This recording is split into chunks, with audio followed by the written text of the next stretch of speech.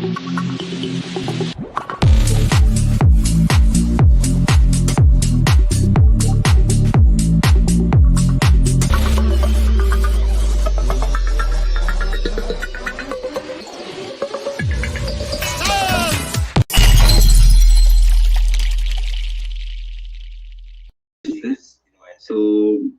day if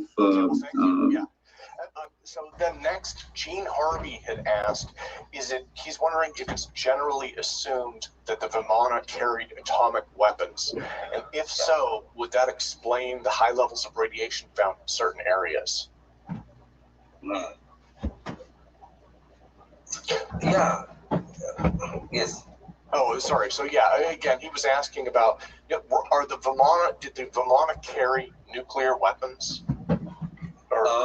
As far as my knowledge is concerned, Vimanas, I mean, when we see Ramayana and Mahabharata, they are not carrying, Vimanas are not carrying these nuclear weapons and all.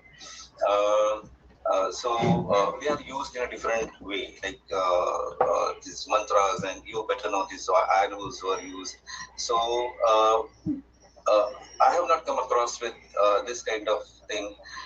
So it needs a lot of study. That, I mean, this Vimana Shastra, this text is there where Upo Vimana is mentioned. So all these are, I think, it's a technical subject. So I'm not the right person to say that Vimanas are carrying the nuclear weapons or not. Okay, well, thank you. Yeah. Okay, let me go to Will next. Will, go for it, sir.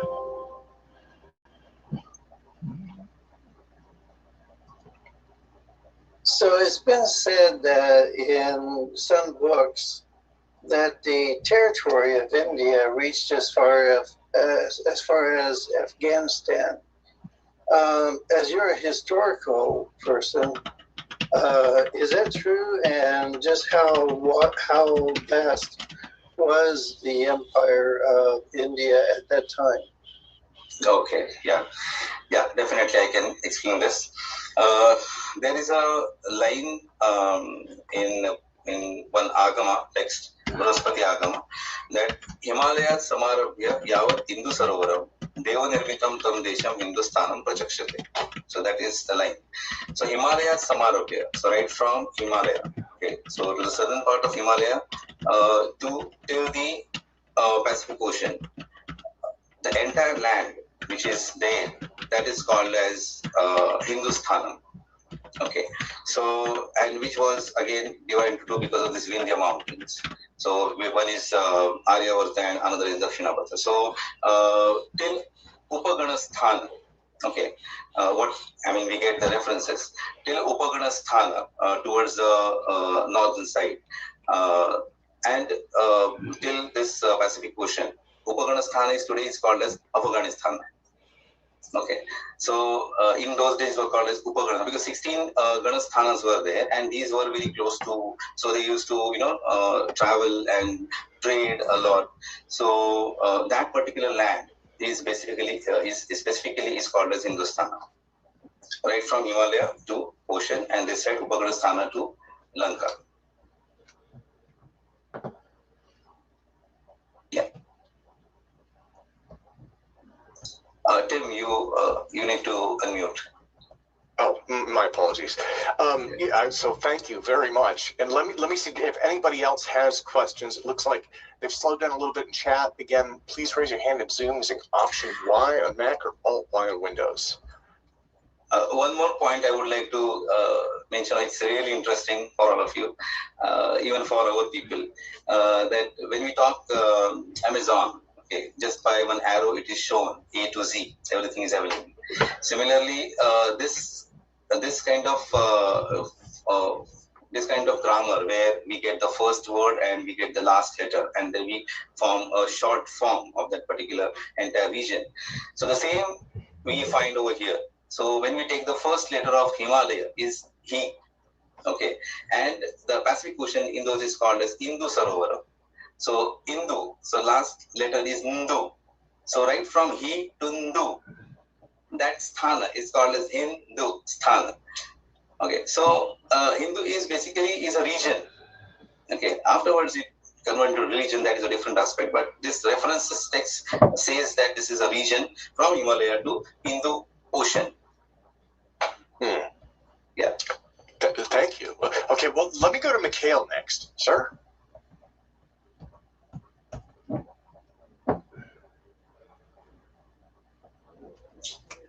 Hi. Hi. This is Sherry. I had one question for you. In terms of the Vimanas, have you heard about the case of the mystery airships of the Sonora Club back in the 1897? This was obviously much ahead of the Vimanas, which were back in 10,000 years. But there's a lot of similarities between the Sonora Aero Club because they kind of look like Vimanas. And they use something called as the NV gas. Now, this info, I've just got it from Michael Schratt. And are you aware of this? So, no, I don't have at the moment. Yeah. No problem.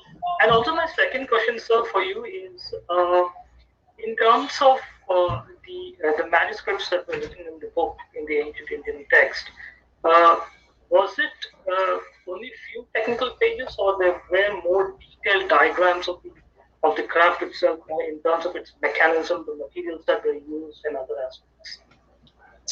Okay, so Mikhail, first I would like to request you don't call me sir. I'm just Sri Hari. Okay, and as far as these manuscripts are concerned, there are pages and pages.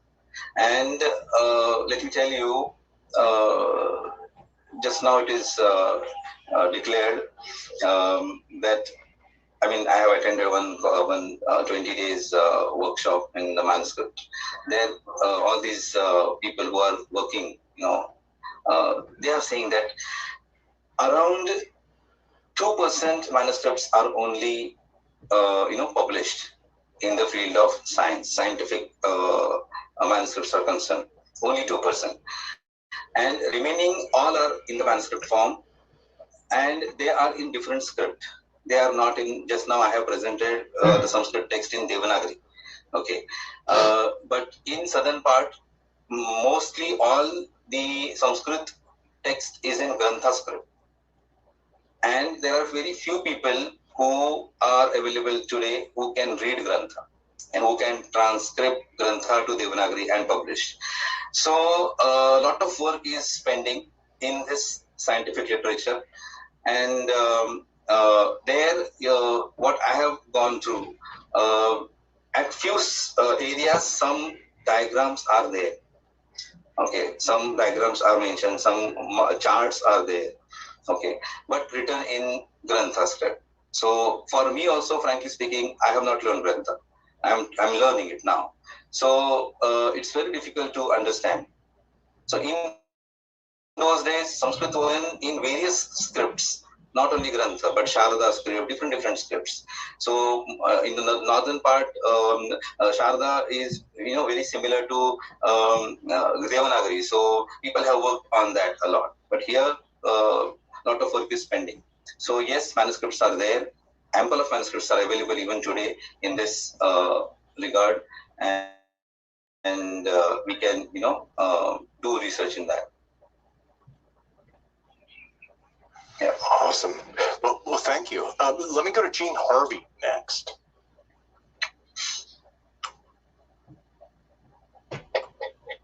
Oh, Gene, you still with us? Okay, let me ask you to unmute, sir.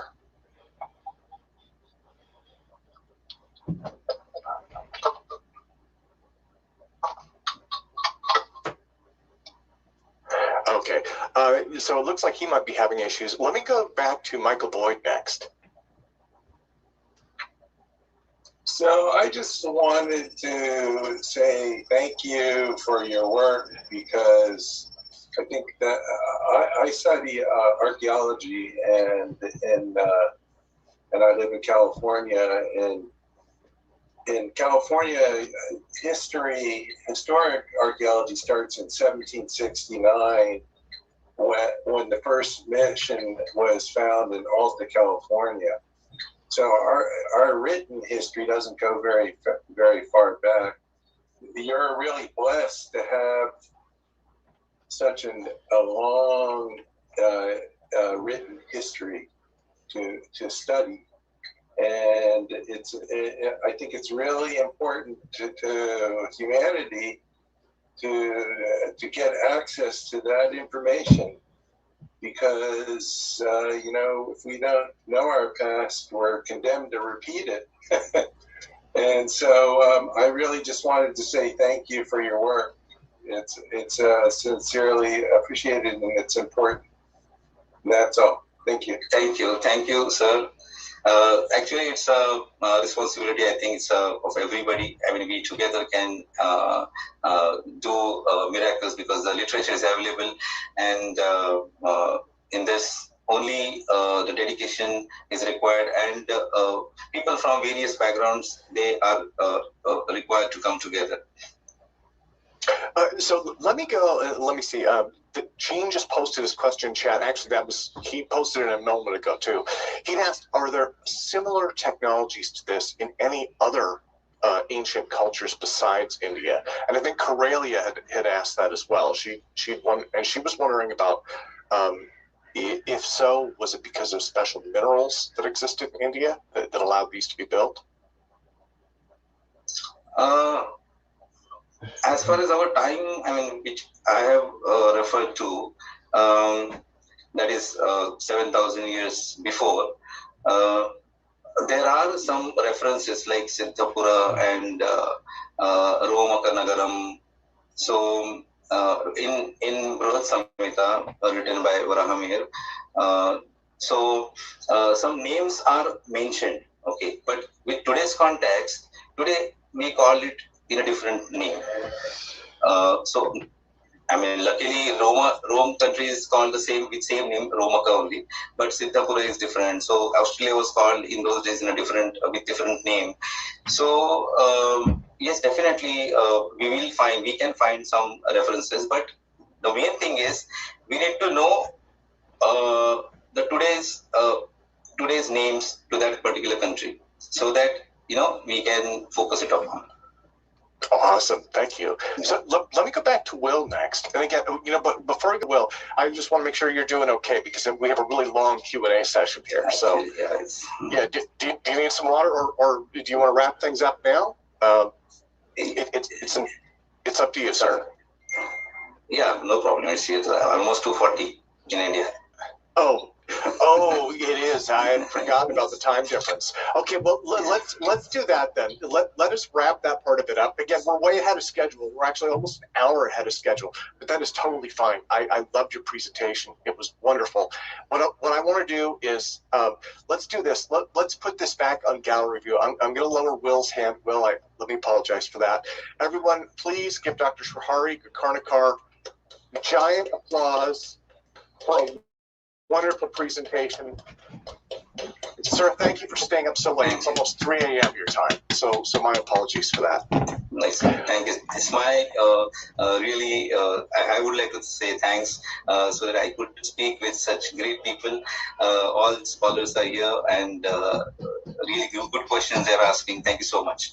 So definitely I will join as a spectator, as a listener in the next sessions. Wonderful. Thank you again. Okay, so what I'd like to do now is go to Jeremy and Mark, if they're available. Let me see if they are. We have Jeremy and Mark, Jeremiah Pop, Jeremy Reese. Jeremy Reese, sir, are you with us? I would also love to see what's going on in that New Jersey lab right now. Looks like they're pretty busy on the. Yeah, that was my hope, actually. That was my hope, because we're way ahead of schedule. So I would love to kind of see what they're doing. Maybe they can give us a rundown on it. When Nick Cook arrives, I would be happy to put him on early. But until then, we got to fill a little bit of time. So.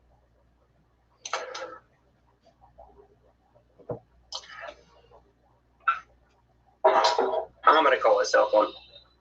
Unless he's using it to broadcast, I hope he's not.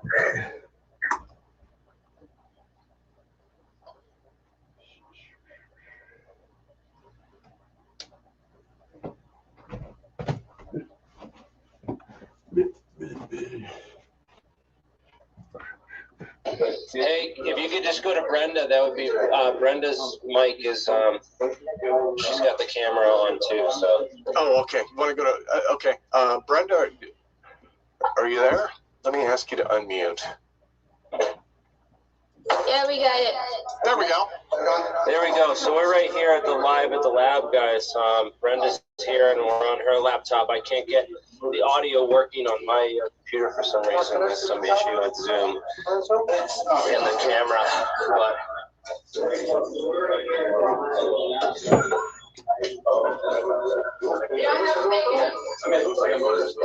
anyone have a question?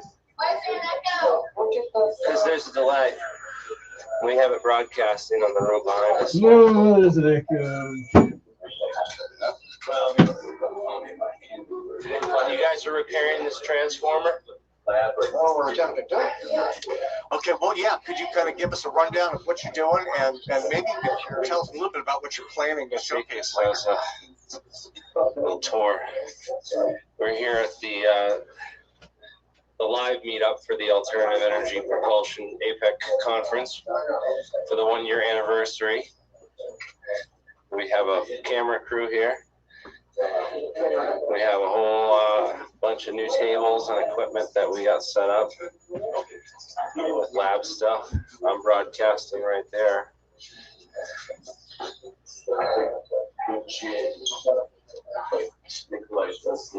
So, did you shut that audio off? Now, Jeremy, do you think you could tell us? I mean, so this is actually a 3-day event. You guys have been doing this since yesterday, audio right? once again. Hold on. I might have audio. You guys must have done something on. Did you guys test something on my computer? No,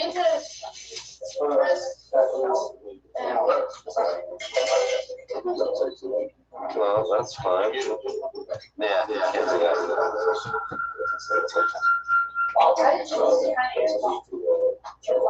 Just so you know, when you get close to they turned off the computer, audio you get for that them free too. Glitchy? I can't. I'm having technical difficulties here, guys. Sorry, I'm gonna have to mute the mic. I can't. Okay, and that's fine. So, are you able to hear us at all, or? Okay, it looks like he's muted out. Jeremiah, you had kind of a question. You guys want to do kind of an open?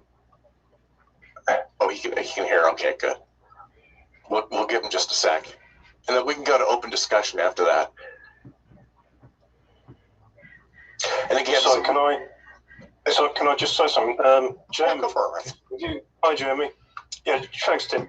If you try audio settings, I think it's got suppressed background noise. So if you go to, in the bottom where it says, they've got the microphone symbol in the bottom left, if you click on that, you'll bring up audio settings at the bottom of the pop-up. And you should see where you've got audio, you should see suppressed background noise. Okay? Thanks, Remy. Give it a go. Yeah, that's right. Give it a go. Yep. Okay. Okay, yeah, it looks like his mic is still off. I probably deserve this for going to them before they were ready, but Jeremiah, you had some stuff that you were going to mention also, right?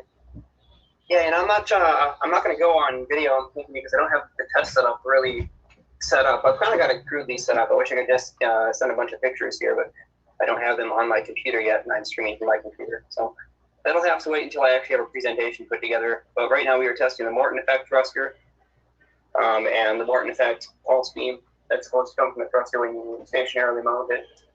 And we're building a new AC pulse power supply that's going to ride on a 100 kV DC source. So that'll give us about 15 kV of AC modulation at nice impulse. Very fast ride, this time over about 100 nanoseconds, which is not ideal. It's not quite as quick as I'd like, but it's fast enough. And then, of course, the warp drive stuff and PNN's replication are just about ready, but they're not ready today. So I'm hoping next APEC to have some tests that I can demonstrate here. I was thinking about doing it today, but the prior DNO measurements did not end up producing positive results. It turns out to be scale drift, so no reason to show no result again. Okay. So actually, what I'm going to do is, while we are trying to figure this out, I'm going to do a screen share. One of the things that we've been working on, and let me share my window here. Okay, so hopefully you guys can see that's our website, right? altpropulsion.com. So I would say a couple of weeks ago, we started testing different chat forums, right? We added 3 channels for WhatsApp, and we added a Discord channel, and we added a discussion forum as well. So I moved those over early last week to the contact page. Again, we have Apec 24/7, theory, and builders, right? So the 24/7 is just general discussion chat. And then the theory and the builders are kind of focused areas because we have a lot of people in those groups. We've got like 80-something people in those groups. So, you know, it just helps keep things on the rails.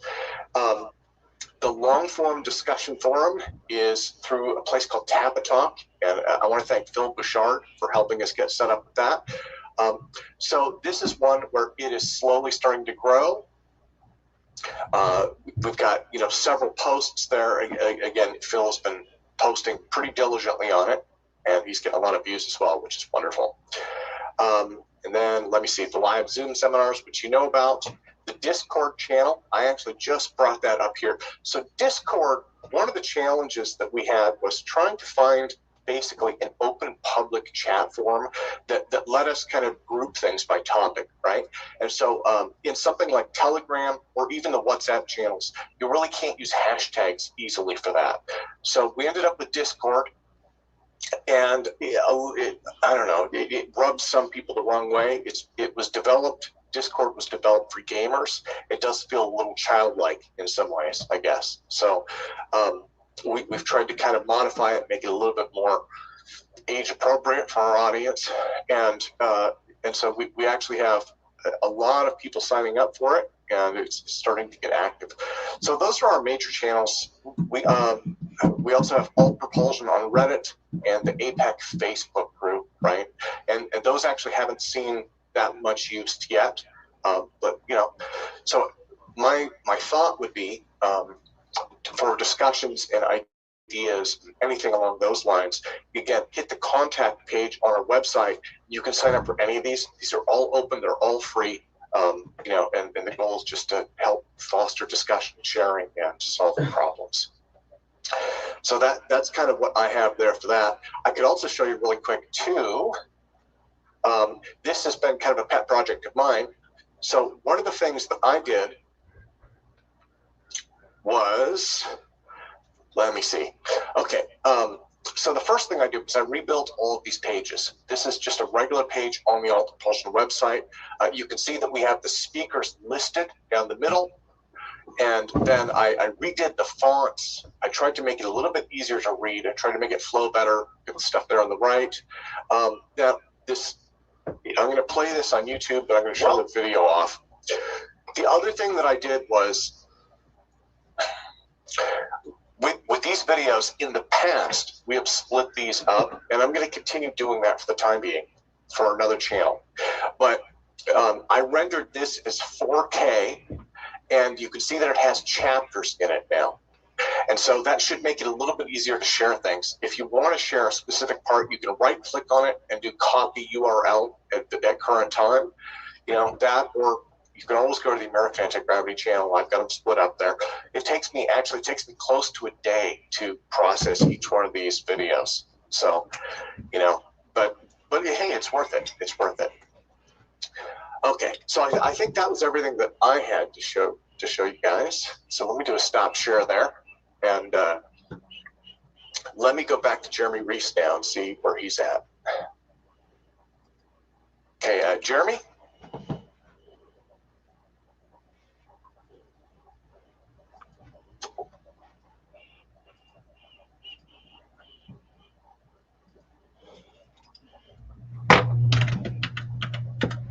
Okay.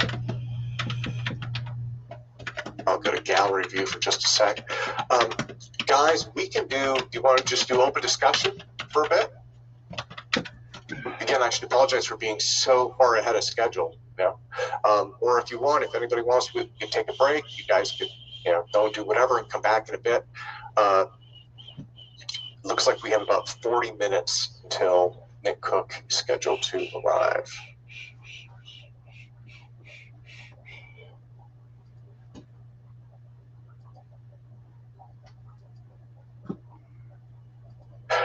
let me see. Gene had asked some questions about. Gene, you had a question about symposiums dedicated to investigating frame dragging. Do you want to ask that? And do you think I could get your camera? Could you turn your camera on if that's okay?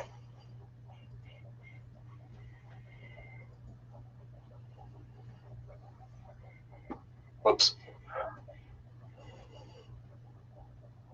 It looks like you might be having technical issues. Well, I would say, anybody have any topics that you want to discuss? Anybody have anything to bring up? Mikhail, would you like to go, sir?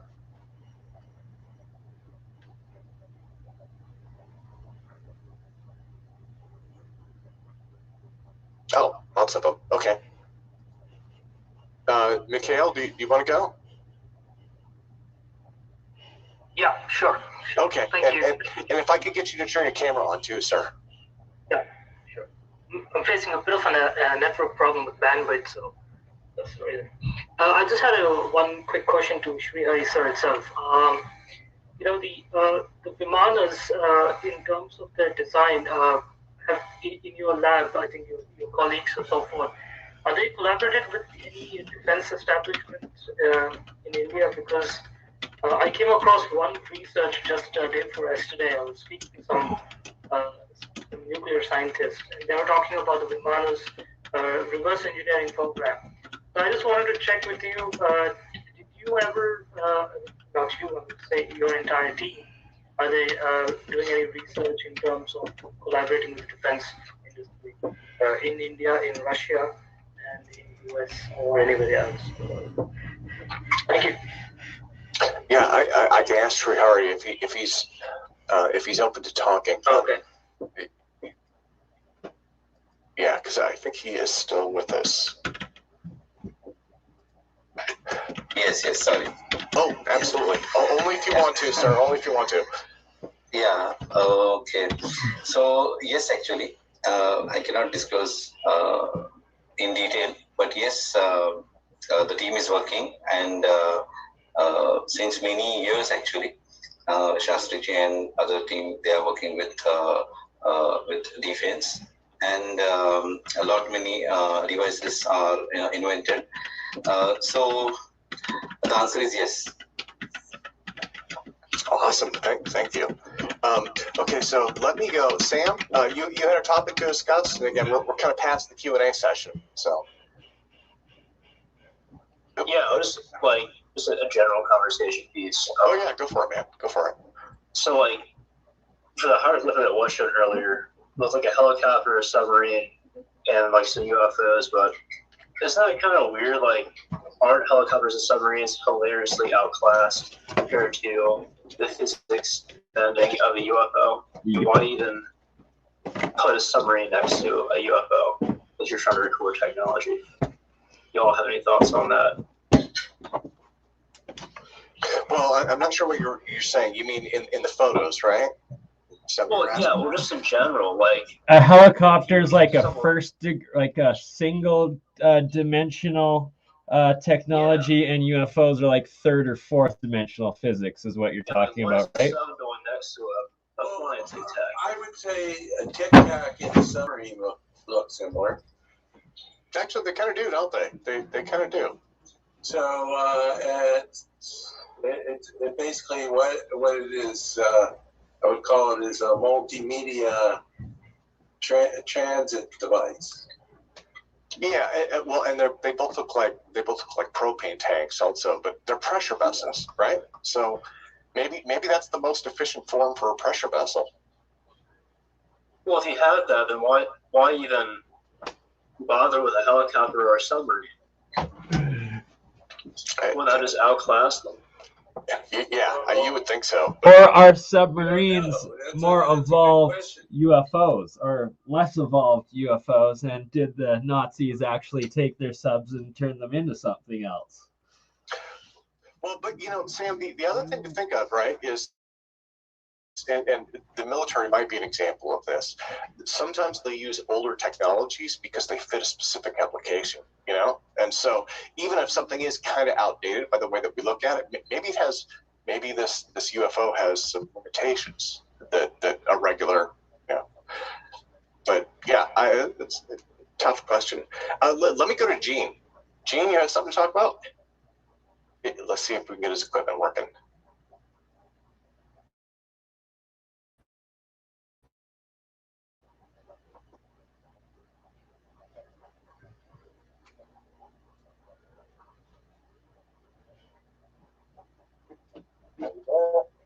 There we go. I can barely hear you. My mic and webcam weren't working, so I'm kind of stuck with the chat line. Okay. Wondering if there's any symposium dedicated to investigating frame driving like I made the key before.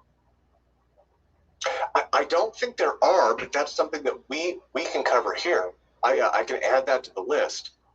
I mean, that's a topic that's come up from time to time. I think that we've touched on it, but I don't think there's anything that's dedicated to frame dragging.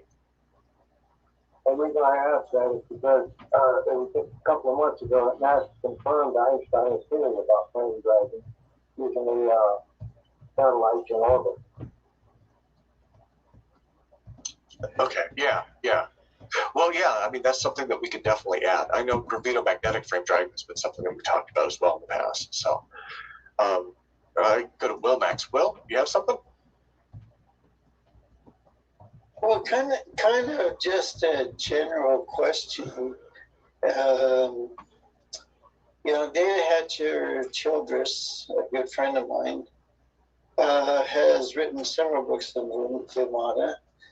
And from what I've read from his work, it appears that these Vimana things seem to last forever. They don't age, they don't decay like modern technology that we develop. So when I think of like aircraft, for example, I mean, there's a few 100 million scattered across our planet today. So I'm just kind of curious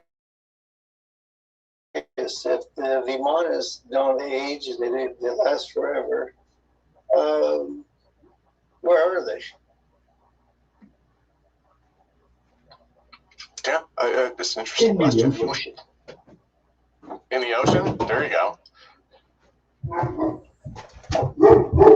The hollow moon. I think everything ages, right? Maybe that's the other part of it is, I mean, maybe past a certain point, maybe they don't age normally, but even so, these things are so old that who could tell? Maybe Yeah, it's just a question I wanted to put out there. That's all. Yeah, no, that makes sense. My expertise. So. Yeah, well, and you're working on a presentation for a couple of weeks from now, right? So yes, I am. Yeah, and that'll be exciting. That was the superconductors in MHD, if I remember right. Oh, that's right. Yeah, no, I'm looking forward to that. So we're doing pretty good. Well, everybody, I should apologize for being for the gap here, for being so slow. We've got about half an hour left. Ned, you had something to share, sir? Yeah, thanks, Tim. Appreciate the opportunity. Hi. I wanted to find out and just ask maybe you specifically and the wider audience, of course. I think you've had some experience with some ionic levitation and using electricity to that.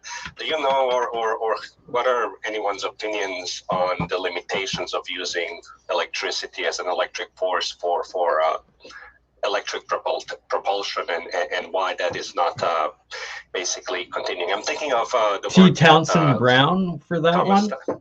Exactly. I'm exactly referring to that, and I'm curious now in this age of electrification and everyone going electric, why hasn't that been more proliferated?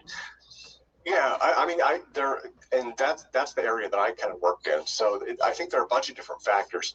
The triangle-shaped lifters, right? I don't know, that way I can see myself on the screen.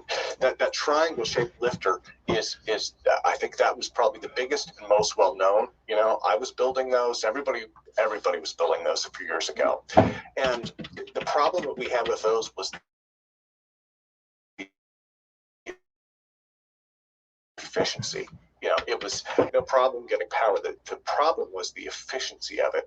And when you start to scale that up to something that would be like an aircraft, it was a real challenge. Now things are different now, right? I mean, the technology's progressed, so there might be some new opportunities there for people to experiment with. So the lifters though definitely had airflow, and then over on this side of things you have the true B-field Brown effect, and you've got stuff like Hector Serrano's Gravitatic, and a lot of different variations on that are trying to do this pure effect as opposed to the ion wind one. The challenge that I've seen is getting results in a vacuum, and it becomes this, it's almost like this he said, she said, right? Where one person said, well, we saw something, the other person said, no, So I don't know, that's definitely one of the challenges there with it. Have you ever, have you ever been able to how high of a voltage can you get above 150,000 volts, or what have you had the experience with? I think the highest I ever used was like 120 thou. Now, that being said, one of the things I found was I had a custom power supply from Information Unlimited that I spent a lot of money on. And it was, I believe, I had a 100,000 volt one and a 50,000 volt one. I think I blew out the 100K.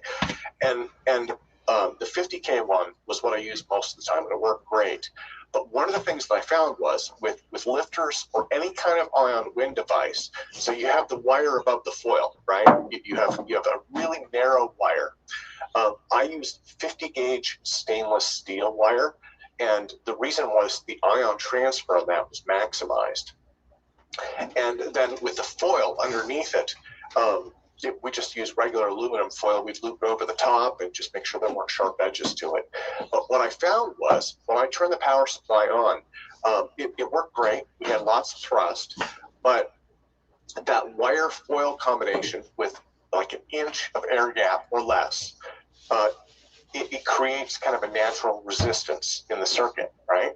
So I went into the power supply. Most power supplies have this, and I bypassed the output resistor, and so that lets the voltage float.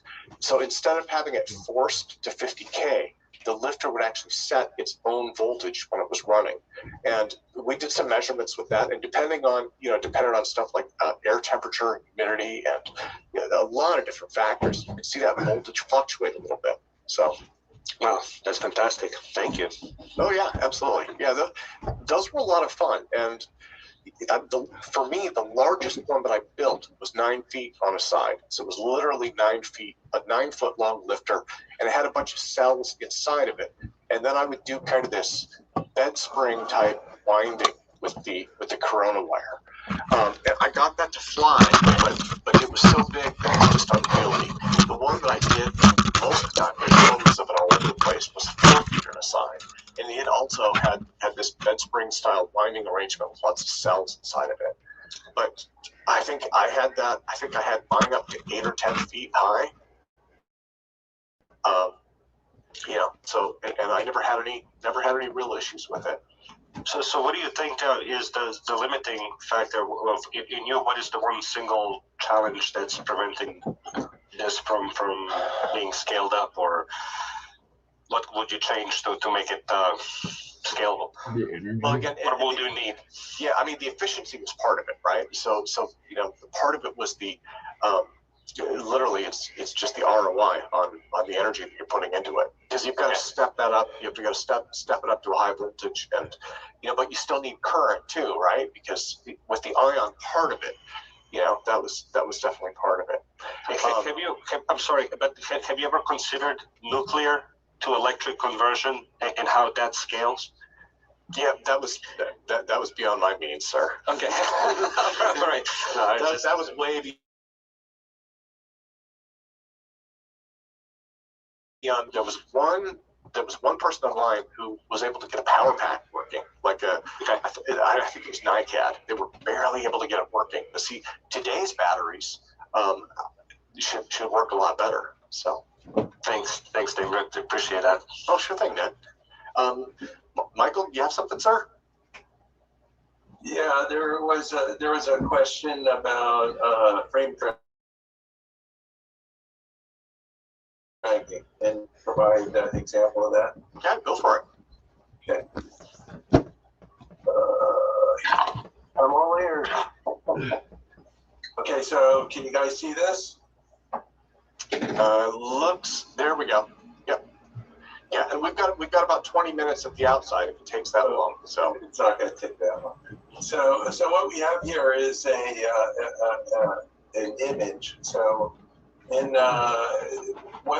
first let me show you what the apparatus looks like. Here's a cross-sectional image of the device. So this device uses it's like your hard disk in your computer hard drive, and this is a cross-sectional view of the device, and this little thing that looks like a sled, that's called a slider. And then sitting on the tip of this thing is this little sensor. It's a special resistor that's sensitive to changes in magnetic fields, the direction of the magnetic field. It's called a giant magnetoresistor, not because it's big, but because it's real sensitive to the magnetic field changes. Now, on the back of the slider, there's this green thing, and what that is, that's a little piezoelectric crystal. And so basically the disk is spinning counterclockwise, and as the little nano bump goes under the disk, the bump this is the magnetic signal that's coming back from the GMR head, and over here on the left is the piezoelectric signal. So if you see over here, this Earth's gravity, the disk is spinning, and when the nanobump goes under it, it pulls it down, and it's like it's like a spring, and it's undampened spring force, essentially. So what happens is, now that's the apparatus, that's how it works. The disk is turning pretty fast, it's spinning about 27 miles an hour. So now, going back to this first signal, what I'm showing here is how the gravitational frame dragging works. Is these like little pulses here, those are magnetic induction, and they're produced as the edge of the nanobump goes over it, the magnetic field direction changes 90 degrees. So you'll see the first pulse here is going up, and the second pulse is going down. That's as each edge goes by. Now, the gravitational induction signal is this big broad signal. That's what's called gravitomagnetism. It's produced by the presence of mass moving in the universe. Now, the other thing that's cool about gravitomagnetism is there's anti-gravitational force that's produced by the absence of matter. Now, here we have our same figure, and we're seeing this little nano pit we have. It's the same size approximately as our nano bump, 10 microns squared. And as that nano pit goes under the sensor, the piezoelectric crystal experiences a little push force. And you see it's like fully dampened. It's because it's pushing against gravity. And then you look at the GMR signal, and you can see the electromagnetic pulse signals from the edge, but the gravitomagnetic signals go in the opposite direction because it's a push force. So so there's basically frame dragging. If you have the same volume, the frame dragging is the same amount. So basically, this infers there exists two different time frames, one for matter, or the lack thereof, and another for electromagnetism. And so this is what frame dragging looks like, and that's some actual data. That's all. I just wanted to show that. Did you see? Awesome. Thank you, Michael. I appreciate that. You know what? Did that answer your question? It did. It did, actually. So, we have Nick Cook with us. Let me see if he would be interested in starting early. Nick, are you with us?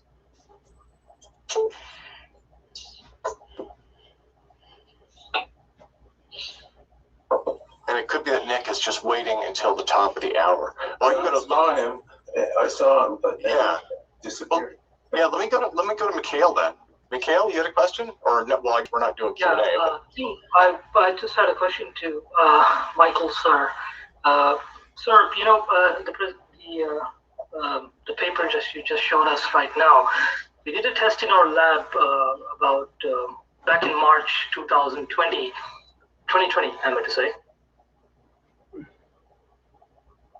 Oh, I think yeah. You know, I wonder if something might be going on with Zoom today. We had a bunch of folks with network issues.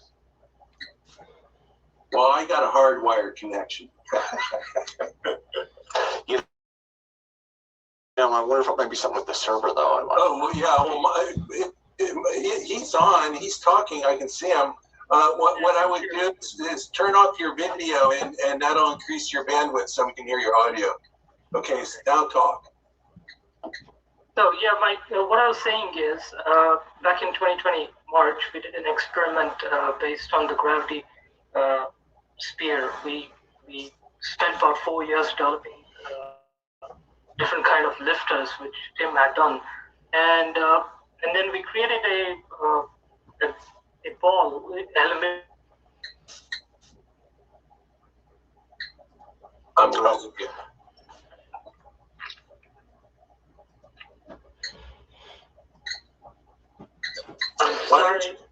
Put it in the chat. Yeah. Put it in the chat. And then we can all see it, and I can answer it for you better. Sure.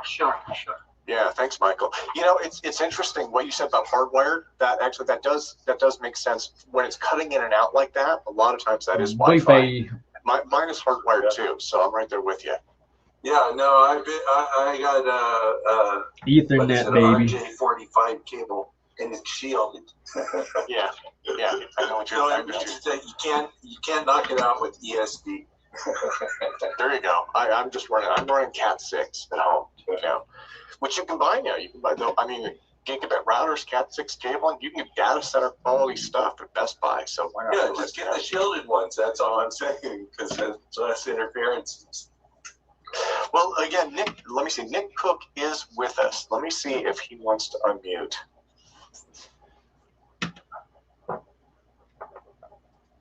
Okay, and I think maybe he's prepping his stuff, or he's not quite ready yet. Okay, does anybody else have anything to mention, or any questions, or anything along those lines? I was going to ask you earlier, but you moved on conversation-wise. Do I sound all right, or am I blowing everybody out? No, you sound great, Thomas. Okay, good deal. When you were talking about the lifter technology, did you try doing any stacking? Like put the good lifter components inside of like a restrictor, kind of like you have in with these cow fans, where basically they're inside of a tube. Yeah, I know what you're talking about. I did try stacking on. So the problem was the type of stacking I tried was if you could picture a series of lifters, right? You can build these triangles. Sorry to say your jam. Cambell is not here today. This is just Brian and I, and I was able to get forward thrust with that. We respect your views.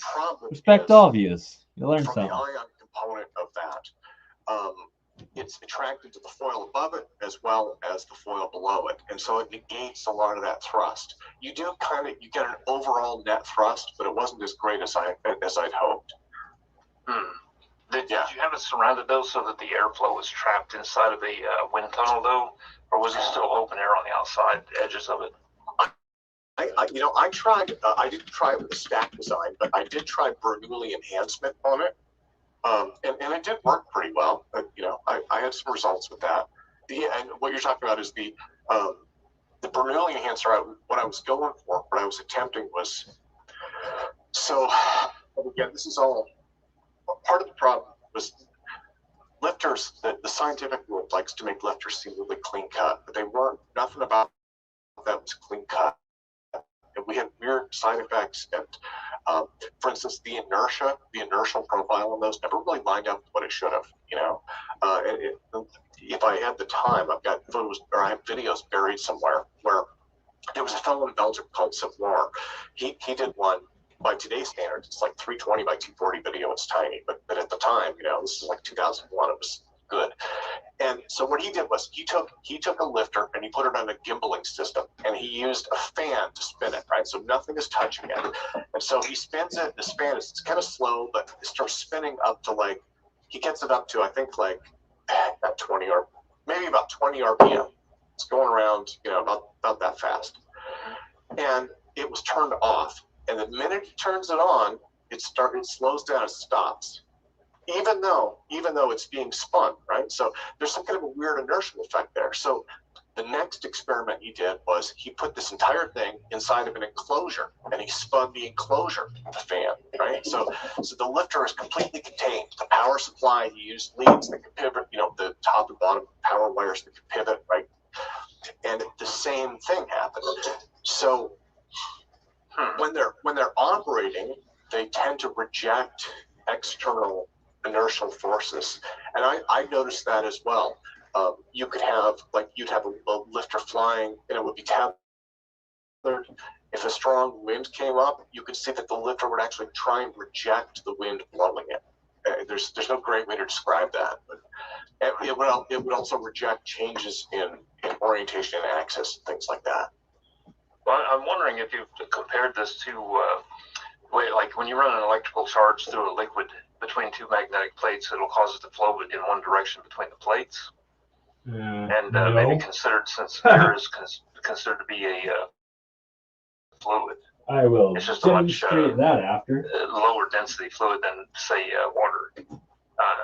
Applying some of those potential theories to it, which I understand the issues with the unforeseen effects, considering you're working with a Brownian motion material that's basically whizzing around at 700 miles per hour, smacking off each other. So otherwise it wouldn't be a gas, it'd be a liquid. If you drop that speed down, they would end up clumping together and form a liquid. So, there was, they were. I did 2 or 3 years of intense work with lifters there, and I did it for a while after that, but and then I was part of these enormous discussion groups, I think if Rob Chambers is here, I know definitely Rob remembers those, Tony Robertson, he probably remembers those, Gary probably remembers it. Gary Stevenson probably remembers them. There used to be these massive Yahoo groups, and people would post these experiments to talk about what they were trying. And with the lifters, the thing that always troubled me was the ion wind is definitely a big part of what was going on with those. Absolutely, but it always felt like there was a lot more, and it's almost like the mainstream scientific view almost kind of swept that under the carpet. They're like, okay, it's ions, we're done. So I was going to say, I was thinking that. Looks like you're sharing on accident, Thomas. Oh, that's Michael. Okay. Oh, I was going to say, that's rotation and magnetic fields and electromagnetic gravity. Well, the other thing I was thinking too, though, is that if you look at high voltage potential, there are these stories about ball lightning going right through solid objects, and then when it dissipated, it would drop solid mass and liquids that it carried through. Yet there's no damage to the solid object that went through. If that works that way, then that means there's probably something going on where it's forcing all the particles that are in the atoms, because most of an atom is just a plasma ball. My dad actually saw that happen. It's tunneling through the Well, no, listen. The majority of an atom, though, is a vacuum. Yeah. The particles that make up the solid mass of an atom are very small, very minute. So if you organize them properly right by each other, the way like airplanes flying by each other where there's a gap in between each one, except we're talking about an airplane that has the room of almost an entire planet to fly by another airplane. You mean if the fields don't interact? Right, but they're moving so fast that basically normally they bounce against each other because there's enough time for them to come into contact with each other in relation to the speed that they're trying to pass through each other. But if you force them all into a specific orientation with high voltage, that could potentially cause an alignment to where they can pass through each other's vacuum areas. The solids of each of the material can pass through each other's vacuum without interacting, and maybe that has something to do with the ion lifter technology too, because you are working with high voltage, and it might be forcing that alignment. The same thing applies. Like the high voltage exciting into the plasma state. It's the fact that you have to have it, that you have to see plasma as the force state of matter. High voltage connects your single monoatomic atoms into that plasma state, which then interacts with the higher dimension of what the ancients called ether. Now we call dark antimatter, whatever, but it's the higher dimensional energy transfer back in and out into the third state solid, second state liquid.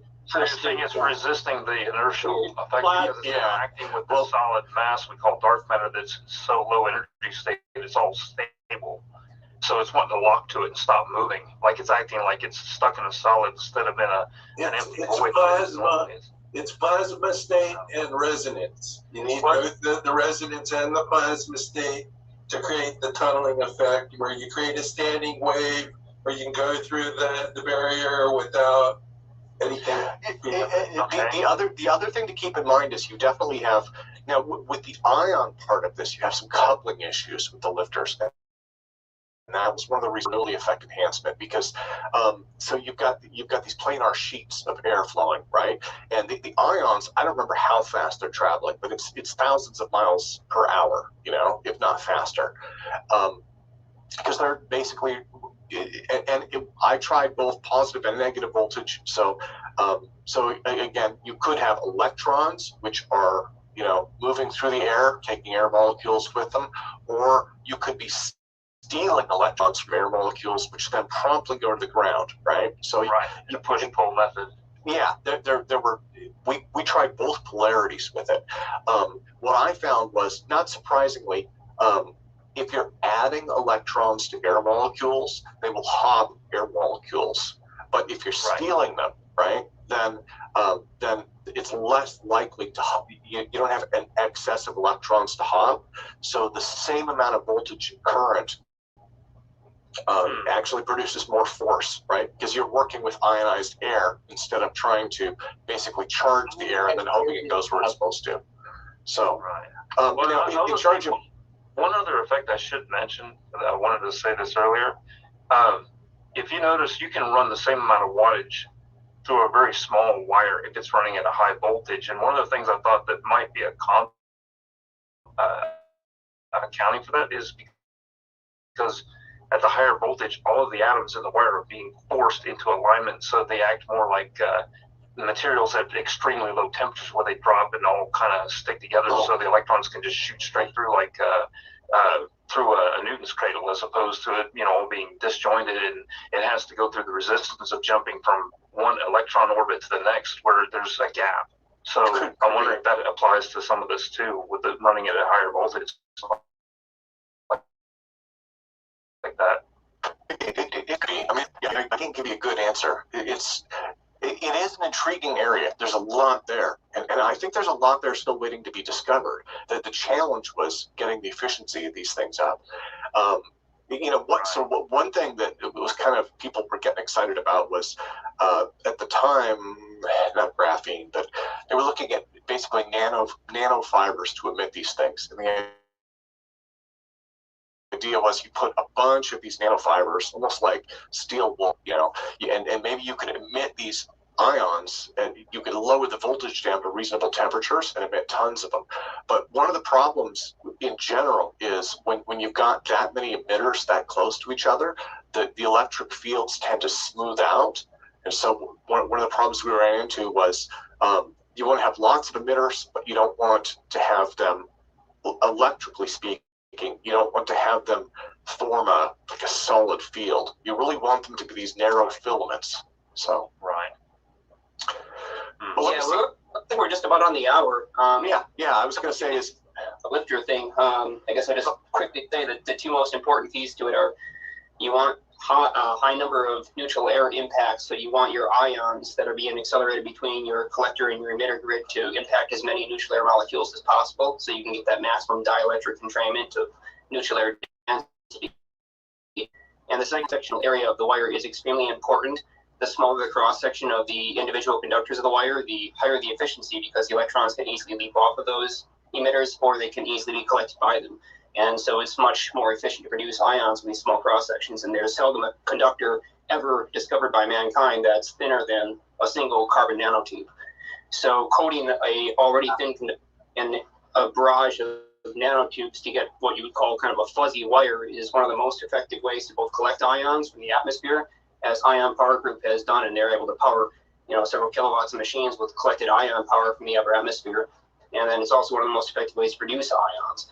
So these are definitely some fundamental principles as far as the ion thrust engines go. And the most effective is actually to produce the ions within an enclosed chamber and inject them between your two potential grids, so that you're not producing them with a corona wire. And this allows you to get a much higher ion density into that airstream and get a much higher neutral air impact than you could possibly get in terms of accelerating at the same voltage that you're producing ions at.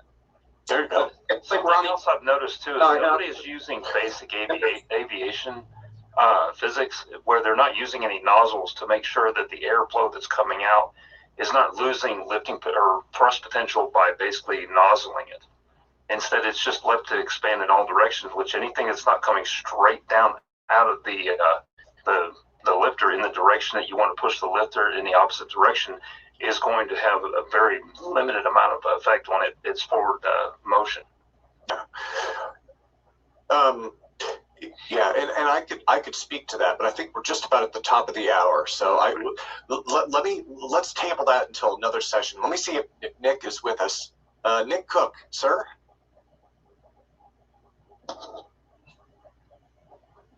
There we go. I am here. Yeah. Thank you, sir. Well, let me do this. Let me do an intro first. A man who needs no introduction, but I need to do one nonetheless. 20 years ago, the former aviation editor of Jane's Defense Weekly stunned the world with The Hunt for Zero Point, which offered insights into the secret Nazi weapons programs of World War II and how those influenced classified aerospace research over the course of the 20th century. He joins us today to discuss what's changed since HCP's publication and offers his thoughts and insights on the rapidly evolving UAP story, as well as the social and geopolitical trends that are shaping the aerospace needs of tomorrow.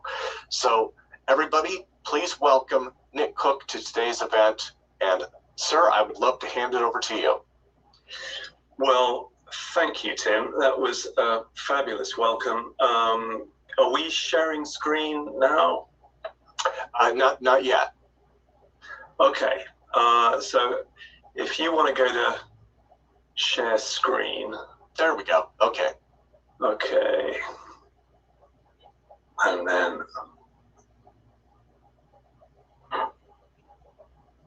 Perfect. How's that looking? Yeah.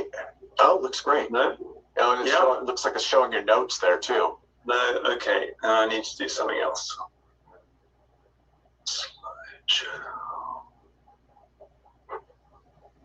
How about that?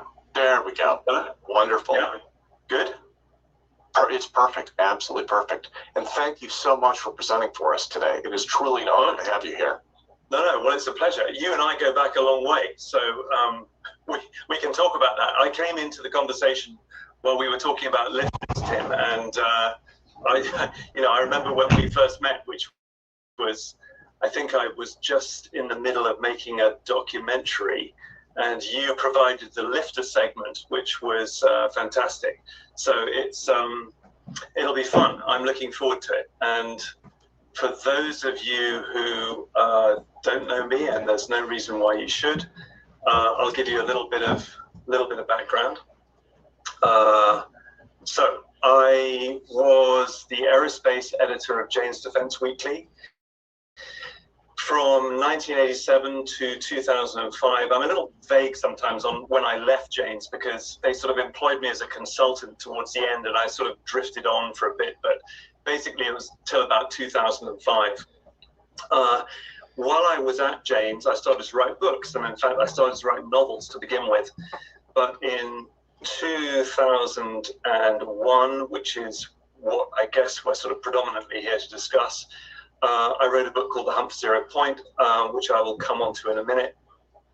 So in addition to the novels, which is fiction, obviously, I have a non-fiction background as well. I'm also a ghostwriter. Not many people know that because ghostwriters don't tend to shout from the rooftops what they do, but in effect, we write books for other people. So I do a bit of that. I've done a bit of that. I don't do too much of it now. But it was a very useful skill because it sort of allowed me to get into the minds of other people and speak for them, which is what I've done for about a dozen books, mainly in the military field, but not all. I am also a consultant, so I have worked for and with aerospace and defense companies.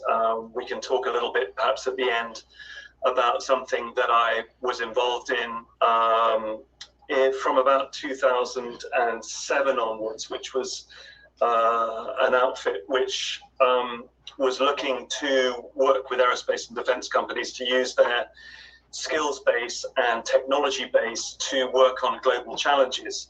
I've recently resurrected that under the NCW banner, which is my sort of company and website. And we can talk a little bit about that too. Finally, getting back to the novel thing, I have recently rewritten or sort of re-embraced the whole novel writing thing. I've written a book called The Grid, which sort of touches on some of the things that we'll be talking about today technologically. But that, I hope, gives you a bit of a flavor about what my background is. As I said, we're here to talk primarily about The Hump 0 Point. I have to pinch myself that it was published in the UK 20 years ago. In fact, it came out the day before 9/11, which is not a great time to publish a book, but it was an even worse time clearly for the world. So it was a time of great turmoil. I then had a US launch the following year, so that actually sort of took off, I think, probably even more than the UK one did. But The Hunt has been a great journey for me. I'm going to get into it in some detail in a minute, but it's sort of, again, for those who don't know it or haven't read it, it really allowed me to explore what I took to be, or postulated to be, the biggest secret that I could conceive of while I was working as aerospace editor at James Defence Weekly, that was out there in the world of aerospace and defence. And it's really hard now to sort of put ourselves back in that mindset. But I started the research 30 years ago, so I started it in 1990. At that time, the whole area of anti-gravity, of sort of advanced propulsion, particularly UFOs and UAP, which we'll come on to as well, was so taboo that, I frequently wrote in the book, and it wasn't a joke, that I was in sort of some terror that I was going to lose my job when this book came out, because it was breaking so many taboos in my industry, in my business. But in the end, of course, what it came to be about was anti-gravity. Could it exist? Did it exist? Again, I'm going to talk about that in more depth in a minute. For me personally, it was a great opportunity to write what I call here a kind of dark letter, a dark love letter to an industry which I'd so enjoyed working, reporting on for all the years that I did it. But I sort of got to the point, I think, in the late 1990s when I really thought, I'm sort of done here. I've had a fantastic time. I've really enjoyed reporting on that whole world. but if I'm going to go out, I might as well go out with a bang, and that really was sort of what the hunt was about in a way. So if we take that 1990 sort of start point as the journey beginning for me, whilst I had sort of always said to myself that I wanted to use this incredibly rarefied and privileged position that I had at Jane's Defence Weekly, which had, and I guess still has, I'm not that familiar with it now, but a great sort of, we had a very good reputation within the whole aerospace and defence business, not just in the industry, but also amongst ministries, intelligence agencies. There was pretty much nowhere you couldn't go when you had that Jane's passport. So this was the thing that really set me thinking, which was, okay, I've got this access. I was quite young. I mean, how old was I? I was barely 30, I think. And I thought, if I'm going to make use of this position, what am I going to do? And it was this idea that, okay, there's your day job, that's fine, do that. But behind your day job, can you explore amongst the people that you're seeing the notion that there may be this incredibly deep, dark secret that has been suppressed? And that led me to thinking, what could that deep, dark secret be? And inevitably, I thought that it would probably be in the area of a propulsion and or an energy breakthrough. So with that in mind, sort of in the most extraordinary sort of happenstance way that occurs when I think you sort of wander along this signal line, one day I got an article plonked on my desk, and back in Jane's in those days, we had a central mail opening service. So, if there was no such thing as privacy, all your mail would be open centrally, and it would be distributed to the people it was meant to be going to. So I found this article on my desk. And when I say this article, the picture that you see here was from a 1950s magazine. I didn't even know what publication it was from, because the photocopy that had been made of it had cut off the name of the publication. I later found out that it was actually in a sort of aero modeling publication, but it spoke to these aerospace companies that had very familiar names. They were, some of them listed here, the Glenn L. Martin Aircraft Company, Bell, Lear, there were others, Lockheed, Convair, really well-known companies that were all exploring the anti-gravity scene. And this, to me, was just insane. I mean, I was steeped and had been steeped for many years in this very traditional aerospace reporting scene. And here were all of these companies talking very seriously in the mid-1950s about how they were very close to an anti-gravity breakthrough. And one of them, one of the executives who were quoted, which really lifted it out of sort of the usual domain of, sources said this, or, non-named individuals talking about all this stuff. But here was this guy called George S. Trimble, who worked for the Glenn Martin Company. He was a very senior individual in their research and development organization. And he said, we are already working on canceling gravity. It could be done in the time it took to build the first atomic bomb. And when I read this, I thought, well, okay, well, there are named companies, there are named individuals. And as much as I didn't want to be dragged into this whole scene, I thought, well, look, if there's something here, a few phone calls are going to establish whether there's anything in it. And I made a couple of phone calls to people I knew in the business. And one of them eventually, but this is people I knew in the PR side of the companies I was talking to, one of them tracked down George Trimble. It was actually through Lockheed Martin, because Martin Aircraft Company had obviously become part of what is now Lockheed Martin. And this contact, PR contact of mine, said, I've tracked down George Trimble. He doesn't want to be interviewed by you. In fact, he doesn't want to be contacted by you at all. And I'm suggesting to you, Nick, this is what the PR executive said, that you drop this story because I don't know what it's about, but it's obviously,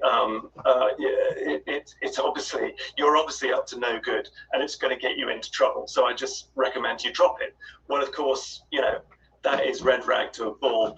From that moment on, I hadn't really been into this story until then, but I certainly was now.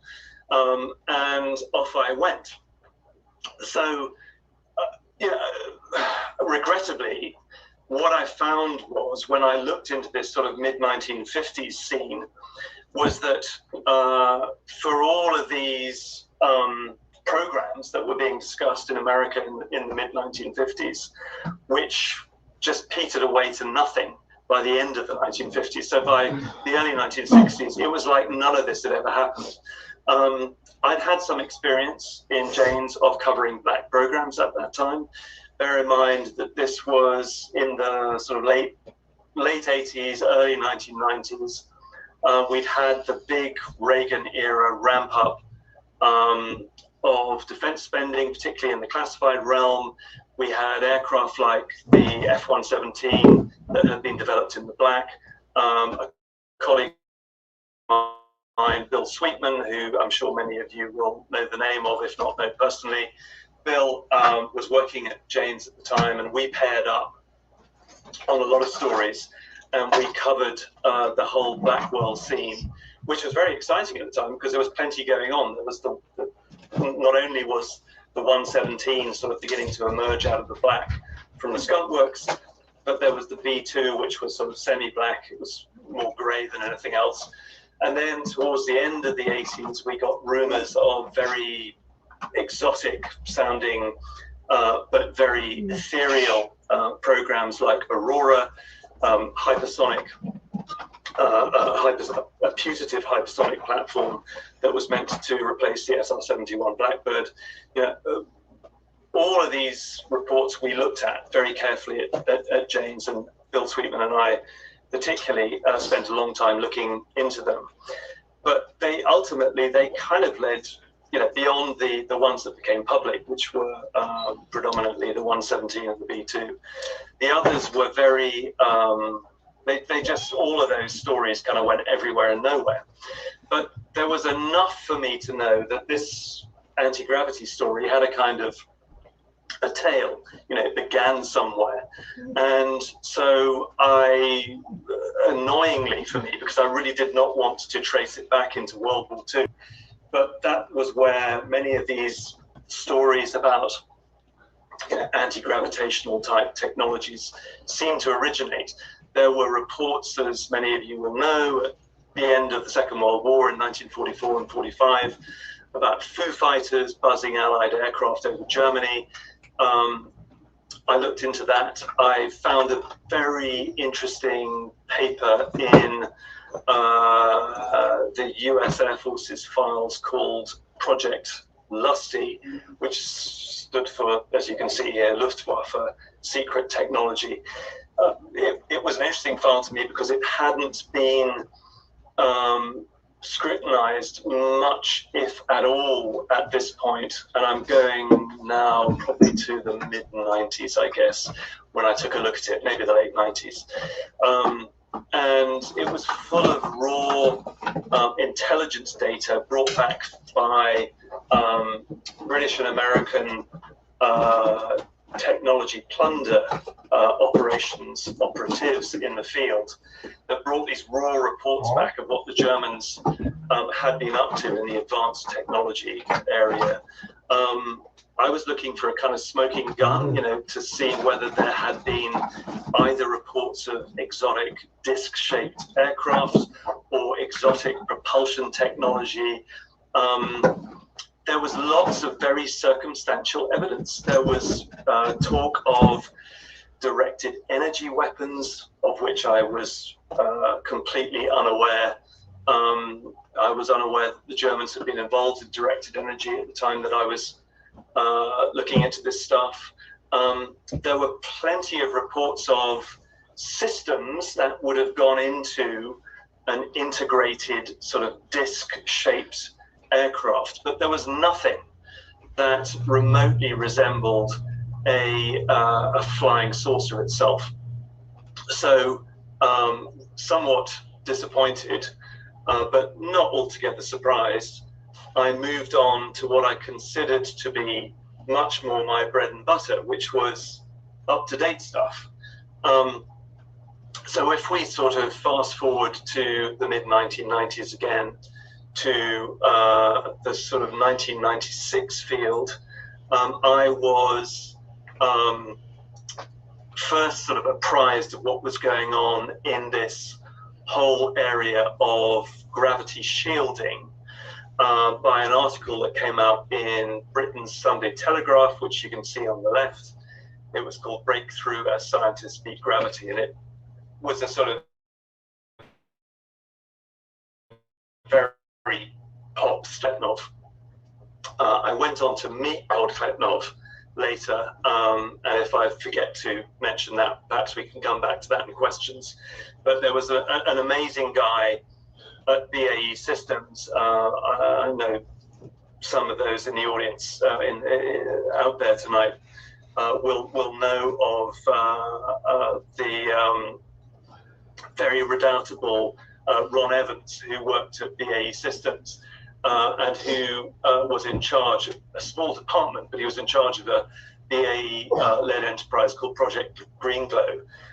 Ron invited Yevgeny Podkletnov to BAE Systems Walton plant in, I think it was about 1999 or 2000. But I'm getting ahead of myself. That was in the future. Back in '96, this Telegraph story told of Podkletnov's apparent achievement, which was to have caused weight reduction in objects above rotating superconductors on the order of sort of 2 to 3%. And I know, again, this is a subject very close to Tim's heart, because Tim and I have pored over Podkletnov's achievements or not over endless conversations, back at that time. But it was frustrating, because although other scientists, particularly at NASA and the University of Alabama, Huntsville, around that time were seeking to replicate what Podkletnov had been doing, as far as I'm aware, and I have been out of touch for a while, and I'm sure some of you at the end will be able to correct me, but no replication was successful, in part or in main, because those rotating superconductive disks could not be built to the integrity that was required. And Podkletnov always said that he had the kind of magic formula which only he knew, and that was why no one else was successful in doing all of this stuff. In amongst all of the people who were trying to replicate his activities, I met the mythical, almost, Ning Li at a quite a sort of seminal event in all of this, which was it was a conference on gravity and anti-gravity at the MITRE Corporation in just outside Washington, DC, and I think it was in 2003. And Ning Li was there. Actually, she was sort of presiding over it as the sort of the mistress, master of ceremonies. And I had an opportunity to sit down and talk with her afterwards. And of course, it wasn't that long after that event that she disappeared off the face of the globe, having received some, a not insubstantial amount of money from US Army Missile Command to develop her ideas. as I'm sure, again, many of you, or not most or all of you will know, that Ning Li actually passed away earlier this year in the summer. That was the first mention that I had seen of her in the sort of 15 years that she had literally disappeared off the face of the earth. So if any of you have any updates on what she'd been doing in the intervening 15 years, I'd be very interested to hear them. But my overriding recollection of her, she was very, I liked her. I thought she sounded a very principled individual. And so I was rather, personally, I was sorry that when I heard that she had passed away earlier this year.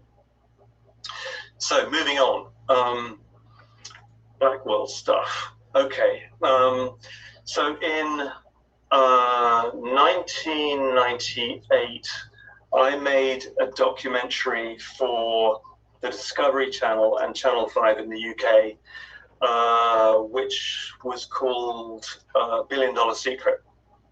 And $1 Billion Secret was sort of, again, I was quaking in my boots because I thought, if Janes don't fire me for doing this, you know, I don't know what I have to do to get fired.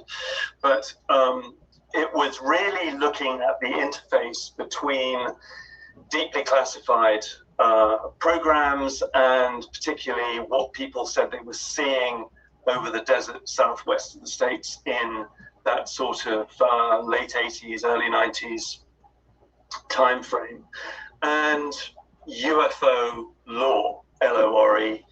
You know, to what extent did these two overlap? To what extent did they collide? It became a sort of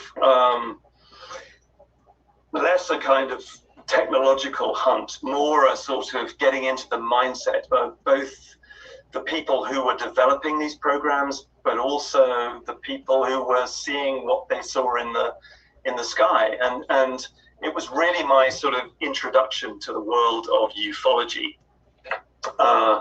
I spent some considerable time, I mean, documentary filmmaking time, about a week in the San Luis Valley in Colorado. And there were farmers there who were, you know, I mean, you don't get much more down-to-earth people than farmers, but these people were being confronted almost daily by things they could not explain. You know, lights in the sky, their cattle were being mutilated. They really couldn't understand what was happening in their locale. And when I interviewed them about this, you know, they said, we just want answers. So it just happened that I had an interview booked in the middle of that week with General George Molnar, who was the head of research and development for the US Air Force at that time. And this was, again, about 1998. So I flew from the San Luis Valley to Washington, and I interviewed George on his last day in office. And we were specifically cleared to talk about black programs. So this was really interesting for me because, you know, every attempt I'd ever made before to talk about black world stuff had always been by talking to sources in darkened rooms, or, you know, sort of telephone calls from telephone boxes, and it was all very cloak and dagger. But here was George on his last day. He was sort of apparently quite demob happy, and happy to talk about all of these pesky questions that I had about black programs, you know, including things like Aurora.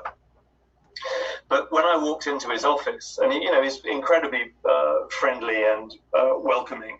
When I walked into his office, I said, "Hey, George," or General Molnar, I've just come from the San Luis Valley, and there are all of these farmers who are reporting stuff in the sky which they really can't explain.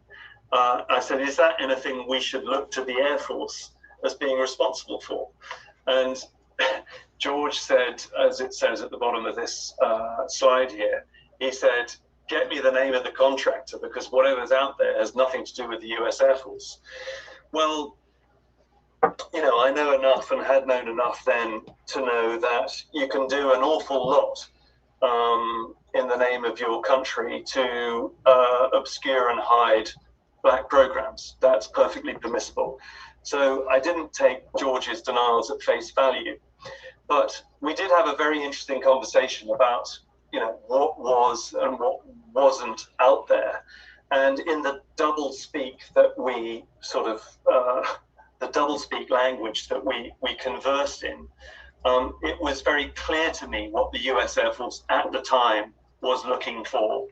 And again, you'll see that quote here, things that push the envelope beyond where we're looking at next generation stealth, certain breakthrough weapons technologies, info war, spy satellites. And in fact, I even talked to him about, you know, Aurora, this putative Mark V SR-71 replacement. And he said something which was sort of, I don't know, teasing, beguiling, whatever, but it stuck in my mind, which was that there was a gap. There was a gap in satellite coverage between the generation of satellites which were basically analog and the digital generation of satellites that were coming on stream around about the time that the SR-71 was retired. And he sort of teasingly said to me, if there were such a gap and you needed to fill it with something, don't you think that we would have filled it with a platform that might just match the characteristics of Aurora? So, you know, you pays your money and you takes your choice. And that may have been an admission that something was built, but hey, you know, it might just have been smoke and mirrors again. And in this game, as many of you will know, you have to listen a lot and not jump to conclusions.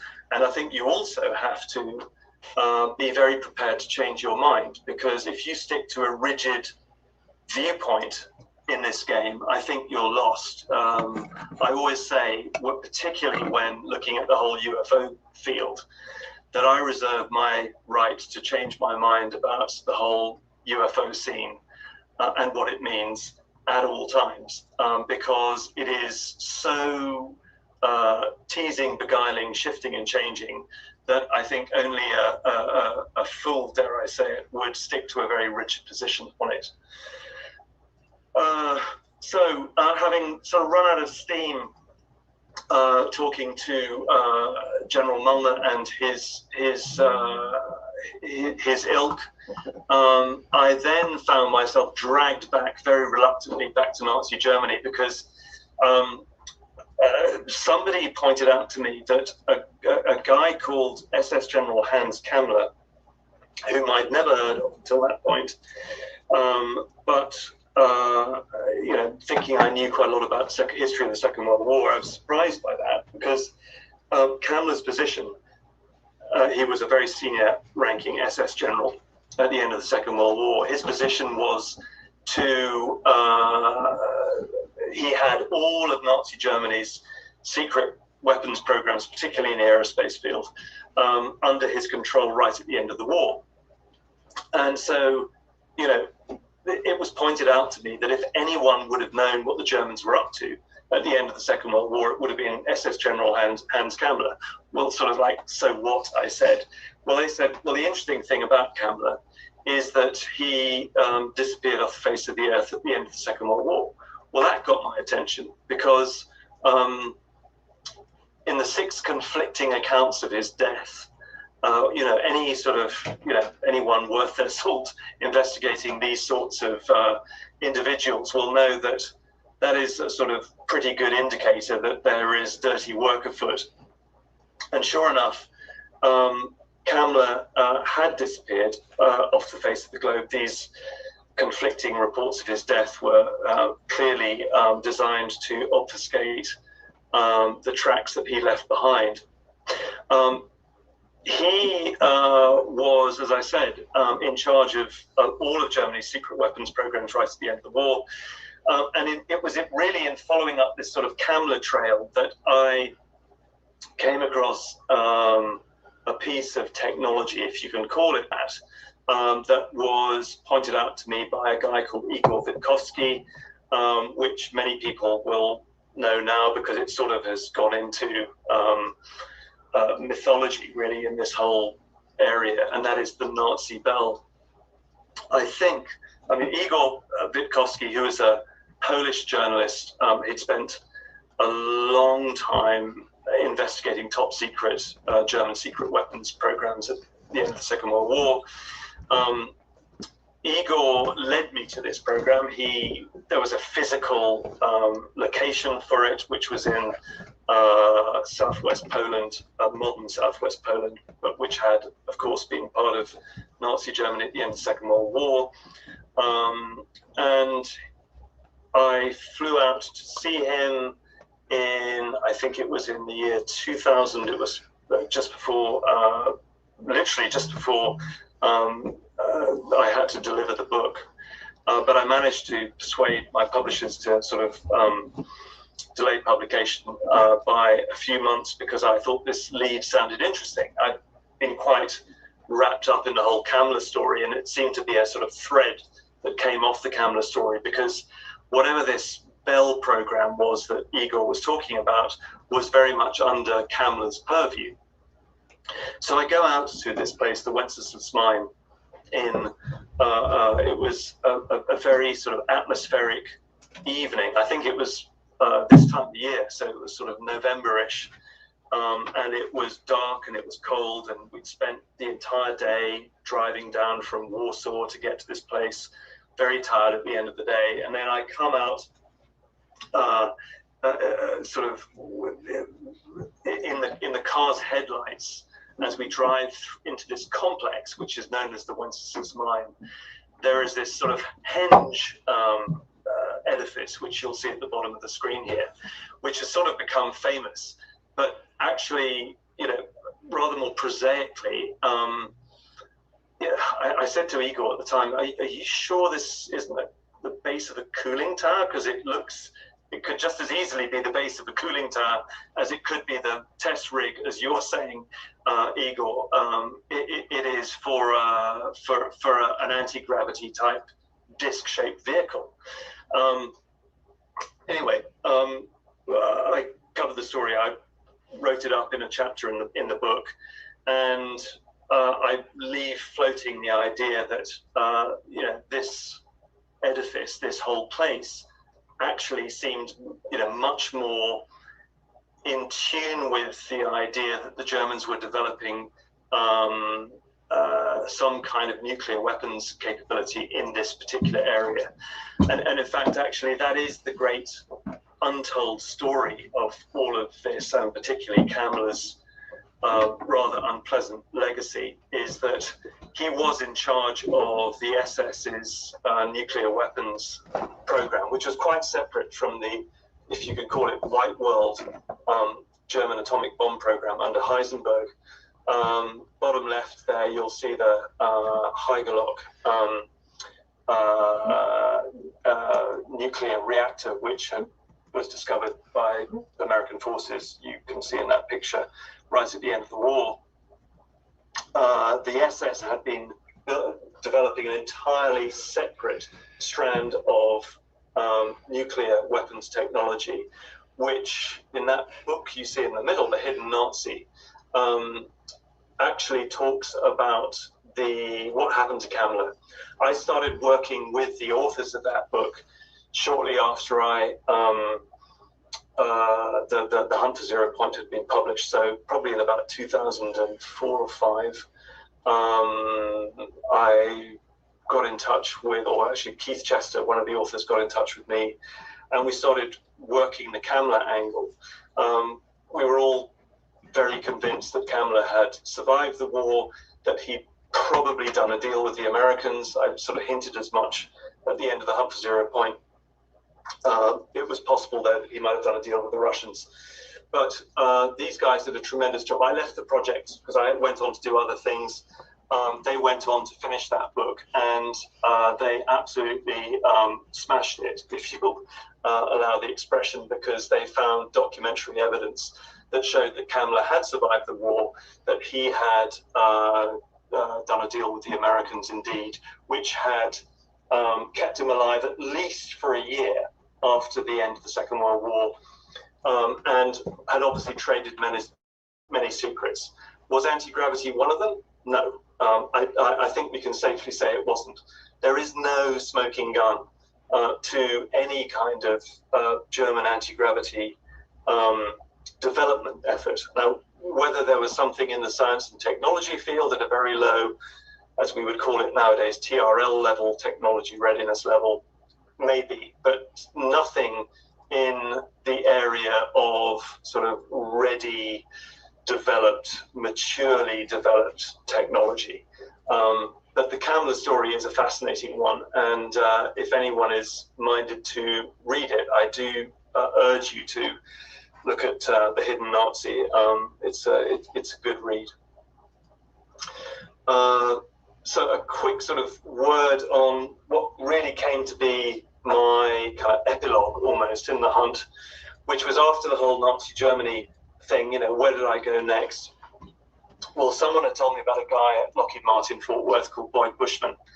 Boyd, who attracted some sort of unwelcome publicity. I mean, Boyd was a lovely guy. I first met him when I was doing that documentary, $1 Billion Secret, in the late 1990s, when he was still working for Lockheed Martin Fort Worth, whose entranceway you can see there in top right.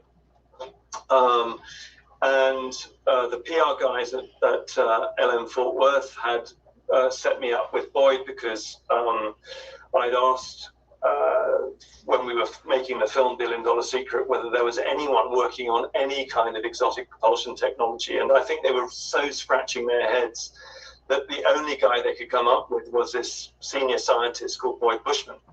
And to this day, I'm not entirely sure that they completely understood what Boyd was talking about, which is why I think they allowed him to talk to me. But Boyd was a complete maverick. He never towed the party line. He never towed the company line. He said what he wanted to say.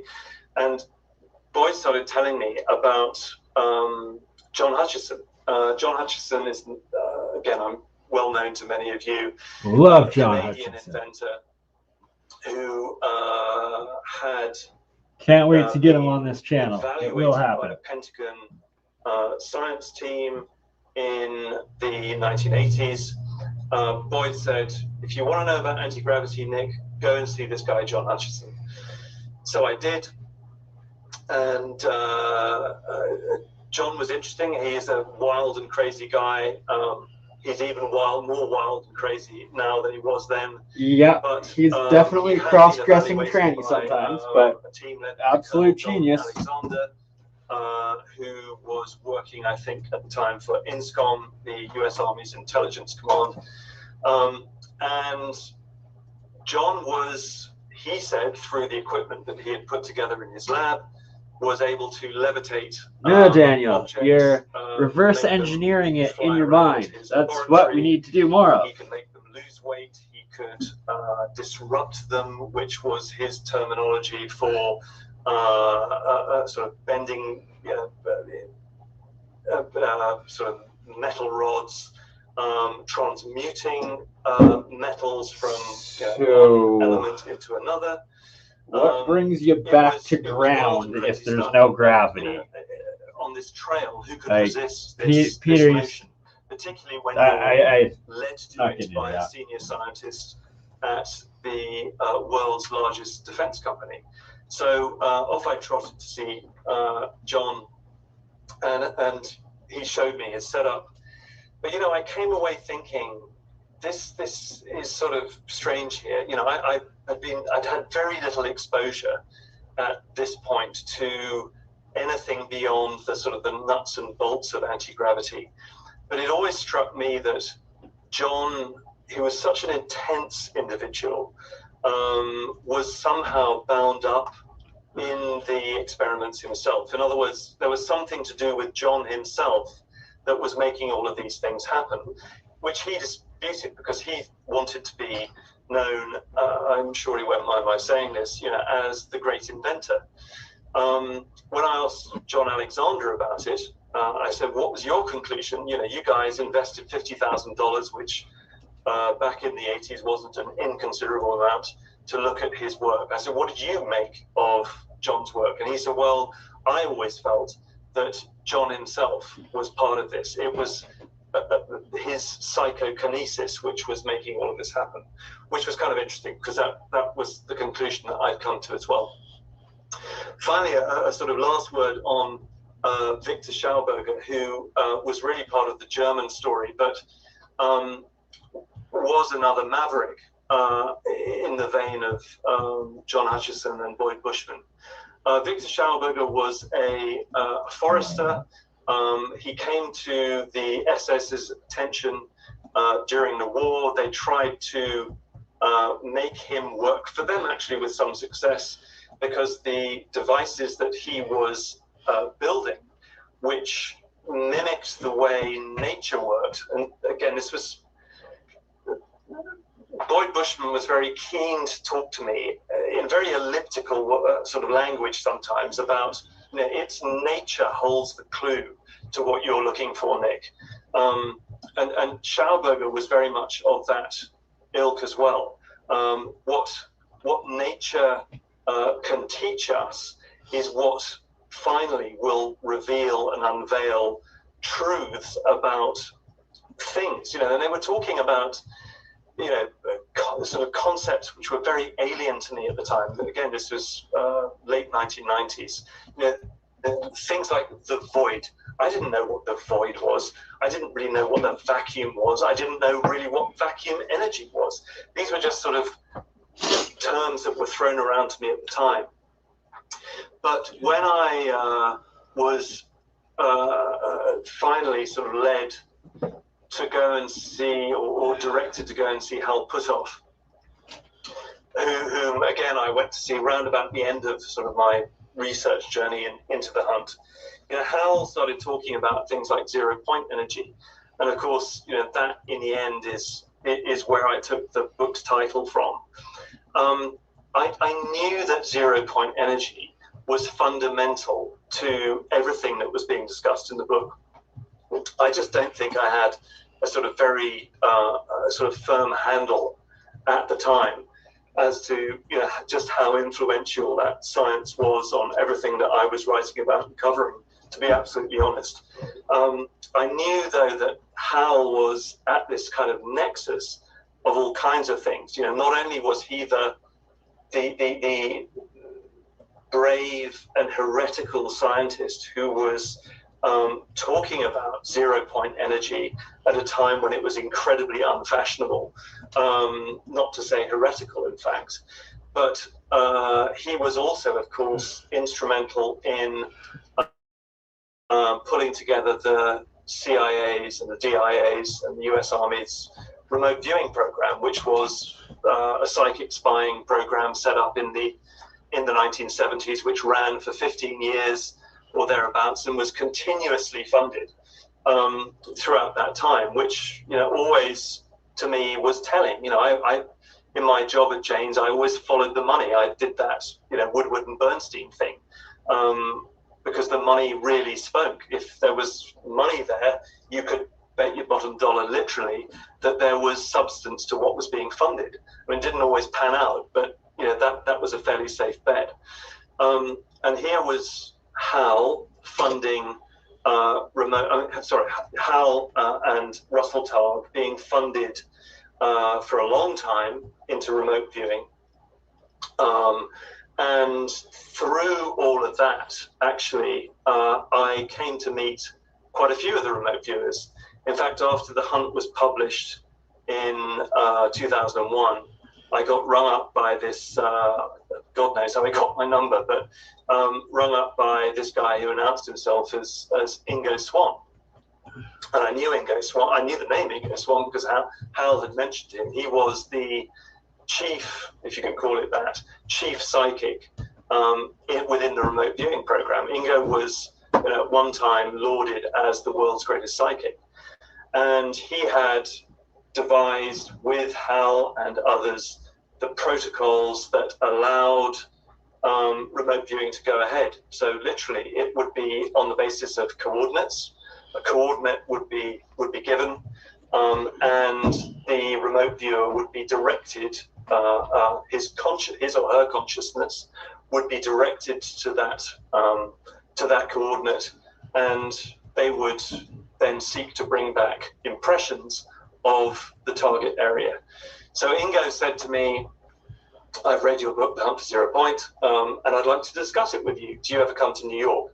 So I said that I did, and the next time I was passing through, I went to see him, and we sort of struck up a friendship. And there am I, bottom right, talking to Ingo there in front of one of his paintings, because he was first and foremost an artist. And then when he died in 2013, his family asked whether I would like to write his sort of biography, you know, a kind of definitive account of his life. And we looked at that for a month or two, and then decided that there was nothing usefully really that I could add, that Ingo, who had written prolifically about his life, and others too, had already written about it. So I said, I'll pass on that. But in the meantime, we'd found 2 lost manuscripts of his, which went into some considerable depth on Ingo's take on consciousness, and they'd not been published before. And I offered to sort of edit them, put them into this volume, which we call Resurrecting the Mysterious, which you can see at the bottom of the screen. And that was published actually finally only last year. But what all of this stuff was beginning to do was sort of direct me towards consciousness as being a sort of interesting area for examination, a long way from the nuts and bolts of my aerospace and defense reporting. But everything seemed to be sort of shepherding me in this direction. So much so that all the research that I sort of managed to gather by 2019, I felt not confident enough to put into a non-fiction book. But I did feel confident enough, in fact, actually, I felt compelled enough to write it in fiction form in a book called The Grid. And The Grid takes sort of the remote viewing angle, but it also seeks to ask what would happen if you could build technology out of the skill set that remote viewers essentially used. So is there some technological application of what, you know, Hal and others, Ingo and others, were doing in the remote viewing area that could give you the ultimate surveillance system that basically knew everything, right down to what you were thinking? And that's what The Grid was about. And I sort of thought I would actually leave it there and move on to other things, and which I was fully intending to do until, well, this happened. 2017, December the 16th, the New York Times publishes this story, Glowing Auras and Black Money, the Pentagon's mysterious UFO program. I'm sure many of you, if not all of you, will be aware of it. Who isn't? It is, it was extraordinary, really. And I'm just going to take a pause and grab a glass of water before I go on. Because up until then, like I say, all of this is and was incredibly taboo. In my field, it was really taboo. I felt I could take the whole subject of anti-gravity as far as I could without being fired. In fact, I probably should just, postscript that. Of course, I came back to James after I wrote The Hunt for Zero Point, and I wasn't fired, amazingly, but for me personally, I'd sort of kind of moved on. It was, after you've done a story as exciting as that, some of the things that I had been really excited about until then didn't seem quite so exciting. The sort of nuts and bolts of, aerospace and defense reporting didn't quite have the appeal that it had. But I really left this whole subject alone.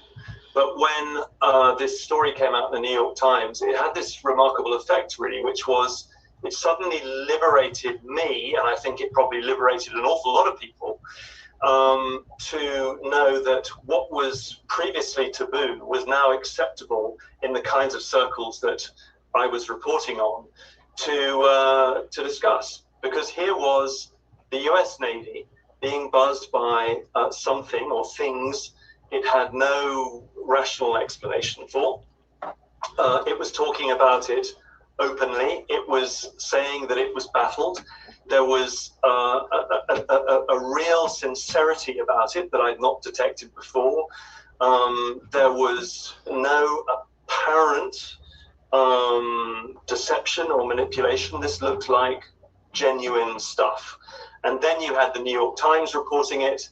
So suddenly it's kind of like open season. You know, all of this stuff that I'd not previously been able to discuss in polite company was now freely available to talk about. And I think it's had the most remarkable effect on the community. And, you know, God bless Leslie Keane and Ralph Blumenthal and, you know, the people who wrote this story, revealing the existence of ATIP, the Advanced Aerospace Threat Identification Program within the Pentagon that had looked at unidentified aerial phenomena, aka UFOs, since I think 2008, when it was first funded. Because suddenly we could all talk about this stuff. You know, if the Pentagon's doing it, if the US Navy is talking about it, well, you know, we can too. And as you all know, there was then sort of a trajectory from December the 16th, 2017, right up until June the 25th, I think it was, of this year, when the ODNI, the Office of the the ODNI report, anyway, to Congress was released.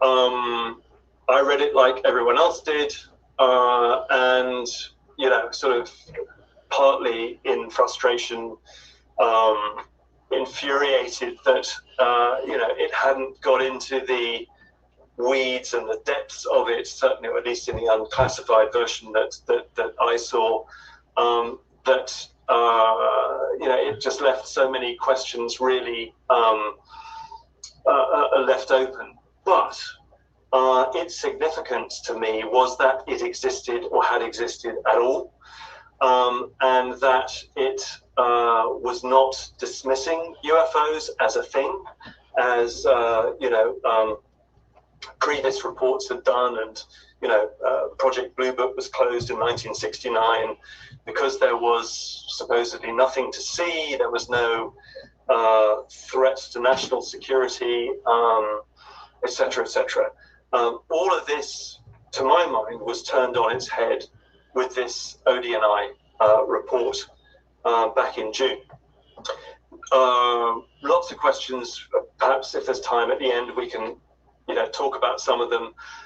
Things that came to my mind was, you know, where was the US Air Force in all of this? I mean, it has such a peripheral mention, and not surprising, really, because as anyone who's ever done any due diligence into the subject knows, the US Air Force has been all over the UFO story since the very beginning. But in the ODNI report, it was sort of made out that, you know, the only data that was really worth looking at had been since 2004. And, you know, so that anything pre-2004 was sort of just, you know, a sort of dark hinterland that sort of wasn't worth exploring. Well, that, again, to my mind, is where a lot, if not all of the, or a great deal of the interesting stuff has taken place. So we can talk about that, I hope, a little bit if there is time, Tim, in Q&A. But it is, you know, the cat's out of the bag, the genie's out of the bottle. There is no putting the cork back on the bottle. This thing is now out there, and it isn't all about And in fact, actually, if you listen to the DoD, it is nothing to do with what has been developed in secret by you guys. I think we can discuss that, but the key takeaway is that there is a phenomenon here which defies what most people would say is explainable by things we know and understand. It is not. This is baffling stuff, and it is the great question of our age, I think.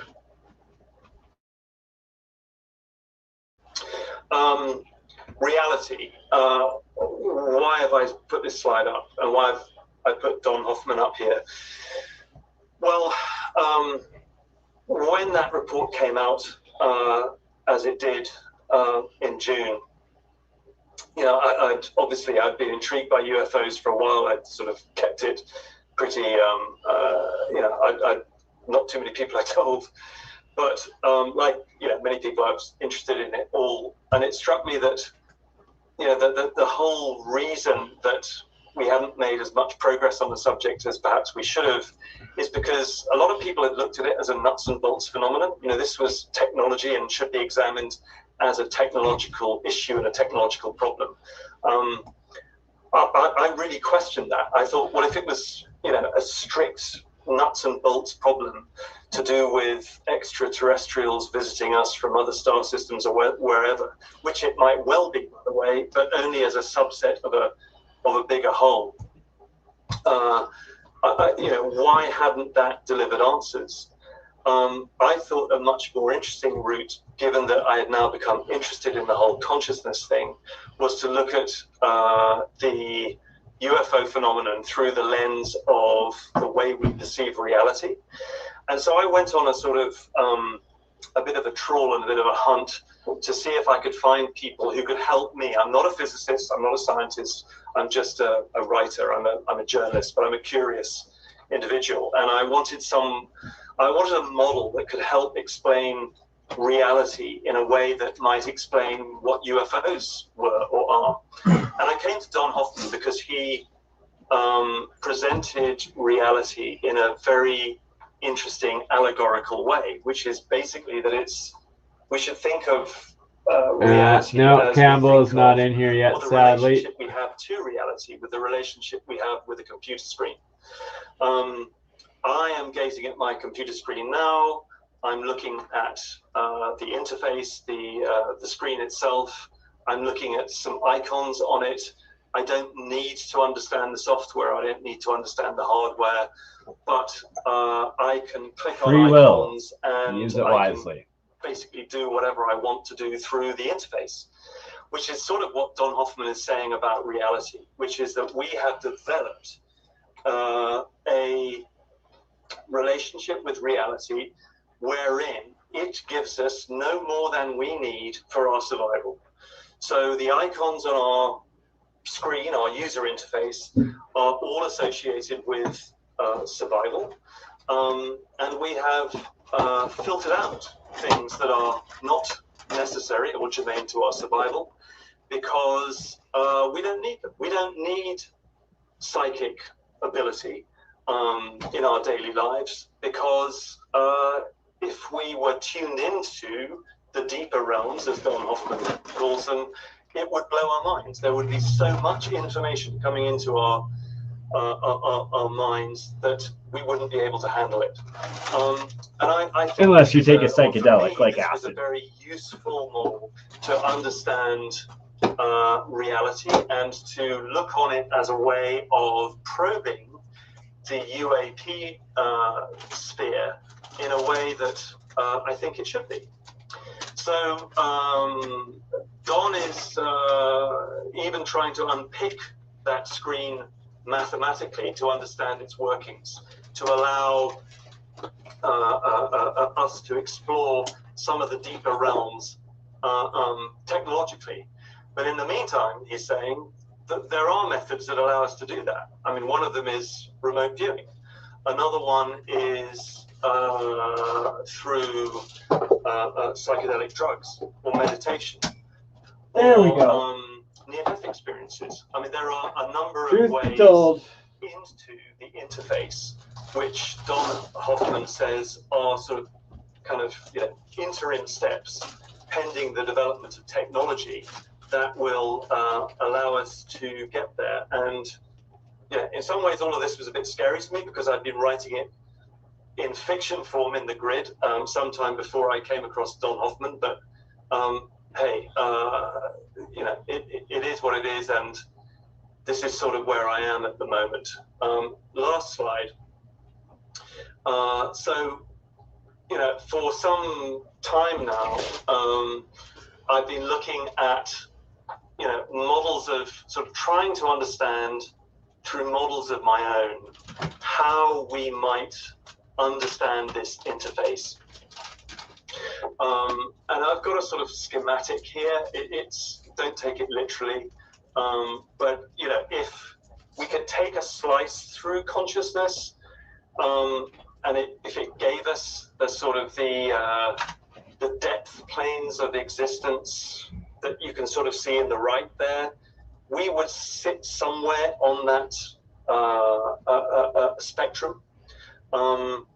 At the very sort of high frequency end, you've got some stuff going on, which obviously is... I'm only talking over myself.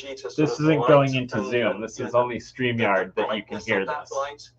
I'm not actually interrupting anyone. Then lower dimensions, and where we sit on that spectrum is anyone's guess. But somewhere and somehow in this picture, we have extruded, I think, organized matter in a universe that is very fine-tuned to us, and the things that we see on the interface, which, as I said, per Don Hoffman, are normally geared to our survival. So those icons would be, warmth, water, reproductive sex, call it what you will, that whatever it is that we need for our continued survival. Every now and again, we get a rogue icon on that interface. We get a UFO, we get a cryptid, we get a ghost, we get we get something we can't explain on that interface. And science, or at least mainstream science, has not wanted to look at that because it is, again, it's taboo. We're back in that, with that T word again. But the rocket ain't going to get you anywhere. We all know that. Look at those rogue icons. It is missing a trick, because I think the only way, and I'm not the first person to say this, I mean, there are some very eminent ufologists and investigators of the phenomenon. I'm thinking particularly of Jacques Vallée, who I think would probably go some way towards agreeing with the fact that there is a strong consciousness element to the whole UAP, UFO story, which has sort of, it's been neglected. And I think that now is the time to look at this, and I think that now the genie is out of the bottle, since that 2017 right New York here? Times story I'm not about interrupting UAP. We need to get science as a whole. I mean, not just the military. This isn't just a military issue. I mean, it's partly one, because these things that appear, they may be benign, they may not be. It's an intelligence problem. We need to know. But it's time that the whole of science was brought in to look at this. And if that's what I can sort of leave us all with, and as I wind down here, it is that thought that this is a whole of science problem. And I think we're getting much closer to mainstream science sort of embracing the idea that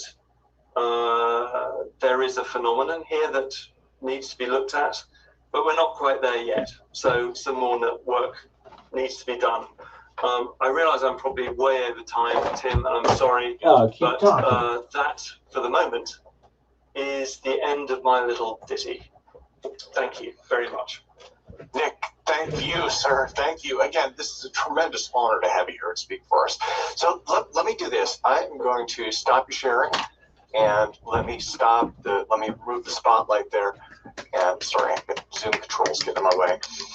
Let me turn on gallery view, and everyone, please give Nick Cook a tremendous applause. Yeah, Nick Cook is great. It's been a real joy. I mean, you guys. Awesome. Yeah, Tim, you've been an unsung hero of this whole thing for decades. So it's a real joy to be on and talking about this stuff with you today. Well, thank you. And, yeah, I mean, again, your work, you really helped. You've defined so many terms, right? I think so much of this culture comes out of what you've done, and you've uncovered things. You've broken stories. I mean, there's so many little bits and pieces that all come directly from you, right?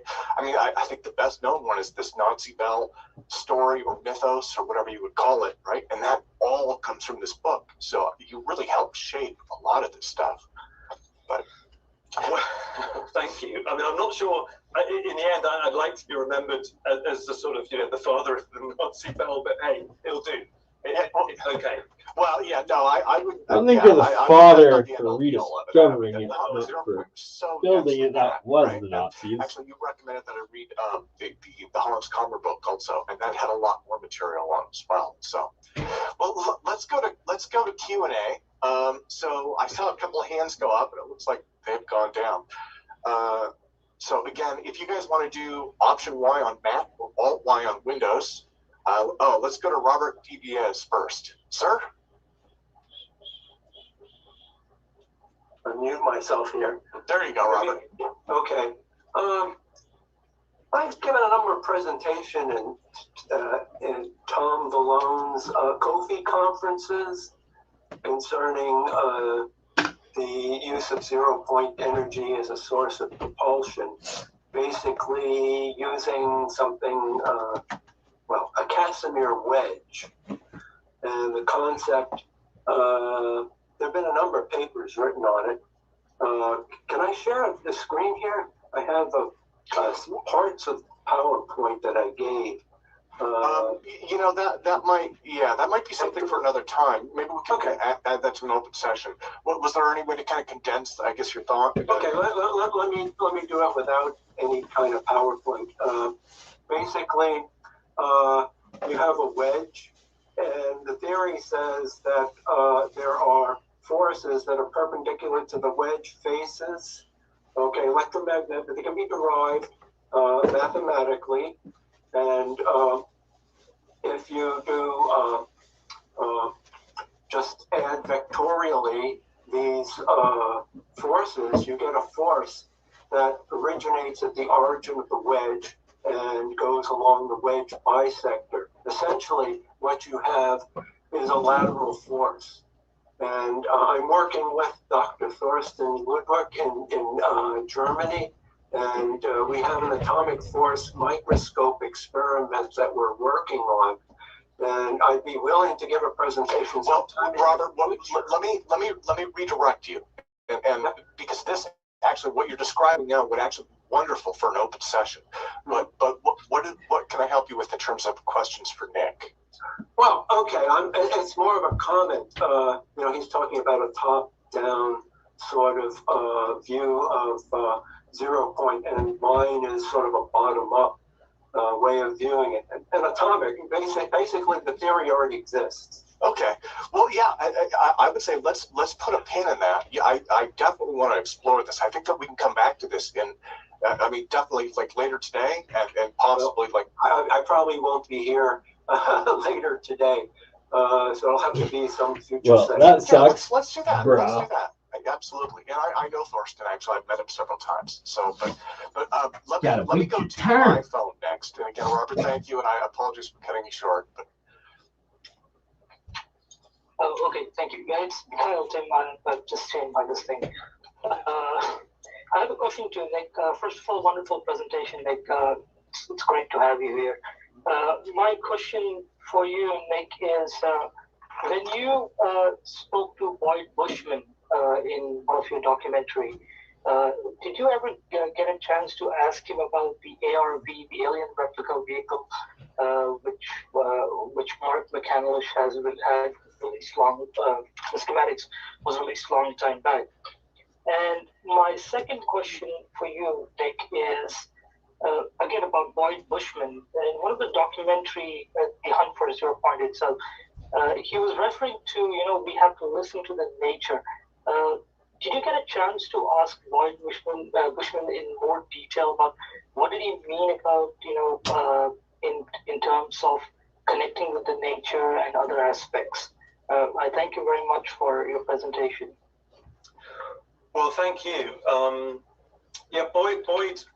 Boyd was a fascinating character, and I got to know him quite well actually after I interviewed him for that film, the documentary I made, $1 Billion Secret. It's interesting. You're talking about the language he used. And I remember listening to Boyd to begin with thinking, this is really poetic. I mean, it sounds really poetic, but I didn't understand a word he was talking about, to be absolutely honest.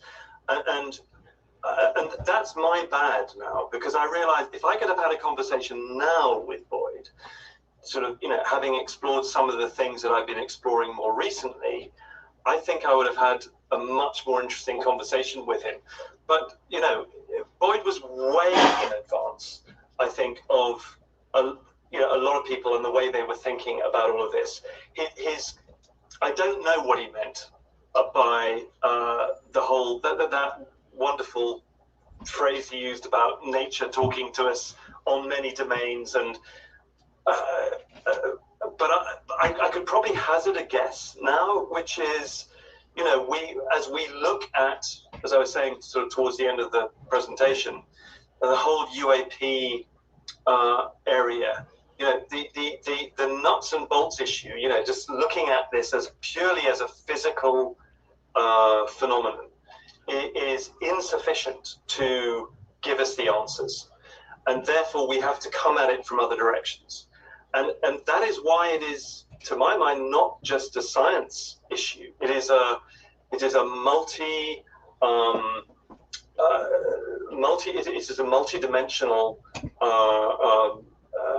issue, and not just of science. So we have to get philosophy engaged. We have to get psychology engaged. We have to get all of the sciences engaged to help us shed clues on what these things are and how and why they are appearing in our airspace.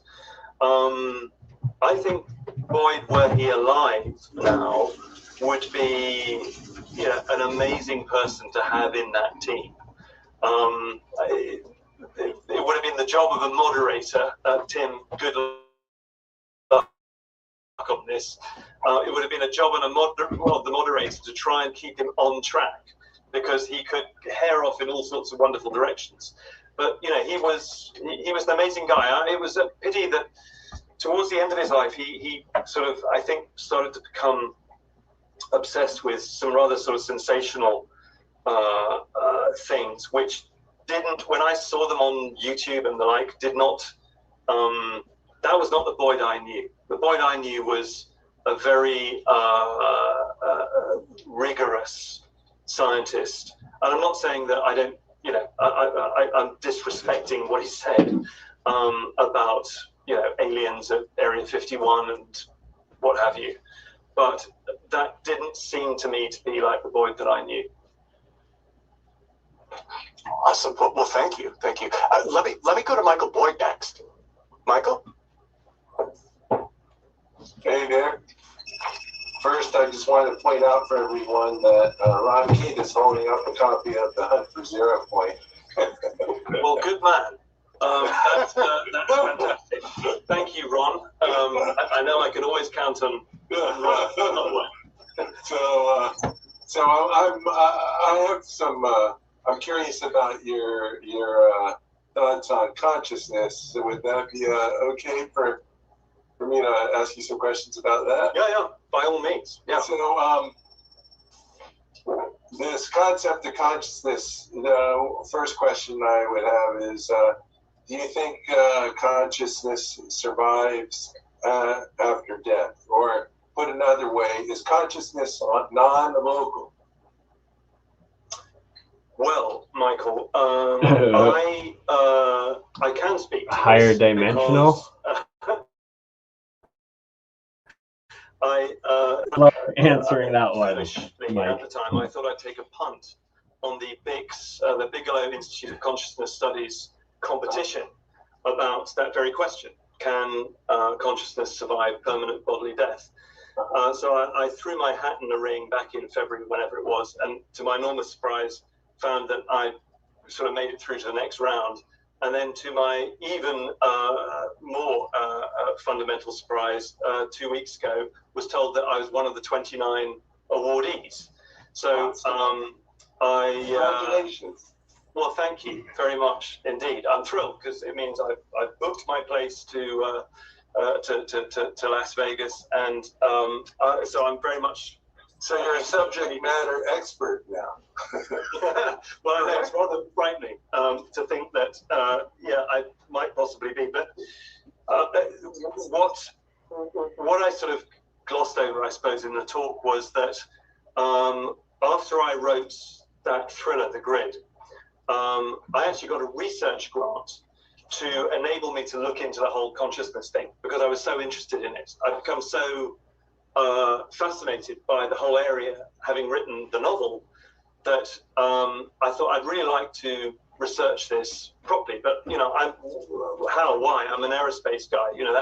That's my background, my field. But I got a grant to research it, and I did for 2 years.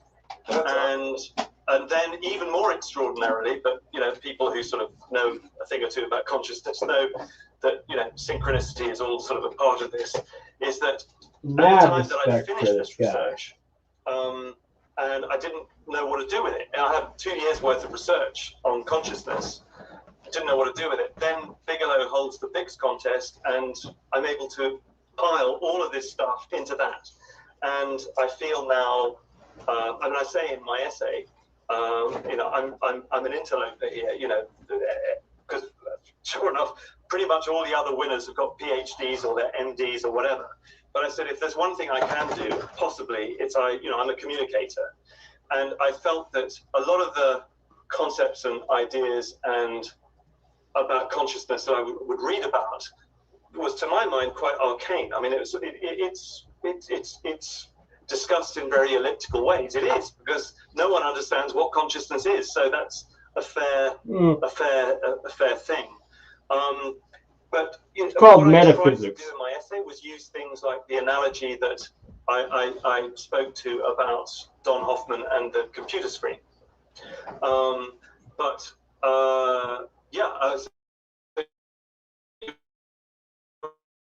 You're asking me about, do I think that consciousness survives permanent bodily death? I do, because that's what I wrote in my essay.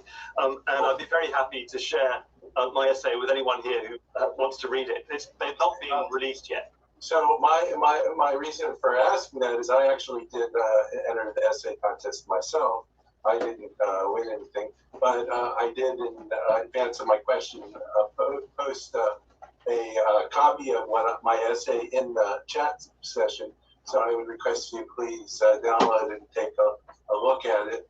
And essentially what I'm curious about is, my next question was, do you think consciousness is limited to humans? Or do animals and, say, plants and other forms of life have consciousness too? Yeah, I didn't go into this in depth in the essay, but I did.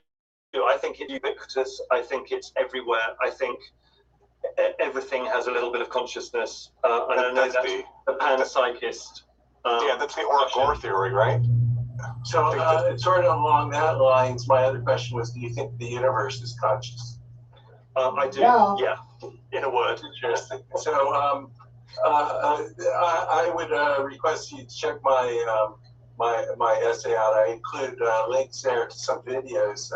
Curiously, I found in my research there's mine focused on ghosts, because ghosts are something where you can collect data from it in in the electromagnetic spectrum. So it's something you can actually collect hard data on. Sure. So I noticed a lot of videos of pet ghosts. And then the other thing I noticed that I found interesting is what survives death seems to be related to feelings. So people that suffer trauma, they will, they'll be angry or something. Or people that are happy. Like I saw a lot of ghost videos of dogs where the dogs were playing, live dogs and ghost dogs were playing, and their tails are wagging. So you can tell they're happy. You follow? So those are some of my observations, and so that's basically what I was curious about, is your thoughts on consciousness. I also think finally the final thing I would say is I noticed that and this relates to the UFOs, things like the Tic Tacs. It seems like ghosts can do space-time metric engineering, like we see in the Tic Tac. So you're making right turns. Yeah. Well, okay, thank you, Michael. Let me read your piece, Michael. Thank you. So let me go, and I know Jeremy is he is far more aerospace focused. So let me focus back in with Jeremy Reese here. Jeremy.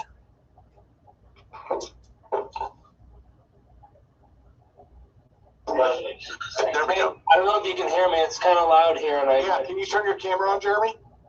I can't. I don't know what's going on with my unless I exit out of Zoom. So that's okay. What was your question for Nick, Jeremy? Sorry about that. Nick, thank you for joining the conference. I had a question about, and now I forgot it. I've got so much going on around me here, man. I wish I could turn my camera on so you could see this. We had it set up before. Nick, you have everyone starstruck. That is the problem.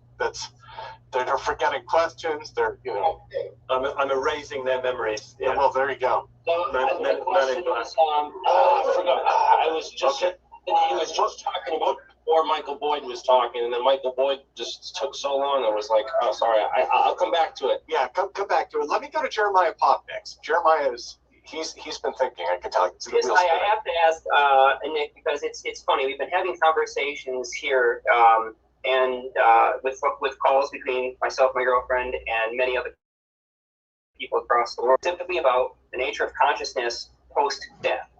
And we've had discussions that range all the way from microtubules as a mechanism of producing scalar geometric fields to other types of influenced photon types of interactions that might persist for a super long time, that are matter-like in a manner of speaking. And of all nature of the discussions, we've never been able to narrow down a mechanism of action, a mechanism of where these fluxes or fields go, or what exactly they're affecting in terms of, what is the mechanism that would allow, say, consciousness or some kind of complex geometric field produced by the human experience, or the mind in this case, what form would it exist in?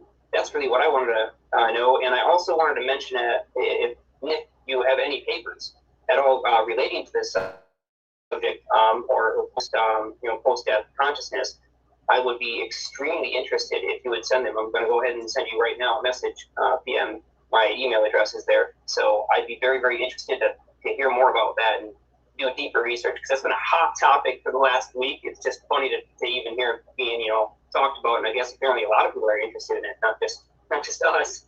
I think, Nick, this may be your next book. Well, I'm still struggling here because my motto is stick to what you know, and I'm not sure that I do know a tremendous amount about this, but I just do find it endlessly fascinating. So, Jeremiah, to answer your second question first, which is, do I have any papers on it? The only paper I've got is the Bix essay that I just got this award for. So, which I'm very happy to share. It's not been posted yet on the Bix website. So I'm just asking people who do. I'll Tim, I'll send it to you. Maybe you can send it to Sure, yeah, absolutely. Afterwards. But I'm just saying. I DM'd you my email address too, Nick. So in the chat, if you check that, you click on it. Okay. Highlight my email address in there. You just copy paste it. It should be pretty easy. Yeah, Jeremiah, I can forward it to Nick as well. That would be awesome. Thanks. Perfect. I appreciate that. Thank you. I will happily share it with you, Jeremiah. And I'm just asking people, please don't share it any further for the moment until it's publicly released, which it will be, I guess, in a week or two. It's understood. Absolutely. We'll keep it on the down low. And rather than go into your first question, I'm hoping that actually your first question will be answered when you read the essay. I mean, it really it expands on everything that I really researched for those 2 years that I was looking at consciousness. It just happened that a slice of it was about the post-death component. So I hope you find it interesting, and I certainly welcome your comments when you've read it. I really appreciate that. Thank you so much. Okay. That answers all my questions. Okay, thank you. Let me go back to, so Jeremy, let me go back to you. I will go back to, or Brenda's screen. Okay. Okay, so now you got my video here. I'm at the conference, and you guys can see a little bit. My question was actually about Boyd Bushman, and I heard that there was 2 Boyd Bushmans from David Sereda when I interviewed him.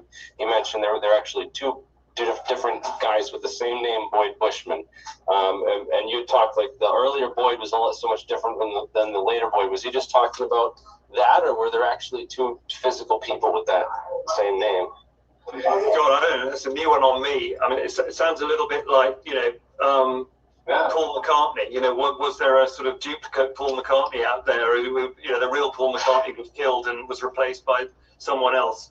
To my knowledge, there was only one Boyd Bushman. When I referred to 2 Boyd Bushmen, I was really sort of saying that the one I knew was very different from the one that I saw talking about aliens at Area 51 towards the end of his life.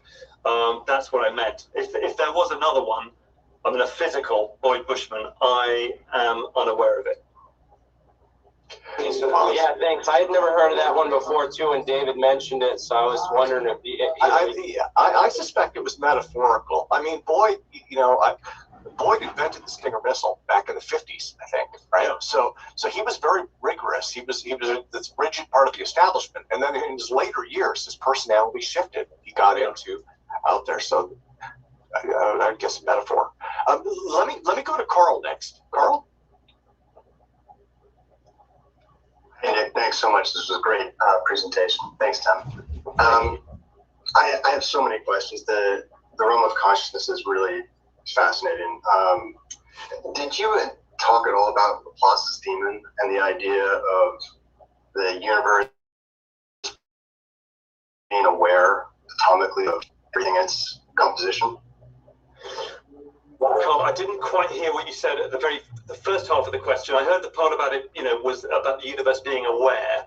But Laplace's demon. No. No. Not in those terms. The idea to me that the universe is aware does certainly resonate with me. I'm not a physicist, I'm not a scientist, so I've struggled to try and articulate, how the mechanisms for how that could be.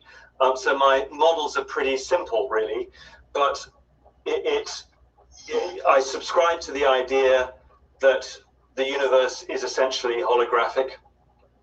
I subscribe to the idea that we may have mechanisms that are holographic too, that resonate with the universe at large to provide some channels of communication which allow, I suppose in sort of millennial parlance, would be downloads.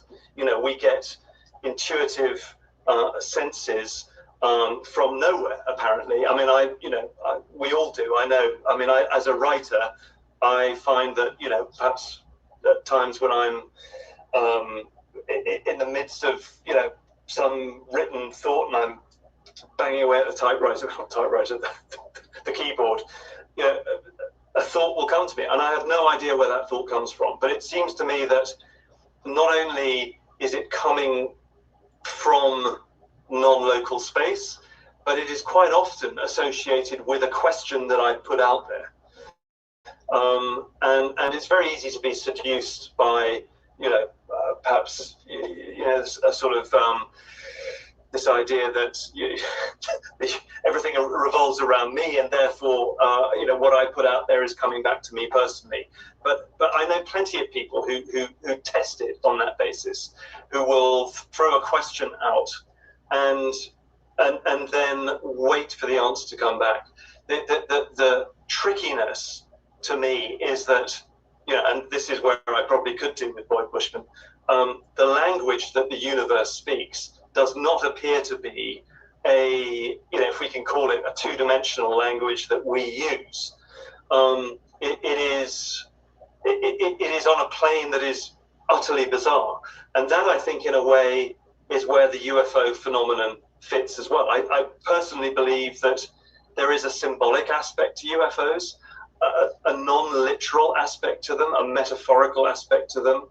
That, I mean, plenty of people I know who've had encounters will report that they feel that the encounter, the appearance of the UFO, has been meant for them personally. That there has been something in that sighting, the encounter, that you know, they were driven to look into a portion of the sky, and there was this thing, and it was apparently speaking to them.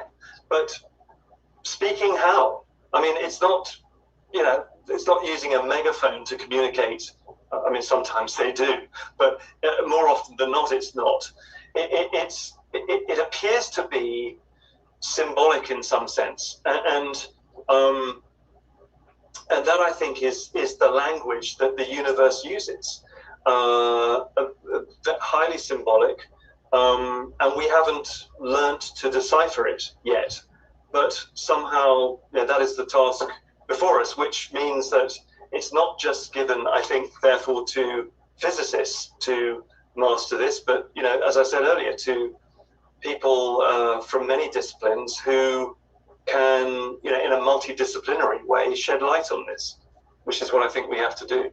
I'm sorry, I probably didn't answer your question, but you answered 20 of my questions, beyond which I'd gladly turn it over to the group. But thank you so much for that, because I really do agree and with a lot of those ideas, and think they resonate with things that we observe in the world that don't have explanations or easily or can be easily explained. So, but I would turn it over to the group, and thank you so much, Mr. Duff. Thank you.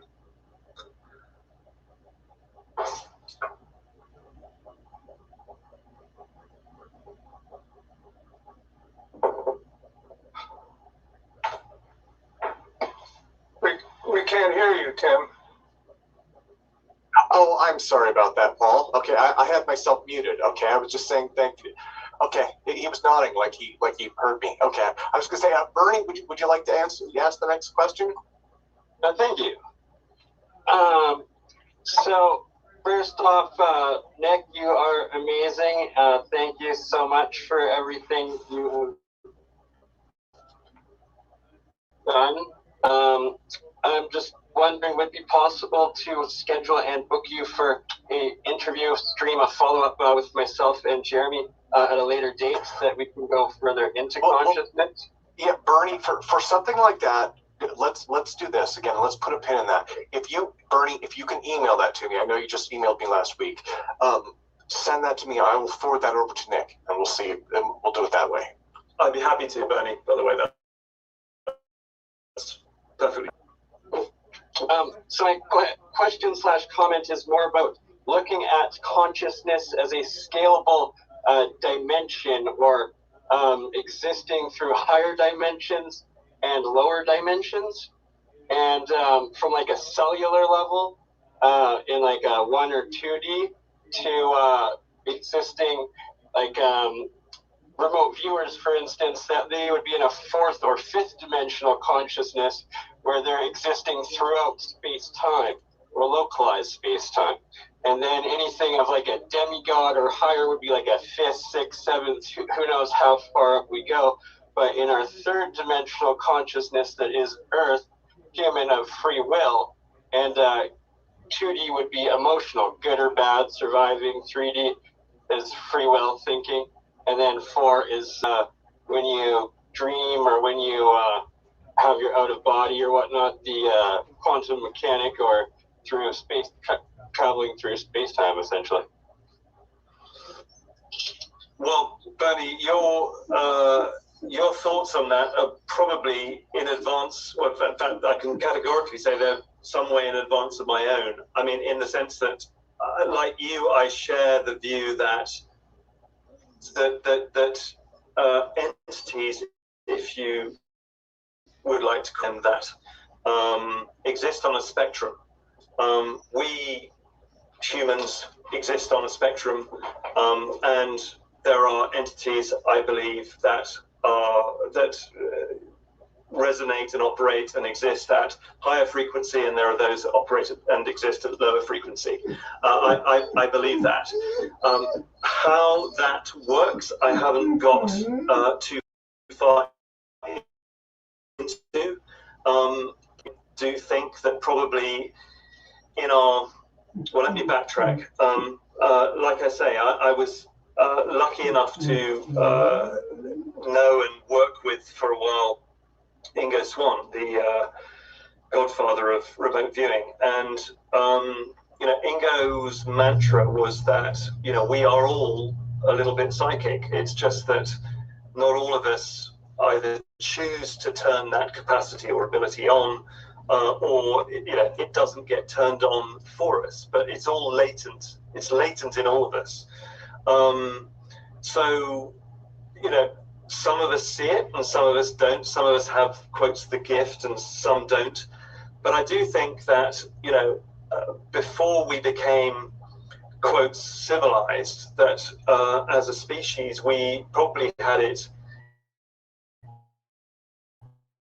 ingrained or inbuilt into us more readily than we do at present. So, you know, I can well believe, or I find it easier to believe, that in our distant past, we were more in tune to those dimensions, higher and lower, than we are today. So that's probably right now about as far as I could go. But in essence, I think we're on the same page. Awesome. Thank you. Thank you, Bernie, and thank you, Nick, as well, because that interests me as all the consciousness questions. I mean, with your background in aerospace and all the research, so that's why I was like, wow, everybody's yeah. So well, it's funny. It's like everyone, I think, wants to talk about it now, because in whatever domain, you know, you work in, or you study in, or you teach in, you know, it seems to be creeping more and more into all of our work. And rightly so. You know, I mean, the mere fact that I've come to it, you know, I've stumbled into it late in life, but, you know, it is just, it's endlessly fascinating. And it just does seem to provide some clues to enigmas that are, you know, have baffled us for a long time. UAPs being one of them. Yeah, absolutely. Well, let me go to Harold next. Harold, you've had your hand up for a while and you've been patiently waiting, sir. Yes, thank you. Great explanation. I want to ask you one question relevant to consciousness and how we apply to our space. Now, notice on your explanation for universal consciousness that you have there, you know, in the last slide that you have. Now, my question for you is this. Oh, it's a cliffhanger. Okay. Oh, there we go. This yogi experience, you know, a great awakening, and they feel like great consciousness, and they feel part of the universal consciousness. That's one part, you know, out of curiosity. Now, the second part is, now, as part of, where does it fit in your explanation for consciousness, and how would something like that, and have you done any investigation, how would that apply to, let's say, artificial intelligence, to apply for controlling aerospace weapons and aerospace vehicles? Well, I'm going to defer to some of the people who I've spoken to about this. And in fact, I think that you've had one of them on Apec here. You've had Jack Sarfati on, haven't you, Tim? Yeah.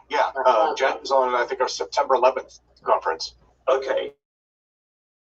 So Jack blends the two areas very well and seamlessly in that he postulates that, let's use Tic Tac as an example, that the Tic Tac uses a metamaterial hull, which acts both as the interface for the space time metric engineering principles that allow it to do all the things that UAPs and UFOs do, turn on a dime, cloak, accelerate from 0 to fantastic speeds in the blink of an eye. I mean, so all the things that we see an exotic aerospace vehicle, a UFO or a UAP do, is explainable by Jack's metric engineering of the metamaterial hulled UFO. But he also says that the metamaterial too acts in the way that a microtubule does in the cell structure as an interface with consciousness, which presupposes that consciousness, of course, is exterior to the brain and the body. It is something that is all around us and that which we are in some sense turned on to. And so, for those who are unaware of Jack's thesis, it is that Tic Tac is a conscious AI computer which has come back from the future to interface with us. And so, there must be many ways that consciousness and aerospace can interact and coexist. But the way Jack explains it is probably the best that I can get my head around and give to you, Harold, because it took me a while to understand how those two things might possibly be related. But I think Jack explains it probably in the best way that I can see. Well, he did a good job when he gave that presentation. That's part of what I'm asking for you to expand. But do you know how actively the military is studying that part of consciousness to apply, for accurate applications in controlling weapons, airplanes, fighter airplanes? Because it seems to me like the aerospace technology is moving in that area in which, to avoid the capture of a pilot by enemy forces, send the airplane with artificial intelligence to do the war fighting. Any programs actively involved in that that you are aware of? Well, I'm not aware of them. I mean, I suspect that if they exist, they would be very secret. I postulated in that novel that I spoke of, The Grid, the existence of a technology that is able to effectively do what remote viewing does, but through a machine. And I don't think that is too far from the bounds of possibility, actually. If everything that we do, now, in the past and in the future, is imprinted in some sense in the fabric of space and time, which I suspect it is, then it must be retrievable. I mean, if it is retrievable by psychics, and if it is imprinted at the subatomic level, let's say, at the quantum level, then there must be, whether we've invented it now or will at some point in the future, some means in theory, for retrieving it. That being so, it would be incredibly secret to my mind. You know, I mean, the joy of having got to where I am, having done what I've done, which was, you know, I've worked in a very nuts and bolts publication, James, but it gave me access to, you know, some extraordinary technologies that were being pursued by the military, many of them highly, highly secret. So I suspect that everything that we're talking about would be in that same realm. Having said that, I do think that because science has for so long poo-pooed the idea that consciousness is exterior to the brain, that there would be many circles in official military realms that would be really against this whole idea. It would run so counterintuitive to their training that, you know, for all its secrecy and for all I think the breakthroughs that this area can yield, there would be many people who would just dismiss it as fanciful. So somewhere on those two extremes, you know, you've got people dismissing it as idiotic and fanciful, but at the same time, you've got people who probably see its utility in breaking through into extraordinary areas of new weapons, new aerospace vehicles, new surveillance technologies, new computing systems. Somewhere on that spectrum, you know, the truth resides, but I have no idea where it is. Well, thank you. Great answer. A lot of food for thought and speculation. Thank you. Thank you. Yeah, well, so let's do this then. Let's go to Sean Logan, and we've only got about 10 minutes left here. We'll try and squeeze in Sean and Carl and Thomas and Mikhail, but let's go to Sean next. Sir?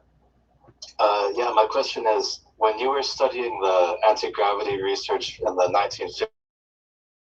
1950s, did you come across the work of a physicist named John Wheeler? And can you tell us about the work that he was doing in relativity?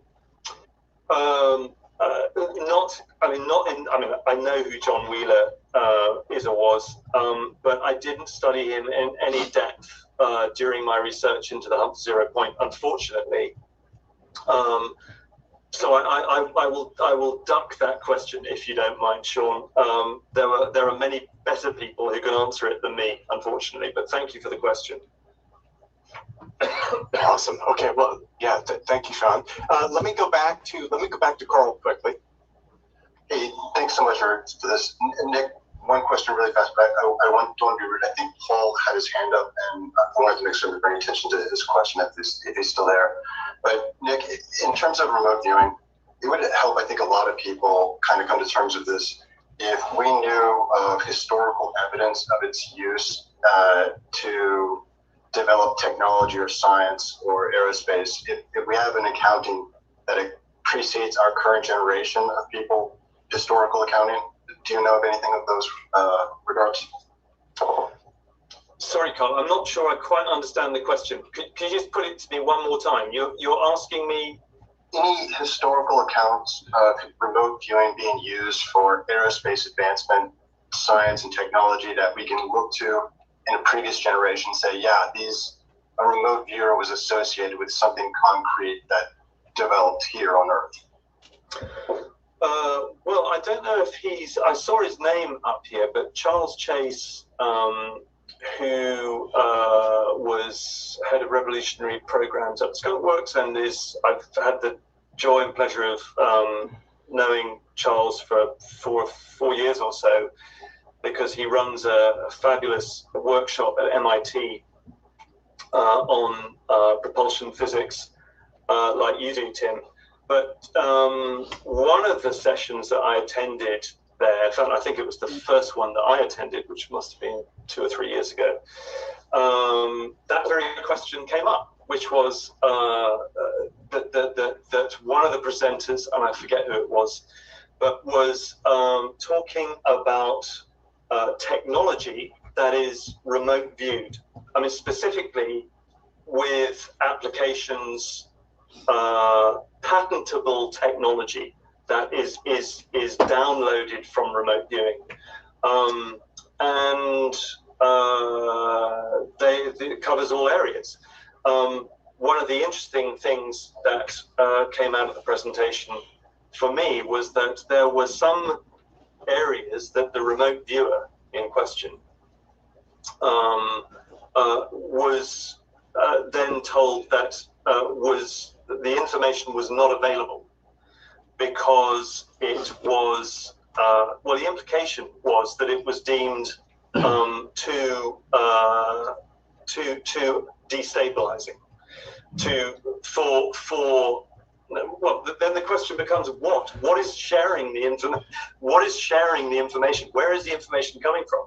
Is it coming from a sentient universe, or is it coming from entities on that spectrum that we've been talking about before? But wherever it's coming from, this is patentable information that has come apparently from non-local space. So the short answer to your question is, people are doing it, and if I know about it, God only knows what's happening in corners of defense and intelligence realms that I know nothing about.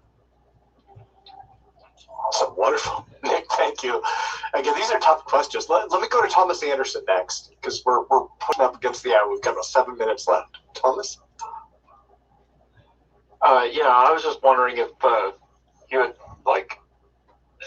delved into any of the stuff that revolved around the PAIR Institute or the Princeton Engineering Anomaly Research Group and their work with using the mind to switch REG-based devices on and off, or the offshoot Mind Song Incorporated in Cylon.com. And just to bring that back around too, just real quick, the idea of using, somebody, I think, I don't know if it was you or someone else initially that suggested it, but using remote control or remote viewing in order to kind of reach out and touch the universe to basically organically scan, from a starship. With that, if you couple that with the Cylon stuff and the PAIR Institute REG switch technology, that gives you full capability, because now you have remote viewing and remote control, whether locally or in a distant location, so you can control an entire starship if you're in the right mindset to use both technologies that are supposedly ingrained into our brains and our psyche and whatnot. So well, thanks for the question, Thomas. And yes, I'm aware of the PAIR activity. I didn't look into it in any particular depth because it was an area that I felt that I read quite extensively about in other people's works, and I didn't think I could sort of usefully add anything really to it. In terms of the other question you raise, I don't know whether this answers the question in any way, but if getting back to Jack Sarfati and Tic Tac again, if Tic Tac is a conscious AI computer in essence, then the question becomes, for me, who or what is controlling it? Who or what is sending it to our space-time? And the corollary to that for me is that what I see is, or what I sense is that this has now become what Tic Tac did was sort of hold out this sense that this is now achievable technology in some sense, even if I don't happen to believe that Tic Tac is it's being developed by any terrestrial aerospace company or country or organization for that matter. I mean, it is, as many people have said, it is too far ahead of the current paradigm to make sense as something that's been built here. But I do think that now that we've seen it, and now that it has been discussed in these rational terms that I've been talking about, it is acknowledged. It's extraordinary what happens when people just acknowledge things as real. I talked a little bit about the impact that had on me. Well, imagine the impact that has on countries that have not had aspirations to develop this technology until now. They know that this stuff is real, and they're going to want it. And what we are going to see, if we haven't seen it already, and I think we have, is a race to develop this technology. And we know what the components, or we know many of the components of it. It is metamaterials. It is quantum computing, probably. It's its components are many and varied, and they will be broken down and dissected for their technological value. And someone, I have no doubt, is doing all of that and more. And we are in that race. So, what wasn't built on Earth now soon will be. And when I say soon, I mean, we're talking in decadal terms, but I wouldn't expect to see a terrestrially built Tic Tac for a decade or two, but it's being worked on for sure. Thank you. Thank you, Thomas. Okay, let's go to Mikhail. Again, we're getting close on time, so, sir? Sure, yeah, thank you. Nick, I have just a quick question for you. In terms of Tic Tac, I just wanted to know what you think. I know that you said that they are non-terrestrial objects, but for me, when I feel that, if non-terrestrial objects, what do you think? Do you think they're just coming here to show off their technology to us and say, we can mess with you anytime we want? Or is it a genuine ingenuity of, of United States, Russia, China, anybody else in that case, who have figured out the technology from a downed spacecraft, which is sometimes I feel that could be the possibility. What is your take on that? And the other thing, one last quick thing is, where do you think this is going to go in terms of disclosure? Because everybody talks about the great disclosure, but I feel that the navies or the armies of the world are already saying, deal with it, they're already here. I wanted your inputs on that. Thank you. Well, in terms of the first part of the question, obviously not built here. I mean, that's a given, as I've just said. I mean, they will be soon, as I've just mentioned. But are they coming from galaxies away? I don't know. I don't think so. I think that they are probably local. But what, who or what is controlling them? That is the $64,000 question. I have no idea, Mikhail, and I wish I did. My sense is that on UFOs in general, is that, given the multiplicity of UFO types that are reported daily, I mean, the plethora of different types would suggest that, if you go on the extraterrestrial hypothesis, that civilizations are visiting us every day of the week in different types of vehicles, which seems preposterous to me, which is why I lean more towards a sort of, there's a symbolic aspect of it, there's a sort of projection aspect. This may be, given that we don't understand the interface between us, I use that liberally, and reality, the things that appear on that interface are going to be very ill understood as well. And that's where UFOs fit for me. They assume a physical, hard, nuts and bolts property at certain times, and then at other times they don't. They become non-literal, non-real, metaphorical. Who's doing that? Is it us? Is it some civilization that's already here on Earth, but we just haven't found? Is it someone that's somewhere out there in the solar system or even further afield? Impossible to say, but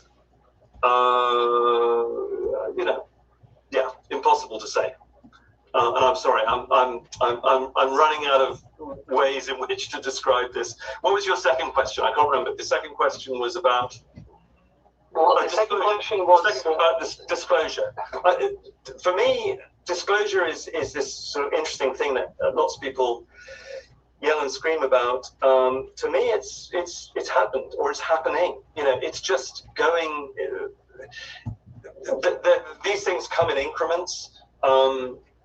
2017, the New York Times story was huge jump, and whether we will see those increments continue, I don't know. But my sense is yes. I think that we're on an inexorable track to some form of, well, like I say, I think disclosure has happened and is happening, but it's impossible to say where it's going to end. But we seem to be on a fast track to some form of new knowledge, I would say. Wonderful. Thank you. Well, I think on that note, we're actually over time. So, Erica, I have to put your hand down. I'm sorry, sir. What I would like to do at this point is Can I ask a question that only takes one yes or no? Yeah. Yes, please. Okay. Super quick. Okay, Nick, have you ever been shown in person one of the alien spacecraft in the possession of any major country? No. Okay.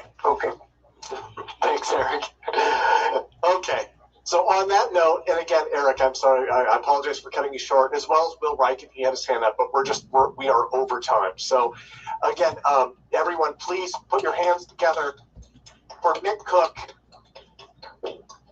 Amazing depth and yeah, it went straight into consciousness too, which is surprising, but awesome. So what I'd like to do now is, let me see, I want to go to Jeremy Reese. And Jeremy, you guys are going to start doing the Apec celebration, right?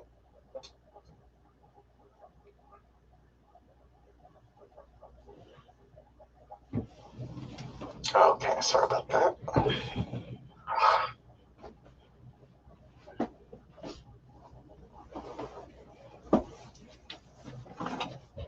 Yeah, we're trying to get on the with the computer. I'm gonna have to drop out of the stream on the live stream real quick. Okay. Get this and let me know whose camera to put this on, because you guys have made some big promises in terms of live experiments. You have the other red tap in the dollar. I don't think we're admitting. I don't think we're. I'm gonna drop out and reconnect. Okay, let's do that then. Okay, I actually have it here on my laptop. Rockstar. There you go. Okay. Well, happy anniversary, Mark, and I mean that in the most platonic way. So. Okay, so we're here at Apec in New Jersey for the in-person conference. Trying to put together a bunch of experiments. Everything's in different stages. I don't know if there's going to be any demos tonight, but we're definitely be working late on the different experiments. And we have an anniversary cake that you guys are not going to want to miss. Also, Jeremy here got a microscope set up, and we're going to be looking at beetle wings for the Graviticov experiment. Brad Voorhees has his VAG device that's supposed to make mass holes.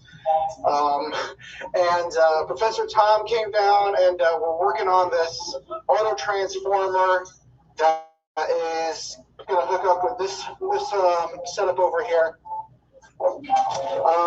Lulu flew in from Texas and helped wire this up. Hey, Lulu, say hi. Hi. Oh, that's Lulu, that's awesome. Yeah, well, look at that workmanship over there. We wired it up this cage in parallel because it's all going to be running on one phase. The issue with this transformer is we can't do a two-phase setup, so we're going to be pulling the maximum amps we can out of this building. We're actually running new lines in today. You see that line over there? That wasn't there this morning. There's another line that's coming in from the other side. We're pulling as much of the one phase that we can from the system, and it should be around 100 amps total in order to run these Klystrons, which are going to be running inside the Faraday cage behind me. So as soon as this thing is set up, we'll be able to run Alzafon properly. How's it going over there, Jeremy? There we go. So I see Jeremy. Jeremy is on the. Jeremy's getting on the computer. So what do you guys need me to do to get you all set up? Well, we need a shot. We have my camera working. Will not let my camera work. Sure, just use the laptop then. So I just. Yeah, we're having a little reverb. Yeah, and I can turn that off when you get the other mic going. So. That's because you have the Apec conference playing on the laptop right now, I think, with audio, and you're picking it up on your cell phone. Or whatever camera you're holding, Mark. I'm holding my laptop. Oh, well, yeah, I think your laptop is picking up the audio from the other laptop. Whatever. Okay, I think Jeremy got his camera working, so I'm going to mute myself.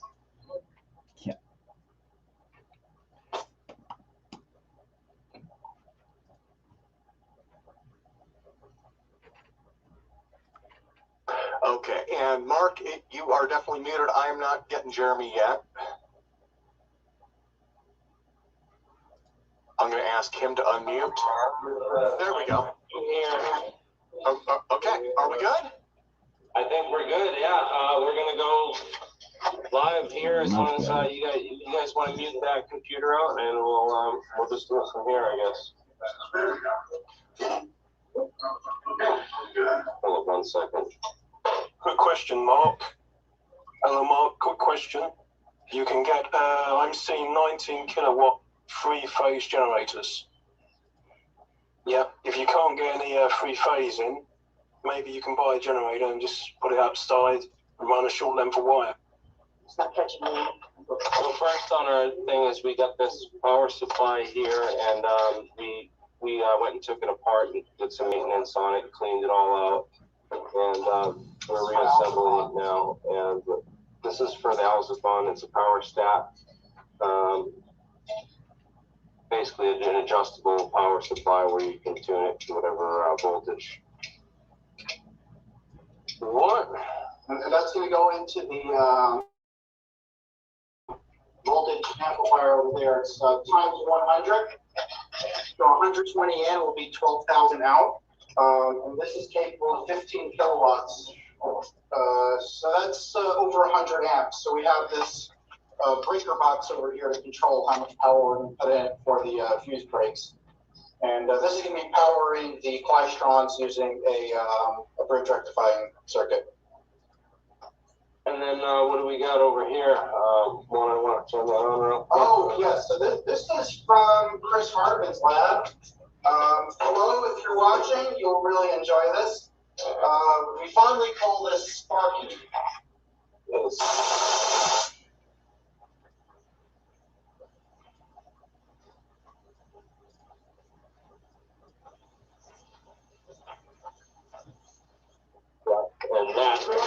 And that, folks, is how Mark does his hair every morning. Oh, well, we got to show them the cake. The cake. All right, so let's switch to your computer then, because I can't walk around with this. Yourself. Okay. Are you there we go. so walking through the building over here, and we're coming to the break room. This is where we're having most of the food. We had pizzas and different types of stuff for dinner, and here it is. Check it out. A tribute to Mark McCandlish. This is the ARV first anniversary cake for APEC.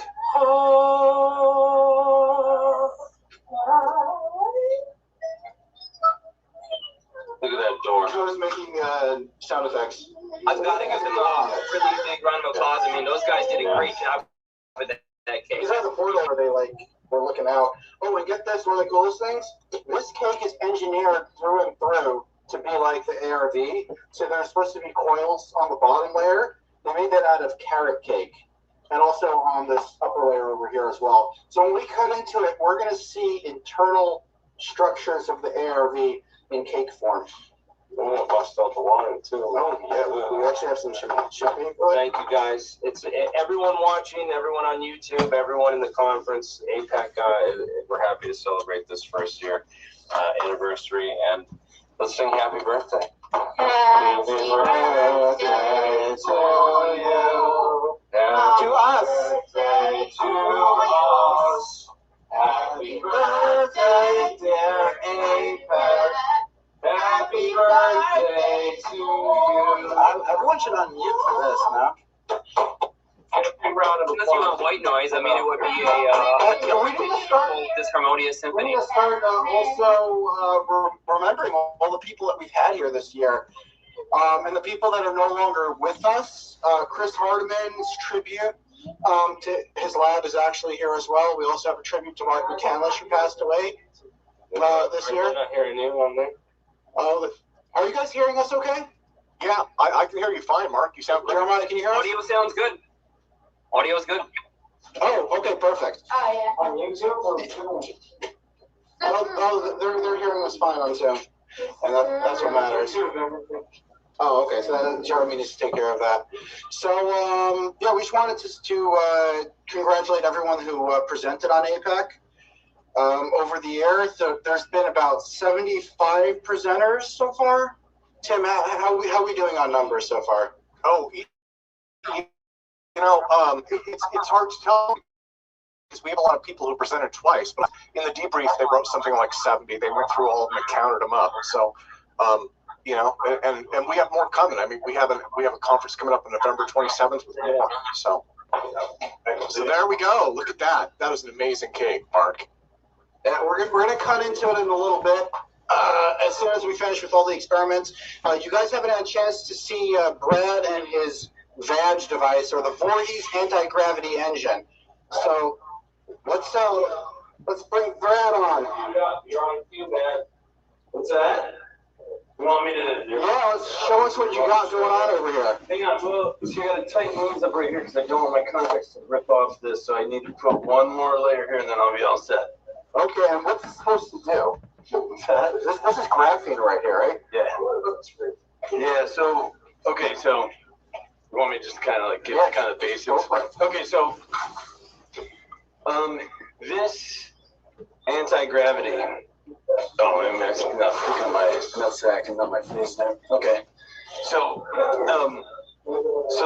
the whole premise of this is that if you take time, right? If you take time like a movie, like the universe, you're looking at a movie, and when the movie kind of clicks through the film, right? Every film is an instant of playing time. And so what we do is we're going to chop all of those slides into, we're going to cut loose all those frames, then stack them like cheese, right? And so when we look at it, that's the flow of time. You go from playing time to playing time to playing time. And so this is the hypothesis, right? And so this is how we're going to see if our anti-gravity works. And so inside each of those frames of playing time, the chewy center of each slide is the Higgs field.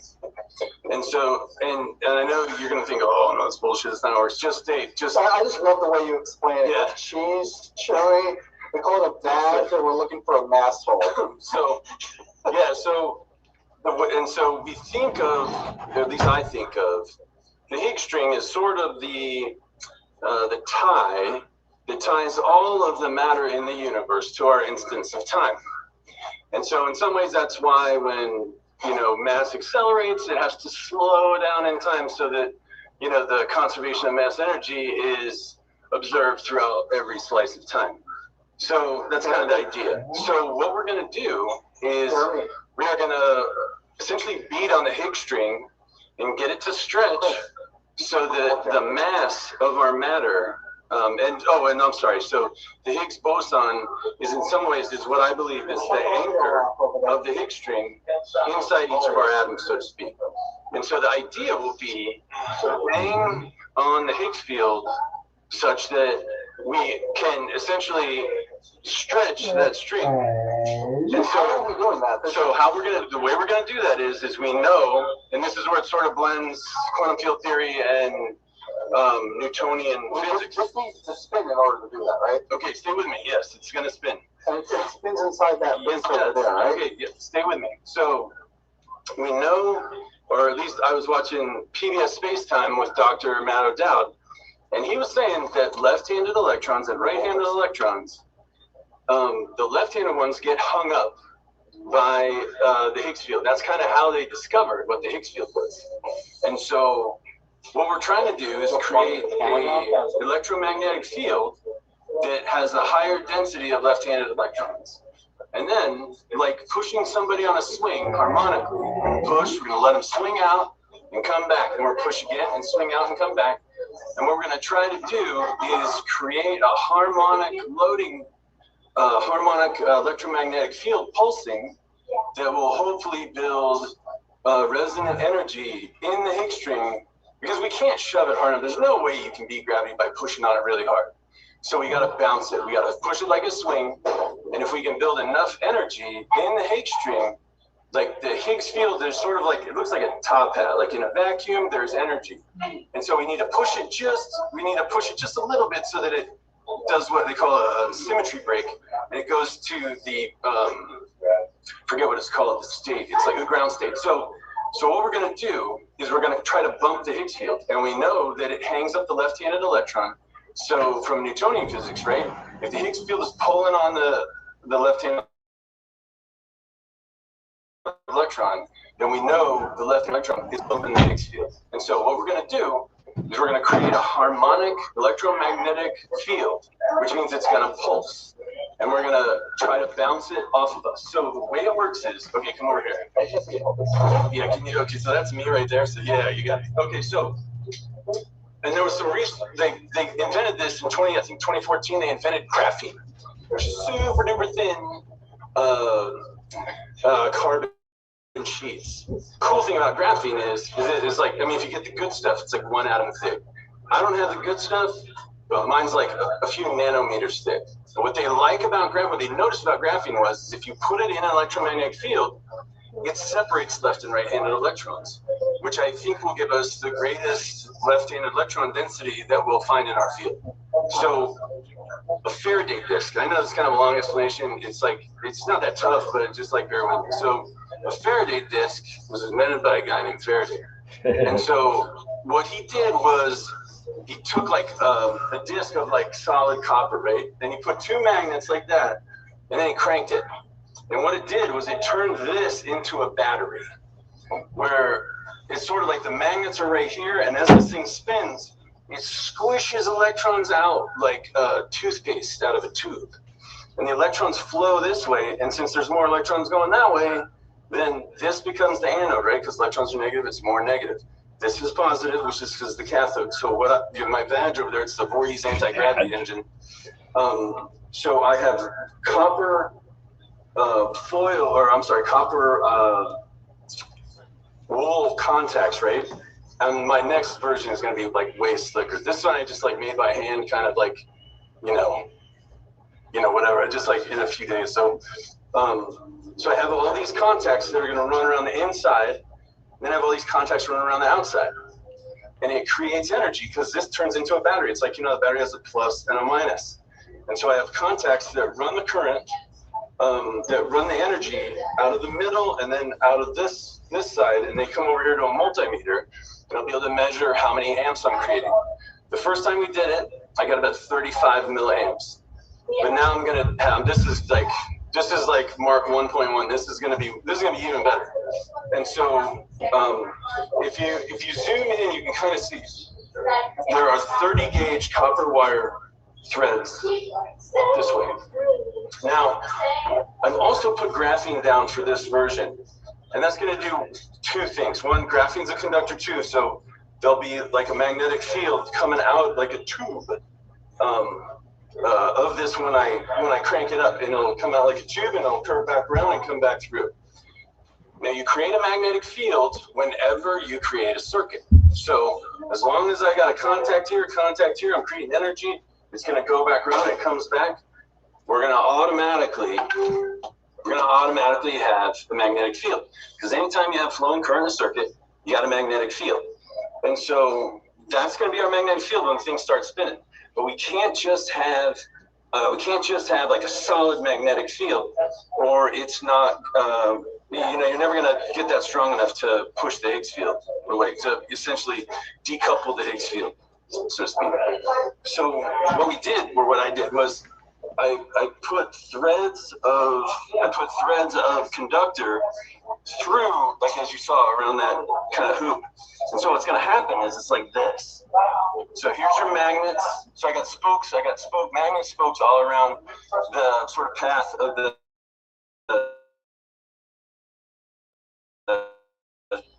when they're like this, I'm going to have a current, and I'm going to have a magnetic field. And then it's going to go like that. And I'm not going to have one, because they're going to be out of sort of contact. And then it'll go here, and I'll have another one. And then it'll be current. And then there'll be a field, and then there won't be a field. And so it's going to go like that, right? So essentially, I have a super weak motor, and but I made it all clear, because I want everybody to look at it and go, okay, yep, that's exactly what he said it was. And there's now like fans in there and any kind of crap. It's totally transparent. So, which is kind of cool. So it's going to spin probably 4 or 5 hertz. Like that disc is going to spin maybe 4 or 5 times a second. It's not very much, but I got a whole bunch of filaments in there. So it actually turns out that the harmonic pulse of the field is going to be about 1.5. This is my assistant. This is my assistant Co. So the field, the frequency, the pulse of the field is going to be about 1.5 kilohertz. And I already did this. Like we ran it at home. Like I ran it at home, and at the configuration, at the Mark 1 configuration, it didn't have the graphene embedded in there.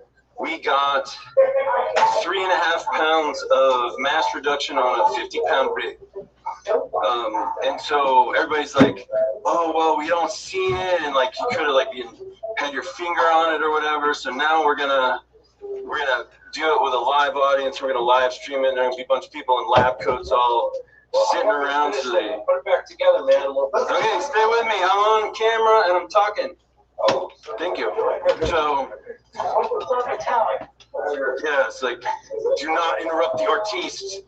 Okay, so we're waiting in suspense. So yeah, so what I want to show you though is, if you take a look, this is what it looks like when we were running it. We built it. My hypothesis is that the reason this happened is because we managed to store a little bit of resonant energy in that Higgs string, and we dropped like 2 pounds really fast. So I'm going to show you. I don't know if you can see it. It's like 50 pounds. I don't know. I'm getting the light right. Okay, so there. So we lost about 2. We were cruising at like kind of like 0.5 pound of mass reduction, we think, the whole time. And then I think we built enough. It was probably around 15 milliamps was when we really started noticing like fluctuations in mass reduction. And so it was definitely a function of milliamps, or it's definitely a function of current. So, and I know like some people will be like, oh, it's probably just like harmonic loading the springs of the scale, because I have a 100-pound scale. It's analog, And so, and the whole idea is we take this 50-pound rig and we put it on the scale, we turn it on, and if it works, it'll get lighter, right? And so that's what we were looking for, is it getting lighter. And so, but you know, there's an argument that, oh, you know, it could be just, you know, sort of harmonic vibration in the spinning of the disc somehow translates to, you know, a resonant sort of reaction in the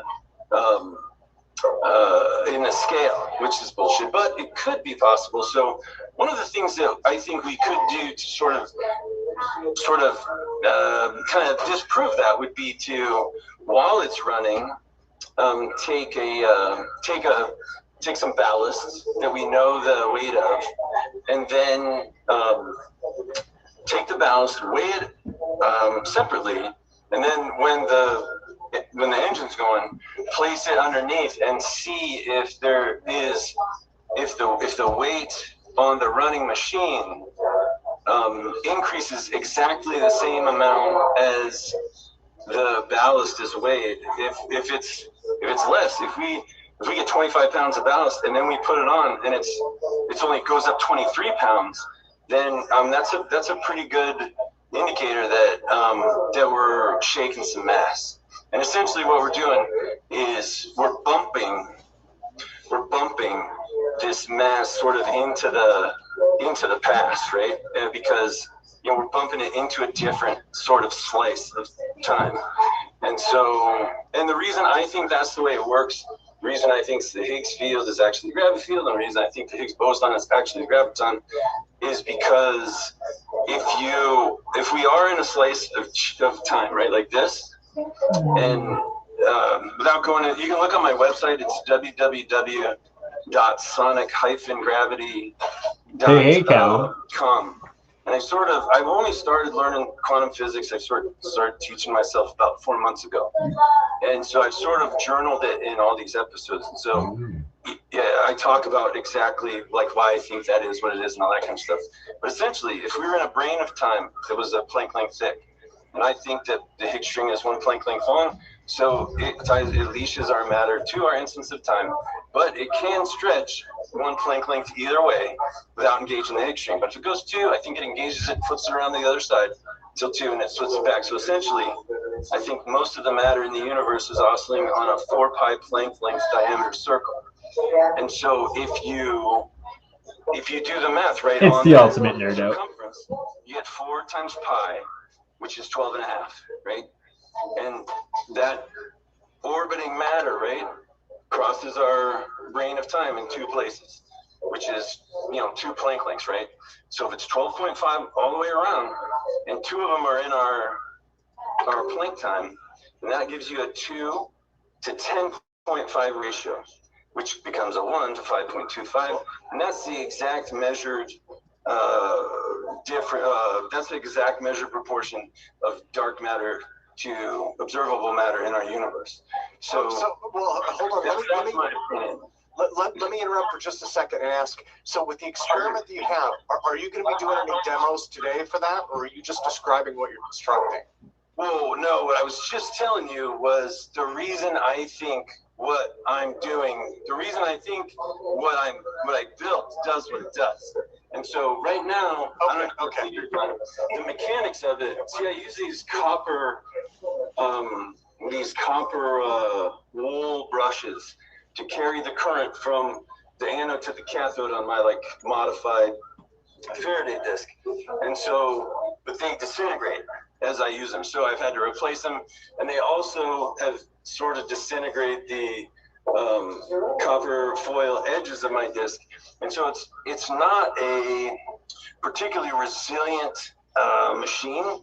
My Mark II machine is going to be wicked better. Like I've got like a Dyson vacuum cleaner motor that's going to spin. It says it spins at 40,000 RPMs, and I'm gonna make my wheel more resilient. I'm gonna have thin copper plating as the conductive contacts, and I'm going to.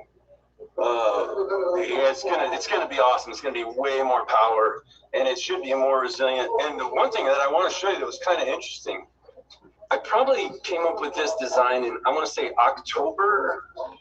Anyway, you can check out my podcast and see when I did. But after I came up with the design, somebody sent me, and I don't know who it was.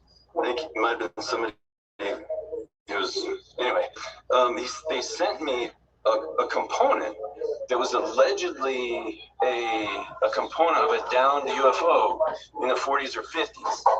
And the funny thing is if you see this spinner right here, let me take it so you can see it. You see that? Okay, that's what I invented in like, I don't know, September, October, something. And the dude, it was like September, it was like early September. And the component he sent me was this. And so when I look at this, I know exactly what that does. And I think that's authentic because it's exactly what you need, I think, to create an electromagnetic field that bounces, that finds resonance with essentially the Higgs field and bounces it off. So, and I've got like a lot more things that also like, essentially it unifies you get the electroweak unification.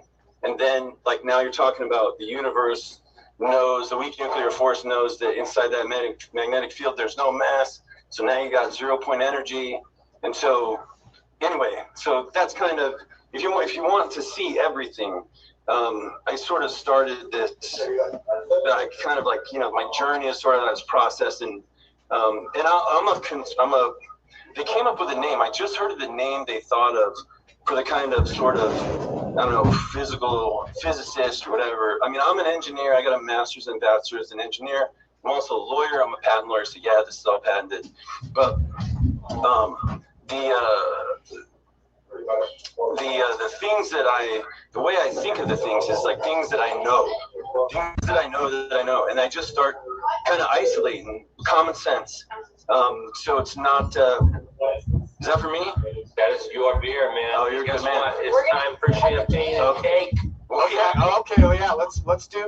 do that. Let's do champagne and cake. We can come back to this too because we're going to have more open discussion here, I think, in a bit here. But sure. Well, hey, thanks for tuning in. Appreciate you guys listening. And when we turn this on, we're going to live stream it, so everybody will see it. And yeah, that's awesome. Yeah, and if it works, you guys are all gonna you're gonna have been there when the second time we saw it work. So no, I'm looking forward to it. Thank you for walking us through it. Thanks again. Sure. Hey, sorry to cut you off, man. That's fine. We're all trying to. Yeah, well, no, I'm geared up. So we're doing the cake now. That's it. We're doing this. And I want to thank Mark Sokol, who may see this replay if he watches the replay. I want to thank Mark Sokol as well as you. I want to thank you for traveling. I want to thank Mark for putting all of this together. Mark, thank you. Yes, and my apologies. We weren't able to connect with each other over the last week. It's just been so crazy over here. Jeremy, big thank you. Big round of applause to Jeremy Riz, who came down 3 days early to help set up. Also, Lulu, she's out. She also came in early and helped. She ironed all of these patches on. Thank you, Lulu. And also wired up the power bank for the transformer. Tom came down here as well, helped us out. Aiden flew in from New Mexico. Brendan Coe flew in from Wisconsin. Chris Spaghetti, of course. Dr. Patterson. We got Maryland.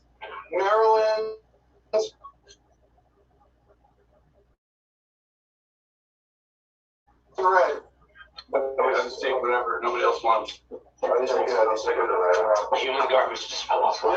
That's how I'm not picky. Okay, well, yeah, and again, I want to thank all of you for coming down, but I especially absolutely want to thank Mark for organizing everything for this live event.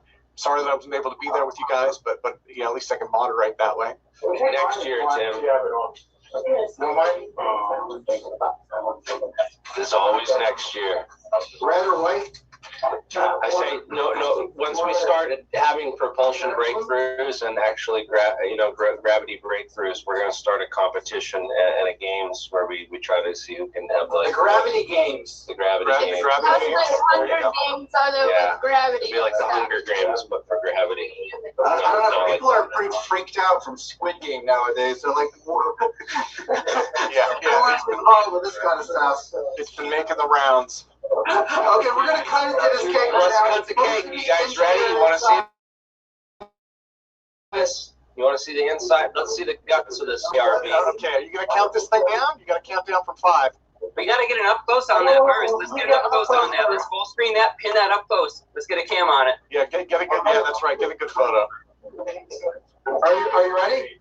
Okay. Ready? Yeah, looking pretty good. Looking pretty good. Here we go. 2, 1. Yes. Happy birthday. Oh, there's something hard here. They might have put another layer in it. There's a layer. Did you kill someone? Well, the electromagnets are going to be a little bit stiffer than the rest. Yep, oh, and look at that. There's a Tesla coil on the There's the Tesla coil. We can see it. Oh my God, they made it perfect height. No way, man. I cannot wait for the second slice. Great. Can you spare me a piece of that? Does it taste Oh, $1,000 a piece. We'll mail you one right now. Looks like I can hear McCann Bush now. What are you doing? Looks like we're eating R2D2. Yeah, well, and that is Mark's design, right? The ARV, and it is a shame that he can't be here to see it because we did lose him earlier this year. it's not that easy to cut. Does it taste like metal? I think the first slice is going to be, it's not going to come out. I hope it doesn't taste like metal. Oh, this is from like a 5-star bakery that won Food Network show several times in a row. So this is going to be a really good cake. All right, let's see this layered Tesla coil inside. Oh, look at that. Cake. We got carrot cake on the top. Oh, that's fancy. Wow. Wow, that's impressive. I think we have to take the entire top off in order to get proper cuts from the bottom. Yeah, I just want a piece of that door. Door. Okay. I don't care what piece I get. Yeah, there's something hard here that I'm not able to cut through. Oh yeah, there it is. I'll take the bathroom. That's probably like Oh, look at that. And that's strawberry mousse. Oh man, that looks fun. I want that. And it comes with the door. That's the Comes door. with the door. Oh, the door. That's Jeremy's. Jeremy calls it. I called it. Okay, who wants the other half of the door? The top is strawberry mousse, I think. Yeah, man, I'll take that. Nobody else wants it. Oh man, I got the door. Oh, I see something in the center. There's a piece of cardboard over here. I'm gonna take the entire thing off. Oh, look! There's a spoke in there. Just to keep it centered. Edible. Don't give that to Put that on a somebody. plate, man. There you go. Look at that. I think you're supposed to freeze that for next year. Yeah. That's what's up. Okay, now Jeremy, why don't you grab a spoon from over here and tell us how it tastes? All right, I gotta do the official taste test. Oh, I think I'm gonna get this. Oh, yeah, this is a much better. Oh man, this is so good. This is a much better slice. Oh man, I see the innards. So we got the copper on the bottom, and this is the upper coil, and it's surrounded by vanilla. Who wants the next slice? This is really good cake. So good. And it's surrounded by vanilla again. I don't know what It's surrounded by vanilla. It's like a party in my mouth. Brad says it's a party in his mouth. Oh, it's so good. I'd say it's like a flavorful nuclear bomb in your mouth and in your stomach. Okay, the cuts are coming out even better.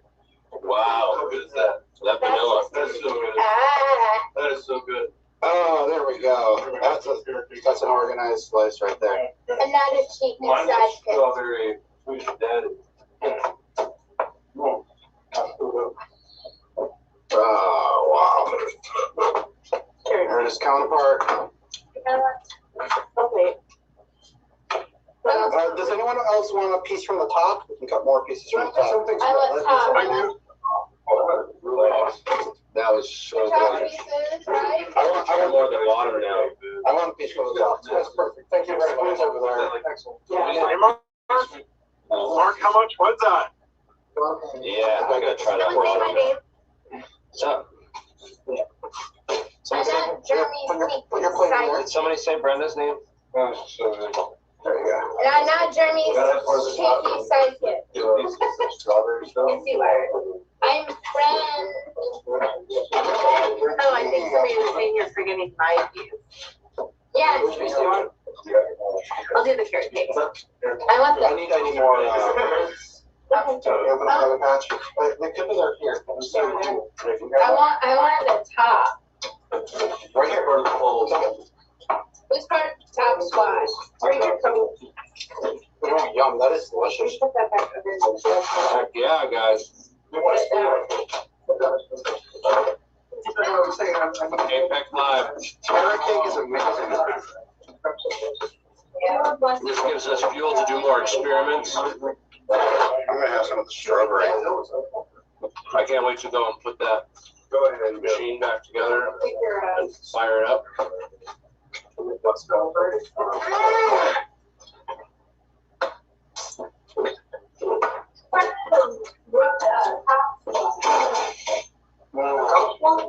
What is this? Is this just leftovers? That's like the first slice that didn't make it. Oh, I'll eat leftovers. Mom, no. Whoa. How was it? How was it? Mom, no leftovers. So good. It's so good. It's really good. This is the hull. This is part of the hull. That's creating black holes in my mouth. Yeah. Somebody asked me if they'll lose weight. I should contact my doctor about that. By eating the Apec anti-gravity cake. Like, would you lose weight?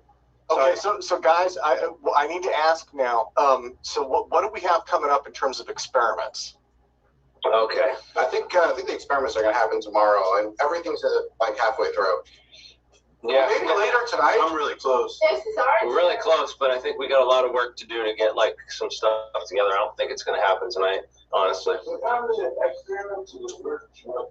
Oh, let's stay in here. Everyone's hanging out. Right now, we're just going to the rain back on your. Right now, we're just going to eat some cake. We're going to drink some wine, and then we're going to go clean up out there and start putting stuff back together. I think tomorrow we'll do some experiments and try to post some stuff. Maybe we'll go live if we have something worthwhile. Okay. So that's why I'm working on that. Me and Jeremy are brothers. Like me and Chris took care of it. But yeah, let's hear from everyone. Let's hear from everyone. What's everyone else doing to celebrate? Raise your glasses to APEC. Here. Turn on your camera if you have something to drink. Michael Boyd has a mug. What's in the mug? Coffee. Gene. Yeah. So the reason I ask is thanks to Editor Chris Plain at the debrief. Now we have a bunch of people that attended to see experiments. So I want to be able to show them something. You have to have something, Mark. Everyone ready for a toast? I'll throw on a cell video of at least something that sparks, and I'll show you some waveforms. So I'll get to that in just a minute. What about Brian Sinclair and the Pi? If he's got that thing ready, the Pi X, I've been wanting to see the updates. I've been watching his channel. I am subscribed, and I'm waiting to see the Pi X perform. So if he's got it ready, I mean, we can put him on. He didn't show up here. He said he was going to broadcast from his shop in Upper New York. Now Ross is saying he's ready, so I'm not sure if Ross is in connection with him or not. But I don't know, Ross. You have a word? Are you in connection with Brian right now? Is he ready to present, or no? We can throw that thing back together in an hour, right? Yeah. Yeah. Everybody. Congratulations. Oh, what are you drinking? It is a tincture. Oh, those are the best. Fancy.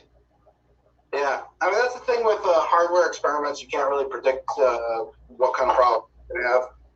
So yeah, we have power supply issues. We're putting that back together right now. I'm gonna go set up another video just real quick. We'll put on 5 minutes of experiment. You show them the beetling thing if you got that working. Yeah, hey, Mark, I'm on. Oh, hey, there's Brian. There's Brian. Awesome. Okay, give me about 5 minutes to get over to the lab, and we'll see if we can at least make it run. I don't have a good enough setup to really show weight loss, but we'll at least see this thing run for the moment, and we'll go from there. Awesome. I'll be back in just a few minutes. Come down in the next week. Anan's going to be down here. We got assistants on it. We could still work on your stuff down here at the lab over the next week. I know you have family over and you couldn't make it. But, right. Yeah, we'll see what we can do. All right. Okay. All right, I'll be back. That's just the nature of hardware.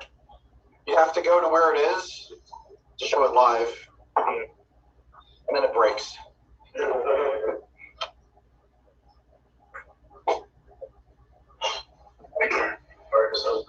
The carry. Yes. They call everything like that a lab. It's really not a lab. It's just a shop. But it is what it is. It's experimenting. Speaker's back on. Yes. Hey, Brian is in the house. Is that Brian Kelly? No, Brian Sinclair. Brian with the Pi X. That is Brian Kelly. Hi, how are you doing, man? Hi. Look at me, sir. Look at me. This thing on? Yeah, it's on. Look at you. Yeah, I made it. So it's fun, worth the time. Yeah, we're hanging out. Finally got to meet these people in person and not be hanging out in the chat, shooting my mouth off. And met Chris in person. Yeah. Was it worth it? Yeah, it was worth it. It's worth 6-hour drive each way, no problem. Except it's gonna snow going back, maybe. So you may not see me tomorrow morning. Here. Build a death ray. Happy birthday, Dave. Thank you. Build a death ray. Yeah, I'm about to go into a sugar shock coma from Hey, Harold. Yeah, this is really good. I wasn't expecting it to be this speed.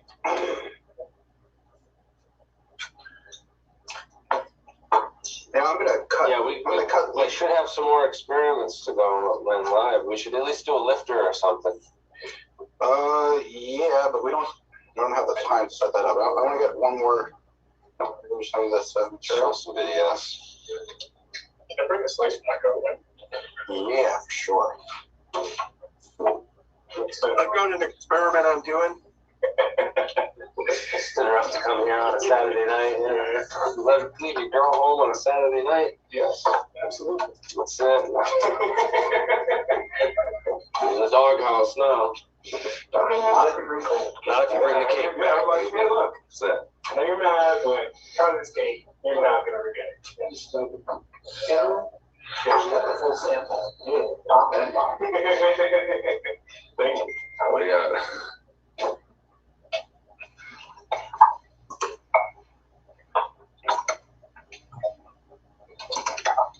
Are you going to use that footage that I sent you of the flying saucers, the circle?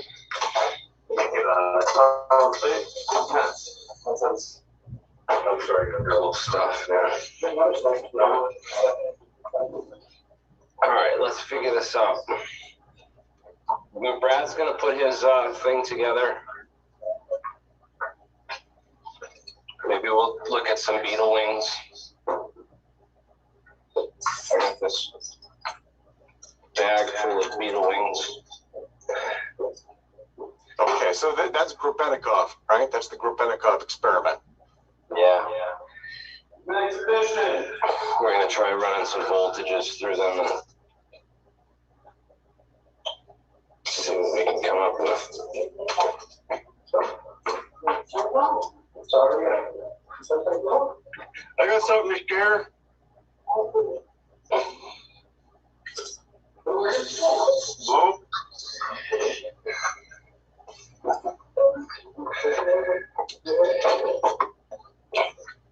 Let's try to figure out a way to it. Was that you, Wayne? Yeah. Hey, Wayne, do you have a presentation that's set up? I'm developing a presentation, yeah. Can you flip turn your phone on its, so it's upright facing, and then flip it back so it'll reorient your video. Can you see that? Plug into Zoom. You gotta tilt your camera. You gotta tilt your phone to one orientation, then you gotta flip it again so it'll correct it. So when you flip it again, it should automatically correct it. Give it a second. Well, I guess you're. Oh well, that's okay. It's sideways, but yeah, for us it's sideways. For you, it's fine. Yeah, that's correct. Oh, yeah. So I just ran this one here. I've been looking at weight changes in metals, and I've been doing a whole bunch of experiments and tests on this. And I've been seeing these patterns of, as you can see on the graph here, this is over the course of about 170 minutes. And so from this point to this point here, there is a gain of about 6 milligrams. And then when I took the test sample, which is just this little cup of copper filings and a magnet, when I took it off the balance underneath, there was a bit of a drift, which was saying 3.4 milligrams. So according to this, the change in mass was about double what the scale drift was. And I remember you were saying before, Jeremiah, we need to test to see if the readings go back to zero, right? Once we remove the sample. Or, you start with a sample, you start with the sample, add it, then you remove the sample at the end of the test and measure what your actual zero is. So. And that's what I just did now, but this has been running for about 170 minutes. Yeah, I got to do more tests like this, but according to this, if it was just drift for whatever, see, this is what we haven't figured out with these laboratory, these balances, is that there seems to be a bit of a drift sometimes, and it's hard to explain, at least at this point, we don't know why. But in this case, it demonstrates that there's something else going on besides that. So, yeah. I have some of my data too. You took that video sample and you made some data out of it. Feel free to show that if you want. Yeah, I've done a whole bunch of these tests, and I've been seeing this with always with the copper filings, and other things weren't quite as responsive like that. And I did, interesting stuff. But I thought I'd just share that. I'm going to be putting this together pretty soon in a presentation. Once I solidify all this and make sure this data is really not just due to some measurement error, but it looks. If it is due to error, rest assured we'll get down to the bottom of it and find out exactly where the error is coming from. So. Yeah, you might want to just, I don't know if you want to comment on what you found with because you were replicating some of this stuff too. Yeah, so far, it's been incredibly small changes, and they seem to be more related with the drift. So that exponential test at the end, obviously I don't want to touch the sample during the entirety of the test, but during that test at the end, when I remove the sample and just measure the tear weight, I found that drift usually matches the changes so far. Yeah. Yeah, this is the first time I've actually been looking for comparing the drift to what all the readings are saying here. And so far it seems to be confirming that there is a bit of a mass change going on there. Well, that's really good news. Yeah, keep looking. My copper powder, and either it's an alloy, it's not pure copper, or some other means, but for whatever reason, I was not able to replicate the results, and that's perfect. Your data did show there was a tiny change. But it was in. It was more like I could see it on the graph. Here, I'll open it up here. I got it. Just give me a moment here. Think about where I put it.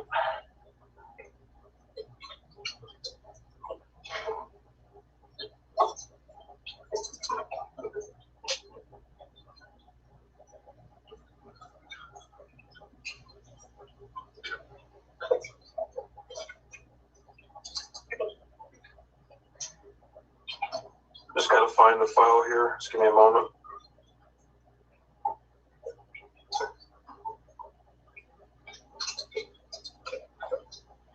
I love that default icon though that you have set up. Gravity generators. The what? The gravity generators. Oh yeah. Yeah, that's perfect.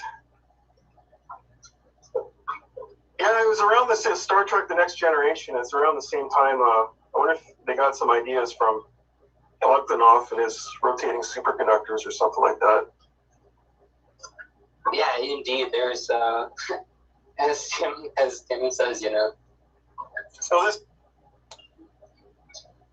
this graph here shows the results of one of your tests, and if you do like a curve fitting line, you kind of make out that there was like a bit of a curve going on there, which looks like a little bit of a weight loss, and then a restoring to the original value over time. That's 60 minutes.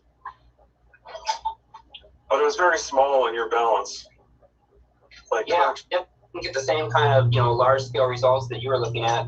It's almost a full order of magnitude off in one case at the best, and 2 orders of magnitude off in the worst case. But I noticed there's always this pattern, like this. It's like a drop, and then a restoring back to the baseline value. So. Yeah. Again, I have got to find a source for that cobalt oxide and that pure cobalt as well. I have not shot eBay for it yet. Yeah, I'm gonna be running that again. Just again, like with that, checking the comparing the drift versus the actual, what the data is saying over time there. Yeah, and I have impure copper as well, and that could be part of the problem. It could be a copper alloy. Yeah, it was just like copper from old plumbing, old copper pipes. So I don't know. Could be impurities, maybe. Well, that's okay. If that's what you use, then that's what I'll use to replicate. I'll just file it down like you did. Yeah. Try to get the exact same type of sample and then do basically the same type of experiment. Only it won't be a copper oxide, right?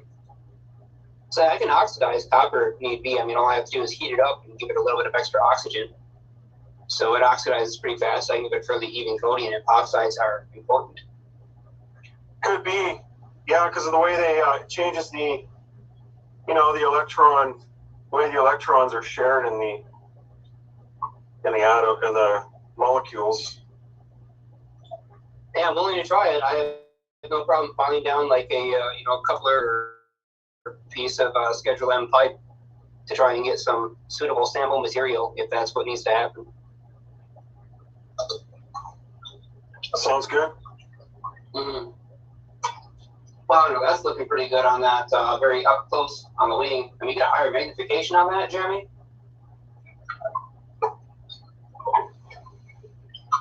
Yeah, get that focus. That was looking pretty darn good.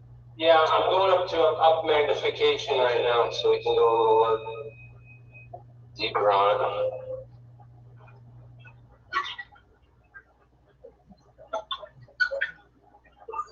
I've been wanting to see the Electa that they sell on Amazon, Etsy, and eBay as well, because those brilliantly colored multispectral beetle wings are a common artifact, and I've never really seen a good up-close microscopy on them. So this will be interesting if you can get a good focus. I do not remember how many times Grebennikov had to magnify. You could see that fine structured hair within the valley type of hexagonal geometry, but I don't see it initially here.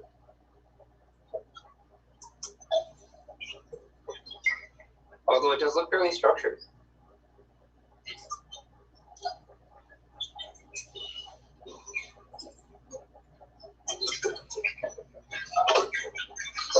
Folks, I'm gonna have to bounce in a couple minutes. This was a great call and a great conference. I really enjoyed it. Congratulations to everybody that worked so hard and putting everything together.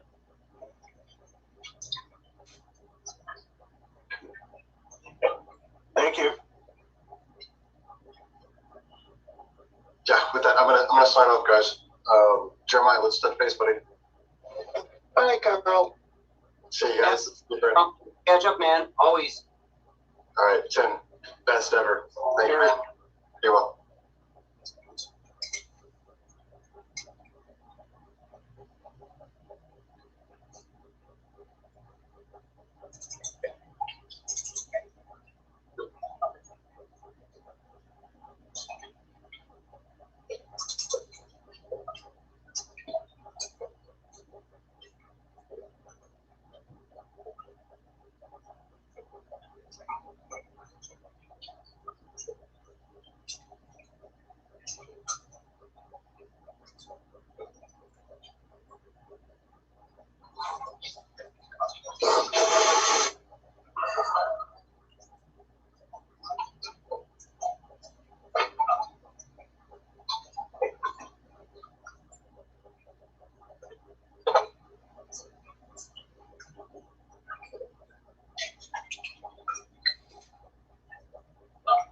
What's up?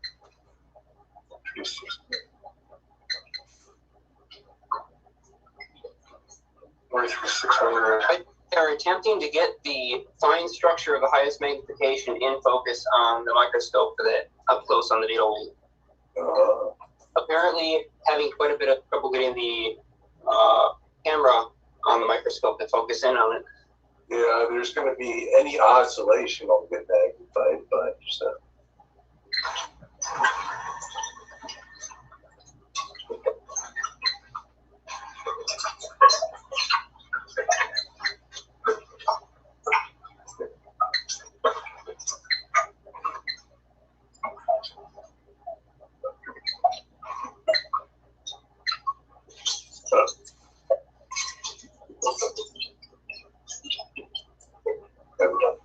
Yeah, that's correct, Ed. The picture of the gravity structure. For those who are looking for the search term on what we're trying to see with microscope right now, take a look at Rabinikov's original images that you can find online, and you'll see some of the fine structures that he photographed with his microscope back in the day. They're black and white photos. They show you some of the structures that he was seeing in association with the strange effects that he observed in laboratory experiments.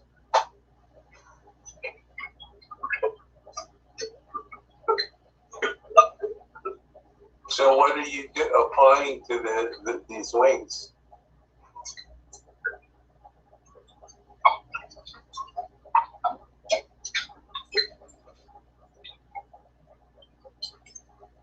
We're going to apply an ion drift across them from an electrode that emits ions to an electrode that collects them, have them pop that space in between, and then oscillate them at a high frequency using either a speaker or a transducer, depending on how well structured they are to the framework that they're on and how well they actually pick up that oscillating field of air compressions. So I'm not sure exactly what frequency they will couple well with and how flexible they are, what their elasticity is, so I'm not sure what they need to be driven with. But yeah, the general idea was to get a fairly high voltage asymmetrical charge on the surface of those things on the inside surface and have that as compared to a ground plane behind it, and then oscillate them against that ground plane to cause very large fluctuations in the electric field due to the charges trapped on the surface of the wing. The Casimir forces that should be present there may be asymmetrical between the two sides due to the presence of the asymmetric charge and the geometric amplification of the accelerated charges that are trapped on that wing. Because technically there's going to be more electrons than protons, or more protons than electrons. So in that case, you have these unbalanced charges and you're accelerating them both the same velocity. The difference in terms of the relativistic amplification of the electric fields should equal an unbalanced charge is the general idea. But there's also a gravitational aspect to it as well that considers the local energy density. And so that's one of those things that we can't really quantify very well. There's no real calculations that we can do to figure out what a beetling is going to do when it's electrostatically charged ahead of time. So we figure just go straight to the experiment and see what we can observe. So would it have to do with the cavitation of the wing itself? Generally, we think about cavitation in terms of molecular cavitation in fluid dynamics, or in aerodynamics, so gas dynamics. So in this case, it's not necessarily a cavitation effect that has to do with the fluid atmosphere that the creature is flying through, of the charge trapped within those fine structure regions of the wing, and their distribution not being symmetrical, if that makes any sense. So if that's true, it shouldn't change when you turn the wing over? That would be the idea, yeah. You should be able, if you get a force in one direction that's a weight gain, you should be able to flip the whole entire assembly upside down and get away with loss. Okay. So it's kind of like gravitational shield? Then? Now that is a very good question. Hey, it looks like Brian is ready. He's got his cam on. So if we can jump straight over to Brian, if you've got a presentation, we've been very much looking forward to the Pi X and your advanced. Yeah, I didn't really build a presentation for this because it's so new. I finally got it running. It's not complete, obviously, but unfortunately, I do have to cover up some of the internal components until we decide that a group of us decide that we're going to present the internals to the world. So right for now, it's sitting on a workbench. I do have a crank on it, so I can crank it manually. The crank comes off for safety purposes, obviously.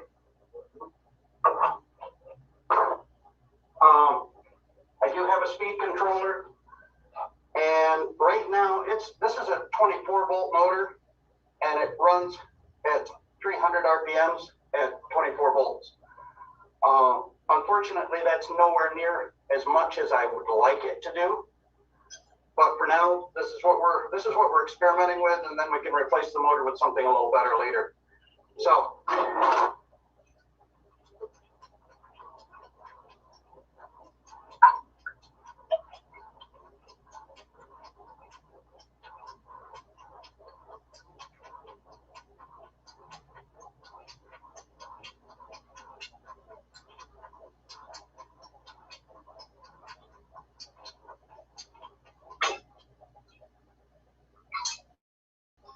As you can see, it's kind of loud. I don't have it set up quite the way I want it to present weight loss, but the scales always go in the negative direction. I did get a solid half-pound lift out of it at one point, and it was very stable. Since then, I've had to make some adjustments because some internal components were bending and breaking. Right now, like I said, it's just not running fast enough. What I'm going to do is I'm going to use these loops here, and we're gonna put up a balance beam, and that way there won't be any question. No mechanical spring scales, no electronic scales, no interference in any way, shape, or form. I think that'll be the best way that we can prove one way or the other that this is doing what it's supposed to do. Eventually, the internals run at half speed of this right now. And this being 300 RPMs max, that's 150 RPMs inside. And we would like the inside to be running right around 1,000 RPMs. So it is going to be considerably faster, considerably noisier, and hopefully it'll work considerably better. I can get a little bit better look around it. I mean, like I said, I can't show the internals right now. We do have the motor, the speed controller. It is chain drive from both sides. And if I can get a little closer, it's going to get loud. I'll get a little closer while it's running.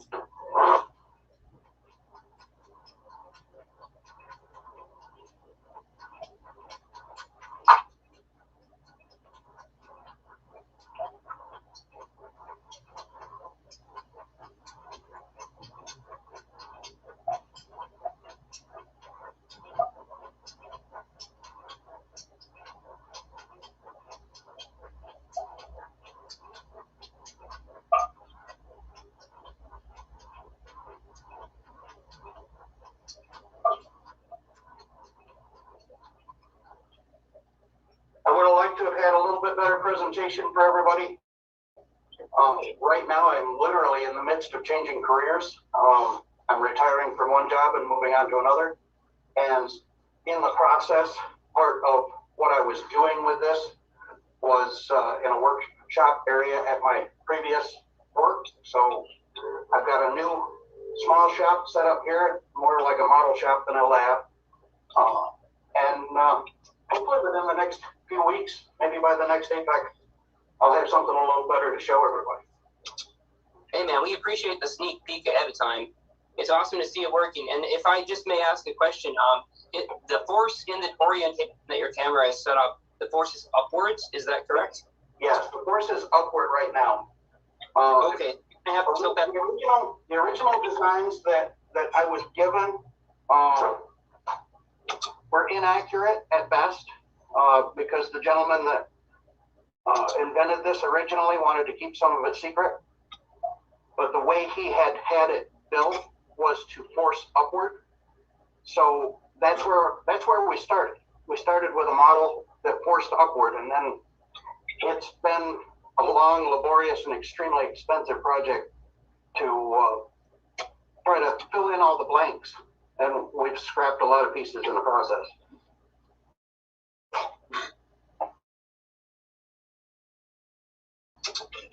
Yeah, I've watched some of your older videos too, and kind of gone through and watched through the iterations that you've worked on, how many steps that you've gone to make this system more robust, stable, lower friction, less noise, less vibration.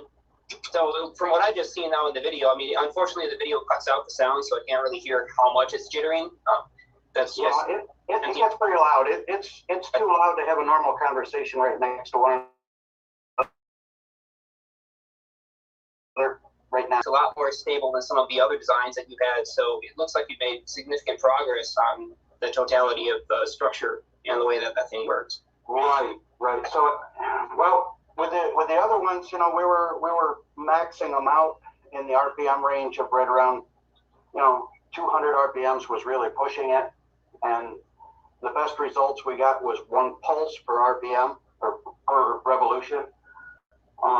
This one works better the faster it runs, and it's also 2 pulses per revolution, and that's 2 pulses per revolution of the internal discs, not the motor.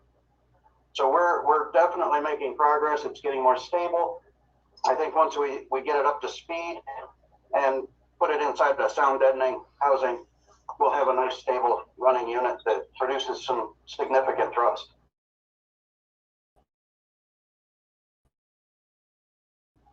Future APEC presentation when you have everything put together and you're pretty confident in your demonstration. Absolutely, I appreciate you guys having me on. I mean, this has really been awesome. This past year has been really, really cool. I absolutely agree with you. It's really been a heck of a group effort. The amount of energy that people have poured in, their heart and their souls into this, I've just been nothing short of absolutely amazed and astounded at the whole entire thing. Oh, absolutely. And to have so many people sharing information freely amongst one another, that's almost unheard of. I mean, this is great. This is absolutely amazing. Yeah.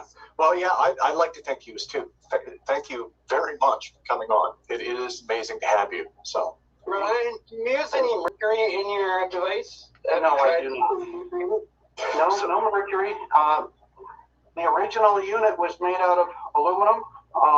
This one is made out of nothing but steel. There are no aluminum components in it. So the original one was well under the 50-pound mark. This one sits here at almost 200 pounds. So we've made it very robust as much as possible to do as much experimentation without damaging anything. Something comes apart inside this thing, all I want to do is replace internal components. I don't want to be replacing major external components. So that's where we're at with this. And no mercury, no liquids of any kind inside it.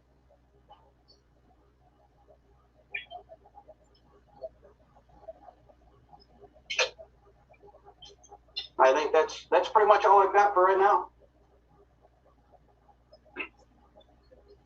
Okay, so what else? We have a couple of questions.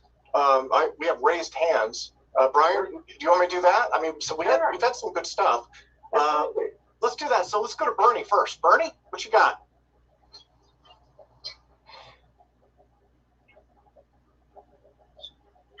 Okay, Bernie disappeared. Okay, Phil, what you got, sir? Hey, yeah, nice to see you guys having a good party over there. So that's not a question. That's more. I just wanted to say that I've got my experiment too. I will test and I'll create a video and I'll share it with you. Obviously, if it works, but I'm pretty confident that it's gonna work, and I'll let you guys know more in a few weeks. It's very simple and pretty confident. So let's see what happens. We're all anxious to see it. I can speak for everybody there. Yeah, thanks. And good luck on your end also. Thank you very much. Presentation. Do we have any more demos this evening? Does anybody else have something they want to present? Yeah, if you give me like 3 minutes. Yeah, go for it.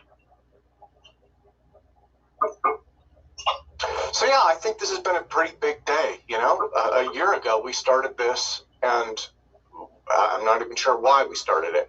Mark Soko called me up. He said we did a live cast and we want somebody to moderate things. He described it to me, and the first thing I said was no way. And then he was persistent. He said, no, you got to do this. You got to do this. He started to describe things to me, and I was like, okay, I can see where this would go. You know, and you know, and one of the things that I've said the whole time, for me, has been I want to try and capture the innovation. I want to try and capture the interactions. I want to try and capture that legacy of achievement, you know? And I mean, Apec it's been free and open the entire time. And what we're really trying to do is pass that along. You know, the reason that we put everything up online is we're trying to create an archive so that the people who come after us can learn from the people who are working on it right now.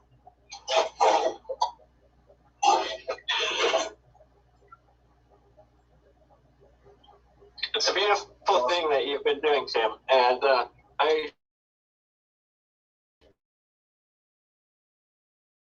highly recommend. What was the other one you set up today? Yeah, those are all in the contact. In fact, since we're waiting on Jeremiah, let me share the screen again.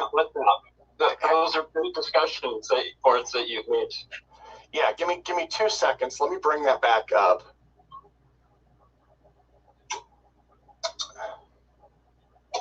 Okay, give me just a sec here. Okay, so again, I'm going to share the screen here. This is the new Alt Propulsion site. And I'll walk you guys through what I did. Some of it's big, some of it's not so big. So that's our main page. That hasn't changed. What has changed is all of the conference pages have been rebuilt to make them a little bit easier to read. They've got, again, they have videos with chapters in them instead of being separate clips. They have the speakers. They have a little bit better layout for the text. So that is good. And we still have, you know, we've still got the links and stuff at the bottom. And then the contact page, and this is a big one. Talk with us on WhatsApp. So we've got APAC 24/7, Theory, and Builders. And again, those are our WhatsApp channels. I think everybody's on those, but if you're not, you know, hop on. I should mention that you can mute. It is possible to mute channels. If you get too much, you can mute it without turning it off. And that way you can come back and read stuff later. The other thing we have is, and this is thanks to Phil, we have the Alt Propulsion Tap and Talk Forum. So Mr. Philippe Bouchard found this for us and actually started it, and he is moderating it for us too. I think Philippe, you're moderating this, right? Yes, I'm filtering the messages right now. Okay, yeah. So he's running it. I put some graphics on it, but he is running this thing. And again, it's awesome to see this grow.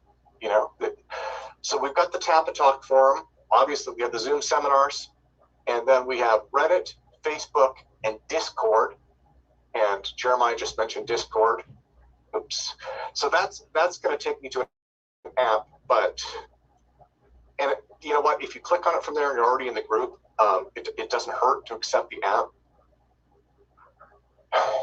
So there you go. So now we've got folders, theory, experiment. Oops, those are phone folders. So there's a lot going on here. You know, we have a lot, and we're going to be adding more to all of this. Again, this one's a little young for, and I don't mean the form. I mean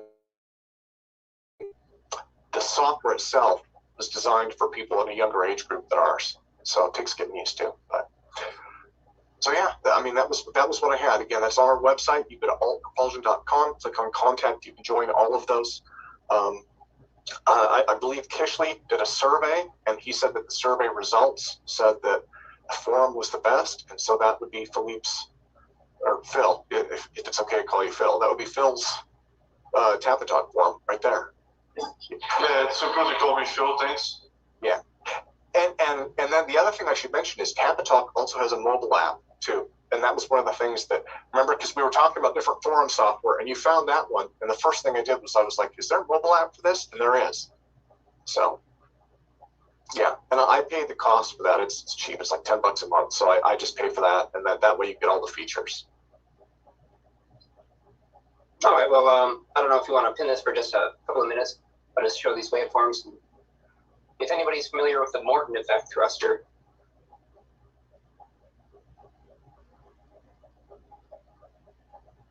I don't know, can you pin this, Tim, or no? This, so? Yeah, actually, I just did pin it. It should be pinned. Oh, doesn't look like it. Oh, there it is. Okay, boom, there it goes. Cool, awesome. So it's on remote trigger right now. Let me disconnect this source and reconnect this source. And this up to about 5.1 volts should work. All right.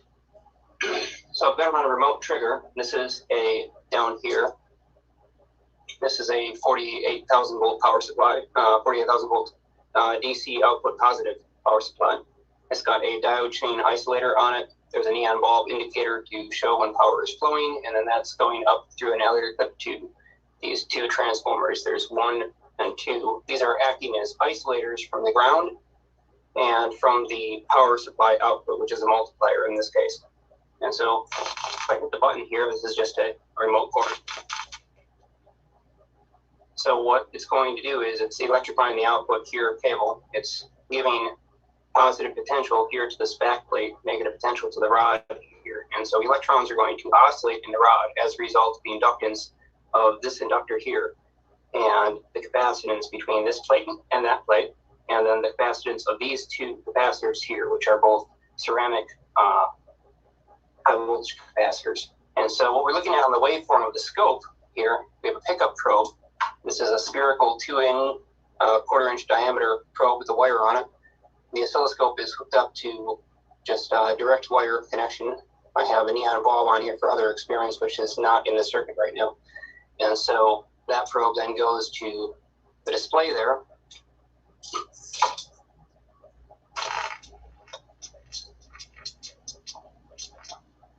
So at the first part of the waveform here, as we've seen, there's a very, very fast rise time pulse. And if I zoom in on that, it's just how fast that pulse actually is. That's a 10 nanosecond per division scale.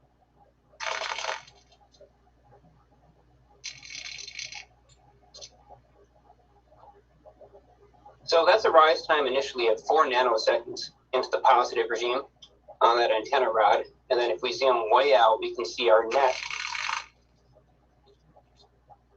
So now we're out at 2 microseconds per division. So for about 4 microseconds after that initial several nanosecond pulse, it stays positive for about 4 microseconds, and then it immediately cuts negative.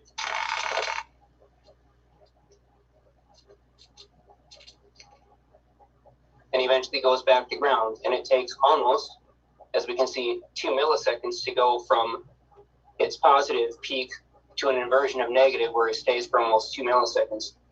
several orders of magnitude longer, then it stays positive. And so what we end up seeing is a case where we can shield some of this energy. So this is a scalar type impulse. It's been a hot word in the discussions lately. The word scalar is unfortunately terribly mystifying, and I'm not going to even attempt to challenge all of the various definitions right now. I will demonstrate this experiment, however. So there's a waveform on the scope. I'm going to zoom in on this so that we can see, hopefully we can see a little bit better. I guess I'll get closer to the scope.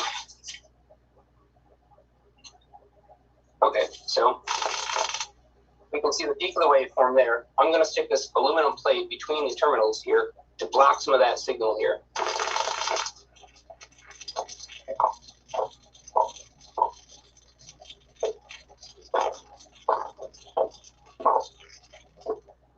So the aluminum plate does virtually nothing. It does slightly attenuate it by about maybe 15%. Now, if I ground that aluminum plate with a very short lead of wire from the plate down to the power supply, it does attenuate and block it. So I figured, why not try a dielectric? So here's a piece of dielectric, and just watch that scope waveform again.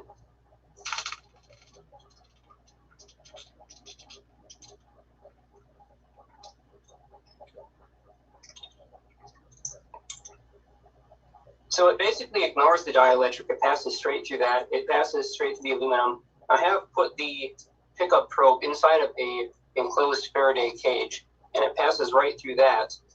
Again, though, if I give it a source of electrons, they will flow up through that wire and neutralize out the charge a lot faster, so the waveforms will take a different shape. But as an example of what a scalar geometric pulse looks like on a scope and how different materials affect it, that's a practical example of that. I hope I didn't lose everybody on this demonstration. No, you're good. You're good. Because it's not really containing a lot of terms that I guess people can relate to, but I apologize for that. Well, thank you for the demo. Well, so if that's everything that you have, does everybody have questions about that?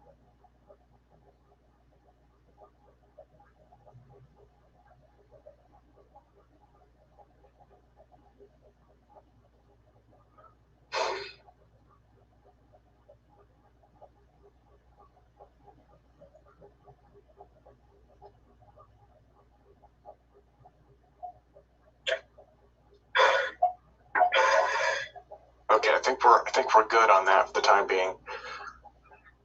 Okay, well, does anybody else have any other presentations? We might be getting to time to shut this thing down for the evening, I think. I'm not ready right now, but if we could schedule something for an upcoming APEC, I would love to go. Yeah. Again, let me know. Reach out and let me know, Bernie, and I will get that scheduled. I emailed you now, Tim. You got to reply to me. Oh, I will. I haven't checked my inbox. I've been in this event all day long. All right. We'll make it happen for sure. Okay. Well, I think it's probably time to call it a night then, guys. So, happy first anniversary to Apec. Woo! Yay! Good job. How long till we get that set up, Brad? We're gonna miss it? Well, I mean, if they shut off, they're gonna miss it. We're gonna. Do you guys have something to demo? Okay, if you're going to demo. I'm trying to get this demo. Great image. I won't turn it off if you guys are working. See, he's working hard trying to set this up for you guys. We get a live demo. Let's see this thing lose weight. Throw it on the scale, right? That's right. That's what we're doing. For the 26 people that are still here, Tim, I do have a full Zoom license, whatever. So you can throw me over the host if you want to stick around. Okay, you mean make you the host? Yeah, I'll stick around if anybody still wants to hang out and continue to chat. Yeah, if you want to do that, I'm up for it. Left, so I can host it. If you got things to do, obviously you got a family and stuff. So. Yeah, my Tim, because I'm streaming to both my YouTubers on the Autodidactic channel right now, and now I got my buddy Mike with Faraday. So and beatboxer harmonist to different kinds of things that I'm just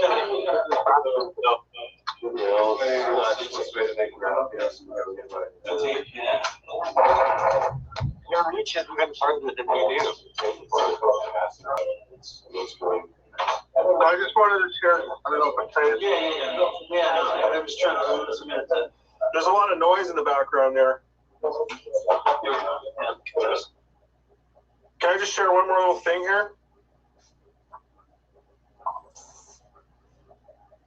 Go for it. Oh, okay. Yeah. Well, I've got the video pinned on Mark. So. Oh, okay. Oh, you wanted to show you. If you're waiting for Mark, I was just going to share something that looks encouraging. Here, I'll add a pin there. Okay. Yeah, I was just waiting for my balance to reset back to 0 after I removed the sample, and it was following this curve here, so it was approaching 0, which tells me that the sample it appears that it did gain mass over that time. So, and it's on the order of a few milligrams, but you know, it's something, and I think it's really interesting. Yeah. I'm going to be exploring this more, and hopefully I'll be able to put together a coherent presentation. And yeah, thank you, sir. You're welcome. My pleasure. Okay.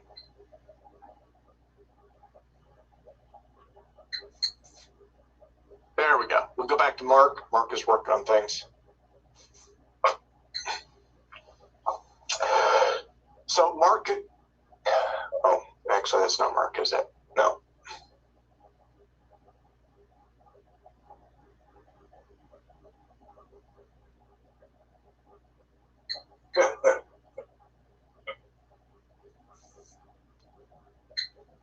Yeah, we're here. I just muted it because we're getting some feedback and some noise and stuff. So yeah. So Jeremy, can you tell me what you're expecting to see again?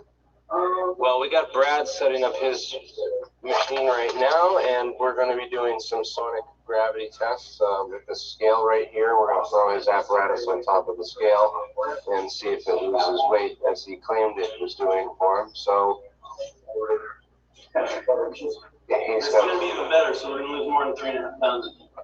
More than 3.5 pounds this time. So we got the graph in there, so it's going to face all the kids the same way when I push them on the swing set, so that's going to be better. All right. Cut the stream. Oh, you're going to put your earplugs on there. The saw's about to get going.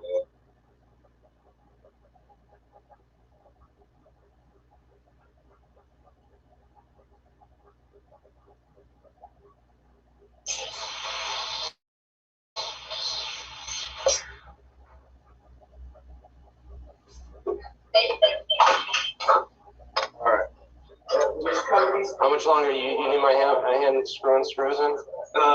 No, just we just gotta screw it together. We'll be in business. Yeah, I just want to make this go quicker. We can show these guys. Well, yeah, I mean, you know, they can wait if they want. It's gonna probably be like a half hour or so.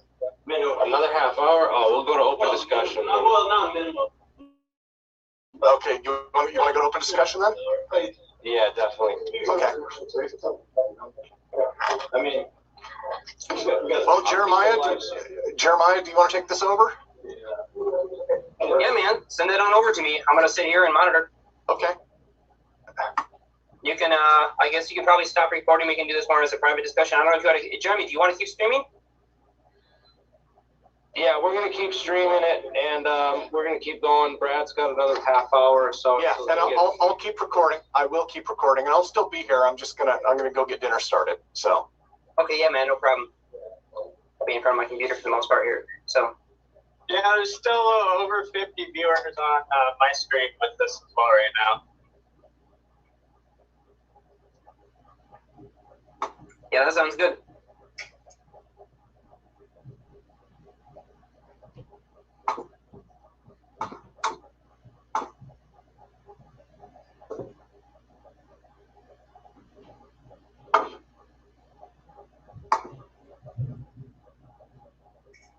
Bernie, I'm going to highly recommend that you shut off that green screen background function because it looks like your camera's having a seizure, and unless you're intentionally trying to add distraction, it's probably not serving whatever you're presenting.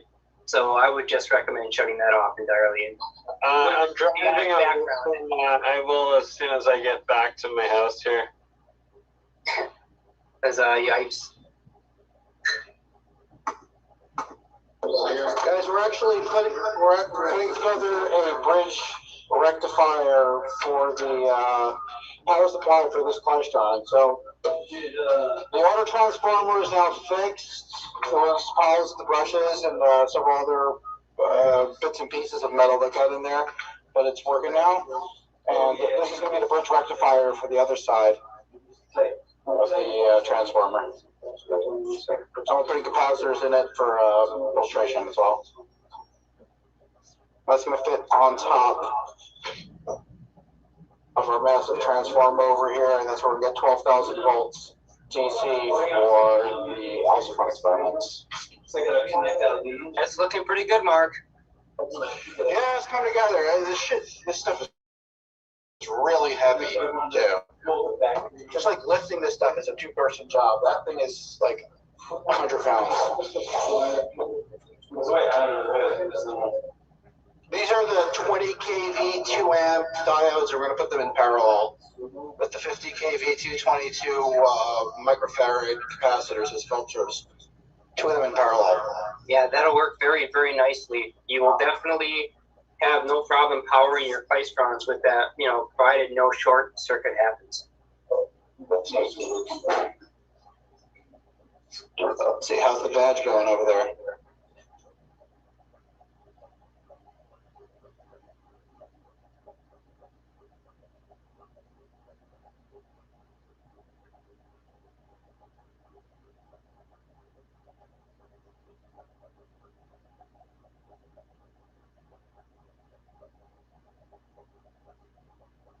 Jeremy's going to have to unmute.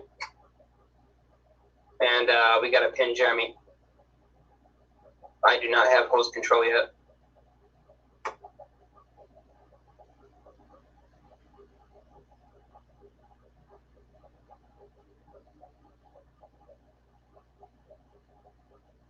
Yeah.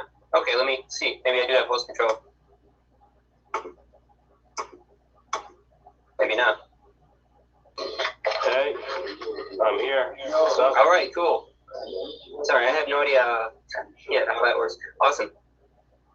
We're here. Looks like you have interesting stuff going on your side of the cam. You're right over there with the badge and Brad, hey? Yeah, so we're over here. Brad, how's the badge doing? It is looking good. Almost got it totally. You got it screwed down nice and tight? We got to tighten up just a teeny bit. And then I'm going to connect all the leads over here to the multimeter. And then we'll plug it in, and then get that wood plate and we'll put it on top of there. Yeah. We'll be in business. So this is connected. Happy with that. How are we doing on friction?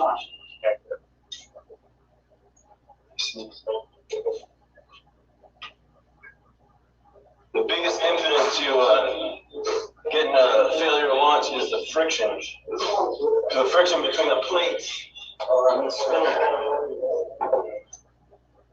Wish I could get that spinner a little bit higher. Hey, Brad, was your upper rotating plate and that bottom stationary plate rubbing on each other in the first iteration? Somebody said something.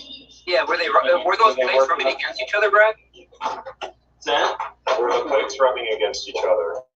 It's the spinner is flexible, and so what I've done here, you can see, is created these craft wire skis that kind of goes around, because otherwise if I don't have that, then it flops kind of down and then it sits on the bottom here and it won't spin the way I want it to. You got to give it a little shove to get it going. That's not too bad. I mean, that might be okay. But when we got a failure to launch last time, we had too much friction, we wouldn't start. And so I actually kind of whittled down all the contacts. I just chopped them all down But then it only runs for a little bit because these wool contacts disintegrate pretty quick. Yeah, so crushes. Yeah, so but my next iteration is I'm gonna make these contacts copper plate, like a ring, like a copper plate ring. And then I'll have these copper balls, these nubs that'll just sit on. We're close. So this is something. This is an alien. Paul Murat pointed this connection out to me. This are two different crop circles that appeared over a couple different years. This one becomes really long, but this design with like the 5 arcs is replicated down here. And then these are pulse widths and polarization encodings. And then you have something rotating. So it's trying to like knock that phase out of phase, right? Yeah. So you can skip that Higgs field. Yeah, and not everybody agrees with like what I think about the Higgs field and all that stuff, but that's the premise. That's kind of what I was going by when I came up with this. So if I tend to corroborate. What's that? I love how he explains it with the 3 discs of time and like how he's measuring the dimensions of time, like breaking it down into the disc form. You want to know what quantum gravity is? Quantum gravity is the force of the Higgs string, in my opinion. It's the force of the Higgs string jerking you into a different brain of time. And so if you think of mechanics and materials, if you're an engineer, there's something called the modulus elasticity. And so I think quantum gravity is time dilation times the modulus elasticity of the Higgs string. That's what I think it is. Because that's mass invariant, it's like mass independent. So it's all about, time dilation. And so if you think of like gravity, right? It's the gravitational constant times both the masses together divided by r squared. So I think it's the modulus elasticity times the time dilation divided by time squared. Because like if you accelerate really fast and you square a really small number of time, it's going to be like a lot of gravity, right? It's going to accelerate really fast, but if you do it over a graduated period of time, same way as if your gravity is affecting over a long distance, then I think you get less gravitational force. Right. So I think that, anyway, we're not here to talk about that. That's what I think. Quantum gravity. So yeah, so listen to my podcast. I kind of go through all that. And yeah, so I think this kind of unifies quantum field theory and general relativity. And some people could disagree. That's okay. But if you see any mass reduction on this, then it tends to corroborate that hypothesis. How many segments do you have in that wheel? It looks an awful lot like Edley Scallan's flywheel in its magnetic structure. I have no idea what you're talking about. I only know, when it comes to quantum physics, I only know that which it took me to think this up. So you're going to have to explain to me what you're talking about. What he was asking you is how many pads of graphene are on that thing, or how many dividing copper strips separate each pad of graphene? 25. Okay, the copper strips is 24, but that's not the important thing. The important thing is the relative spacing between the thickness of the magnets and the distance between the magnets. So because, remember how I said I think matter is leashed to our time by the Higgs string, and it's a 4 Planck length orbit, or a 4 Planck diameter? I took this. So what you need is 1, 2, 3, 4 out, just like a pushing a kid on a swing. 1, 2, 3, 4 out, 1, 2, 3, 4 back. So it's 8 to 1 is the ratio. Yes, any rotational speed. Yes. Oh my God, yes. Your geometry is perfect. Oh, thanks. Yeah, so I mean, so that's the thing. So these are like 3/8" magnets, and so they're 3 inches apart. So, so I mean that's deliberate. I mean that's important. I think if you want to come close to achieving a resonant frequency, a resonant sort of harmonic pulse. So when are you gonna plug the badge in and get it working? Yeah, pretty soon. Pretty soon. I just need to screw the top on. Be in business.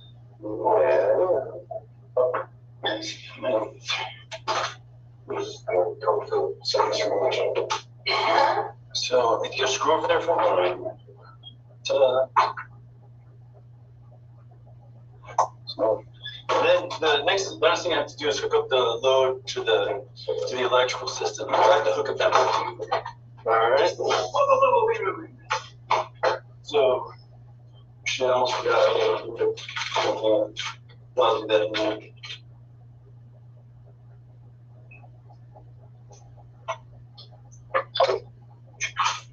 What are you thinking? You gotta look your badge.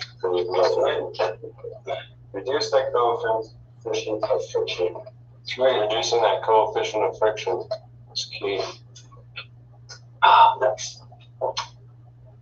The rest is it's not friction.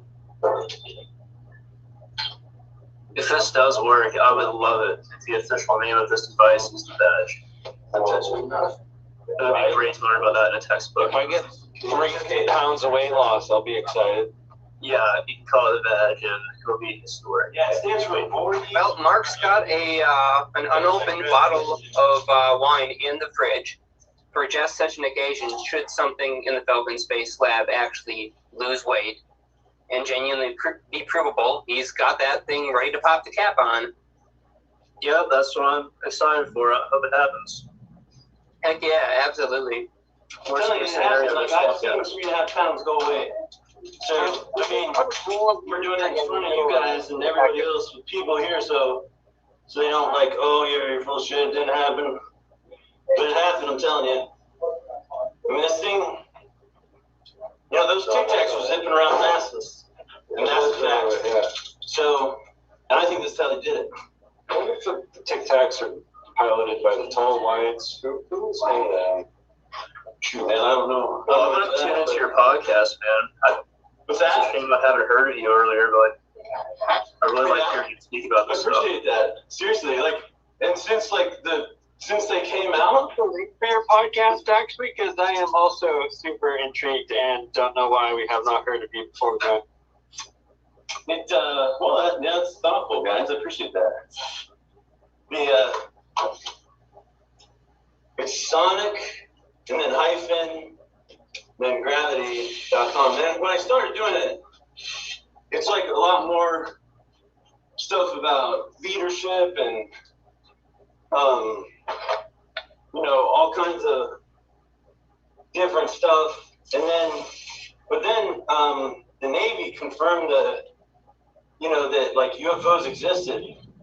And then I have all kinds of mental illnesses, like, I'm a psychopath, technically, and I'm not ashamed of it, but I'm also like bipolar.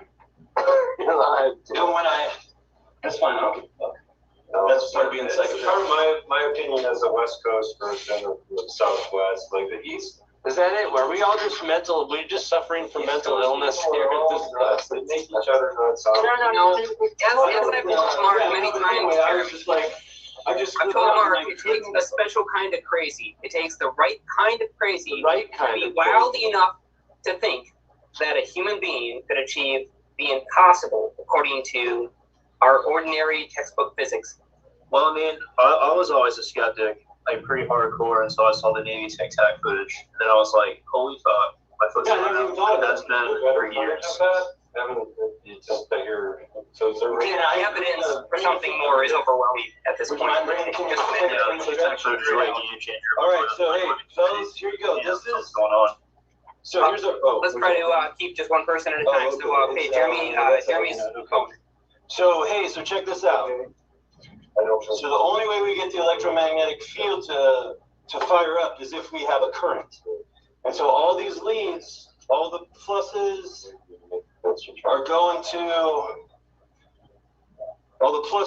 to this cathode here in this multimeter.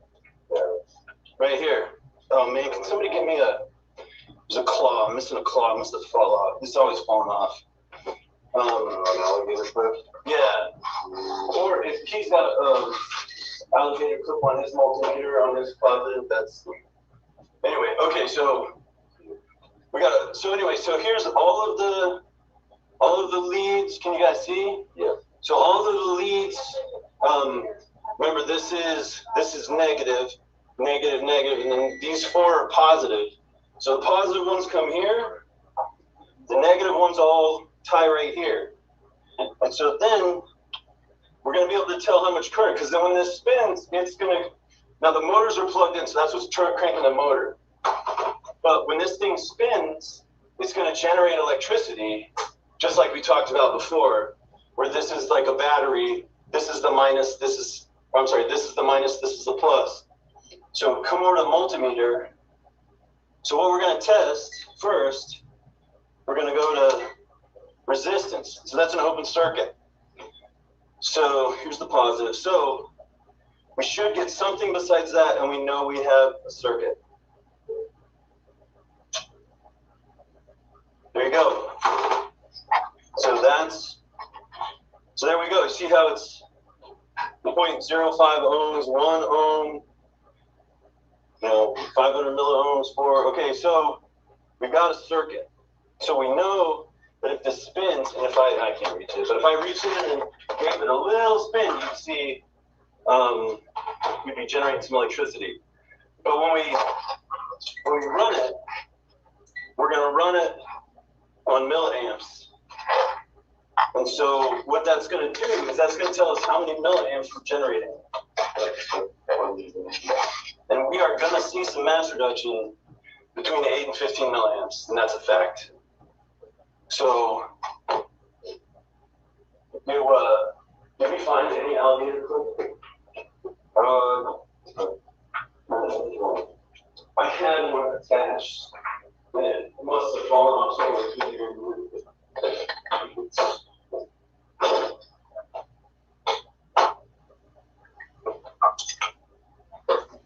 And I have got to send Mark some alligator clips and Brett a tiny Titan circuit.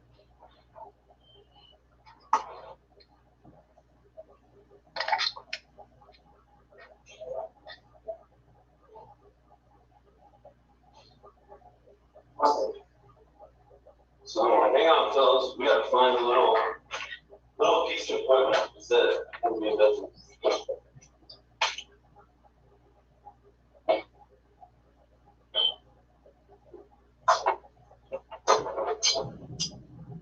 We find it? Something. Okay. Hey, they're asking here, is there any way we can get that camera on a tripod or some way to make it a little less shaky?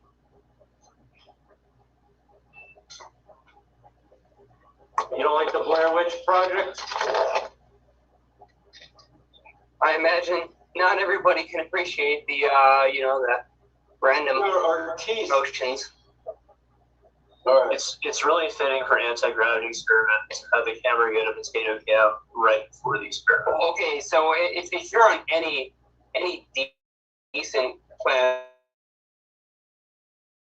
starship, if your inertial dampeners are failing for like several minutes at a time, there's a serious problem, and you're going to have several major repairs on multiple decks. So you definitely want to try and suppress that as quickly as possible. And it's looking pretty good now, so it looks like they've got it back on. Yeah.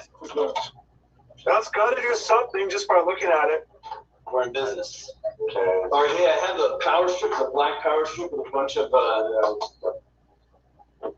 there's a power strip is that a record? That's my boilerplate, man. That's sonic gravity. What is that? It's a boilerplate. I don't know. That's my podcast website, Sonic Gravity. Okay. He just means it's a piece of material with his logo on it. Gotcha. Yeah, I mean, you gotta know what you're looking at. You know, right? How'd you make that? Oh, I just, you know, there's like some internet sign or whatever. They'll put it on plexiglass for you. Oh, yeah. It's,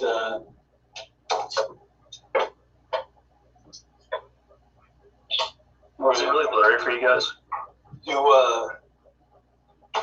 hey, can, okay, hey, no, I'm gonna need like a toothbrush or something. Because when you kickstart an electric motor, a brushless electric motor, you kind of got to give it a shove to kind of, because you know it has to get over that first magnet. Get through the gates, yeah. Yeah. Are those a bunch of switching power supplies there? Yeah. So the power supplies go to the motor. Go to the coils in the motor. I think you can find this set up on like eBay or $100, yeah. Not eBay, the Alibaba. Why so many of them though? Oh, why so many of them? It's for each sector of the motor. Yeah, there's 8 coils in this motor. Why can't you just run the 8 coils off one power supply? Hey, Jeremy, somebody lost sound. Okay. I mean, like when you build yours, like totally, dude. You know? I built this thing by hand, so I was just sort of doing the best I could. You know what I mean? I'm not being critical. I'm just trying to understand. Yeah, no reason. What I'm looking at. No reason, dude. Like seriously, I think that's a good question. I just, you know, the big thing, the thing that I was really going for was transparency. So it's transparent, right? Because I wanted to prove. Yeah, but is it transparent aluminum? No, it's not aluminum orthosilicate. Well, I don't even know what he's talking about. It's a ceramic.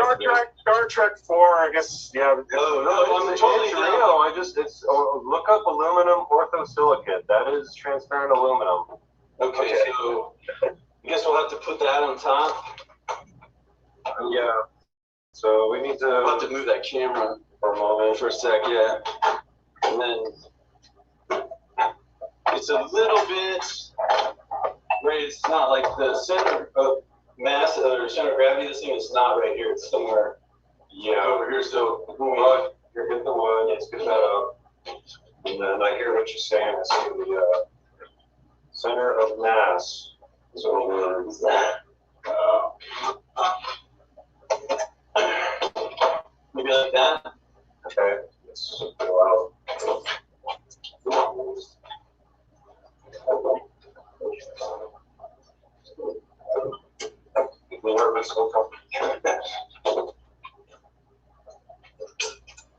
All right, this way.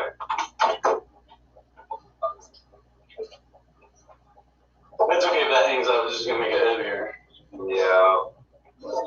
Or are we there? Let me see. Hey, can you look at that transverse direction? See how we're doing? Like, we're pretty good. Go this way. There. All right, so like half.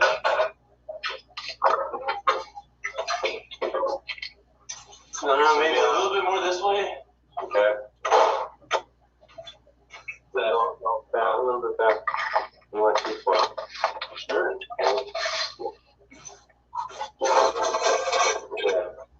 Hey, I don't know, man. I think that's pretty. Well, we're trying the center of mass. Like Brad said, it's over here. All of the. Yeah, I think. Yeah, we got to come this way. How do you think? I'm sure. Yeah. Because it doesn't want to lean anyway. Yeah, it's kind of leaning this way. We just need a level, maybe. It's rainy out there. Anybody want to go Bring it back towards the Yeah, you. There's a direction up here. Pretty good? Yeah, that's good. Yeah, all right. So what we need, I need a paintbrush. I need something gentle on the tip. So when I turn this on, I can kind of give it a little push and we'll see how it does. But did you want to like set up your camera so you got one focused on down here? So we're at like 60, 61 and a quarter, 61, maybe 61 and 3/8. But like, probably like a tripod pointing at this.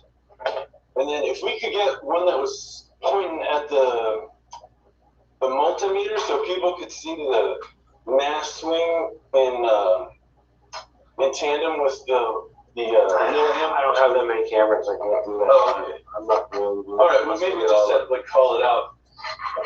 We'll be able to go back and forth. Oh yeah, that's but I don't have that set up. Okay, or you can just call it out.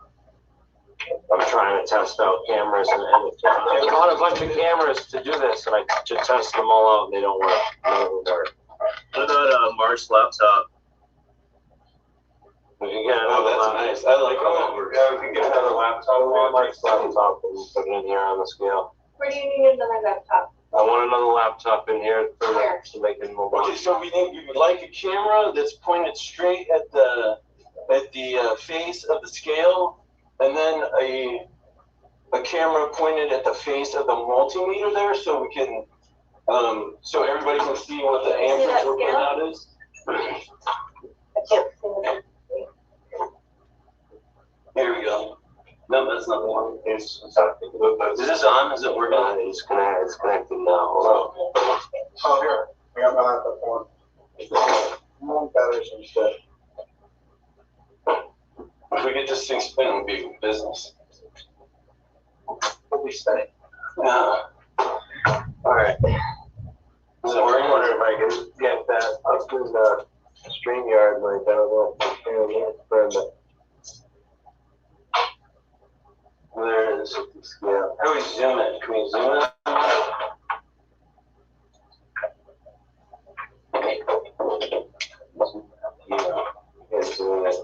Zoom what view? This camera, can we zoom it in on that?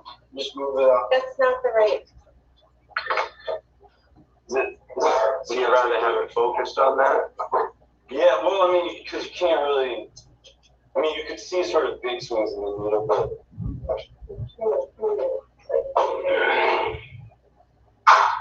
I guess I don't have to go back and forth between them. Hey, Brenda's laptop camera footage is actually really clear.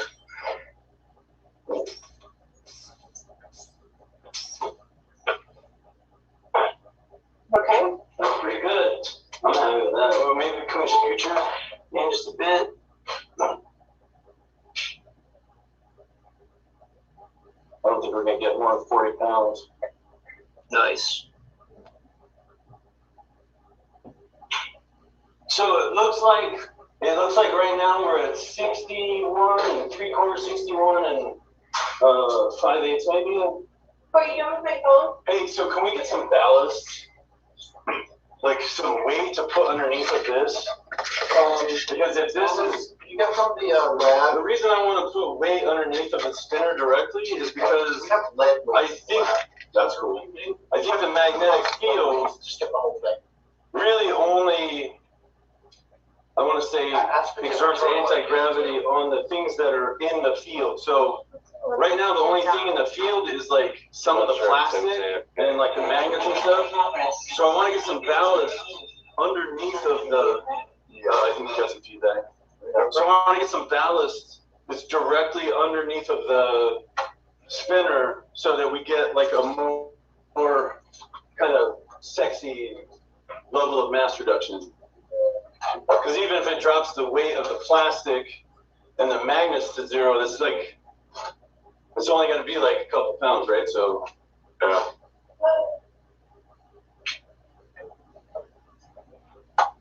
You want to drop the mass to something heavier? Yeah, I just want, because if we put more mass underneath of the disc, then it will be like more like drastic, right? I mean, that's the idea, right? Can I move this or No, not? well, yeah, where do you need to put it? I want to prop it up so maybe that it would capture on the camera. That's a good idea, but it really can't move off of that. Is there like a Is there like a stand that we could put the computer on that was right there that would kind of like point down on it? Yeah, yeah. Thank you so much. That's so cool.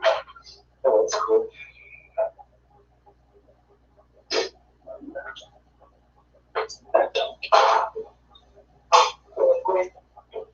Okay, we gotta be careful when you set on there because it's gonna change the center of gravity. We got the lead weight box. Okay, awesome. Basically, we're sticking lead weights. We're sticking lead weights inside the mass hole area, right? That's exactly what we're doing. We'll put some weight here. Pull up the vat. That's right.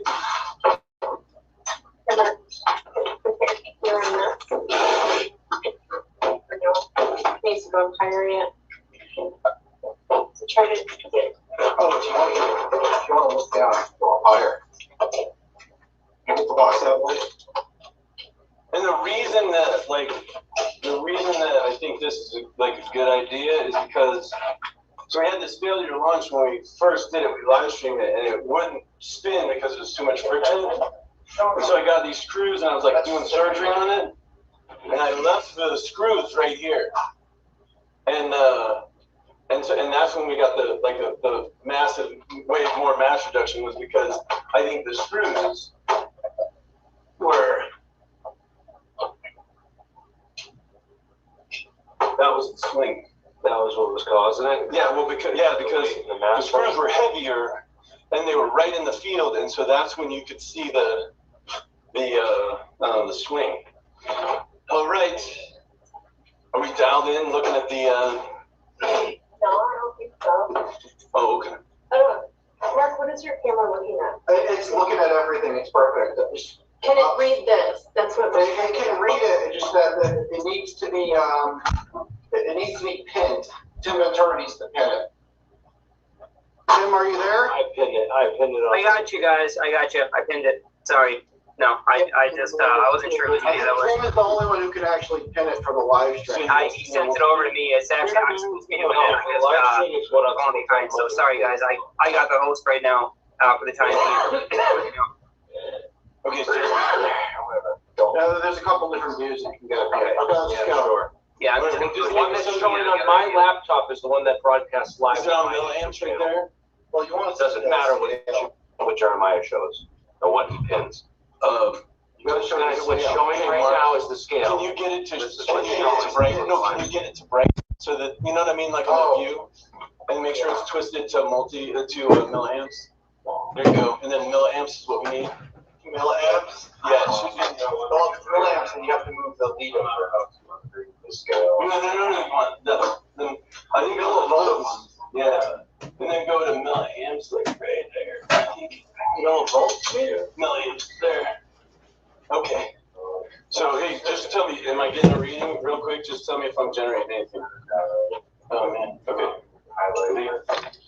Did I generate anything? You see? I can't see because of the. What up, Daniel? Yeah. It looks like there's a generation of 8. Okay, go again. Nothing. You didn't see anything? No. Okay, try the put it on the other side maybe if that was right. Try put a.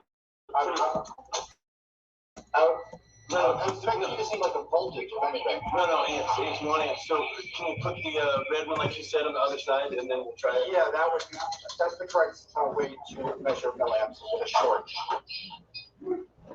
Okay. Yeah, Daniel, for joining the stream. Oh, fuck. Did I just do that? No, I didn't see anything.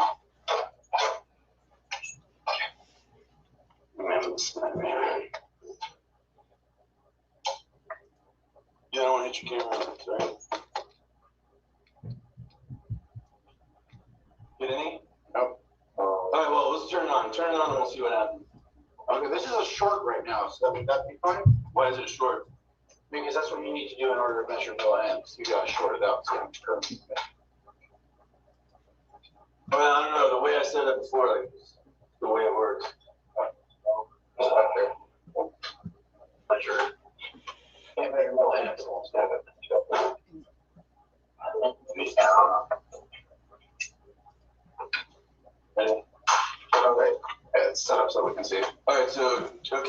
flip the switch on the main power. This one here? We're flipping the switch.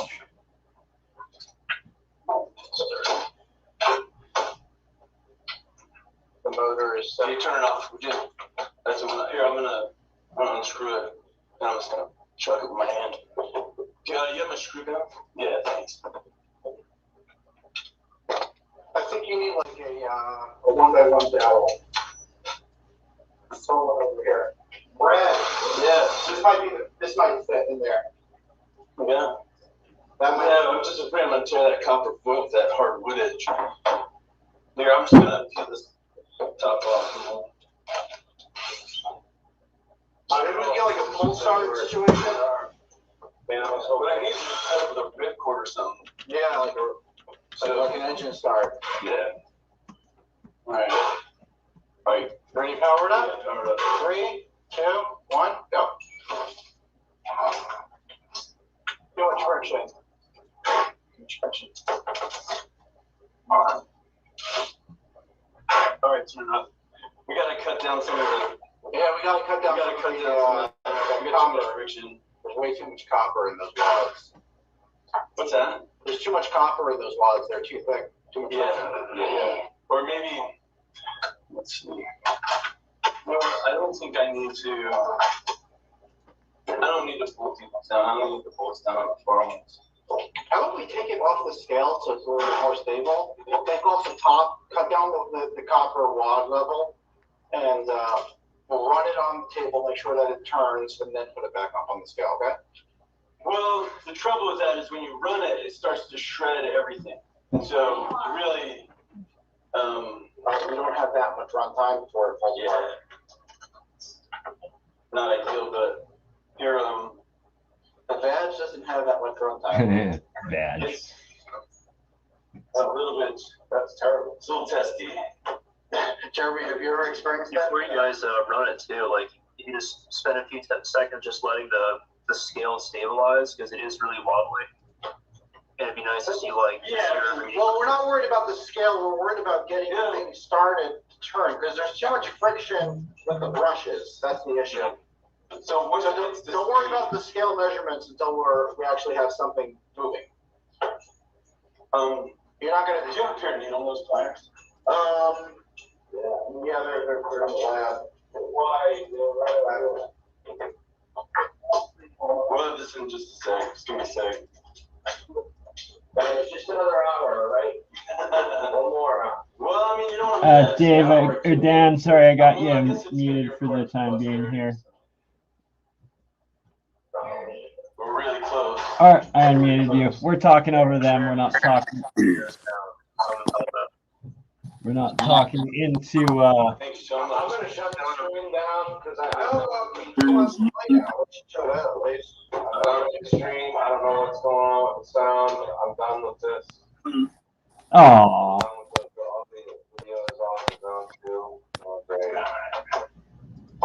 Oh, nothing's working. I'm shutting it down. Hey, Jeremy, thanks for hanging in there. All right, well, love you guys. I'm still streaming over on my channel here and Autodidactic. Yeah, thanks for hanging in there. Dan joined us in here. Mike's gonna join in right away, and we're gonna be doing some more experiments with the spark gaps, as well as some science of sound. Are you going to you want to stream that? I don't know if the Apex girl wants to see that or what? Yeah, no, it's okay. Whenever you guys are done with the Zoom, I'll just keep going in my StreamYard, and no worries. Shutting down your Zoom here. Your StreamYard into the chat if anybody wants to join that. Yeah, I'll do that right now. Yeah, I don't know what's going on with this laptop. I need to throw in the trash apparently, and or I need to get a better setup going. I don't know, but everything I set up to try to do is broken now. It has to do with the Zoom StreamYard interface, and they're working on it.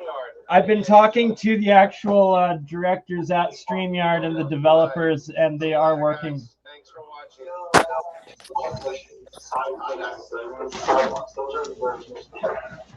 All right, now we're just Zoom, man. No more YouTube channel, no more live stream. I'm still going to my channels. That's fine. You're still streaming on your channel, but I'm having way too much technical difficulties on my end trying to like do the live stream and then try Fair to enough. do this stuff. It's just like Too much. The audio is like really confusing because a lot of people are on the same live stream from. So yeah, we're on the stream live stream from several angles. So anytime you turn the audio on, it helps. These guys had their anniversary party, already had champagne. So it's all getting a little squirrely. But they're still doing,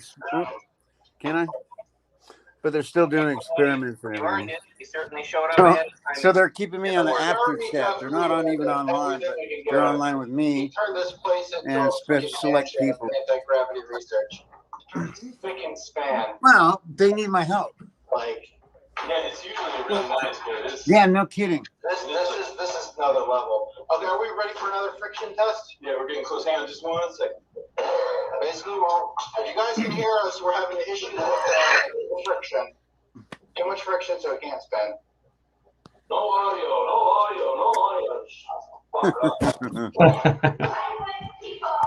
Right. You owe Co $1. Hey, swear jar. No, don't do it. Don't do it. Yeah,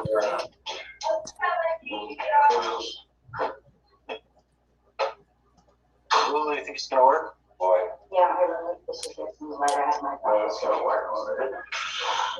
She has her lucky lighter. Yeah, worst case scenario is swamp gas. This is a swamp gas, making machine, right? Exactly. Yeah. All right, let's try that. You ready? Yeah, let's try it out. Well, that was a lot better. All right, Jenna. We gotta cut down these. Sorry, fellas. We got way too much friction. Maybe we can change out the center motor for like something more powerful. Yeah, dude, if you got a center motor that's more powerful, I'll take it. Yeah, I mean the center motor you have is pretty nice looking, but it really isn't contributing that much. Yeah, it doesn't have a lot of. It probably spins this at like 25. Before you guys shut it down, if I could share. We're gonna have to. On the live stream, we gotta replace the motor. Yeah. It's a friction thing, man. We kill the friction. We beat the friction thing, man. I'll tell you. I'd like to show you guys what Vinny St. Vincent's been doing with his flywheel, and you'll probably find some similar things, Brett. We can pick out motor. There's a box of fixed motors. Actually, you know what I could do if we gotta pull the whole thing apart though if we gotta change the motor. So like we're done for the night if that's what we're gonna do. Well, another option. There's 2 more copper round thingies on the far side that we haven't pulled in yet. Pull the far one out. What? That copper rag over there. Which one do you think it is? It's the far one and that one, the ones that we haven't worked on yet. Okay. Just pull it out. The one at the very far end. Well, okay, just so you know that's going to mess with the symmetry of the field. Yeah, if you put a spark gap in, excuse me,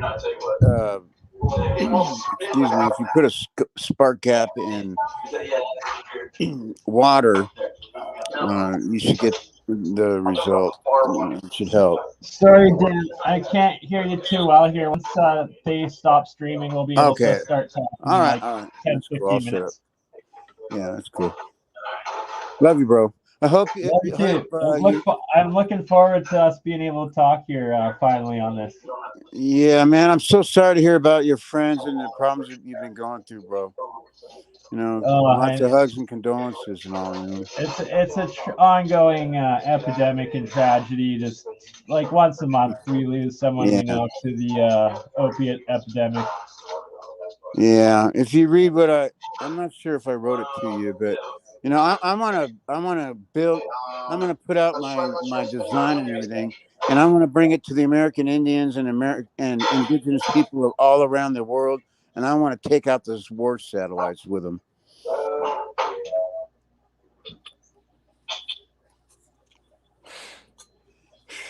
I don't mean to get all political and war and everything, but I think we need to defend ourselves quickly.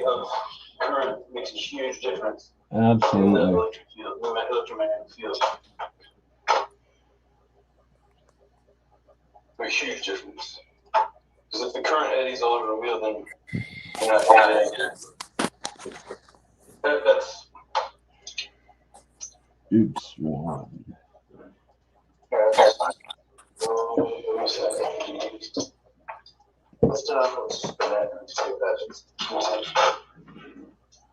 Does anybody make like copper bearings? Yeah, in the next iteration, I'm gonna have copper bearings. You're gonna have a better motor too, because this is like this is bullshit. You have to like fight against friction because the motor isn't powerful enough. You make these things by hand. What type of motor are you guys using? Are you using like a DC Solstig, like magnet motor, or? Yes. Great. Yeah, it's something that he got from the Orient. I just got it on Amazon, you know? Yeah, well, what are you keeping Amazon? Yeah. Built in the Orient. And, have you seen Jared Morin's work? This is just, it's kind of curiosity, right? Like, I think I can do it. This is me trying to do it. So I'm not like. You're like Thomas the Train. I think I can. Go on. There we go. No, you ready? Yeah. Good. We're in business, guys. Like, all right, so cut the friction off. Be all set. Ready? Okay. 1, 2, 3. Oh shit! Get in there. Unusual amount of rolling. Let's go. Okay.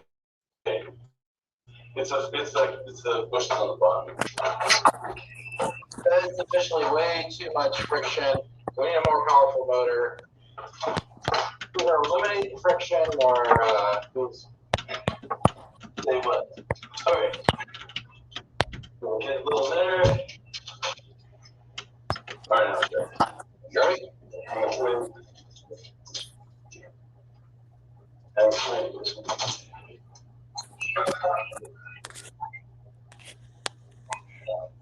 right. Shut up. Live experiments here at Apec. How many people are watching now? There's still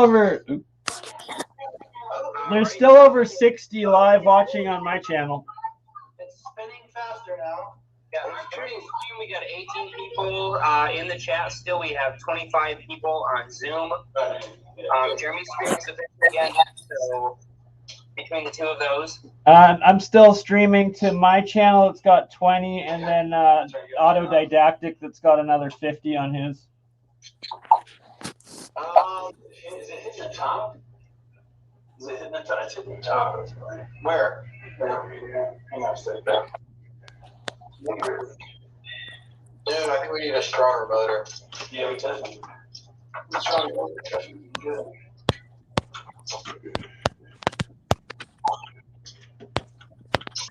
All right. Ready? Let's try that.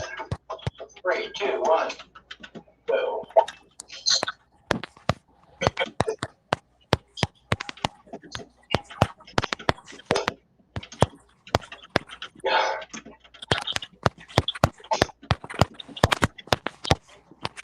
Almost there. It's got to be the second bottom. It's a fight between friction, but you have the motor that really doesn't have that power. Yeah, it doesn't have much juice to it. So,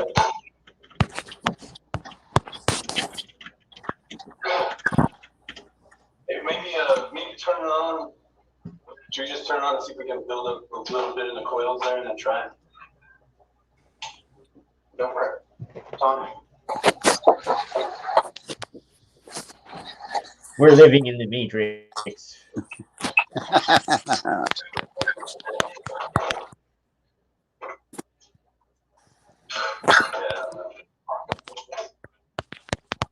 work off the motor, bro. I don't know. I mean, I got it. Like, it works for me once. I guess maybe I fucked the motor up or something. Or maybe the motor's.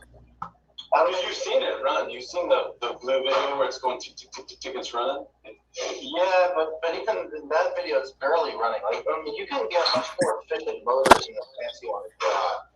Well, I wanted it to all. You gotta look into Jared Morin's DC pulse motors. They're top notch magnet. This is like a high torque situation. We need like low RPM, high torque. How many watts does it put out, and what's the RPM? So for me to try to explain that right now, I cannot do it justice because the way it works in his pulse motor, it doesn't destroy the torque, it reverses the torque. So it's like over. Can you buy it on Amazon with Prime shipping? Yes. Okay, send me the link. Okay. I will get that right now. And then we'll convene next when we get the correct part. I'm not stopping this. I'm sharing it out. So, man. You need the plastic barrier on the top. No, can you get him off the table, please? I prefer not. She wants her Happy Meal. Yeah, I know. Thanks. Biggie, go. Biggie.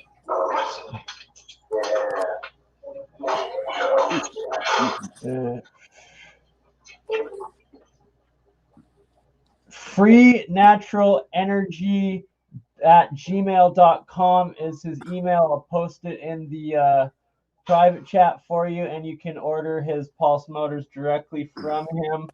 I'm also going to post his channel link for you guys to see.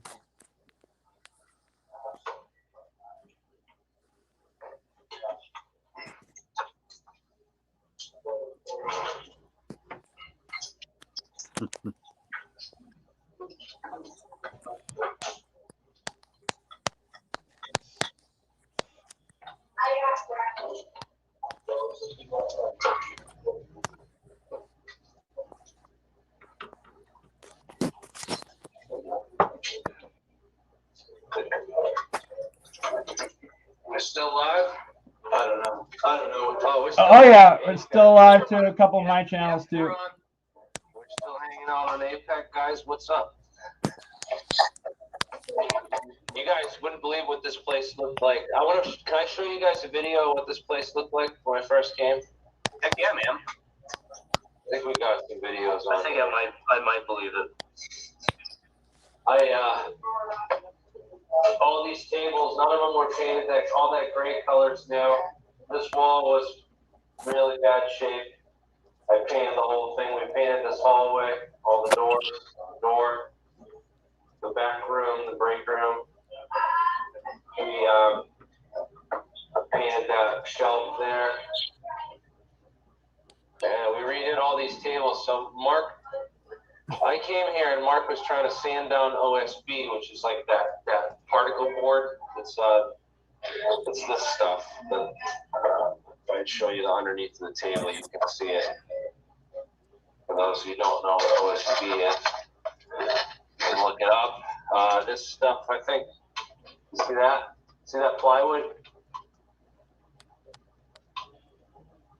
Oh, it's like plywood made of that chunky wood stuff. Yeah, that's called OSB. And he was trying to sand that down and paint it, and they sanded it with a sander and made all kinds of dust, and they still didn't get it flat. And so what I said, you wasted all that labor, and he still didn't get it right. The best thing you should have done is got hardboard, and which is like $12 for a 4 foot by 8 foot sheet. All right. So we were able to get 6 sheets of that and redo all the tables. We just painted that hardboard. It's kind of like MDF. If you know what MDF is, medium density fiberboard. And I have a piece of it over here. I'll show you guys what I'm talking about.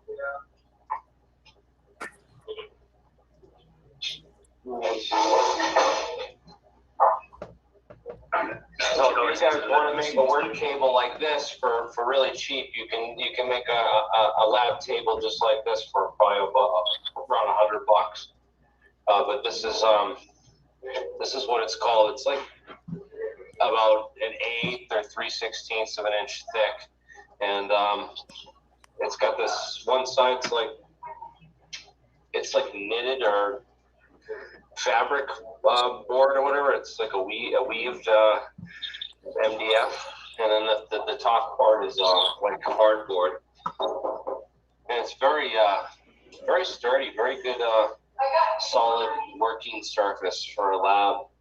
You know, it paints really nice. The paint does pretty good on it, and I wanted to show you guys how durable it is. You know, you can drop tools and stuff on it without,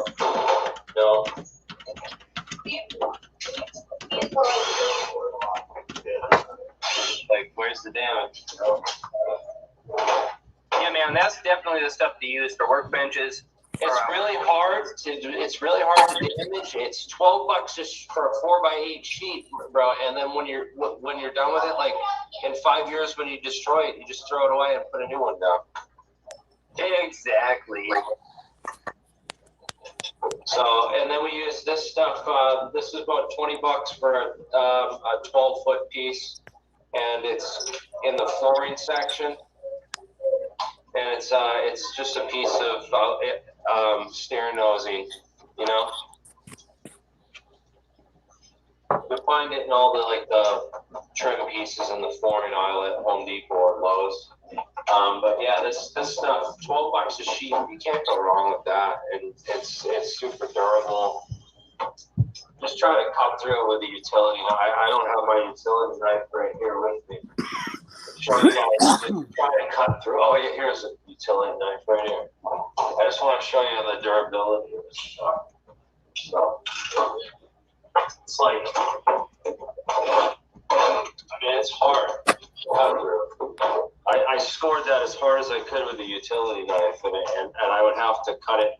I would have to do that probably about 20 to 30 times to get through really hard scratches with a utility blade before I puncture the surface. So, to give you an idea, it doesn't delaminate, it doesn't peel, which is nice. Just be careful that thing doesn't fall over and break the laptop nearby. Yeah, that laptop's just chilling right under it. I don't want to take it out of there until we're ready. Okay. Yeah. You know, we should have, that's like something we should have had, like the $40 web camera. I had this other setup the last time I was here, and I can't find any of those web cameras now. And the cameras that I got won't work. None of them work when I hook them up. So it's just like, I have an abundance of cameras. yeah, I need some help on a good camera system, because we went and bought this HDMI switcher so that I could have multi-camera. So it's like a 4-camera switcher that I have that I can do multi-camera mode. And it has 4 HDMI inputs. So I need cameras that can work on an HDMI output. So I can plug them into this HDMI switcher. Or I need to like find this a different switcher that works on, because if I could get a switcher that would work on 4 USB cameras, maybe I'll just get like 4 really nice web cameras and do like a switcher like that. Yeah, this one's a micro USB. It's super nice. And then I got the regular Logitech USBs that are pretty good. Oh, I was thinking I could do the Stream Deck, so I could do software switch to Stream Deck, because I have a Stream Deck as well. Nice. That's what I got to get next. Oh, don't flap and your you camera. got to add me, Jeremy, on your StreamYard into the team part of admin now, so I can help you. Bring me my cigarette. Joe, I went and looked up what kind of cameras Joe Rogan uses, and then I asked Ian, hey, what kind of cameras do you got in the studio at Tim Pool's, podcast? And and he told me, and so I got some scoop on that, but then I can't get them to output HDMI into my laptop for some reason. It just doesn't work with this capture card I bought.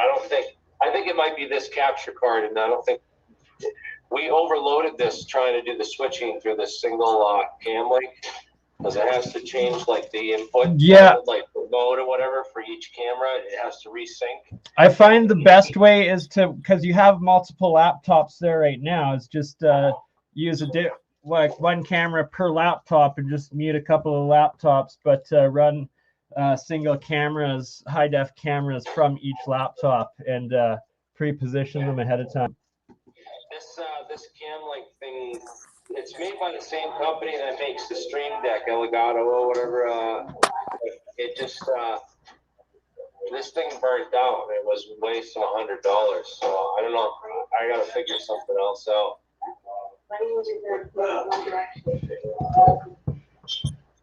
What's the deal, Brad?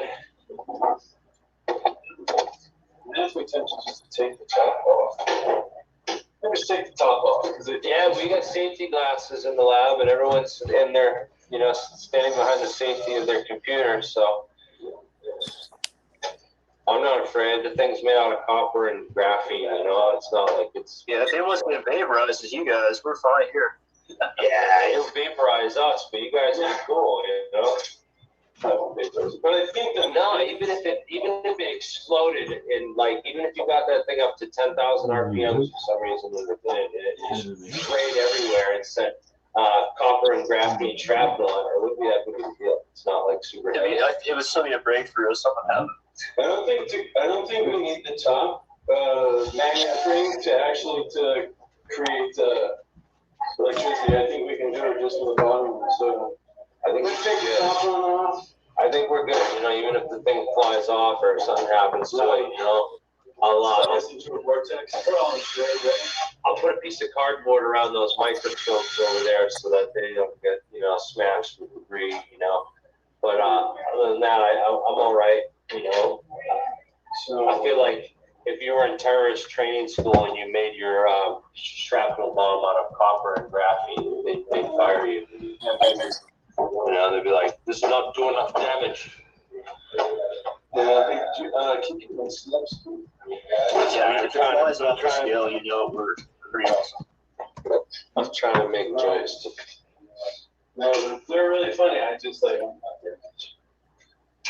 Let's see. And cut that one.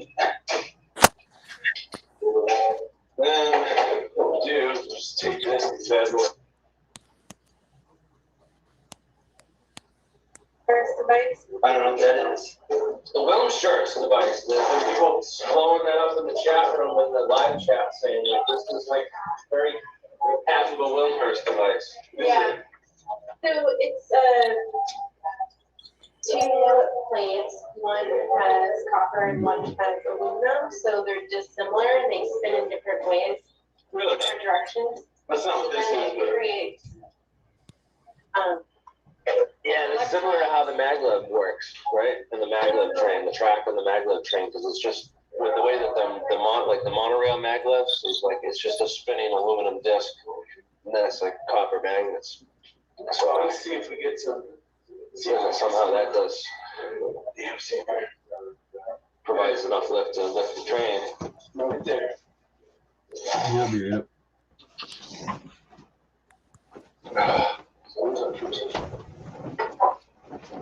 I have a Wilmshurst device actually. Yeah. Did you make it? No, somebody else did, and they gave it to me as a present. No, I understand why it's not going. That should be more than enough. Sometimes it takes a little bit to build up the electrons. I found with my Wilmshurst device. You just gotta keep spinning it and spinning it, and the charge just builds. Yeah, but this isn't the first time I did it. It went way faster than this. It should be cooking.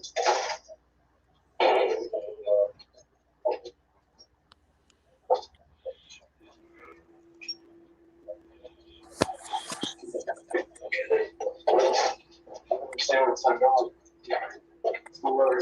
Maybe it's burned out. I don't know. Should go. because that's crazy that it won't go. There. I got that thing covered. It's not going. Is it making any milliamps? No, yeah, there's 1 milliamp. Just here to give a shout out to Bernie and Campbell. Good luck to you guys on your experiments.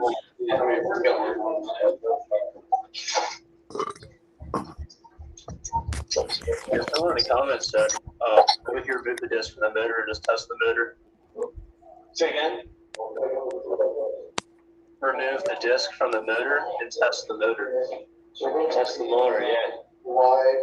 Yeah, so it's kind of pain in the ass to remove the disc from the motor. Yeah, I mean the motor. I mean it's given a little bit because like when I go that. Yeah, my motor's just trashed. That's it. That's Why is it not spinning? What's the weight on it right now? So it's 15 Oh, Wibby. and an 8. Guy pay. So it's just Town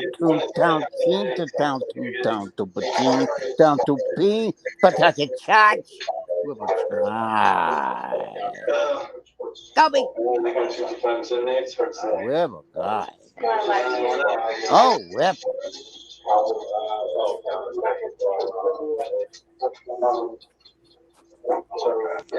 Yeah, it's not working. So we're at 50 cents. 54 cents. 55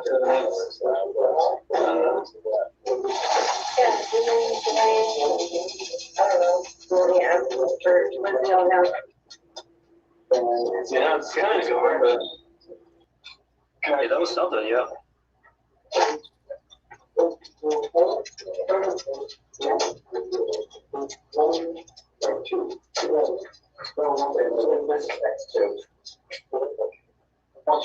Yeah, I know we just need a new motor, I guess. All right, well, sorry, fellas, everybody. Before you go, let me show a video of something with the exact. No, it's just the motor's busted. I need a motor to make it spin. But when we get a motor to make it spin, then we'll give you a show. Yeah, sorry we couldn't launch this time. It's all right, man. This is still really entertaining. I appreciate the effort. We'll definitely be tuned in for the next show. Yeah, we'll definitely. I just need a motor, man. I'll melt your face.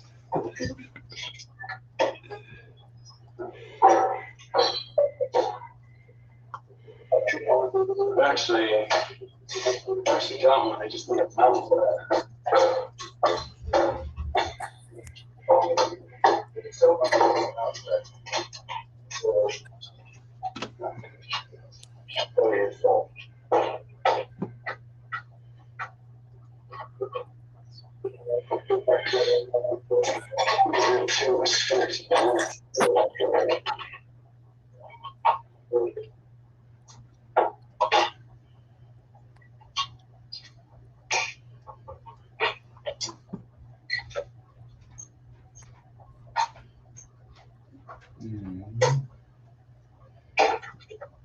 Can you guys see the video or? Yeah, I've seen that one.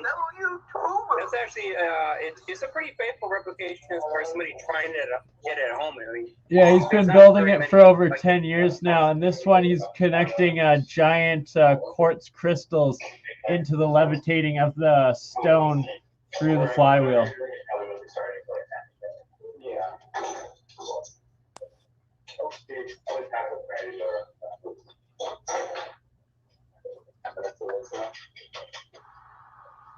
I don't know if you've seen earlier, Bernie, but that video that I shared, that live demo that I shared, I used a piece of Herkimer as my spark gap discharge eradicator. So what spark will do is run over the surface of the quartz and it'll break the spark a lot faster than it would otherwise break in air. Nice.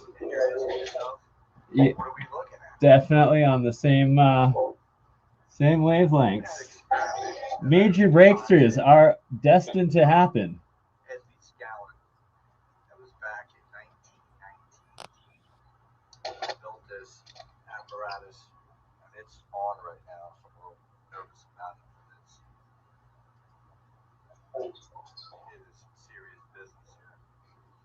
So this experiment was done in 1990. This is what I have to He calls it the gravitation nullifier.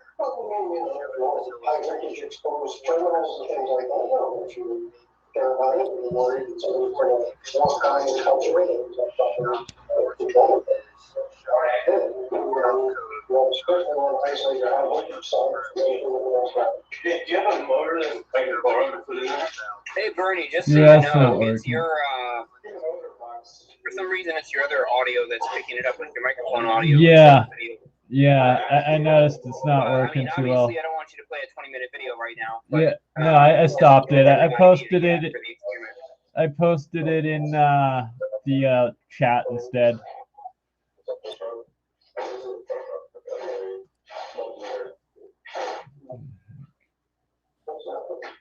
There we go.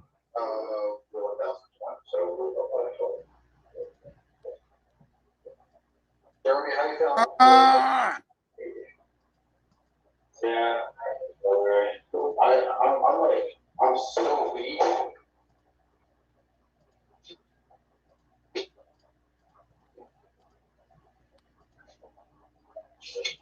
I've been up since yesterday. Where's your motor box? Don't even need to say how long I've been up for. Goddamn cryptocurrency. Yeah, if you guys want to install it there tonight, I will tune in. If you want to do it tomorrow, I understand that too. Let us know so we can tune in. Yeah, we'll probably do another live stream tomorrow, like when we have something ready. It's just been like one text. Yeah, shoot me a text, Mark. We're fixing every single one of them as they come out. So it's just like. Good morning. Thanks. Yeah, I mean, for this machine, he's got way too much resistance and nowhere near enough power until you can spin the thing. Yes. Oh, Kobe Weber got it. Huh? Big. Hyping. Thanks. Yeah.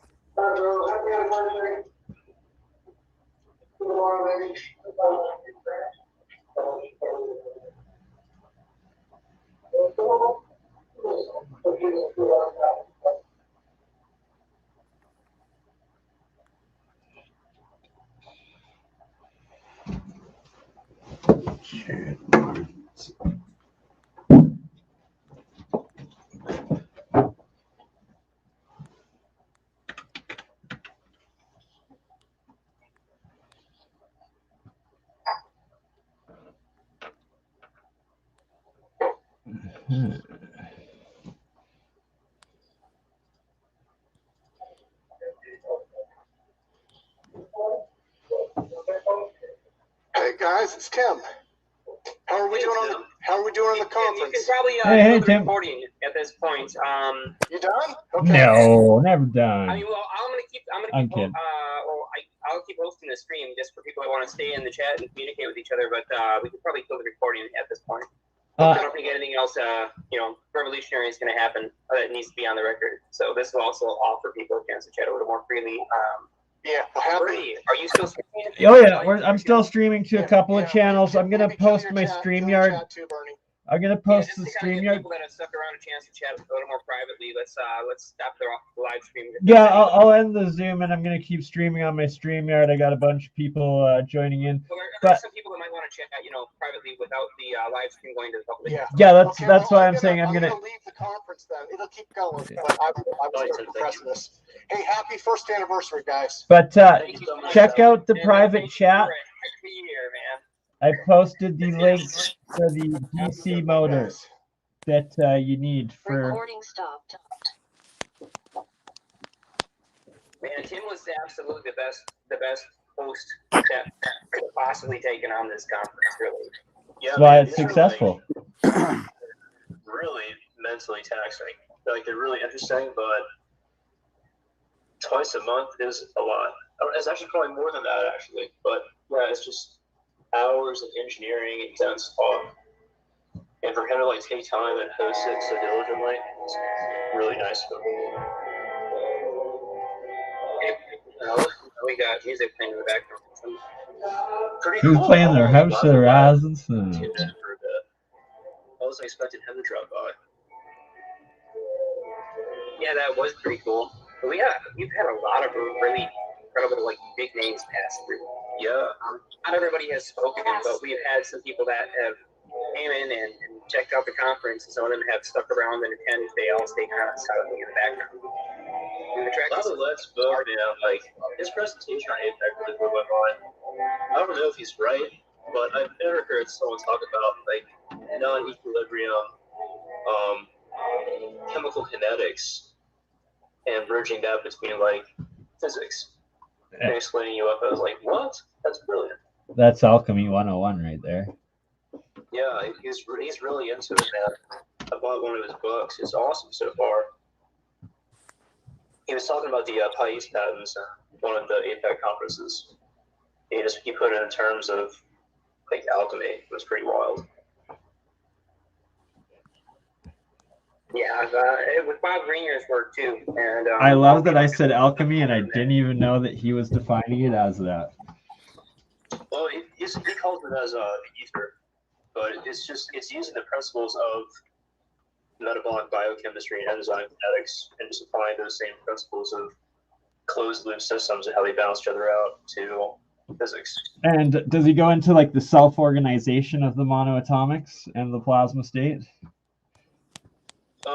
A good bit. He defines all those in different categories of the ether, and it's kind of dense, but he has an entire I think hour and a half segment on APEC where he talks about the Pais patents, and he gives an introduction on his I want to say he calls it I can't remember his name. It's non-equilibrium kinetics, something like that.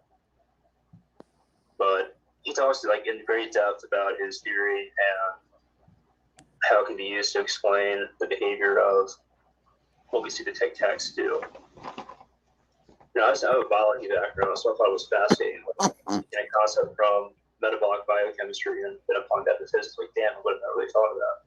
But it's pretty smart because it is a system that you need to balance ultimately. So, Sam, I'm going to have to show you some of my experiments with the electrolysis, and the self-organization that happens with that is just it's insane. It is so organized it doesn't make sense that it can be that organized. Are you talking about with electrolysis? You get the waveforms. Oh, that's just one aspect. It's the building of entire ecosystems within it. Hey Bernie, can I ask you to end your live stream? I'm watching you on YouTube right now. Let's see. Is there any way that you can end your... Yeah. All right. Well, there we go. That was APEC, and now we are going to continue on. I have the wonderful Dan the Man with me. We have Kraken on. I am going to post the link into the YouTube chats right now.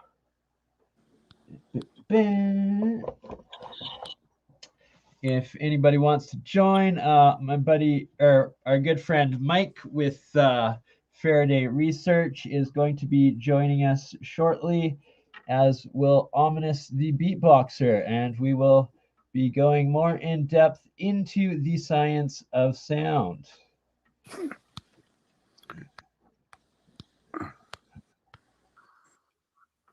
I don't know if you can hear me. Yeah, there we go. I can hear you. Oh, now. you got me? Oh shit! I was gonna type everything. That's all I'm used to doing is typing everything, and I usually keep my mouth shut. You know, with all this hell going on. I feel you, brother. I feel you, bro. Man, you've had some disappointments recently, and condolences. I bless you. Appreciate that. I do appreciate that, brother. But I can't see anything on the screen yet. But do I need to? I don't know. I can just listen to everything. That's all I am about. Is really audio. I love it. Right? But not about sound engineering. Crappy, like to hell with everybody. Crap. I want to uplift humanity through that sound. Right? Oh, we got Case now. Hello to all you lovely souls still joining us on Autodidactic, as well as my Bernard Conkin channel and Crypto Alchemist. I am also sharing it too, as well as I believe my Burncron Clothing Facebook page and Burn Eye Mind's Third Eye Twitter are all still live streaming. So keep it on, bro. Exactly. I'm going to post the link again here, and I'm going to set up my other computer to have a camera going of one of these alchemy experiments that I was talking about with the self-organization. As we get things organized, I will just play a little bit of Jared Morin, I guess we'll start with. If you don't know Jared Morin, he is from Montreal, and he is an amazing electrical engineer. That what a gratitude. He's created a DC pulse motor.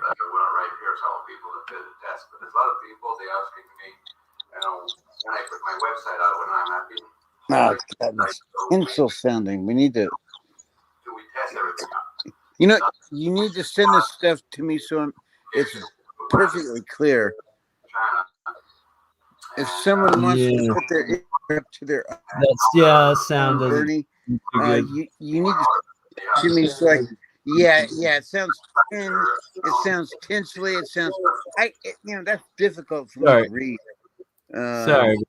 I love audiophile stuff, but I hate the prices, and I will dismantle all of them. But when we're talking about this thing, golly, that's difficult to listen to. Excuse me. Keep on with it. I'll try to figure out everything that I can listen to. I hope I'm not being fanciful when I try to listen and interpret all of it, because wow, a lot of us beings are purely subjective, and that's where our power lies. 100%. Too many people give away their free will without even realizing it. Oh yeah, just put some headphone or microphone graph on the scale, and this is that, and that's all it is. What a bunch of crap.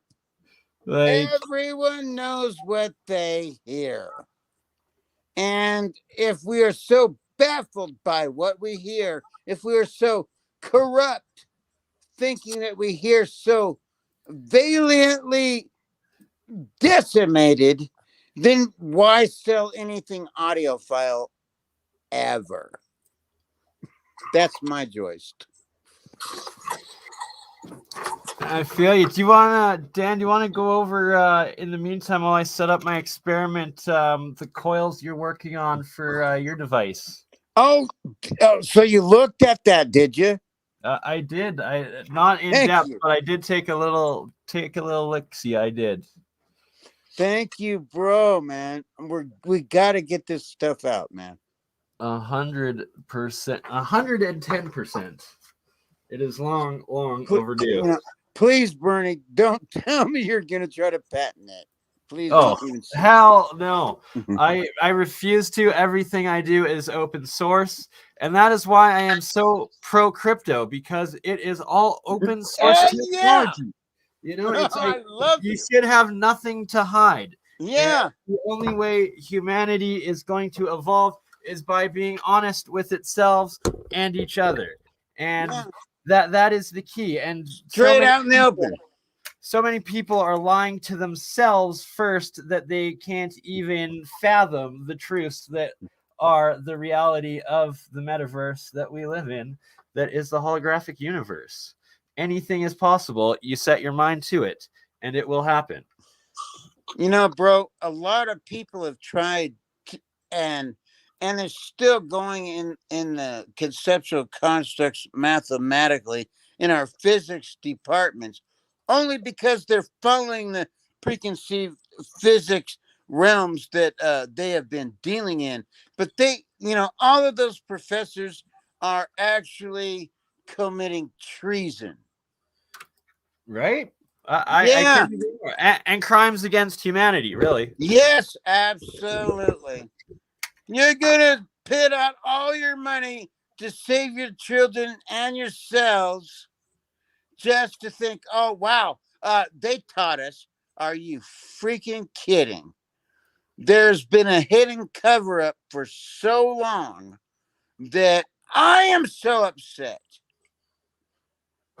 I don't think it's the generations long. It's generations long. It's you know what? No. It's multi-generational. Yeah, exactly. It is multi-generational, and we are about to get the snap of the whip of it if we don't wake this damn up straight now. Right? And now we've come to the brink so many times, and people are just absolutely clueless and refuse. You got to protest, and you have to peacefully reject. No. If you are a theosophical portender and you read all of that, and you read the anthroposophical constraints and restraints of Steiner, we must go to the fifth epochal revelation that we are the people and we own freedom. Right? Absolutely. What is Tesla Tech all about? I mean, come on, let's go put it out open source. Let us put it purely TCD Commons so that nobody can say, oh, I got the patent on it. To hell with them. If they're going to hide their shit, I will prevail in revealing their electro bullshit anti-gravity hell. That they want to try to destroy us in some alien stupid intervention. What's going on, guys? How's it going? Blue shirt guy here. How you doing? Good, not bad. Thank Just you. got your link. Thought I'd say hello. Most definitely. We appreciate you joining. I appreciate him too. Come on. Where are you joining in from, Blue Shirt? I wish I had some psychedelics like you guys, but I'm just hanging out Oh, here. shoot, dude. I wish I did too. It's been like about 20 years, man. I did that in 3 years. 5,000 hits. I'm not on psychedelics right now, but I have been awake for 3 days, just like pacing myself, dealing with stuff. But it's like I'm not on any drugs, but I found that drugs aren't the answer. It's inside us. And you do it properly, you actually connect your consciousness to the higher level. And that's what it's about. And the drugs, it's like it will give you that fractal connection, but you're getting skewed. The drug is not giving you that clarity to source. And if you really, the drug will never give you Never, the ever. clarity Oh, of mind of that course you not. need psychically. That's Absolutely, I period. agree with that. It is a gateway, so people that are so stupid and sleeping can wake up. Well, and it's to keep the sleeping asleep. And I so don't as know my about ultimate- that. I've learned a lot of scientific methods that I could not figure out when I was just consciously awake. So my question is, how often do you guys meditate? I meditate daily and I pray to God daily. That's good. That's better That's than a that's a psychedelics. regimen. It's like food, water. Well, more so water. Right, plasma water too. I love my plasma water. So meditation, it's like I can eat shit water, and with my spirit, that turns it around. Yeah, right. You got it. The power of But you need a bridge. Some people need a bridge. We have been so closed off in the Western mind that we need some other alternate collusion to wake us up. And I do believe psychedelics provide that. It won't really matter here soon once these. Yeah. No kidding. It's happening fast. We need to. Go We on. can't Go say on, that word here. fellas. Go on, fellas. I'm not going to tell you what to say. I don't want to go on at that point. I hear you. Bless you. Bless everyone here. I can't believe people are Find still a saying meditation past and the event. psychedelics, but you'll actually get there in the full. Where the psychedelics, you will never get your full consciousness. Psychedelics are an illiterate promulgation, just like anything that is negative written. It's for Mickey Mouse. It's for high schoolers. Yeah. Well, and that's but the it will synthetics, open you especially. to understanding the power that you have inside your mind. Absolutely. And if everyone is that stupid, if they can't find it, try it. There you go. That's a good quote. I like that. Right, and it's that the synthetic drugs are what will fracture you and steal your soul, and put the body snatchers will come in and take your consciousness. Your consciousness will get scattered into these other dimensions, and you will be forever lost. That's how the cycle happens. No. It's very much similar. Well, there's the go spirit ahead. of the actual plant that the shamans used, and that connection is the purest that you will get out of any psychedelic drug. And then you are using the Morning glory gets your essential shit hard. spirit of that being, of that life force that is connecting you over to the source dimension, to the spirit realm. But it's meditation, it's mastering yourself that will get you there in the fullest, and be able to bring back the most information from source consciousness, from your other realms of your other lives and dream states. Absolutely, Bernai. And the most powerful, there's redundancy, build redundancy, build redundancy. That's what we see in all of these over unity, whatever you want to call it, projects.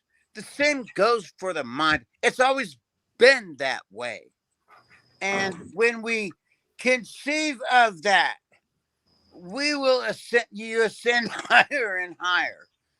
I don't have need for any masters or any of this unsubsequent remorse for like what has been going on historically on the planet Earth. But I do, especially after my NDE experience, Did you say planet Earth or Earth plane? I am talking about the universe and of all the planets out there. I am saying that there's a power that is beyond us, and if you can, through some people say astral projection. I will say in harmony with lucid one. dream levity, and I'm not trying to be Lucifer or any of that crap. Yeah, no, That's lucid right. dreaming, 100%. Yeah. Now follow me. I went to the sun just to try to figure out all the dynamics of that. You can't go there. That's 93 million miles away. And I went right through it. It was like playing checkers. It was like playing checkers. I went through one dark space in the sun, and I zigzagged to the others inside of it. And I went out the other side, and I was superluminal. And I had speeds that, wow. I don't know if you guys believe in anything like. Well, it's impossible archangels to try and people to that protect you.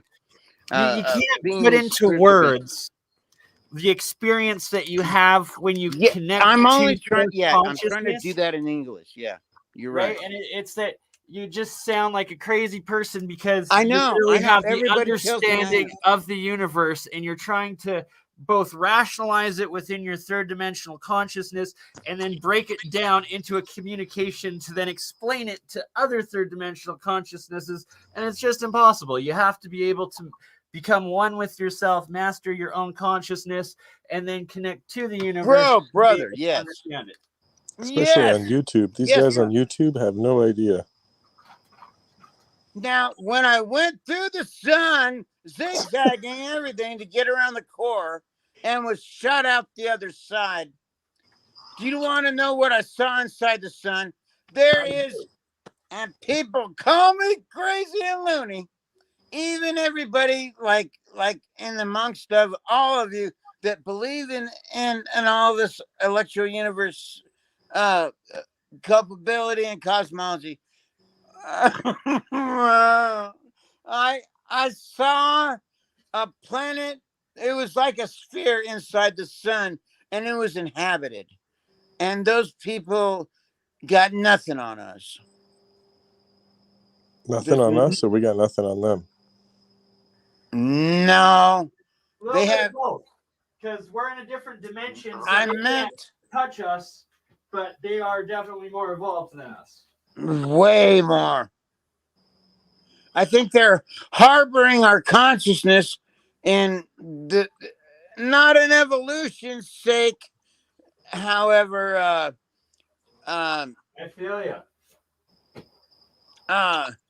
That they always shine towards us as spiritual sun beings.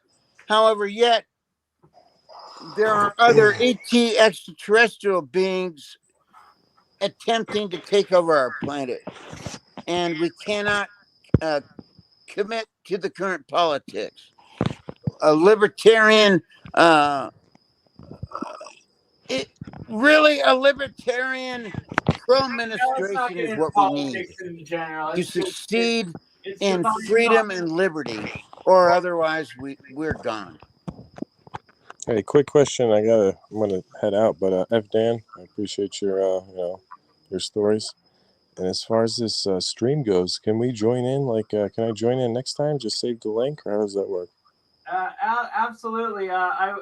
Every time it's for different I don't know. StreamYard link each time, but I will be sharing. I don't and want to posting be a them part of it. constantly. He doesn't want to be a part of this. I don't. I'm sorry. I It's have cool, to man. be exclusive. Man. It says you guys been out for over 6 it's hours. not Have you because been I out for work 6 for the hours, government. Dan? It was just 2 years in the Army. Started I streaming just don't Apex wanna 6 be a part hours ago. Holy cow! I didn't And know we will this be even going existed. probably for another 2 hours once Mike and Hey. Ominous join in here. I'm gonna If pop any of in you on like a play con like night string when it's a little more instruments, settled. woodwinds, brass, and all that, I am building a studio, and I love it. So if you all could help me out, I'm a crippled dude that just got smashed in an auto accident about 10 years ago. Went through 10 years of surgeries, and you know what? I'm not gonna ever forgive myself for exceeding and trying better. No, you're doing good, man. Right? I'm doing Exactly. great, brother. And we're all coming together and sharing the knowledge, sharing. We're all here for a reason. That's right. I understood that for a long time. Thank you. And one thing I can tell you, it's definitely not a coincidence. No, it's not some like haphazard. God has a plan. Well, hey, you guys take it easy. Nice to meet you, Dan. And I'll check out the stream next time. Thanks Science for has having me. a plan too. Thank you. Take it easy. You as well. If you don't take it easy, you're never going to figure out anything because you're so wired on trying to find the difficulties of everything. And you know what? If you're going to be an experimentalist in that type of mind, just like the universities expel and profound to everyone, it's bullshit. You need to calmly look at the evidence. The evidence is clear. Thank you, brother.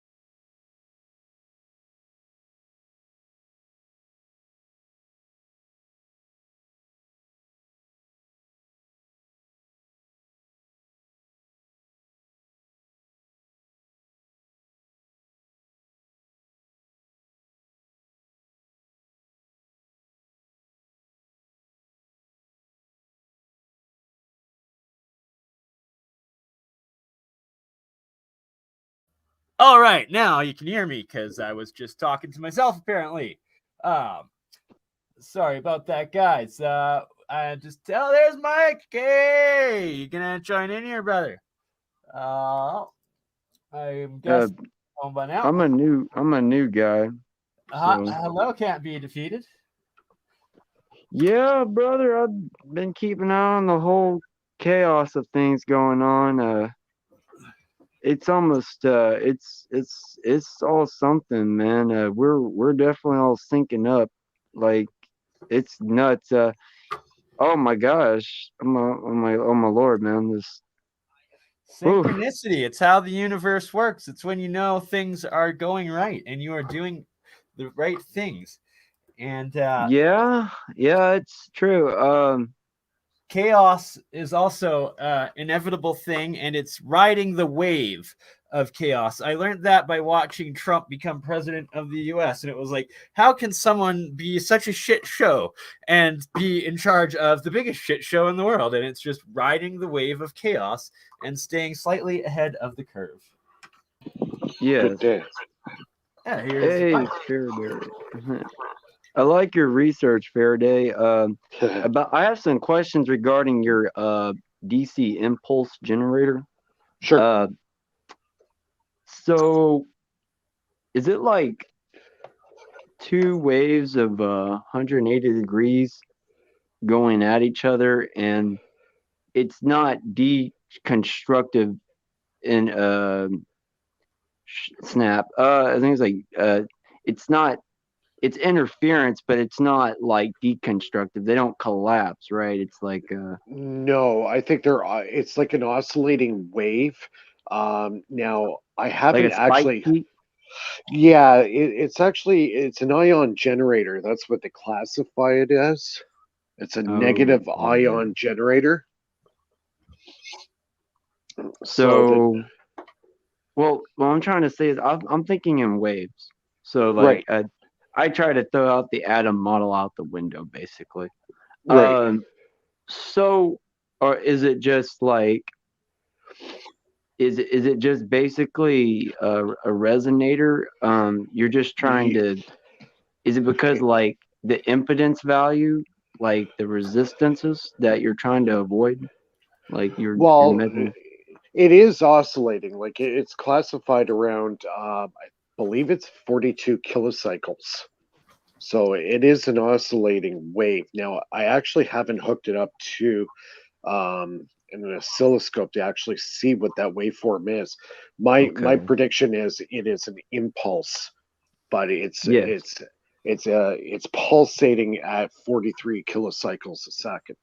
So I haven't studied pulsing aspects at all yet. I'm still in the as far as like oscillation studies for like just straight up harmonic resonance. Like now I've heard of standing waves reflect off of exact refractory indexes that are lower value than the initial wave, which is a lower value than the reflective surface of a higher value will bounce off. And then once it bounces off, it will actually double. Well, that's what they say, it doubles. But it does make sense. Things overheat if too much of a higher value goes over the reflective value value, and that's why the energy will burn whatever. Yeah, exactly. Because like when I work with this one here, my stuff doesn't get hot. Like I could run a spark gap and have it like hitting each other about, I would say like almost an inch away. You would think it's generating a lot of heat, but I'd shut it off and put my finger right on. I wonder if there's a value somewhere if it's lower than the. I'm thinking that there's no heat because it's a lower wave value than whatever it's hitting that has a higher value. So that's why it's bouncing off, and maybe that's why it's not producing any heat. That's my. You could be very right. The thing is, I just don't have the equipment to test that. Yeah, I'm more of I'm a math buff in a way. I'm more of a math guy. I kind of really That's not a bad thing. I'm horrible at math. Well, it takes practice. I used to be very crappy at math. Like I used to be so bad, like I couldn't even. Well, here's the ironic thing. I'm not the best at math. Physics, forget about it. And I work in an industry that it's all math. Like I'm an aerospace machinist by trade. So go figure. You know what I mean? Go figure. Well, it's playing the field. You got to find out what you want to do. Well, it started at a young age for me. I just at 3-4 years old, the first thing I learned how to do is build. I had Lego. That's where it all started with me. Lego, of all things, and that's where my passion started with Lego. So, Yeah, and I'm 49 years later, here I am. You're still doing it. Hey, That's it's it. always, to me, what all these physicists are trying to aspire to has always just been one thing. Like, what is one thing all in common they've been trying to get out of all these creations? Prove everybody else wrong. Well, that too, but you gotta set that aside. It's not, they don't look at the bigger picture. That's not the goal. Yeah, Like, that shouldn't be the goal. See, That the shouldn't problem be the is with goal. them. The problem with physicists and the regular mainstream academia, what they do is they build borders around themselves. Okay, here are the borders. Nobody's allowed to cross it. And if you try to cross it or try to expand a little bit beyond the border, you're looked at as a kook, right? Yeah. So, you know what I mean? Yeah. The dogmatic attitude's got to change. People got to be a little bit more accepting to the fact that we know absolutely horseshit. And it's true when you think about it. We still, as a species, have a lot to learn. And well, to me, we I just think it's all there. I think everybody has an individual aspect of their own journey. You're right. Yeah. We're all collective in a way, but when it comes down to it, everybody's got to do their own thing. I mean, you go and you live alone. You're born alone, or you're born in by yourself. You go to the grave by yourself. That's true. Basically, well, you pick your road you want to go on, right? Yeah, that's what I mean. See, yeah. everything that went through my life, it led up to this, and it's all these different scenarios that I was involved with throughout my life that led to me where I am now.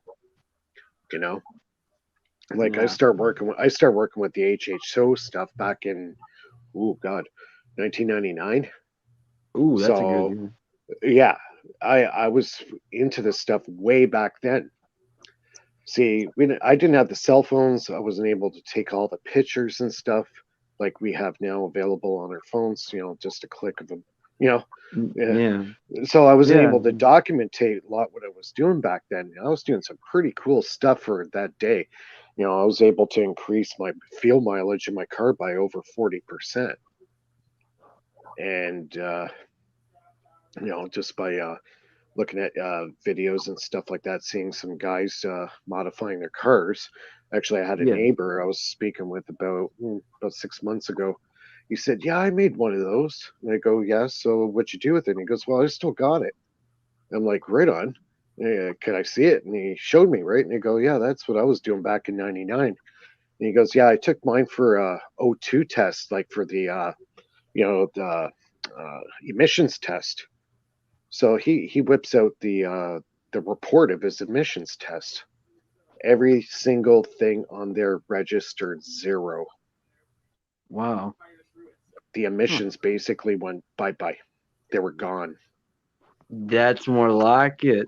And that's zero energy loss, basically, right? Because all the emissions, the energy dissipation, isn't it? Well, basically, he just eliminated the need for a muffler. Well, other than or the catalytic converter, it didn't need it anymore. He did it through the. Wait, this wasn't the Joe cell, was it? No, it was regular. Your hydroxy HHO. Okay, well, he must have balanced the Hertzian wave in matter, or to me, frequency of the emissions or whatever out to where it get to 0 emissions. But that's my take on it. So yeah, with the AHO, it has to do with it. They were starting to use it was 0 emissions, and they were starting to be able to convert pure salt water into the fuel itself, and no longer needed the gasoline, and that's why they could not have it. Yeah. So basically, like electrolysis, but like alchemy. Yes, exactly. Spiral. I've seen your plasma podcast. Alchemy, plasma electrolysis, one and the same. Yeah. I've seen all your podcast, or almost all your. Bernie, I watched. What's interesting me what you said about the gravity wave. that's probably going to ring up somewhere. But the gravity wave has a certain, you said like it was like a million or Yeah, 2.6 million kilocycles.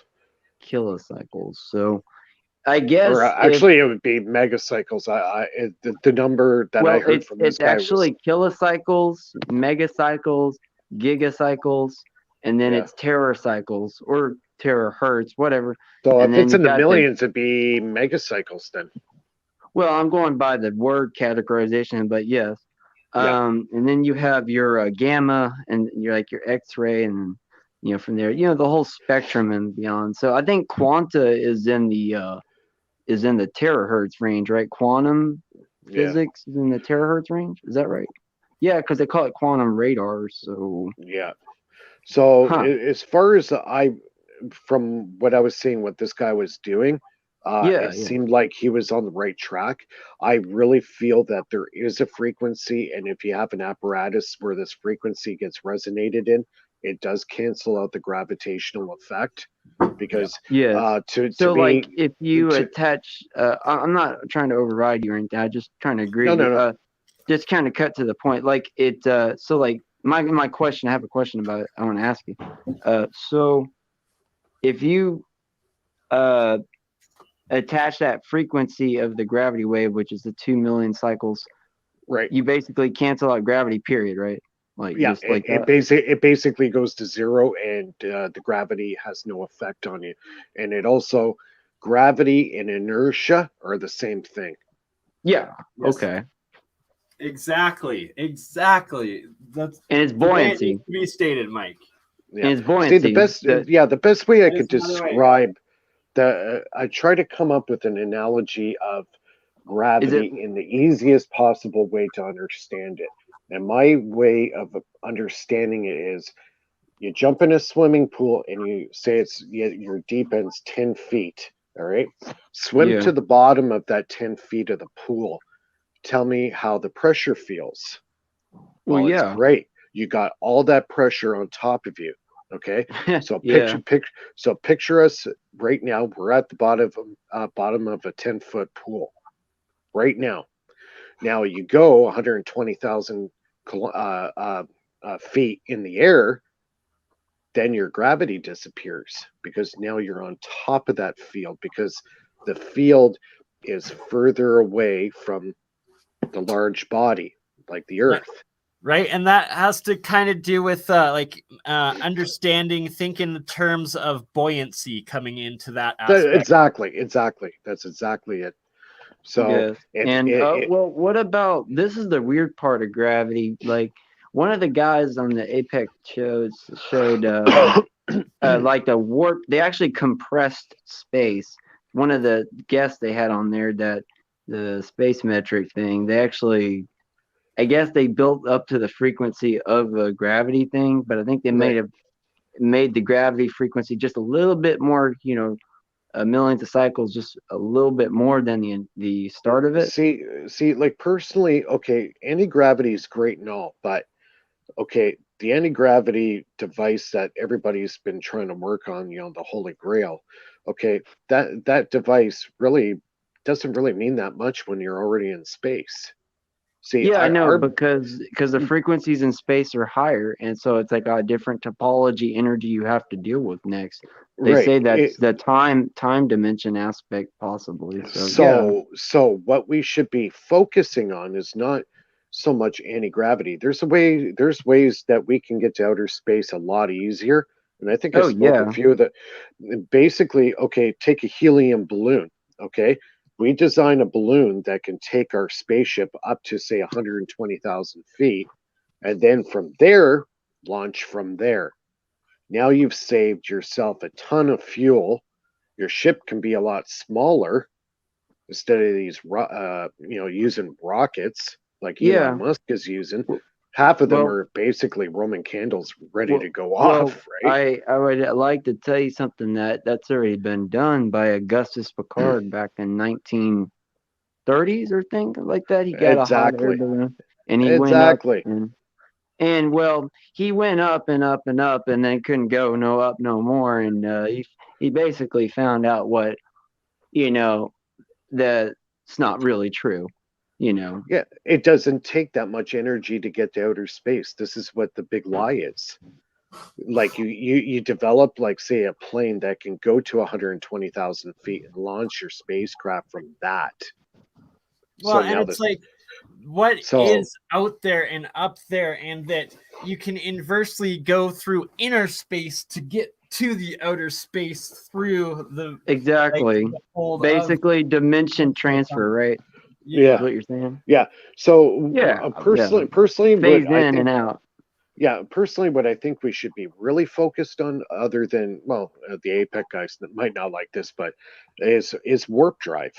That's what we should really be focusing our energy on. Because as soon as you get off the planet, okay, you're already in space now. So now you have basically zero resistance in space to push you somewhere. So what we should really focus our time and money into is a warp drive engine. And that's where you're going to be able to get to the planets real fast. So, well, and it's that, is outer space actually like a plasma firmament, or like what exactly? Sure it is. That Is it- dimension, right? Exactly. It's the plasma of existence. Right? Exactly. So it's less dense, but it's exponentially more dense at the same time, and that you have to go into the micro to get to the macro. It's like we're in immersed in this, like, like kinetic sand. You know what I mean? We can move through it, we can move, but when you hit it real hard, it has resistance, right? Yeah. You know what I mean? Yes. So we're kind of floating around in this stuff. It's like in water too, right? When you're in a swimming pool and you're trying to walk, there's resistance there.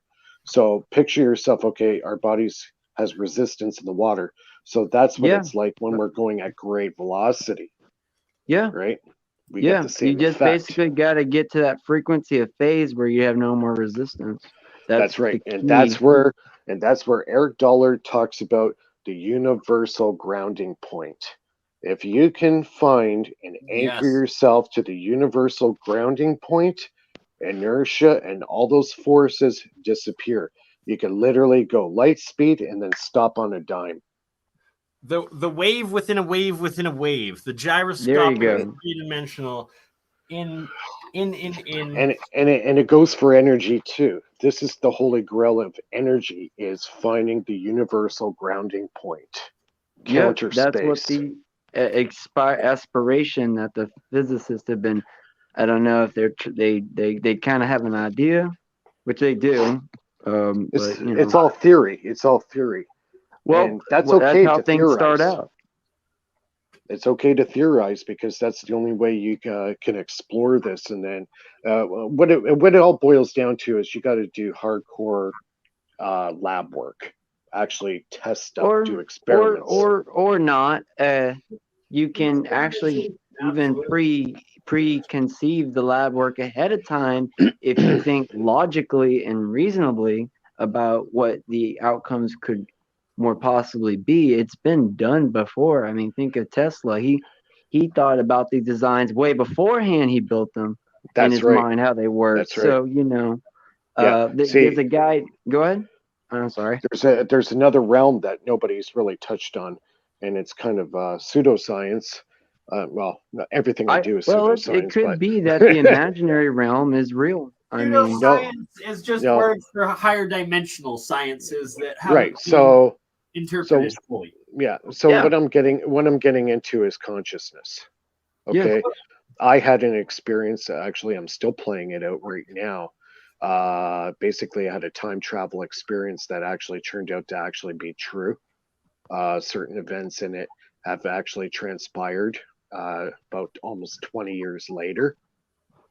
And I had an experience where I actually had a visit by somebody that was actually myself 25 years in the future. Nice. Yeah. Nice. Yeah. Now, yeah. Now, was this like You're destined for greatness, Mike? Yeah. No, it was quite shocking, and it kind of messed me up for a couple weeks, because I've seen see how I look right now wearing this hat.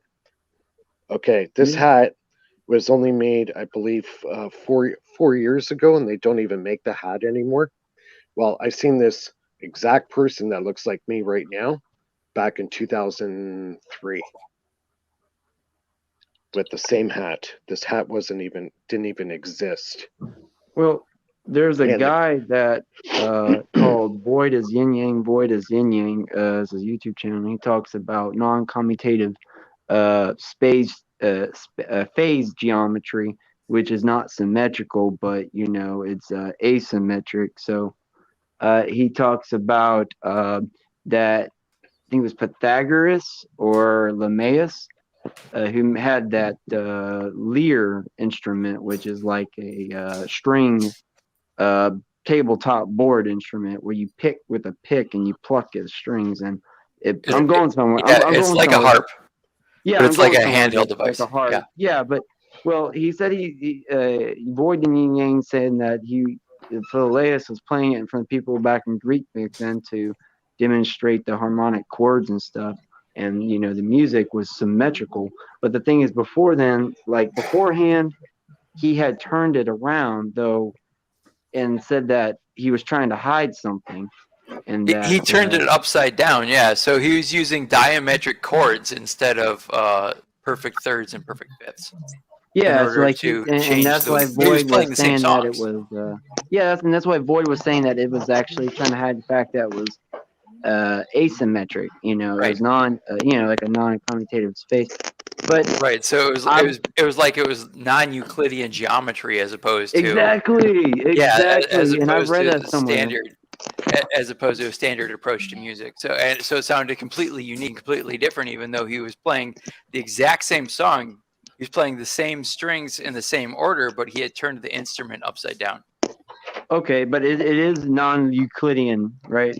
Geometry. Right, yeah, non-computational, non-Euclidean. It's a Same different thing. take on the same thing. So Yeah, it's like kind of like polynomial polynomial degrees is like crap. I was reading something about the orders of degrees of calculations for faster computation, but it's just actually just a subset of the lower ones, you know. Right. So it's okay. I'm a math guy, so I'm just trying to put all this together. Okay. So, but anyways, so yeah, he was proving that, and Void was saying that back to it, that time, from his work, what his studies have, he says shows that time is going out, as in like positive, while the negative side, there's a negative frequency he's saying that goes in, and it's like reverse time. So it's like two frequencies going into each other, and that creates the time dimension or something like that. And they call it negentropy instead of like the time that you're seeing right now is the decay state, and that the other state is the negentropy. So it's the reverse. Yes, Bernard. Mike, why are you wearing a mask? Oh, I had to come outside for a cigarette here. So I had to go through the hallway. But yeah, it's all vibrations, though. Basically, I mean that's what it boils down to. It's all oscillations. So that's where my physics part is like my involvement is just studying just basic oscillations. Like that's what it all comes down to. See, so like I try to and you're saying I'm not trying to override you. I'm agreeing with you. Like you added more to my information about the muffler thing. That just proves what I'm saying. Like it's an oscillation issue, and it's basically zero resistance. So well, look what Tesla talks about all the time. It's energy, frequency, vibration. Okay, those are the three components. If you can match those three components in your device, you'll either get over unity or resonance or all of it. Yeah, which over unity is resonance, basically. Is what he's saying. It is. It is. Yep. I think so. My experience I had there, basically, I saw myself basically, over 20 years in the future, and I came up to myself and I had this vivid dream. I had this vivid dream where I went back and I visited myself, and I basically warned myself that I was going to have problems with my liver. and this Yeah. was around 2013. I had problems with my liver. So, anyways, I remember that day when it was actually at a Shoppers Drug Mart, and I came and approached myself, and I said, I know you're going to find this unbelievable, but just bear with me for a second. Yeah. I know something. I'm going to tell you something right now. If I tell you, you're going to think I'm crazy, but just take care of your liver. And I looked at myself, and I'm going, he looks kind of familiar. You know, you got to understand, this is me, 20 years in the past, right? And I'm seeing myself the way I look now, right? I'm a Yeah. lot different looking. I'm a little bit heavier set now. I'm a little older, but just overall, I look different. I'm going, I know that guy. Like, he looks familiar. And I go, so I said to him in that the young me says to the old me, they go, okay, like that, kind of like, who are you? You know what I mean? So, anyways, no word of a lie. I had some like stomach issues and pain. This around 2013, right? So I'm thinking, okay, I better go see a doctor. Maybe I got a hernia. So I go and get the hernia checked out. I go for the ultrasound, and then I get called back in. And as I'm going to the doctor that day, I go, wouldn't it be crazy if it was my liver? So, anyways, I sit in the doctor's office, sit on the chair, and he goes, well, you don't have a hernia or anything. There's a little bit of a tear around your belly button. That's pretty normal for the type of work you do. But you have another problem. And in my head, I'm saying liver. You got fatty liver syndrome. My friggin' jaw almost hit the floor. So, wow. When that happened, I'm going, that guy at Shoppers Drug Mart. Who the frig was that guy at Shoppers Drug Mart? And I'm going home. I'm losing my mind. I'm going, who the hell was that? How could this person know way back then that I was going to have a problem with my liver? Because the memories were coming back, right? Yeah. And I'm going, who is this guy?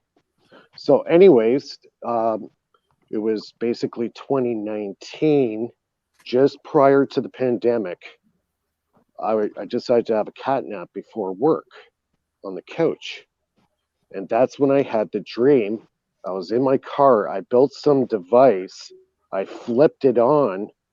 I went back to that time, and that's where that encounter happened with my past.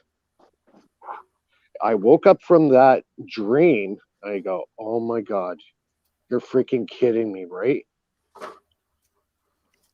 So I'm losing my mind again. I'm going, no. This cannot be right. And this is all at the time I was doing a lot of the experiments with the pulse motor, and I was getting some really weird effects happening. So I decided, okay, I got to go outside for a cigarette. After that, I'm going to get my stuff ready to go. I'm trying to get my mind back on track again. And I'm losing my mind. And I go, no, this could not have happened. So anyways, I said, okay, I'm going to just flip on YouTube, see what comes up. Comes up time travel paradoxes. Are you freaking kidding me? When I saw that show up on YouTube, I'm like, I went right back outside again for another cigarette. I'm like, no way. How would YouTube pick that? Like the very first video came up, time travel paradox. I'm like, brother, what? We simulate Matrix. So that was the Twilight Zone for me. Yeah, it's kind of weird that way, man. It happens a lot for everyone. Synchronicities are no joke. So, anyways, here's it goes on. Yeah. A week later after that happens, well, that dream I had pretty much changed my life, right there. And the next week, I had not the same scenario, but basically saw what happened with this coronavirus. I seen it happen 3 months before it happened. So What date do you mean? Like it was before it early. happened? Yeah, it was early January, and we went into lockdown here in it was March 13th, Okay. and things start closing up. So 3 months Right. before.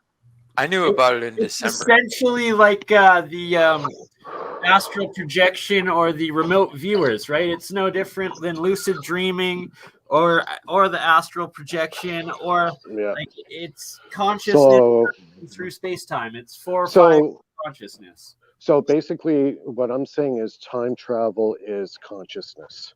We can do it. 100%. Everybody has it. Everybody can learn it.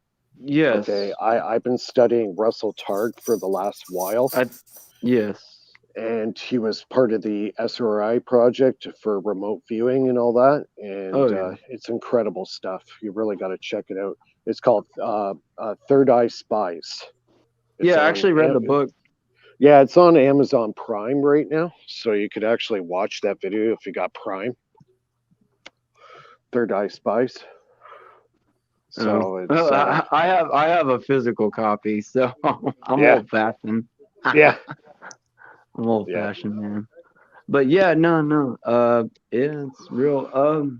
I guess, like I said, frequency is basically proportional to energy. So that whatever number you have, that's the amount of joules of energy it exactly is. Yeah. So, right. and I was making sure that you read over a bunch of stuff that there's no discrepancies. Information itself is actually, if you think about it, is energy, and information can be processed as frequencies. As ones and zeros switch on and off can produce a hertz. Thus, is the clock like in a computer. And that's why I got it. That's why thing. that's why I got into the structured water, because it all works the same. It's a plasma. It retains history. It retains information. Yeah. So what my machine is designed to do is remove the old energies within to neutralize the water. Right. Well, it's all a self-organizing process. It does it on its own. It's a continuous spiral. There have been known biological transmutations that have happened on experiments back in the 19 or 1800s. Yeah, 1800s. Well, quote unquote, if history is real, as they say. Go ahead, Bernard.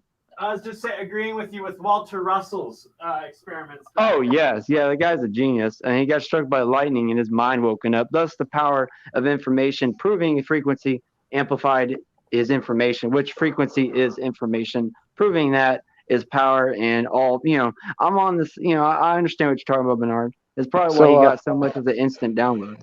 But yes. Hey, maybe that's a good thing that I get electrocuted by my experiments. Maybe. Well, this is where the value of impedance comes in. You have to be careful because you can also, if it goes over your resistance level, you are going to get damaged. So be careful, though. Yeah. But you can condense the power enough within you to make sure it doesn't harm you mentally. I mean, if you have your mind or will strong enough to stop the electric barbecuing, then you could probably transform your cells with that. So yeah, well, I was be careful. I was doing experiments last night and had the new spark generator going, and it was running incredible. And I think I charged a lot of the ions in the room because I had an electrical I had an electrical arc go from my ear to my hair. Oh, be careful. I thought somebody bit me. I'm like, what the heck was that? Well, they say they always say light doesn't have mass, which is bull. Then how does electric have mass and you felt the touch? I think electricity's got mass, so light has mass, so energy has mass. Well, quote unquote, sort of, I guess, the momentum. I mean, speed, you can feel like a gust of air hit you. That's got a bit of a physical feeling. So, but anyways, I'm getting off topic. But yeah, if the ions were filling up in the air, to me that the waves of the ions were hitting maybe the back off the walls or something. I guess it built up. Yeah, it was reflecting built off my body. My body started to retain, I guess, that static energy, and an arc happened between my hair and my ear. So I thought something bit me. It was like you know how you get a mosquito bite? Yeah. Like that. It was like, what the heck was that? There's no Yeah. bugs in the house. Were you in a very enclosed room though? Like Yeah, like we live in an apartment, so it's all closed yes, in. then yeah, it's going to it's also probably reflecting off the walls possibly. So I'm just saying the radiation wave. So there's a guy that did a huge antenna somewhere before, and you can actually see he was generating a lot of power in this thing of hertz, and it wasn't electric, it's just oscillations. And this thing was actually creating these weird image distortions in the air. Yeah, Very like heat, slight. like you, yeah, It was like you would pressure. see It was heat. weird. Well, it wasn't even heat. It was like this pressure. It was not heat. It was weird. I don't remember. It was somewhere in the United States. Electrostatic pressure waves of Nassim Haramein talks about that with a couple of his experiments. Yes. I'm not very well versed in Haramein. I've heard of him, but I don't know much. Well, what I would say to you is, you seem to have quite a bit of knowledge yourself. Don't cut yourself short. I don't have a doctorate. I don't have a degree. Oh, neither do I. I don't have actually. But I really suggest you start doing experiments. Well, I before I do any experiments, I think I've been just seeing what other people go about doing their things. Yeah, well, that's what I did too. I decided to get a turn on possibly instead of just reading more, because that's always helped me more, is just getting more information. Because actually that seemed to cut a lot of the bulk of experiments I don't even need to do, because people have already proven it. And no, like you'll hear people even from Apec and on Alien Scientists talk about how getting a degree in physics will not help you with theoretical physics.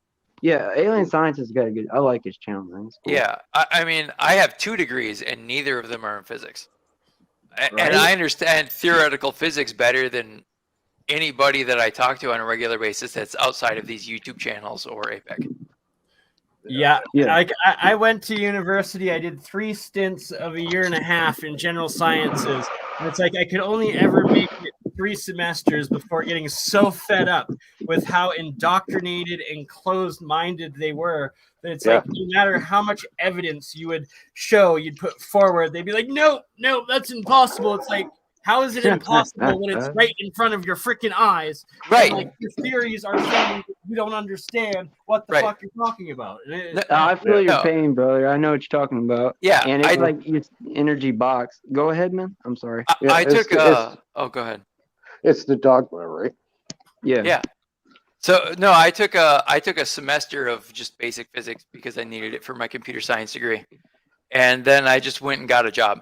But I kept reading about theoretical physics. I ended up working at the university in the IT department. So I actually did the tech support for the physics department. And I installed like their phones and I supported their Wi-Fi and all the stuff.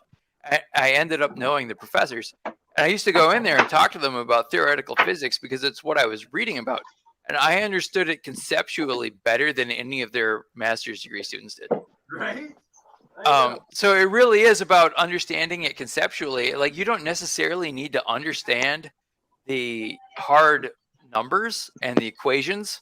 If you can read the basic equations and be like, okay, I kind of get it, and then understand it conceptually, you've pretty much got it. And that's exactly what what was that guy's name? Yin Yang?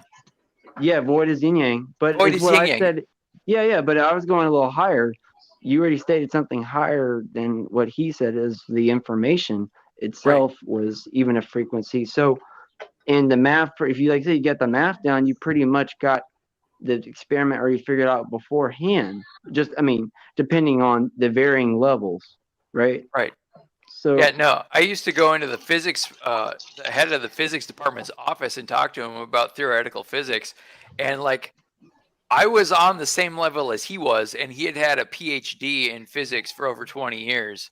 And I was asking him questions about like, how do you map out a field and what does that mean? And like, what is a field versus the frequency and how do these things interact with each other? And I'm going to add something to that. You know who's big on fields? And he's a good guy. He's cool. His name is Kent. I think you heard of him, Kent Wheeler. Ken Wheeler. Yeah, Ken Wheeler. Yep. Yeah, he says he no one's properly, well, according to his words, his quotation, nobody has properly ascertained what a field is to define a field. That Right. he So- knows about. Keshi has done that. Keshi explains the fields perfectly, and it's all Yeah, field. I'm just going to plasma reiterating what he said. So yeah. But Wheeler, 100% is he has a better understanding than 99% of all of academia out there.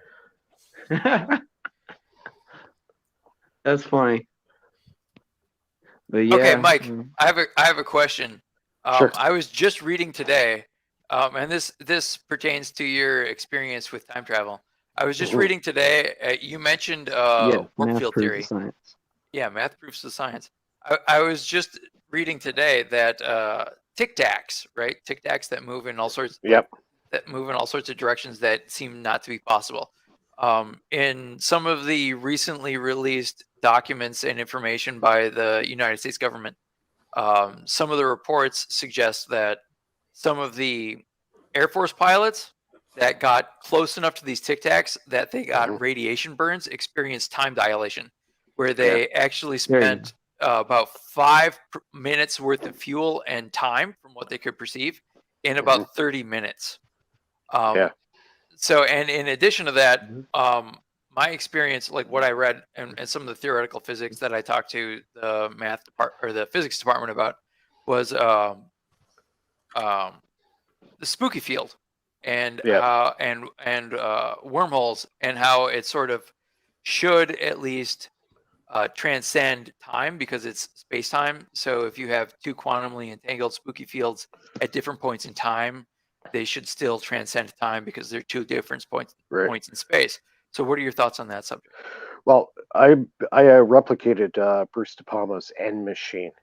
So when you get a rotating magnetic field, that will create time dilation. And I've done several experiments where I've actually experienced time dilation while it's on and hitting the N machine with high voltage. And that seems to actually amplify that effect even more. Now, Bruce De Palma back in 1979, when he was building his first, not the actual N machine, it was another machine, it's like a rotating gyroscopic box with two rotating masses inside. And when he sped it up to about 60,000 RPM, they put at that time, they put an analog clock near the axis. And when they did this, there was time dilation. Wait, how many RPMs? 60,000. It cost 60,000. Yeah. 60,000 RPMs and time dilation. Yeah, started to happen. Now that's with interesting. Yeah. Okay, that added to my see, and they say information is not viable enough just to do physical experiments like over level. See, like my Yeah. N machine only weighed about 25 pounds.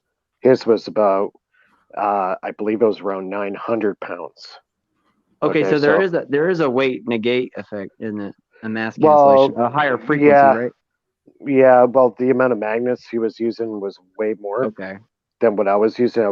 I made a very, very small scale model of what he did, but I was still getting time dilation with not even close to that RPM. I was only at 3,000 RPM, but when I was hitting it with over 1,000 volts, I was getting time dilation. So that energy went from basically the axis point of the rotating magnet. And if you know how the N machine works, when you spin a magnet, the current travels from the center axis to the leading edge. And that's where you tap the power off. So if I'm throwing 1,000 volts in there and all the electrons are congregating on the leading edge of the outer diameter of the magnet, it is spraying that energy in like a spiral off the magnet and creates this rotational magnetic field. Now, John Hutchison, which I actually personally know. Me too, in a way. I interviewed him twice back in the mid-2000s. and he was dealing with rotational magnetic fields. His created anti-gravity effects. Now, he never tested time dilation. From what I know, if he had a couple of clocks set up, he would probably have the same effect, similar to the Philadelphia experiment, right? Yes. So and I know quite a bit about that Philadelphia experiment and so-called follow projects just by reading the kooky stuff that was out. But if you put the physics together with it, it actually makes sense. So who's this? I believe it happened, but yeah, that's a belief. I wish I could get together with John again, because this guy is just unfreaking believable. This guy just blows my mind every time I talk to him. He's Oh yes. he's Well, he's also I mean, but also if you really want to get an in-depth thing, check out his works that he did. Look into what he did. That is you get also into that as well. You best believe we are going to have John Hutchison back, and that is a top priority. Know who else I've actually interviewed? Take a guess. Probably won't believe me if I told you. Yourself from the future. Well, no, Jim Mars. Remember Jim Mars? Nice. Yeah. He's one of the nicest guys you'd ever want to meet. I interviewed him twice as well. So, yeah, and also interviewed, what's his name? William Henry, the guy that talks about the harp. He lives up in Anchorage, Alaska. Oh yeah, the harp thing. Yeah, they got like, I heard they had like 8, 9 of those set up in Australia or something. No, they're all over now. Yeah, they're everywhere. I mean, it's not. It don't matter particularly. I mean, it matters, but trying to say concentrate on one is not going to. Know what I think harp is? It is basically what Tesla was working on with his Tesla coil that I was setting up in Long Island there. Wardenclyffe Tower. Yeah. I think that's exactly what they were doing, trying to do transmission of power through the ionosphere. A lot of people think they were using it to heat it up and do weather manipulation. That's possible. That's possible, but I actually think what they were trying to do is transmit electricity through the air. Yeah. They were doing the same. Through the ionosphere into the higher dimensional outer dimensions. It seemed to spike in usage when there was they were timing it, as well as the time the stern as well with the sun flares. Yep. Yeah, we had a bad flare in 2012, just north of Montreal, and it actually took out the entire town's electrical grid. Yeah, and for more than wasn't it more than a day? Oh, it was over a week by the time. Was it? Yeah. Yeah, it was over like a week. At least 3 days. Yeah. From what I remember, it was about a week before they got things back online again. That solar flare basically fried their entire electrical grid.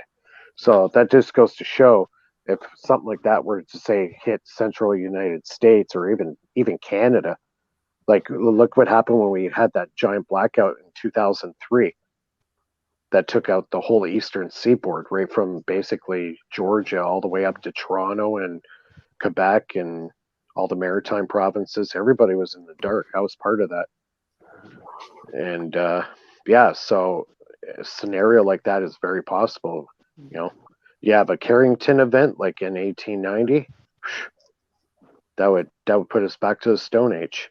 But you got one other problem, and this is probably the biggest problem of that scenario. How many nuclear power plants are in the U.S.? Boom. Okay, so basically, if you got, say, 100, you got 100 Fukushimas. That would be catastrophic to the planet. Yeah, especially since it's like a enclosed system. Hint, hint. But here's the thing: is that to add on, if you want to know that flying craft are around the UFO, they always being seen to go where there's a lot of high energy for some reason. They're always around that. I bet They're you every gravitated time. to nuclear. Yeah. Yeah, See, I bet money that you can know see that they're there. where I live, we have one big nuclear power plant. It's called the Pickering Nuclear Power Plant. That's Yeah. about 45-minute drive from where I live. And there's another small nuclear reactor at the McMaster University in Hamilton, Ontario. I live about 30 minutes away from there. So I'm in between two nuclear reactors. So Yeah. I've seen quite a bit of UFO activity in the southern Ontario region where I live. And Yeah. I think it's because of the nuclear plants. They're attracted to this nuclear energy. I have a question about that. So, one of the things that I've always thought, and this is sort of me going off on my own and thinking about UFOs and basically just lights in the sky, I've always also been interested in ball lightning. So I've always wondered if some of the atmospheric events that people see with lights in the sky are actually naturally occurring weather phenomena in the form of plasma forming in the sky because of the extra radiation in those areas. Well, yeah, exactly, because we live on a giant capacitor. Right. Okay. Yeah, so there's a magnetic field, and the lights zigzag back and forth in seemingly unpredictable ways. Could it just be following the shifting magnetic lines of force in the Earth's magnetic field? Sure, you can't rule it out because it does happen. You know, depending on the conditions, and when the conditions get just right, you get lightning, or you get ball lightning, or you get this other phenomena, right? Yeah. Yeah. Which means that some of the lights in the sky could be the same thing as ground level ball lightning. It's just happening at different levels of the atmosphere for slightly different reasons. I don't think. I think most of the UFO sightings are our stuff. Yeah. Personally. Mm-hmm. That with ghosts and fairies and mythical creatures and phenomenon, time travel, conscious, all of it's real, to be honest with you. Fictional, imaginary realm, as you probably remember. I bet even a cartoon is real if you think about it. But that's probably out in the realm that nobody's ready to accept yet. But despite that, and that can be proven actually, because of hologramic projections have been known to be solidified if amped up to enough to another solidarity, because like they had that hologram display that happened in with the rap singer, Tupac.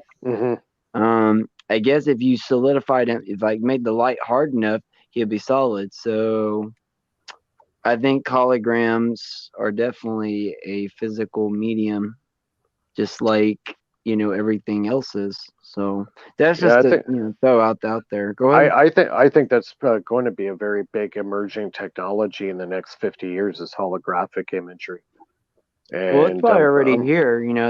They're just hoarding it and other things. Oh yeah, no doubt. Yeah.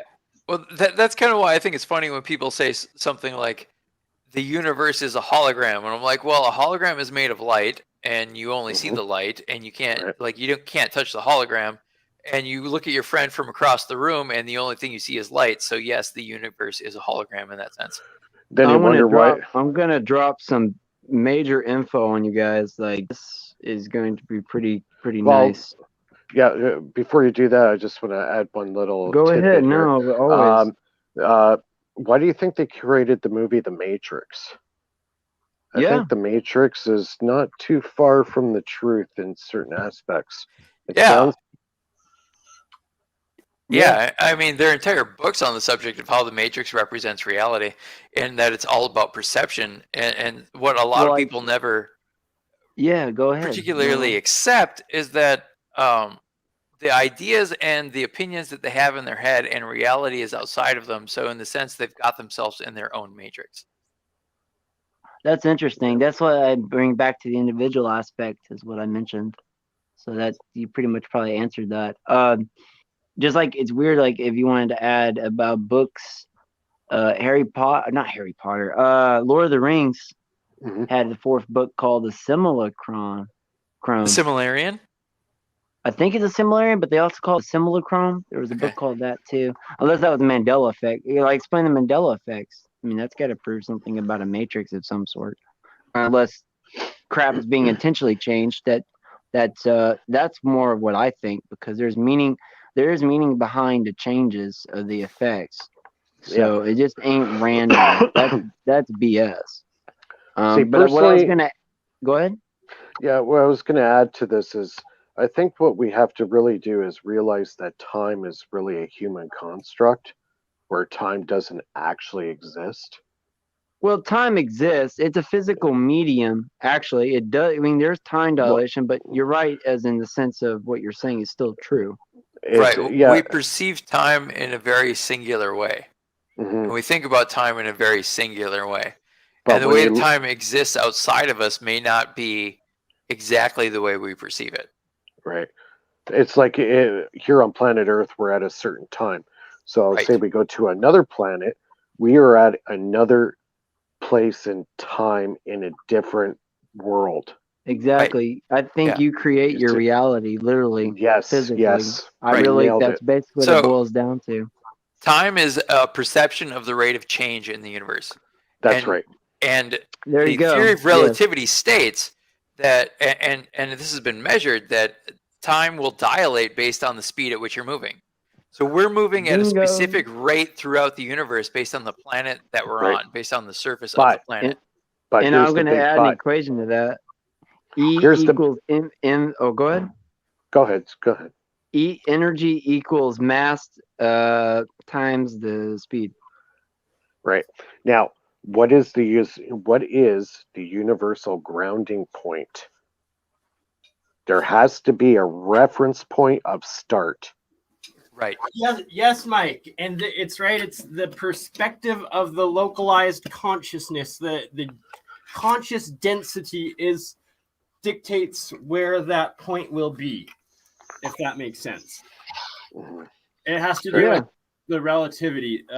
So I think that's, where is the beginning? Maybe the math topology might help if.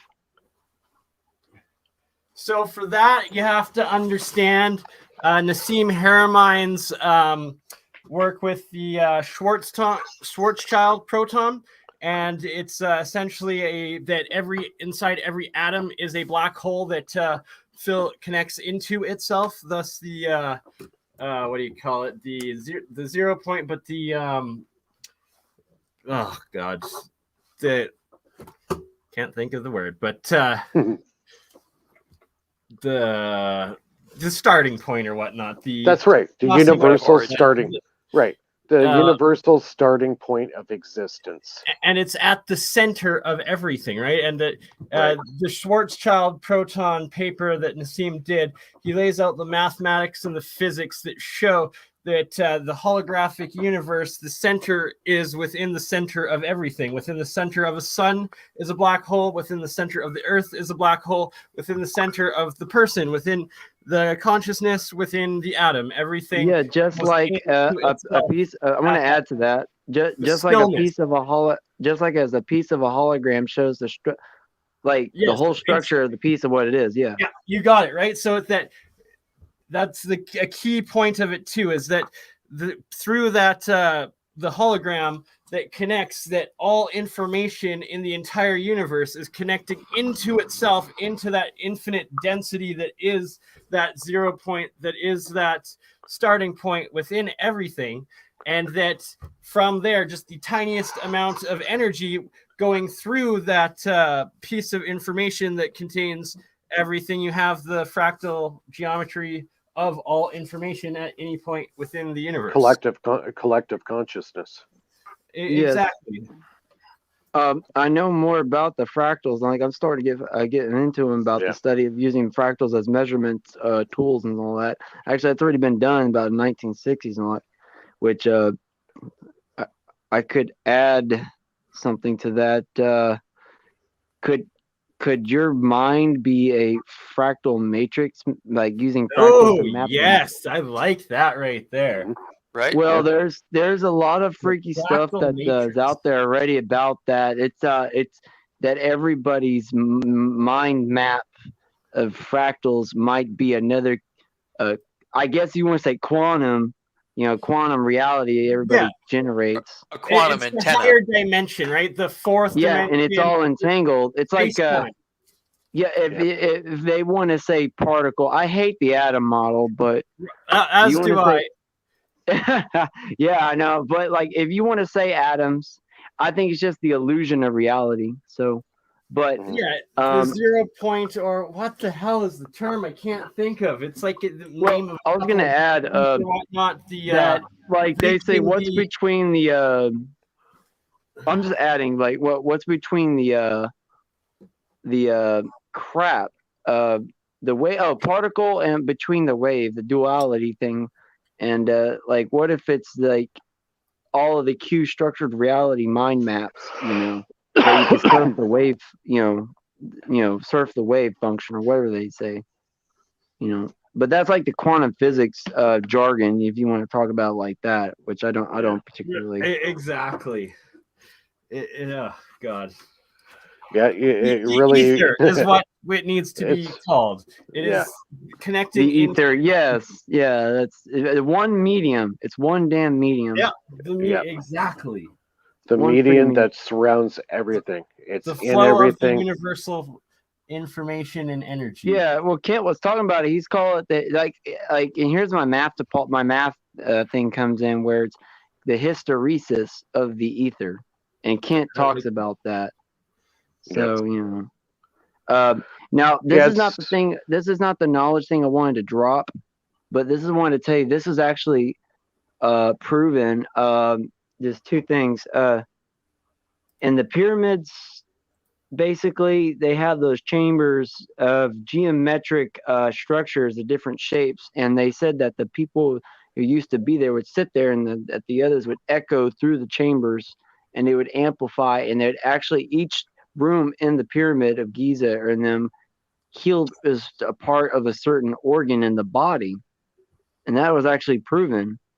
And so the guy that they said that had now here's where it gets trippy. This is proof. Well, supposedly it's a story, but it makes sense about the biological transmutation and no other types of outside influences, stuff just like self-organizing itself into like impossible combinations through the alchemy. But here's the thing related to that with the Egyptian thing I'm talking about. Thoth, the guy with the freaking was like I think it was the eagle helmet or whatever. Yeah. He said that he manifested out of thought itself, which the thought is a dimensional topology realm, just like everybody's thoughts, into physical reality, that he made the emerald tablets physically manifest. Now you heard of those. Right? They said the composition of that thing cannot be scratched or burned, or it can't be harmed in any way, and that they tried to use bifringent light to test through it enough to see inside what its composition was, and they said it had stuff that wasn't even in our realm as being any of the like elements or alloys or isotopes of any known sort. And that just proves right there that there are other dimensions and other realms, particularly, and they go ahead. A huge part of this, I believe, is that the ancients were in harmony with the resonance of and the oscillation of the universal consciousness, and that is 432 hertz, and that the 440 has intentionally put us and our own consciousness, as well as all conscious thought of our current society, out of harmony with the rest of the universe and nature. Yeah, we're kind of right. I think so too. I think we're kind of in no man's land. Well, we need to be. So, it's like, might as well. I think like if you like this Schumann resonates at 7.83 hertz, or it could be a little bit lower maybe, because they've been like some deviations between which one's the real Schumann resonance. But they said if you multiply that, would it make it to where it's like 432 hertz, like you said? If you multiplied multiples of octaves? I Yes, haven't did the exactly. It's calculation. the octave. You got it, and it's the Oh, you gotta octave get out. scale that Wow. all of the universe works on that is in harmony with that 432, and that But the 7.83 440 would takes it multiply just to out of that. that Maybe. octave, the perfect octave, the perfect Wow. resonant or harmony of the spheres, as it was called in Plato and Pythagoras's time, and that is the fractal geometry of dimensional mathematics and universal structure that we have no idea about in this day and age, but actually is the quote unquote God particle. It's no particle, it is just the shapes of Shapes. structure. Yeah, shapes define. Now, I wonder if shapes define the math functions, because Plato believed numbers were alive, and that's another dimension of power. Numbers are physical constructs. So Plato was way ahead of the game as well on things. So what I'm trying to add though is, Walter Russell's geometry here, and it's actually all those octave based as well. Yes, also those spirals seem to generate power frequency as well, because there was in one of the cells in your body has that same spiral shape, and it actually conducts frequency oscillators to the other cells. It's conscious energy going through space-time, spiraling through, and that's the shape Exactly. of it and Yes. how it transfers. Yeah, it's so simple. I wanted to give the thing I wanted to add is to the Toph Emerald tablet. There's a guy in 2014 in Britain or the UK who did an experiment where he's using the particle model, just to let you know. Took two photons, or they called it light quanta. They renamed it, and I'm like, oh my! I think it was subatomic light or something like that. Subatomic photon, whatever bull. But they took two photons or two light quanta and combined them together, and he was able, just by itself, was able to generate solid matter. Yes. In bit form. Yeah.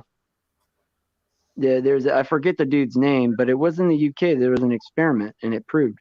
Another thing they were able to do with that was generate solid DNA in water out of putting in the right harmonic frequencies. And I can add another experiment to that too, is where they took a Faraday cage of the DNA, like you said, in one water glass, and then another water glass was empty, and they vibrated the empty water glass with that same DNA structure from the other glass, and there's a Faraday cage over the DNA of one of the water glasses, but the empty water glass that they were vibrating in, and that one had a Faraday cage over it too, by the way.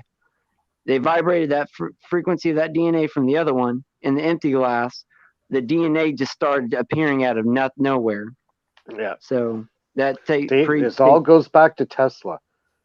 Energy, vibration, frequency, which is redundancy is basically oscillation, because it's energy, it's frequency, and then it's oscillation, or vibration is oscillation. Right. It means vibration is just faster and oscillation is slower, but still oscillation is still vibration, because you can use it was just, it's coming from a person back from the 1890s. Yes, so but that was there. Yeah.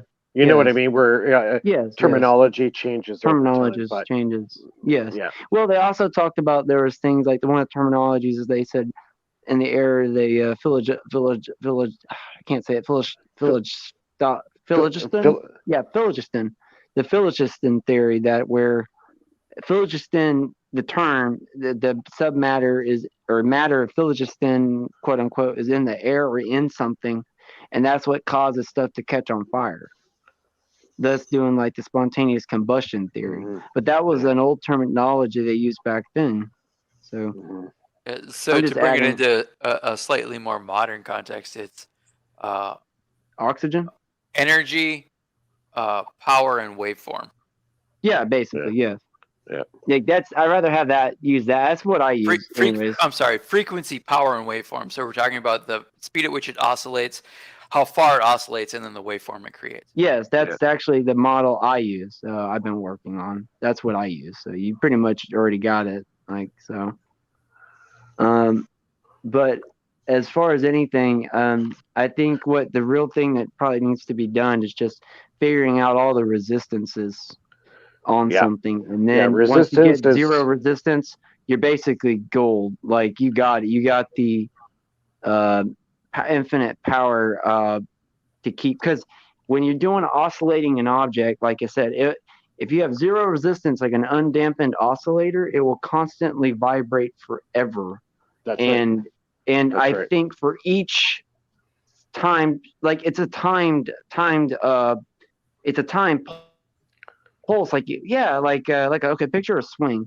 It's going back and forth, and if you time it just right, when it goes back, say on the right side where you first pushed them, and you hit that right push again, it'll amplify.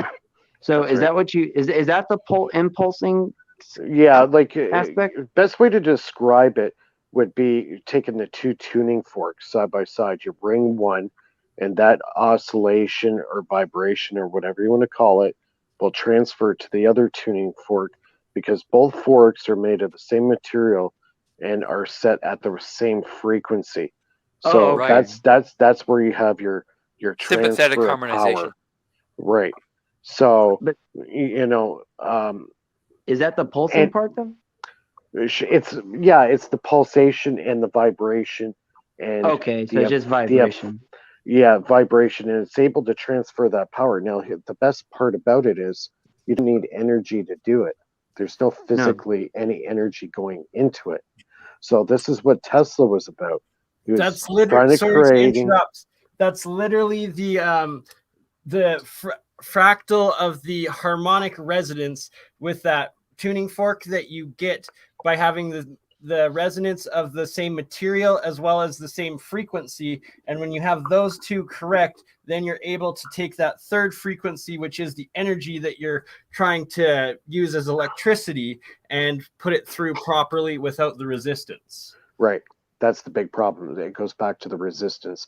The energy systems that we use today have entropy. There's always going to be a resistance. There's always Resistance going to is be the entropy, yes. yes, and that's where you get your losses. So I guess the holy grail is to create an electrical system, create an oscillation with no resistance. Therefore, in theory, that should run forever. So And it amplifies on its own even higher. that's right. So it gets That's right. stronger. So that's basically, it's always been a power issue. I've always known about that. Yeah. So we have to build. See, back in the day, all these guys got together and they had a meeting one night and said, you know what, we feel, we're just not we're not too far off making a rotating mechanical apparatus that could produce energy without a prime mover.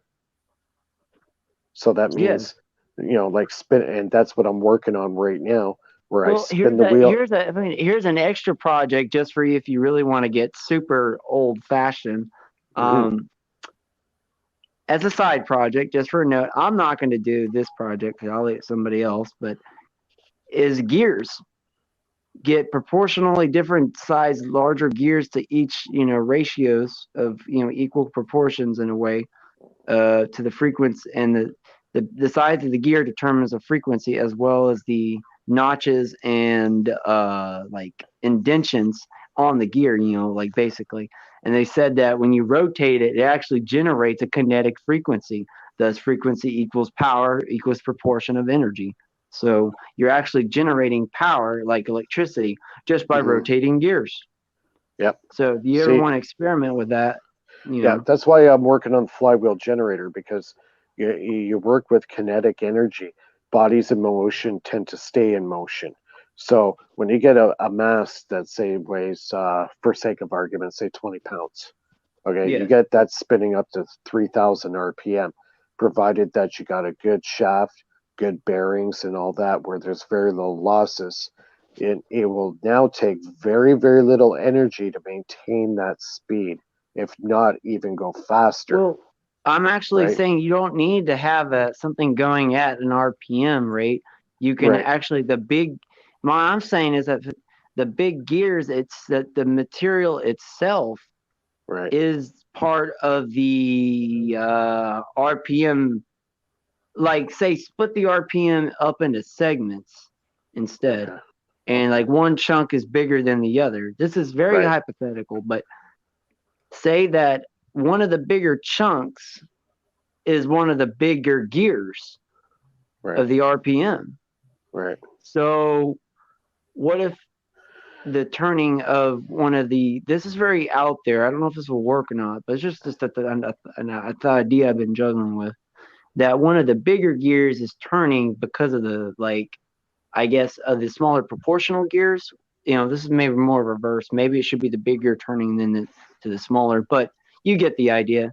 And that the bigger gears would actually generate the power itself without having to go so fast because of the different proportions. So you see what I'm saying?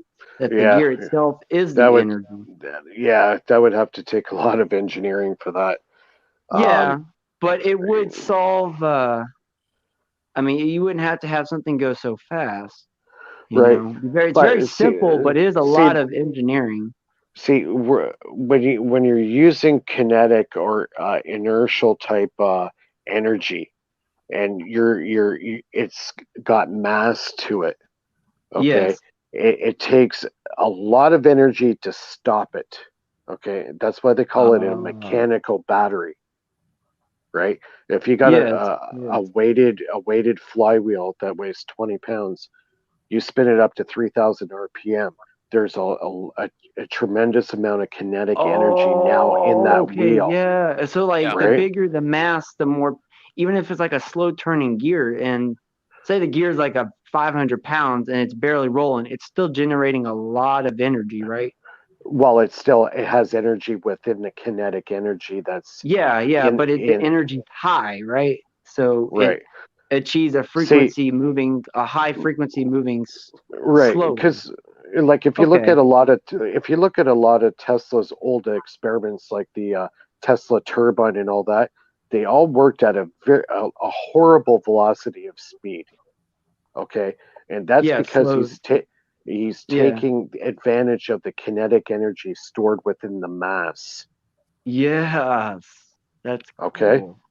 So that's why I'm working on this flywheel generator. Basically, for every 360 degrees, I give the wheel a little push.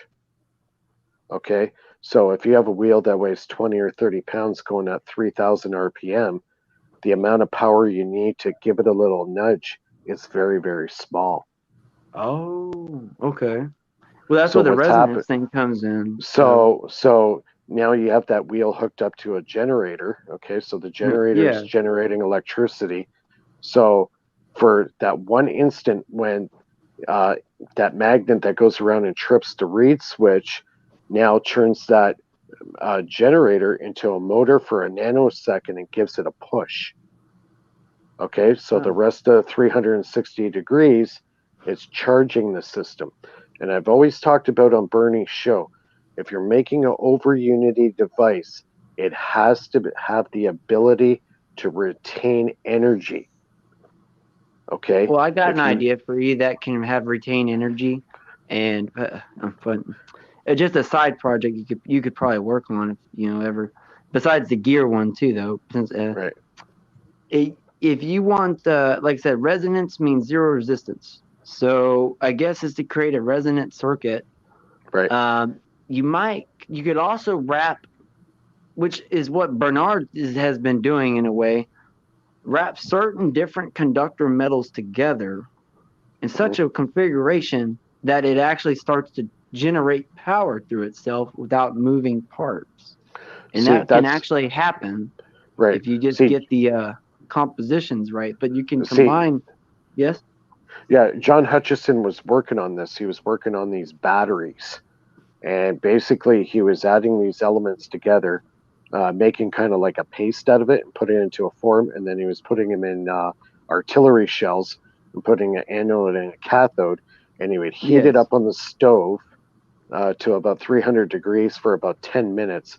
And then after he did that initial heating, the battery was on forever. Now, the question is, why is it running forever? Well, he figures that the composition of the materials and the minerals that he was using in it was basically merging with I guess you could say, like the Casimir effect. Yes. Basically, the resonance was matching up, linking. So the frequency was linking with the other materials. Like that's why you got to match the values exactly, and then it'll couple. But you don't even have to heat it up. If you get the right frequencies lined up from the materials themselves, it'll start to just generate power on its own. It'll pick up. Yeah. But that's just the thought. So I mean, and those batteries that he have are still working today. Oh yeah, so that's infinite.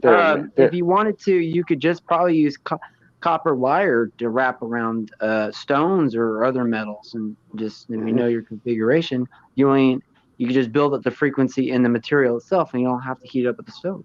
So that's just an idea, just to throw out there. So yeah, there's so many different ways you can go, but like my focus right now is doing the flywheel generator.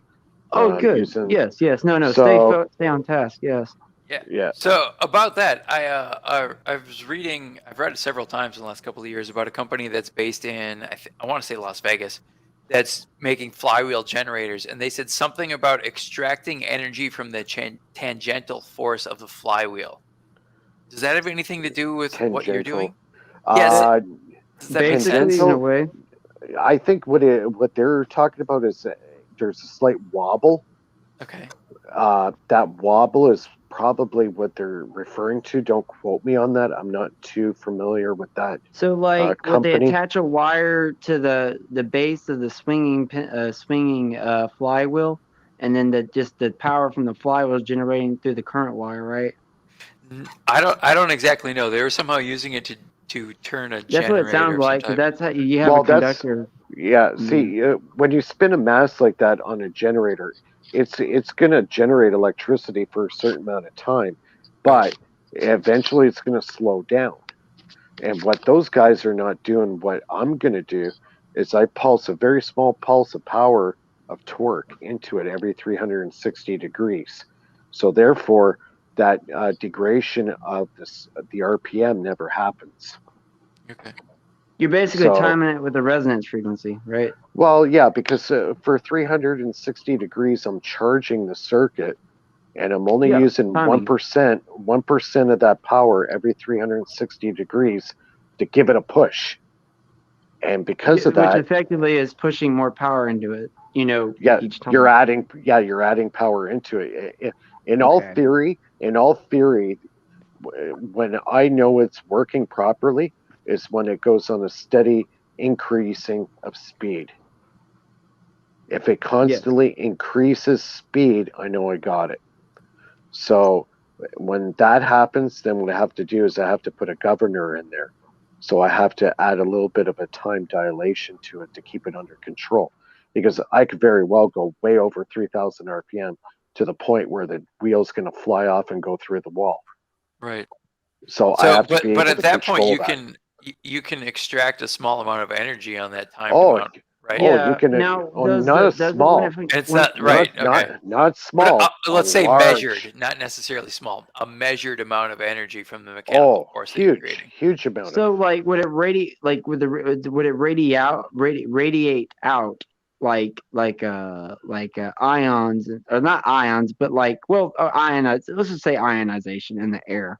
Like, would you be able to it's like an air medium, but something's radiating out. Where you I'm so glad you used the word ionization, and that's what everyone is hung up on.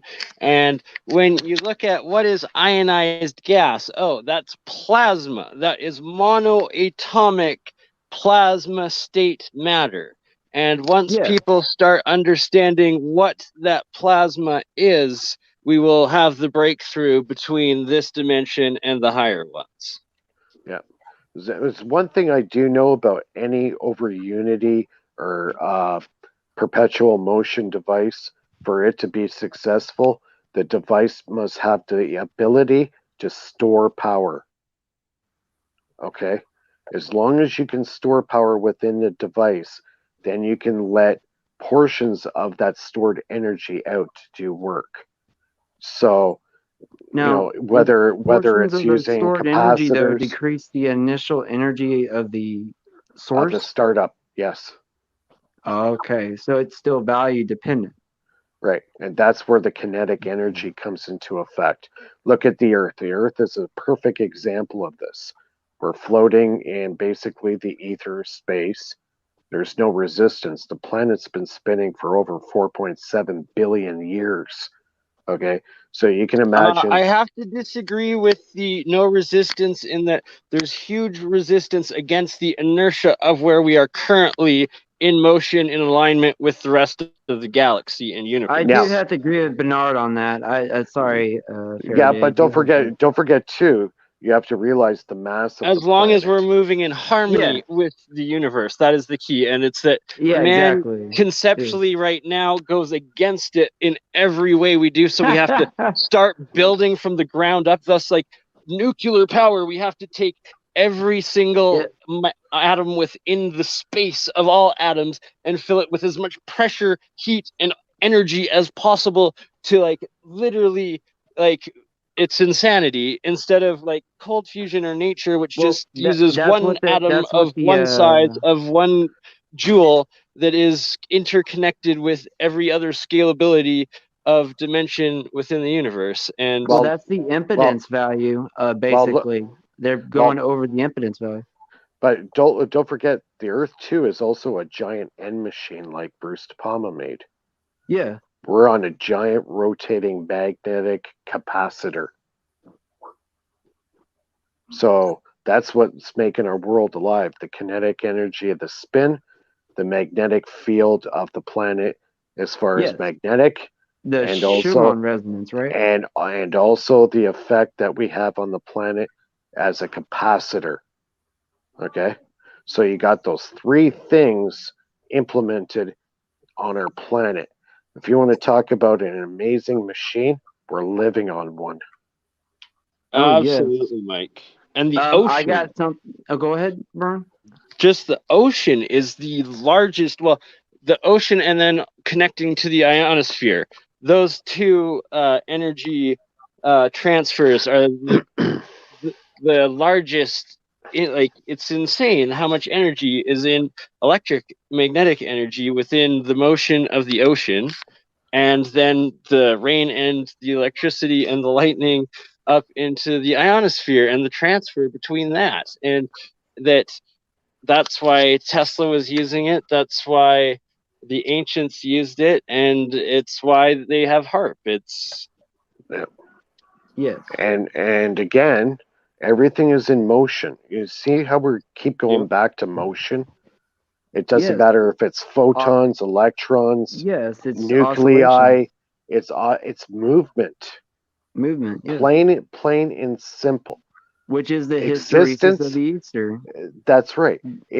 That's why if there wasn't any movement of anything, nothing would exist.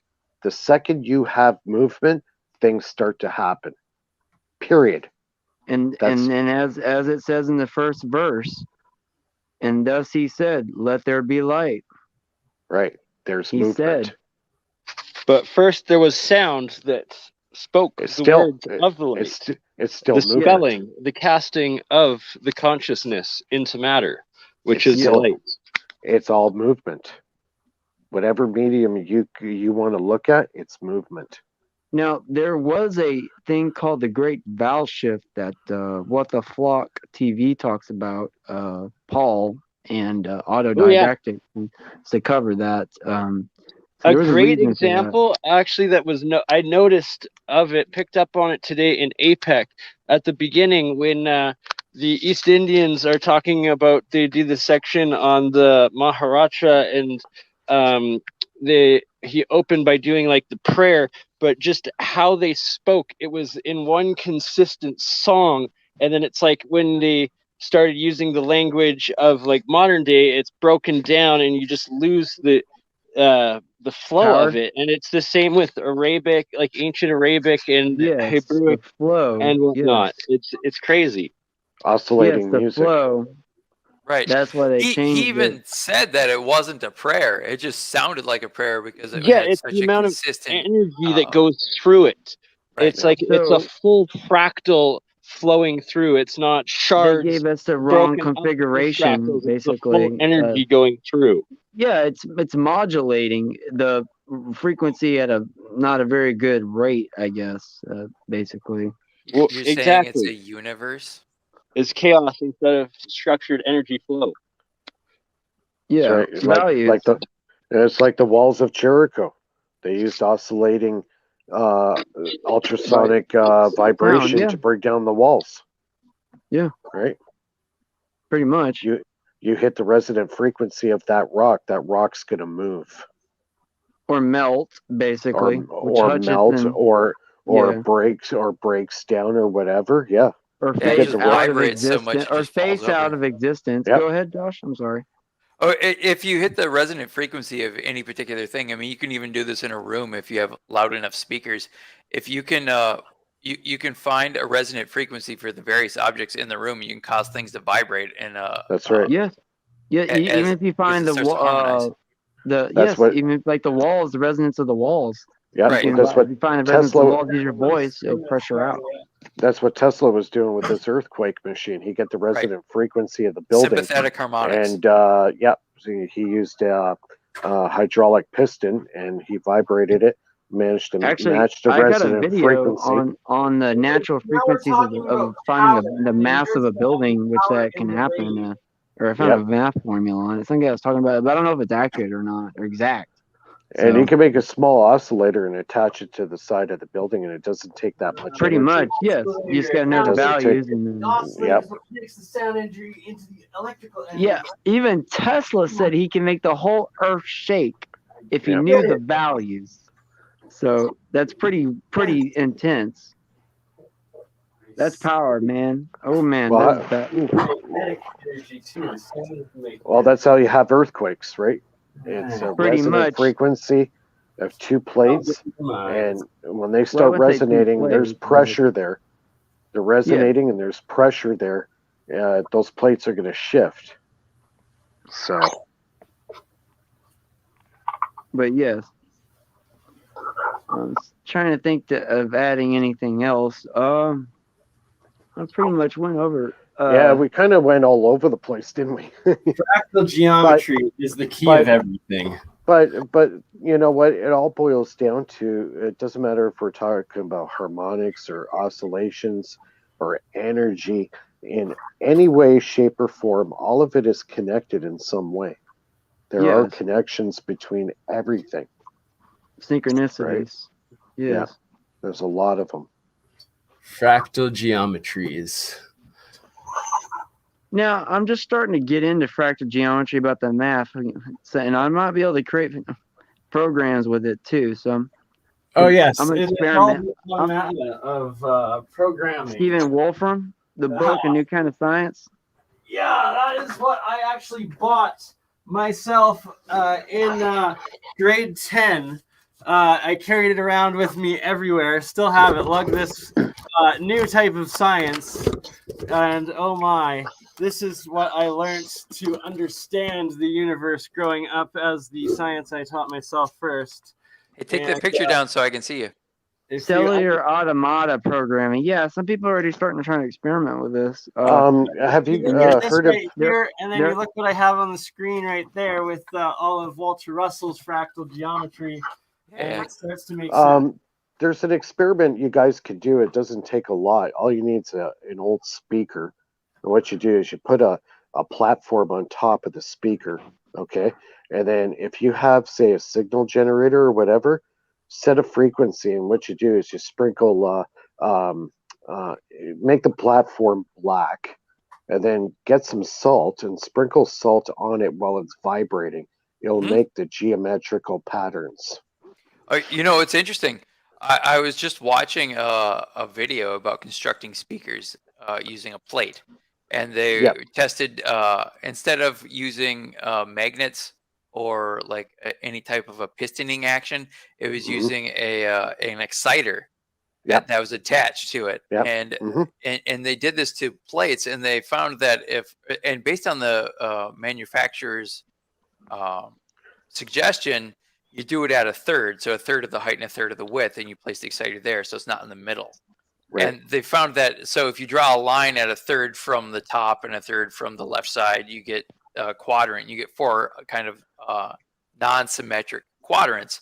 And then if you draw a third in each quadrant, you place additional exciters in there, you actually get a more even form, so you don't end up with dead spots in there. What's interesting about that is you're placing it at thirds, right? So in music, and when we're talking about harmonizations, it's at thirds and fifths. So you're still doing it at a third. Mm-hmm. So it's a physical third, and in terms of harmonization, it's also a third. Yeah. And then it removes the dead spots from the plate, so they get when they're changing the frequency on the plate with the salt on it, it would sort of form these different patterns. Yep. Like you're saying. If they place these exciters on it in the correct places, it would remove the dead spots and it would excite it even more. Oh yeah, get right there. That is the cancellation of the standing waves through the sound waves, and matching out the resistances to be gone, basically. Yeah, you got it. You got it. And I wanted to add to that flow of energy in the universe. Yeah, the flow. Yes. I wanted to say that you can also get certain, like a box speaker or like a big wooden speaker without any parts in it, and you can create like these cavities inside these bigger spaces, and if they're proportionally out, each, like, say you have like I guess 2/3 and then I don't know 4 or 3/4 or something, whatever measurements, and if you do like the sound in that speaker, it will actually amplify the sound depending on the the structure of the shape, the geometry, and how does geometry increase power? Right there.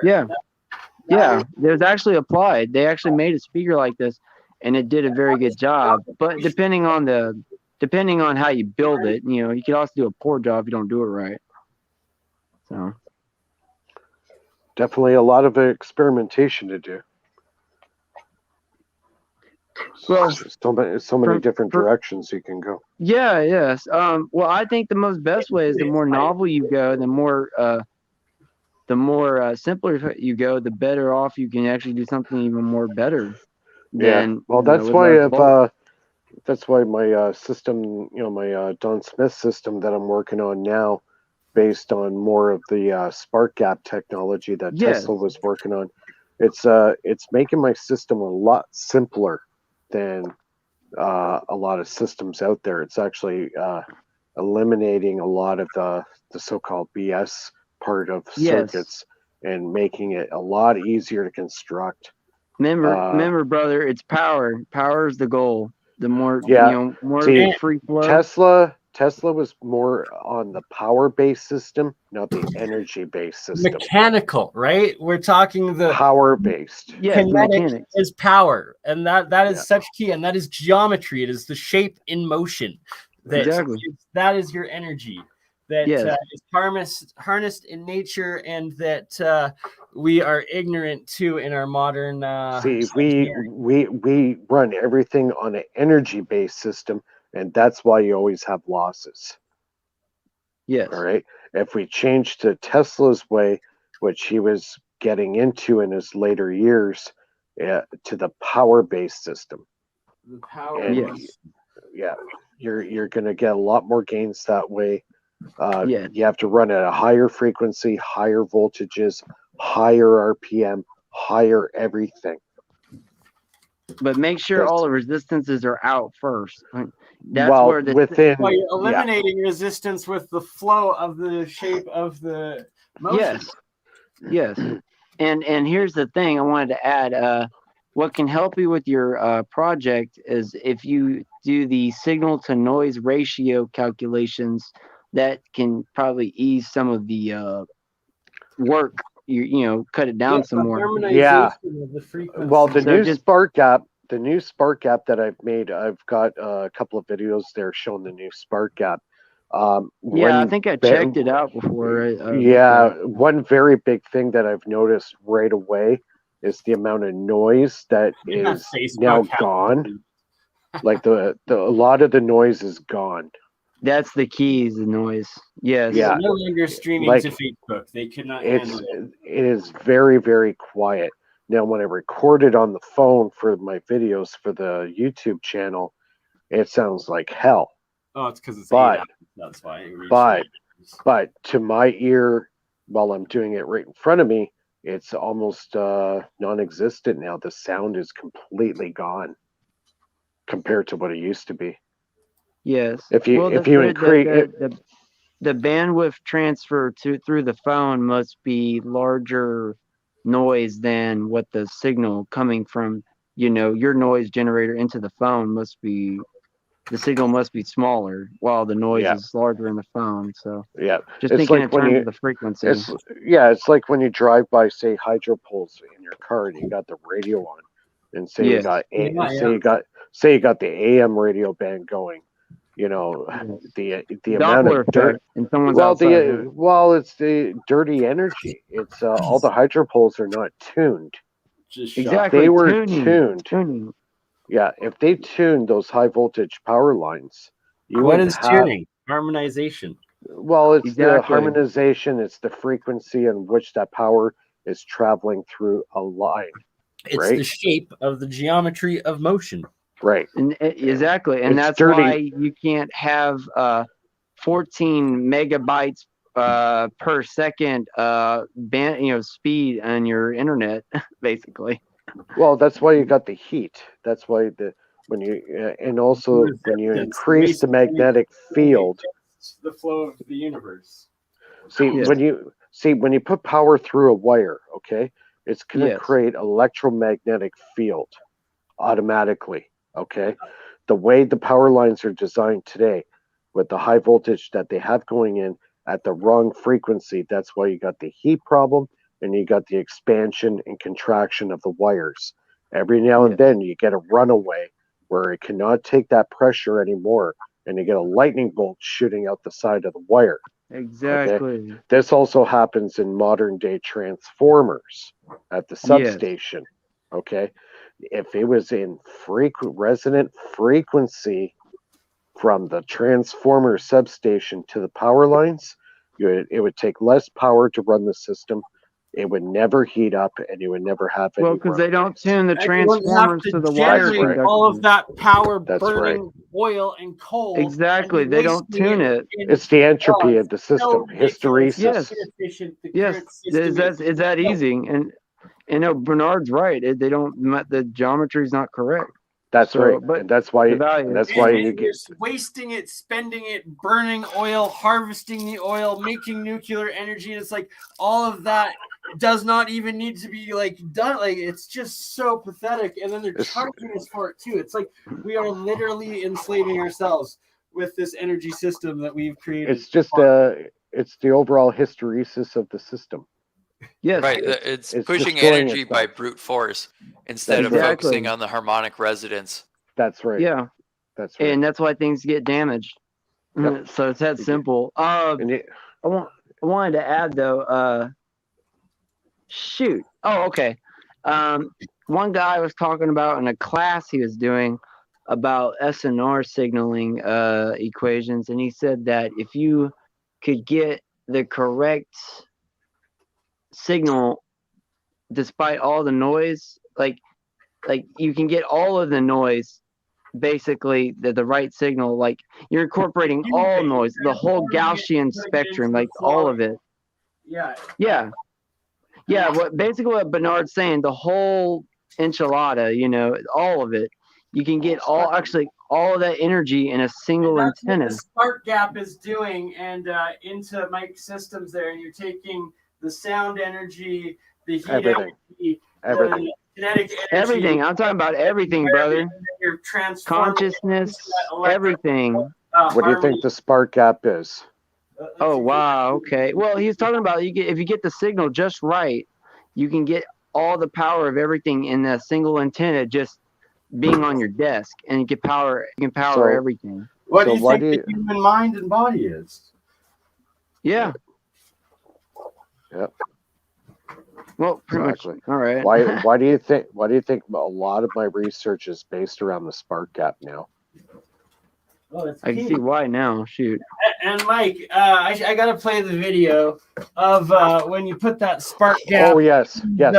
Electrolysis that I'm doing, and then you literally have yourself the Star Trek matter generator. Antimatter, yeah. Well, I was just adding what I knew in, and You know, I'm like I said, I'm a math guy. That's great The conversation. math cuts out all the BS, extra trial and error, and burn down, cut, and for you know, like I said. So see, this is the beauty of the internet, where you can collaborate ideas and information. Okay, see what we've And done get motion going. See what we've done tonight is totally obliterated dogma. 100%. yes, dogma. Okay, Extremely. we've destroyed it. Okay, Overkill. and this is why great ideas, when everybody gets together and throws their 2 cents in, Force in and motion. everybody's going to learn something. Everybody's going to find a little piece of that puzzle of whatever they're working on by collaboration with other people. And sometimes that's it. That's now, here, that's if the you key really to want innovation. to, here's something you can do if the spark gap thing is not going as fast enough. And hold on, guys. Hold on. Okay. We gotta just pause those thoughts and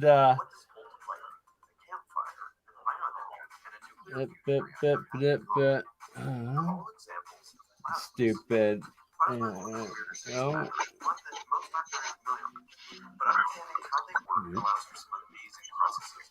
No, this is not the.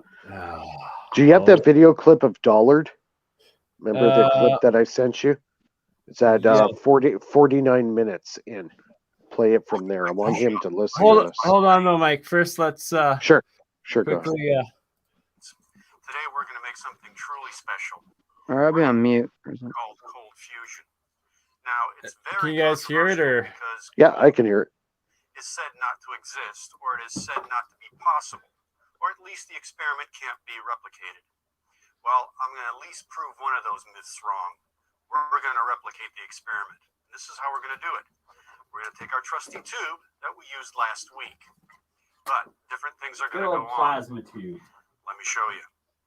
Vacuum tube is a plasma tube. Plasma within that tube in the right flow. Oh, I think I've seen this. Holding some stainless perf.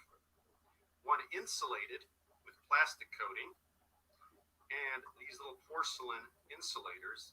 You may recognize them. They are fuses. I took the end caps off, hollowed them out, slid them over our tungsten carbide rod for a little heat protection. I don't know if it's going to do much, but we have to do what we can because the process inside here is going to be very, very violent and hot. Now, you can see that this is just the top of the water filter. Here we're going to have our thermometer, our negative and positive connections. Yes, they're just tubes, but there are connections. So now, let's put this puppy together. Okay, now we're going to put some water in our little tank. Yes, you guessed it, it's going to be distilled water, not tap water, not spring water. It has to be distilled. So we're going to pour that in. Okay, we don't want to fill it up all the way, just halfway would be fine. And we're going to put our anode and cathode array back inside. And that's basically how it sits. Now, we still have to put in our electrolyte, which is KOH. But first, I'm going to talk about the process a little more. Now, what happens in this chamber thermometer, it's going to make a plasma arc. It's also going to make hydrogen. What's going to happen when the plasma arc hits the hydrogen? You guessed it. It's going to burn the hydrogen. That's how this process works. The plasma arc and the current make hydrogen and burn hydrogen at the same time. That's why some people say that we can make over unity by using a little energy to excite the hydrogen to make more energy. This is what the big controversy is all about. I don't really care about the controversy. I just care that there is a process going on here. We're going to get to experience it. Okay. Now we're going to add some KOH. Again, nasty stuff. We're going to put on some safety gear. My trusty yellow glasses and some nice gloves. Again, I cannot stress safety. KOH, again, was used for drain cleaner.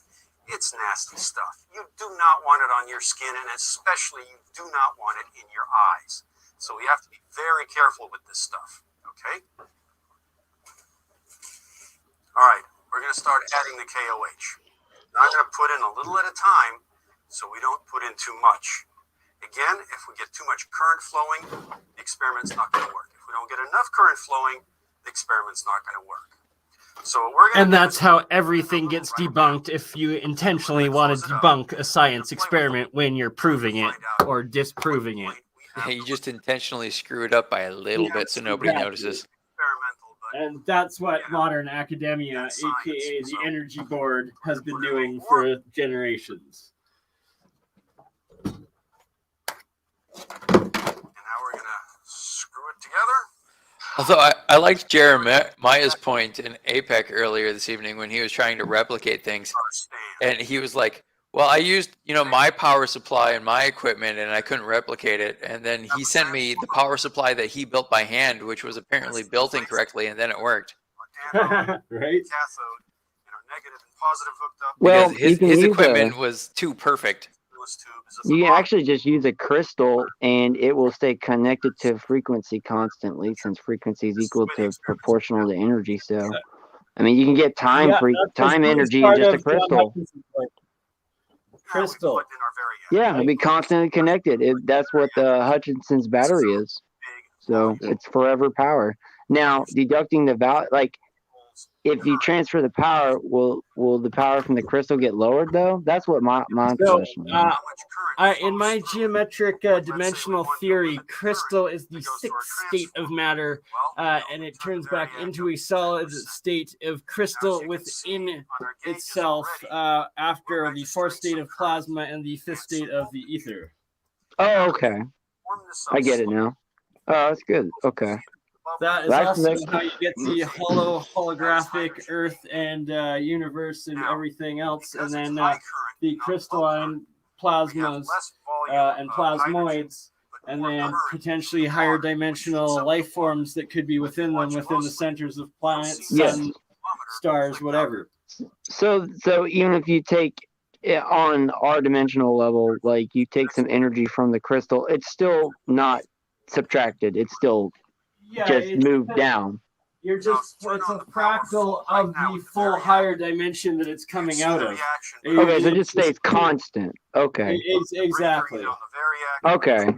That's good. That solves the subtraction issue. That's good.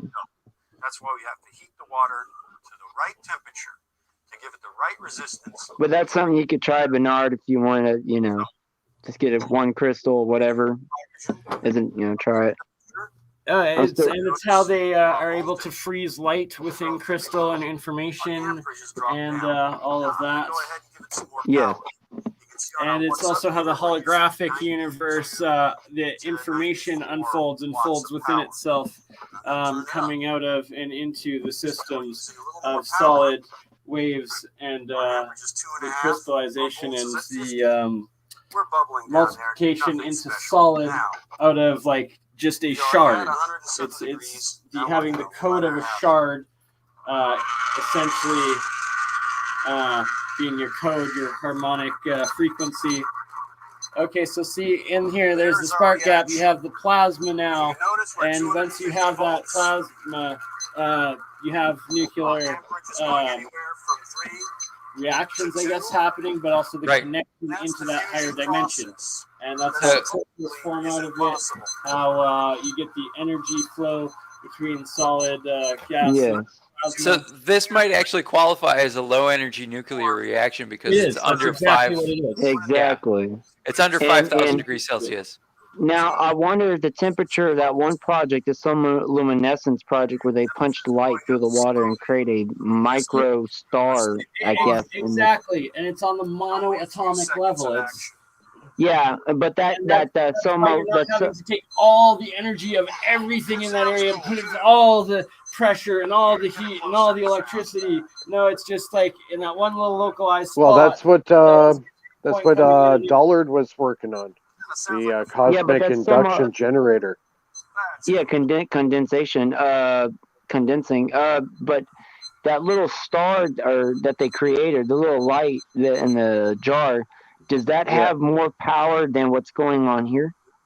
It's essentially the same in that one in the area of the plasmas. It's the ionized gas. Ionized gas is plasma. It's a monoatomic particle in your plasma state, which is then it's connecting to your higher dimensional ether crystallization and whatnot. So it's that hitting that oh God, what is the freaking word called? Trying to think of it the whole time. I hope it's not burn out, right? God, there's like a little, it's gonna drive me crazy. I'll think of it eventually. Losing an insulator. Information overload. When you get to that one little spot there, anything is possible. Yeah, basically. It's I actually, it's the transfer over, and it's how light, solid, liquid, sound, magnetism all come in and out of space-time. Yes. And we're producing steam here, kids. Unfolding of everything into itself. Yeah, it looks like heat is escaping the energy is escaping the deal, so it's getting too much for the container to hold. So it's okay. That makes sense. So. There it is.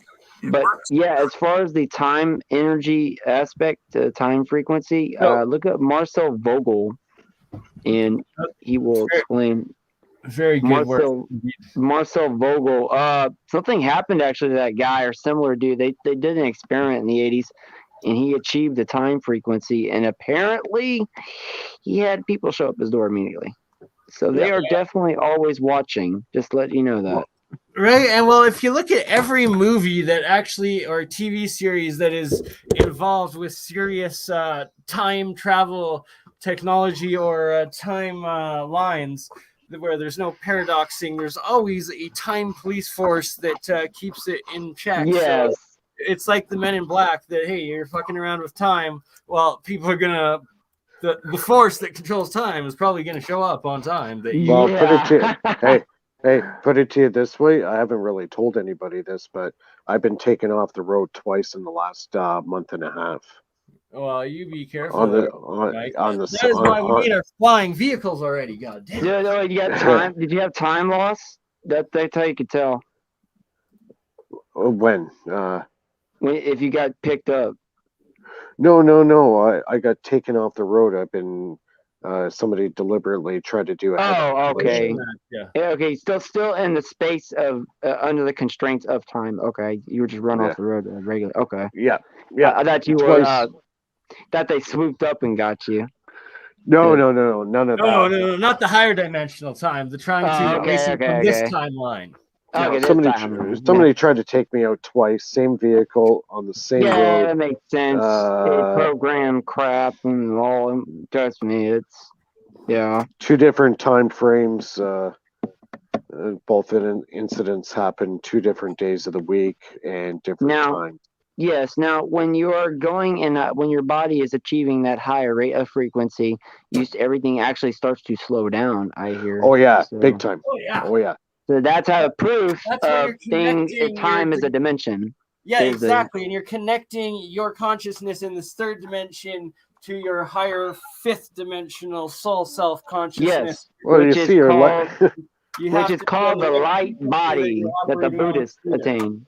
Well, you see your life flash before your eyes. Pretty much in the flash of a minute. What's that song?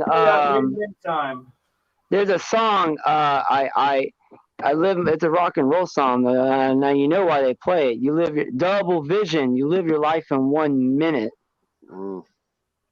There's no coincidence, Yeah, I don't believe in coincidences.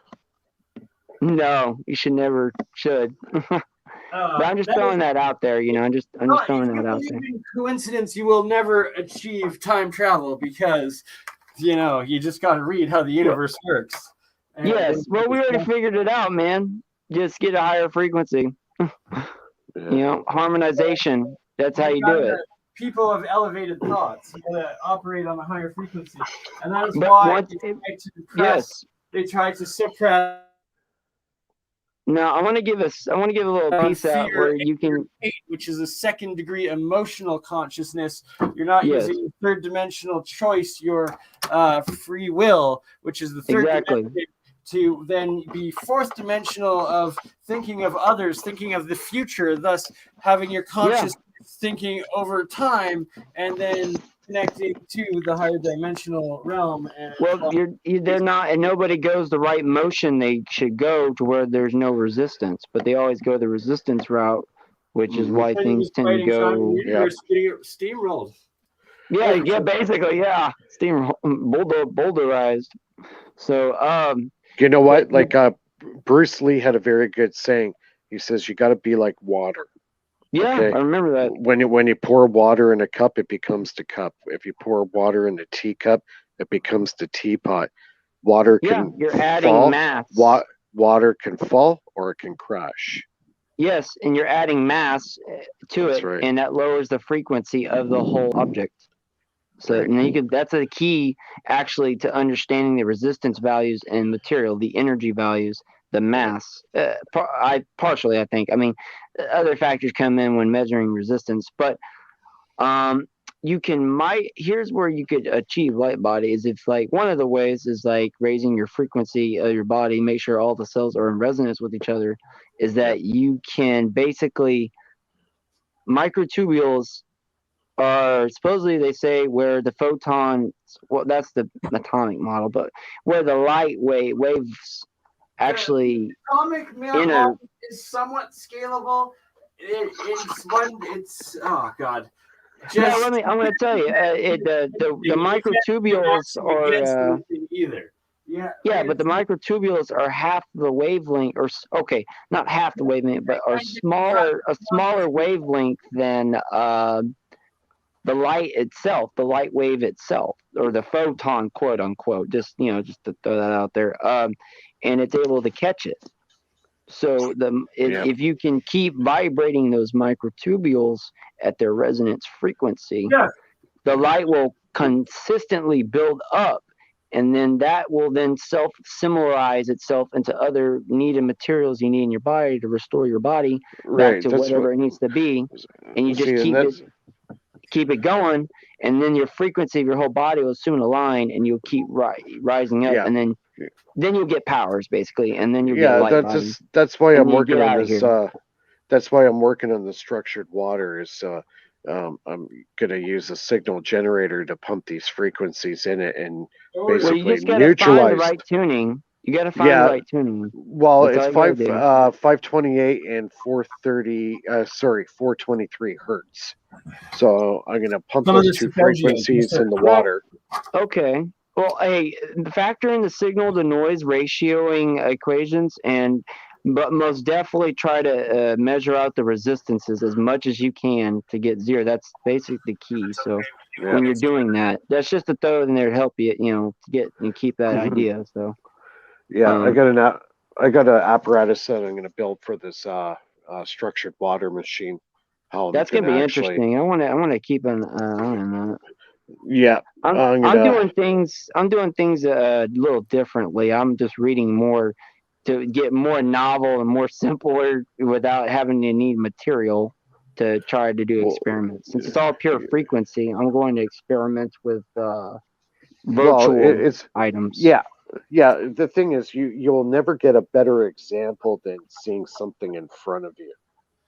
Okay. Yes. When you see mechanics. Yes. See, when you see it in front of you actually working, it becomes more of a reality to you, and then you expand off that.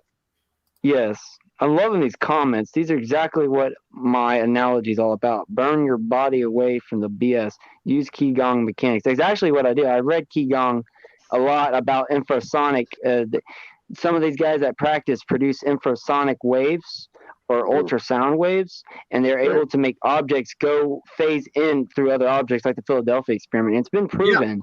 And they actually shown apparently documentation that's what journals. John Hutchison was actually working on recently, was reproducing the that's what he did. I've seen you can the just stuff he practice did. reflecting the waves in your body to build up the resistances in your body to upgrade its resistance value higher, which is the higher frequency, and then you can just do it with your body and you get the sense of it. It's kind of like how they say you could see the energy lines of stress values in a person's body if you're at that higher state, and you can cure somebody because you feel it, and you can just focus that energy like a laser, and they say the heat sensation on the person is a pleasant feeling, and then they are healed. The liver could be cured from the deal or whatever, you know. Well, they have Dollard's got the machine out called the Oh, I gotta NWO get the machine. dollars up. Yeah, and the Roy Rife frequency. Yes, that's one of the main guys. Roy Rife is amazing. Well, that's basically that's the frequencies I'm using, the right frequencies in my water. That's what I'm going to be making. Yeah. Yes. But So I hope this whatever information is helpful. So yeah, like everything is 100%. helpful. Everything is This helpful. is groundbreaking, my friends, and it's like that's why we are streaming to so many channels, and what we're keeping it going, and it's only going to advance. We are Bernie, starting momentum. I'm gonna have to head out soon here, Bernie. I gotta get on the bench here. I got some stuff I have to build. I gotta build a Faraday cage tonight, and get a few slow, things you know, done. just make your For way. sure. And sadly, Ominous tried connecting a couple of times, but for some reason, the both his phone and the laptop did not let him come in with sound. So next time, I will either have him in studio or go over there. Bernie, are we going to do a show again tomorrow night, or what's the deal? Yeah, sure, we can definitely. All right, yeah, because I want to get on the bench tonight. It's already almost 12:30 here, so I'm gonna continue reading, but not yet. I mean, I can still talk. So yeah, I'm absolutely, and I'll play a couple more videos here. We will go over some of Ed Leet Scallan's flywheel work. Play that video of Dollard that yes. I gave you. Yeah, play that. It's very important. But I'm gonna head out, Bernie. We'll touch base before tomorrow night. 100%, brother. Always a pleasure, my friend. Okay, man. Much love. Take it easy, everybody, and have a good night. Bye, Mike. I'm gonna mute myself, and I'm gonna listen in on these videos. Stay safe, brother. Like, stop shocking yourself and stop getting driven off the motherfucking road. Stop. Don't let the vibrations of death talking to kill yourself from the future, though. That one is allowed. That one's a girl. Yes, I do believe in that. To be careful. Yeah. All right, man. Take care. Much love. Bye.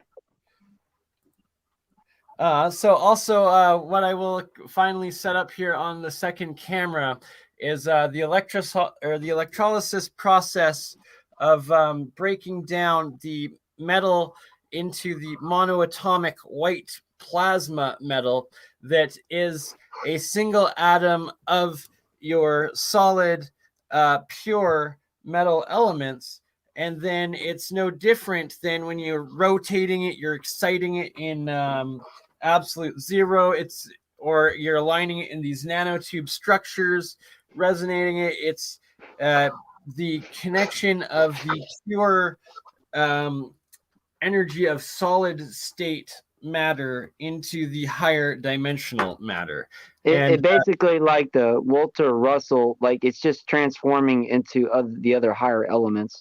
100%. Walter Russell is a key part of it, all of his information. And where I also connect it to is through David Hudson's work, Mehran Keshi and the Keshi Foundation's work, and most importantly, Sir Isaac Newton's alchemy writings and the reproducing of the 6 states of chemical transmutation, and him stating that all metals can be broken down into their mercurial and their molecular white state and their mercury red state, as well as the yellow sulfuric state and the blue-green oxidized state. And those are when it's not the pure plasma, but it's particlized into, bonded with another element. Is it a slow process when it keeps turning into the other elements, or can it be accelerated? Very quick, and it's through, you have the current and the electricity in it, and it's instantaneous, and it happens to all the matter simultaneously at once. It's absolutely. But does the rock start, like, is the element or the matter of, like, say the rock, does it start to glow when it's pumping, or? That's when you're getting into the higher states. And that has to do with like the spark gap there too. But for the natural transmutation, you get into the 6 crystalline state of the matter. Oh, okay. And then it happens at the regular But it's cold not state. glowing though, but it looks different. It reflects light. It's crystalline. It's actually pretty crazy. Huh. But if you can get it into the red state as well, and then you're having the heat transfer of pressure and more energy as well into it. Well, there was And a that guy happens who to there's the a localized position of layers within the metal as it's connecting the electricity to the rest of the electrolysis process. Okay. Well, no, there was a guy who was he had like a spiral coil and it had a like strong magnetic force that it was pulsating, and he put this metal, I think it was iron or something, but the magnetic field was able to keep it floating above the spiral, and he started to rotate it. And I don't know if he was put over excess too much energy, and it started to glow purple light. So I don't know if he was putting. I don't know if it was the nap. Purple, blue, and it's your colors are dimension 2, right? It's fractal geometry. Okay, but was too much energy going into it though? Like, was it destroying it? Well, it's the plasma reaction of the ionization or the breaking down to the monatomic plasma level. And that's the light coming out. But I want to make sure he was doing it right though, and it wasn't getting too hot. That's cold. That's your cold fusion energy. Oh, so it's and cold. Your yellow, red, orange. That's your hot fusion energy. And it's the difference between being the infrared spectrum of light and wave and the UV ultraviolet. So the metal was glowing, but you could touch it, right? Yeah. Oh, exactly. And oh wow, that okay. But So not if when it's it's cold, red. It's when it's like blue or stuff. Well, it depends on it, right? Yeah, that's what you got to be careful. That's what I'm saying though. Like if it's okay, if you can touch it, then you're doing it right. But if it's hot, then you're doing it wrong. Yeah, and well, different processes go into different ways with it. But yeah, essentially with what you just said, absolutely. Like overall, if the experiment's going all red correctly, yeah, that's what I'm trying to find out. I mean, that's where the values go in, and destroying it, you're not in harmony. And yeah, it's the neg entropy of the blue purple plasmas that are then happening in harmony of the cold fusion of the light going in and out. And that's why in that one video we showed earlier, it was in that air spectrum. And it's also why like jet fighters, the highest ones now coming out, you don't have this red push out of flame. It's blue purple plasma coming out. It's the cold fusion plasma. And that is I get it now. Okay. Energy. So the different lights are just the different higher levels that it's going through. Spectrum of energy, of color, of transfer of matter going there. You through. go. Yes. And yeah, it's the cold colors of energy and light, and the hot colors of energy and light. And that's why you have radiation burns. More physical radiation, more heat energy in the red-yellow spectrum of it. And see, with our electricity, we are putting the red energy through instead of the blue purple. And if the blue purple, we're operating on that little wavelength, then we don't have to make everything red. Yes, that's the reflective surfaces of the other resistances. Yes, that's exactly. And this explains flash burns, where flashes can burn you. Yes, where flashes burn you. Yeah, so that makes a lot of sense. One person I saw was working, and he the flash was so bad, the reflectivity of the light, it burned the dude. So, and it was just a quick. So that makes sense. So it's resistive surfaces reflecting. So and it's dimensions. It's understanding the fractal geometry of the universe, and the ancients knew it very well. That's why they had the colored mandalas. It's literally the fractal geometry of energy transfer into the higher dimensions. And now I want to give a secret out. There's been a study in the 90s that they've been studying very intense frequency, more lethal than if quantum is the measure of energy in the terahertz range, right? And X-rays is supposedly above the quantum, I guess. Quantum is just the terminology I'm using. I don't. Right. It's the fourth. It's breaking down into the ether, the higher dimension, right? Like Yes, quantum is like the consciousness going into space time, the information traveling throughout localized.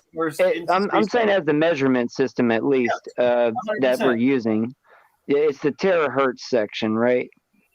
Because the X-rays are in the gamma. Well, I got something to add to this. Mandala pictures. The guys tested in the 90s. They detected low gamma frequency emissions from Mandala pictures. Right. Now that's something I was kind of. That's why I talked about the novel way, getting more simpler. So that's something you can experiment with, Bernard. You can take an oscilloscope and you can test it. So, dude, this is getting pretty wild. But it's a thing. You could try platonic solids, and it's understanding color and shape, and the fractal geometry of energy coming in and out of it. And what is fiber optic information? It is light, color, fractal geometry, and exactly.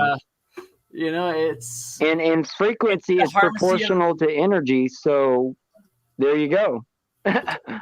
It is Walter Russell's shapes. I really think so. Yes. Charts. It is the platonic solids of the ancients, Pythagoras and Plato. The harmony of the spheres. It is the octave system.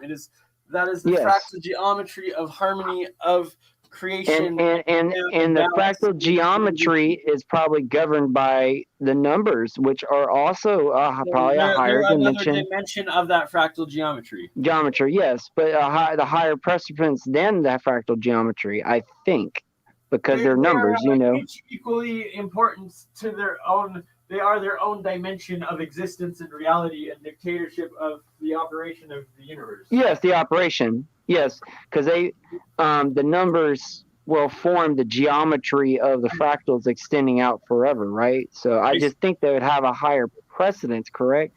And then the numbers themselves is important in the universal unified theory. Oh yeah, it's all one thing, but I'm saying as in the layers of the structure we're talking about, the one structure. Absolutely, numbers don't lie. Yes, and the numbers are solid in their dimension, but they probably are what make up the fractals spreading out. But my thing is, well, then what makes up the numbers if it's shapes, but then the shapes of the fractals? So I don't know if the numbers are higher or lower than the fractals. So there's a math thing where that you can a kilogon is like 1,000-sided shape. And to picture that in your mind is just near. I mean, they said even computers can't do it. I think I might be wrong about that. So that's just them throwing it out there. But nobody else wants to come in, I guess. Well, I'm gonna go on mute if you want to play anything. I'm gonna set everything. All right.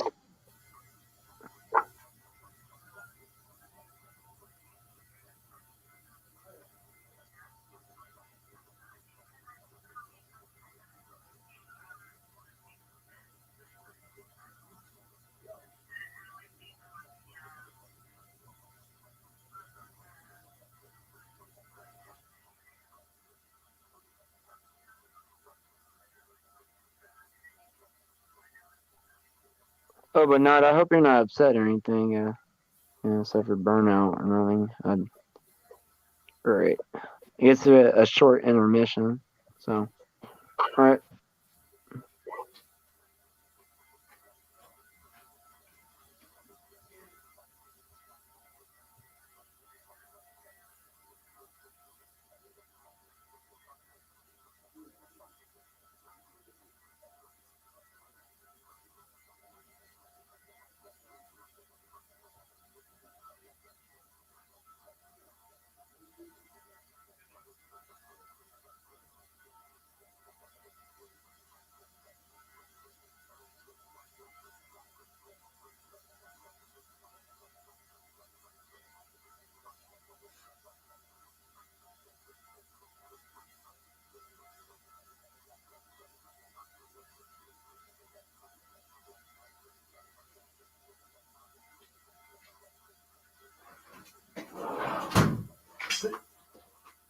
Hello. Sorry about that. You guys still there? No. Yeah, I think I'm the only one here. All right. That was my girlfriend. She is back in town from the funeral, so I am going to have to go get her now. So that's good. We will continue this, I guess, tomorrow. I will set up the actual. I'll go over it quickly here before we leave, but tomorrow I will set up the live demonstration. But in the if you see in the I guess I should make it visible before I start describing something.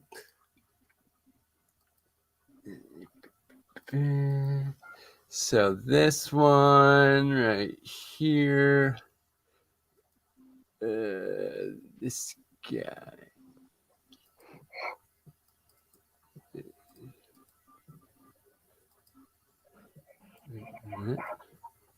So in the white matter there, in the one bottle to the right hand side, that is a mix of silver, zinc, gold, copper, all in one, and that is in the monoatomic single plasma state. And that is the most important state that Sir Isaac Newton talks about.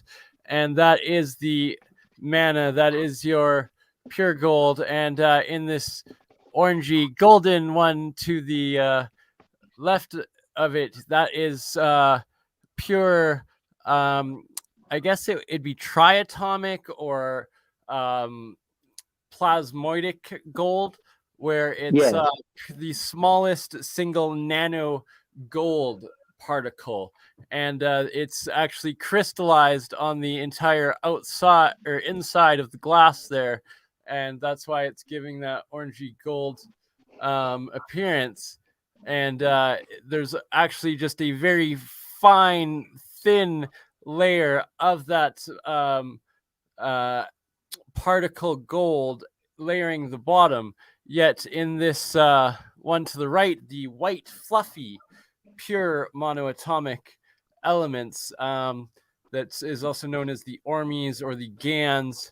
It is the mana of the past. I guess what the demigods used the monoatomic gold, the legends of, and what some people now have been experimenting with ingesting.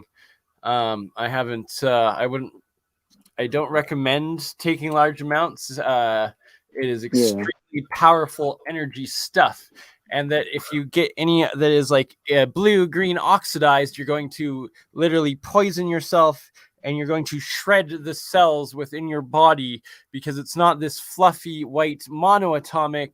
It's clumps of the matter that are then too big to flow through, too big. They're not in harmonic frequency to multiply energies within your cells to help you.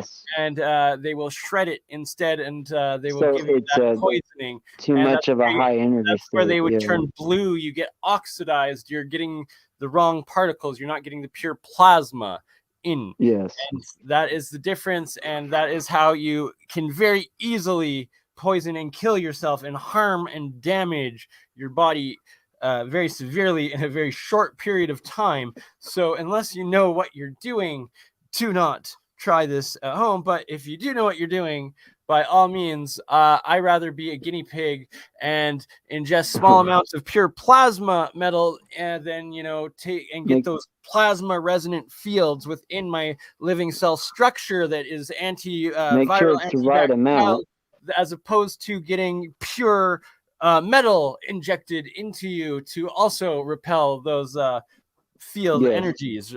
And in this day and age, right, it's I rather figure out how to be a demigod in harmony with the universe and decipher the legends of old and the ancient technology than put in be a devil. This experimental, well, it's all experimental, but it's this fractalized right way of going about it. Probably will be a cancerous causing agent in the cell structure, because what is cancer? It is the distortion, the cells when they mass, they break down. They're the exact same thing you're fucking around with by mRNA. So that is a very scary thing. That's and then the heavy metals that you're injecting in with it as well. It's like, well, yes, you got to match it right amount. It will benefit if you get the right amount your body requires.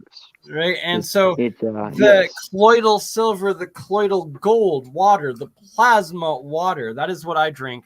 And you harvest the water off the top, you keep refreshing it, and it's this pure plasma energy gets transferred, the field energy into the water from the plasma elements below, and then that is what you're drinking. And so colloidal, right, it's like a couple million parts per million, or parts per million of that plasma energy, and this is 1,000,000 parts per million when you have that pure monoatomic plasma energy. And yes, it will work. You just got to couple it right. Yeah, it's as everything in life and the universe. Yes. You have to have the right structure, the right frequency that you're operating on, the right energy will easily burn your bottle there of the monoatomic gold at the bottom layer. I guess that slowly will all that white stuff become gold eventually, or no. So the white, that's actually it's combination of that's actually zinc, copper, silver, and gold in this one. And when they're in the actual plasma, that is usually how they state. And then if they do decay, it usually oxidizes at the bottom, and that's where you will get the purple, or not the purple, the green and blue particle mass of the elements breaking down back out of the plasma states. Where, see, when they're in the plasma state, they don't have any of the physical solid state properties to them. They have these new plasma state, and also the weight essentially is always, especially when rotated, it is described to be reduced, and it's because I think 1/3, 1/4 of the monoatomic, that plasma, maybe even half, is interconnecting to that quantum. So essentially plasma matter could be quantum matter. To think of it that way, it's your superconducting matter, and that it's since plasma, it's folding into the etherical state. So one part of its connection, one part of its weight, one part of its structure is actually folding into a higher dimension that it is harnessing and transferring energy over to. That's where you get the superconducting in your nano material. It's one in the same. Yes. And just like that, why certain petroleum or certain stones that are in the very high states have radiation that can harm you just by standing near it. That's also in the crystal state too, right? So crystal is connecting especially with plasma. Exactly. Yes, the frequency of the crystals form like these resonant cavities, and they contain the frequency, which is the energy. The frequency of the energy that comes out of it. Yes, in the and it can harm you. Too much of the energy. Your resistance is low. You have to have the right energy, right? And if you have the right energy, or the right one, the harmonic frequency that you're putting out, then it's perfect. You get amplitude best ever effects. Or if it's slightly off and you have the wrong, then you're going to start going into the amplitude. You get hurt. Yeah, your radiation burns and stuff. Yeah, you're screwed. In a very short period of time. And yes, depending on the energy proportion radiation going out and your resistance value, you subtract those, and that's how much time you're going to get more suffering. That's the time measurement. How much time you got before you kick the bucket. So that, yes, it's like I don't know if osmosium or osminium, I think it was, like, is very highly radioactive. depending on these states. So, I've been doing some reading, and it makes sense. Right. So when it's coming out of these, like our forced nuclear decay of, it's not stable, and that's why it's breaking down in the wrong frequencies, putting out all these harmful radiation waves. And then instead, if you have in the purple, the blue, the harmonic frequency of the ether connection or the plasma connection spectrum, then within that short area, you can get a lot of good energy transfer, and it's on a very small level interaction that it's operating on, but it's in a very high yield in that area. Yes. I'm still like measuring out the values with that. That way I can get a good grip on how it's all formulated. So that's what I've been doing that's why the math has been very important to me. 100%. You are a key connection in helping with understanding it all. And so the craziest ever is the alchemy language. It is the oldest existing language. It's a pictographic language. It has existed in use in the occult and esoteric priestess, higher elitist controlling entities of society since the oldest recording times that we can find throughout all of societies, throughout all of time, up until even today. And when you start looking at the actual the rules, the geometry of it, it's just flow of energy. It's all it is. It's the code of the universe. They get the astral energy, you have astronomy, but then the astrology is actually, when you think about it from physics, the positioning of the mass of the largest bodies that are existing in our galactic solar universe that acting upon ourselves, in those are the largest forces ever.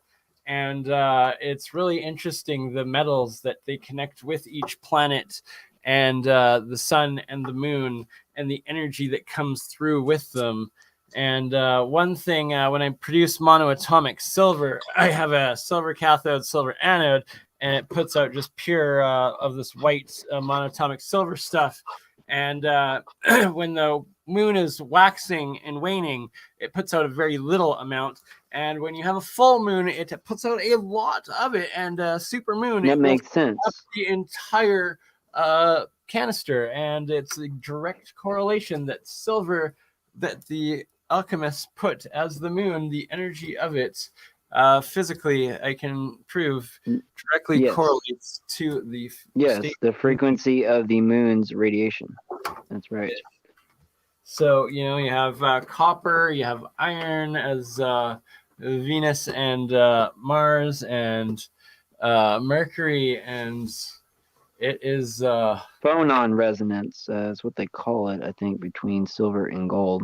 So right, and it's these higher energy states of particle packets that we don't know if it's a wave, we don't know if it's particle, we don't know what it is, and but no, it's ancients did, and it's so easy, and it's well, we've pretty much broken it down to its bare pretty much, so everything that needed to be said. Absolutely. So I love all of you beautiful souls, and tune in again tomorrow, and tune in every second week for Apec, because it is wonderful what they're doing. Alien scientist, a great guy, Jeremy. He breaks down from the beginning of the 9/11 and how it's impossible, and then breaks down the physics and tracking of the UFO technology and all of the different physics of it and the cases, and it's great. It's good, and more developments. And Mike is an awesome soul. That he is a next level guy. Like I've read about the End Machine. I've read about the Don Smith generators. I've watched the videos and the pulse generator. And no, he's built them all himself, has working models of them, and now connecting all three of them to themselves to create one hell of, I don't know, flux capacitor, time generating, dilating, Yes. God knows what, but it's going to be a good time. But remember, just in one of your future experiments, try the crystal frequency adaptation. It will constantly resonate at that frequency, and it will produce the exact energy of the dimensional topology that the frequency you put in it. So right, and that's like that's basic 50s, 1950s electrical engineering of the U.S. Navy radios, man. Right? And it's like, God, like, oh man, it's so ignorant. It's hilarious. It's like, it's freaking hilarious, man. It's just a bad joke, but it's true, you know. And man, so much of humanity just like they're stuck in the lie of the Matrix. They have to believe it, and they can't not believe it.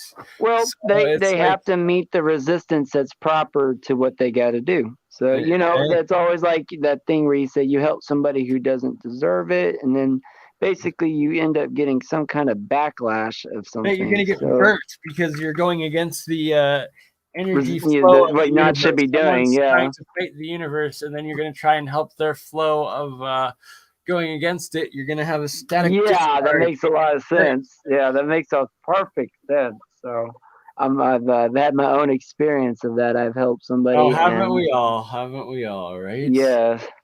Well, you got to go, I guess, and I'm going to go ahead and log out, and I'll probably do more reading. I need to. Absolutely. First, here we will end it with Vinny St. Vincent. Actually, no, I can't. I can't spell word shit. That's why. Yeah, been going 9 hours straight. Right. Well, sort of. I guess. Pretty much. Oh, actually, no. We're just gonna end it in exactly 9 hours. So, okay.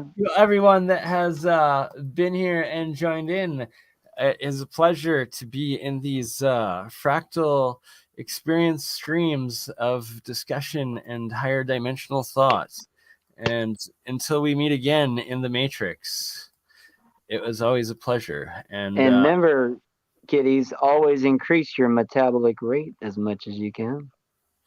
All right. It's the inertia of vibrating on that higher frequency and just building the progression of inertia of your fractal geometry of your projection of reality.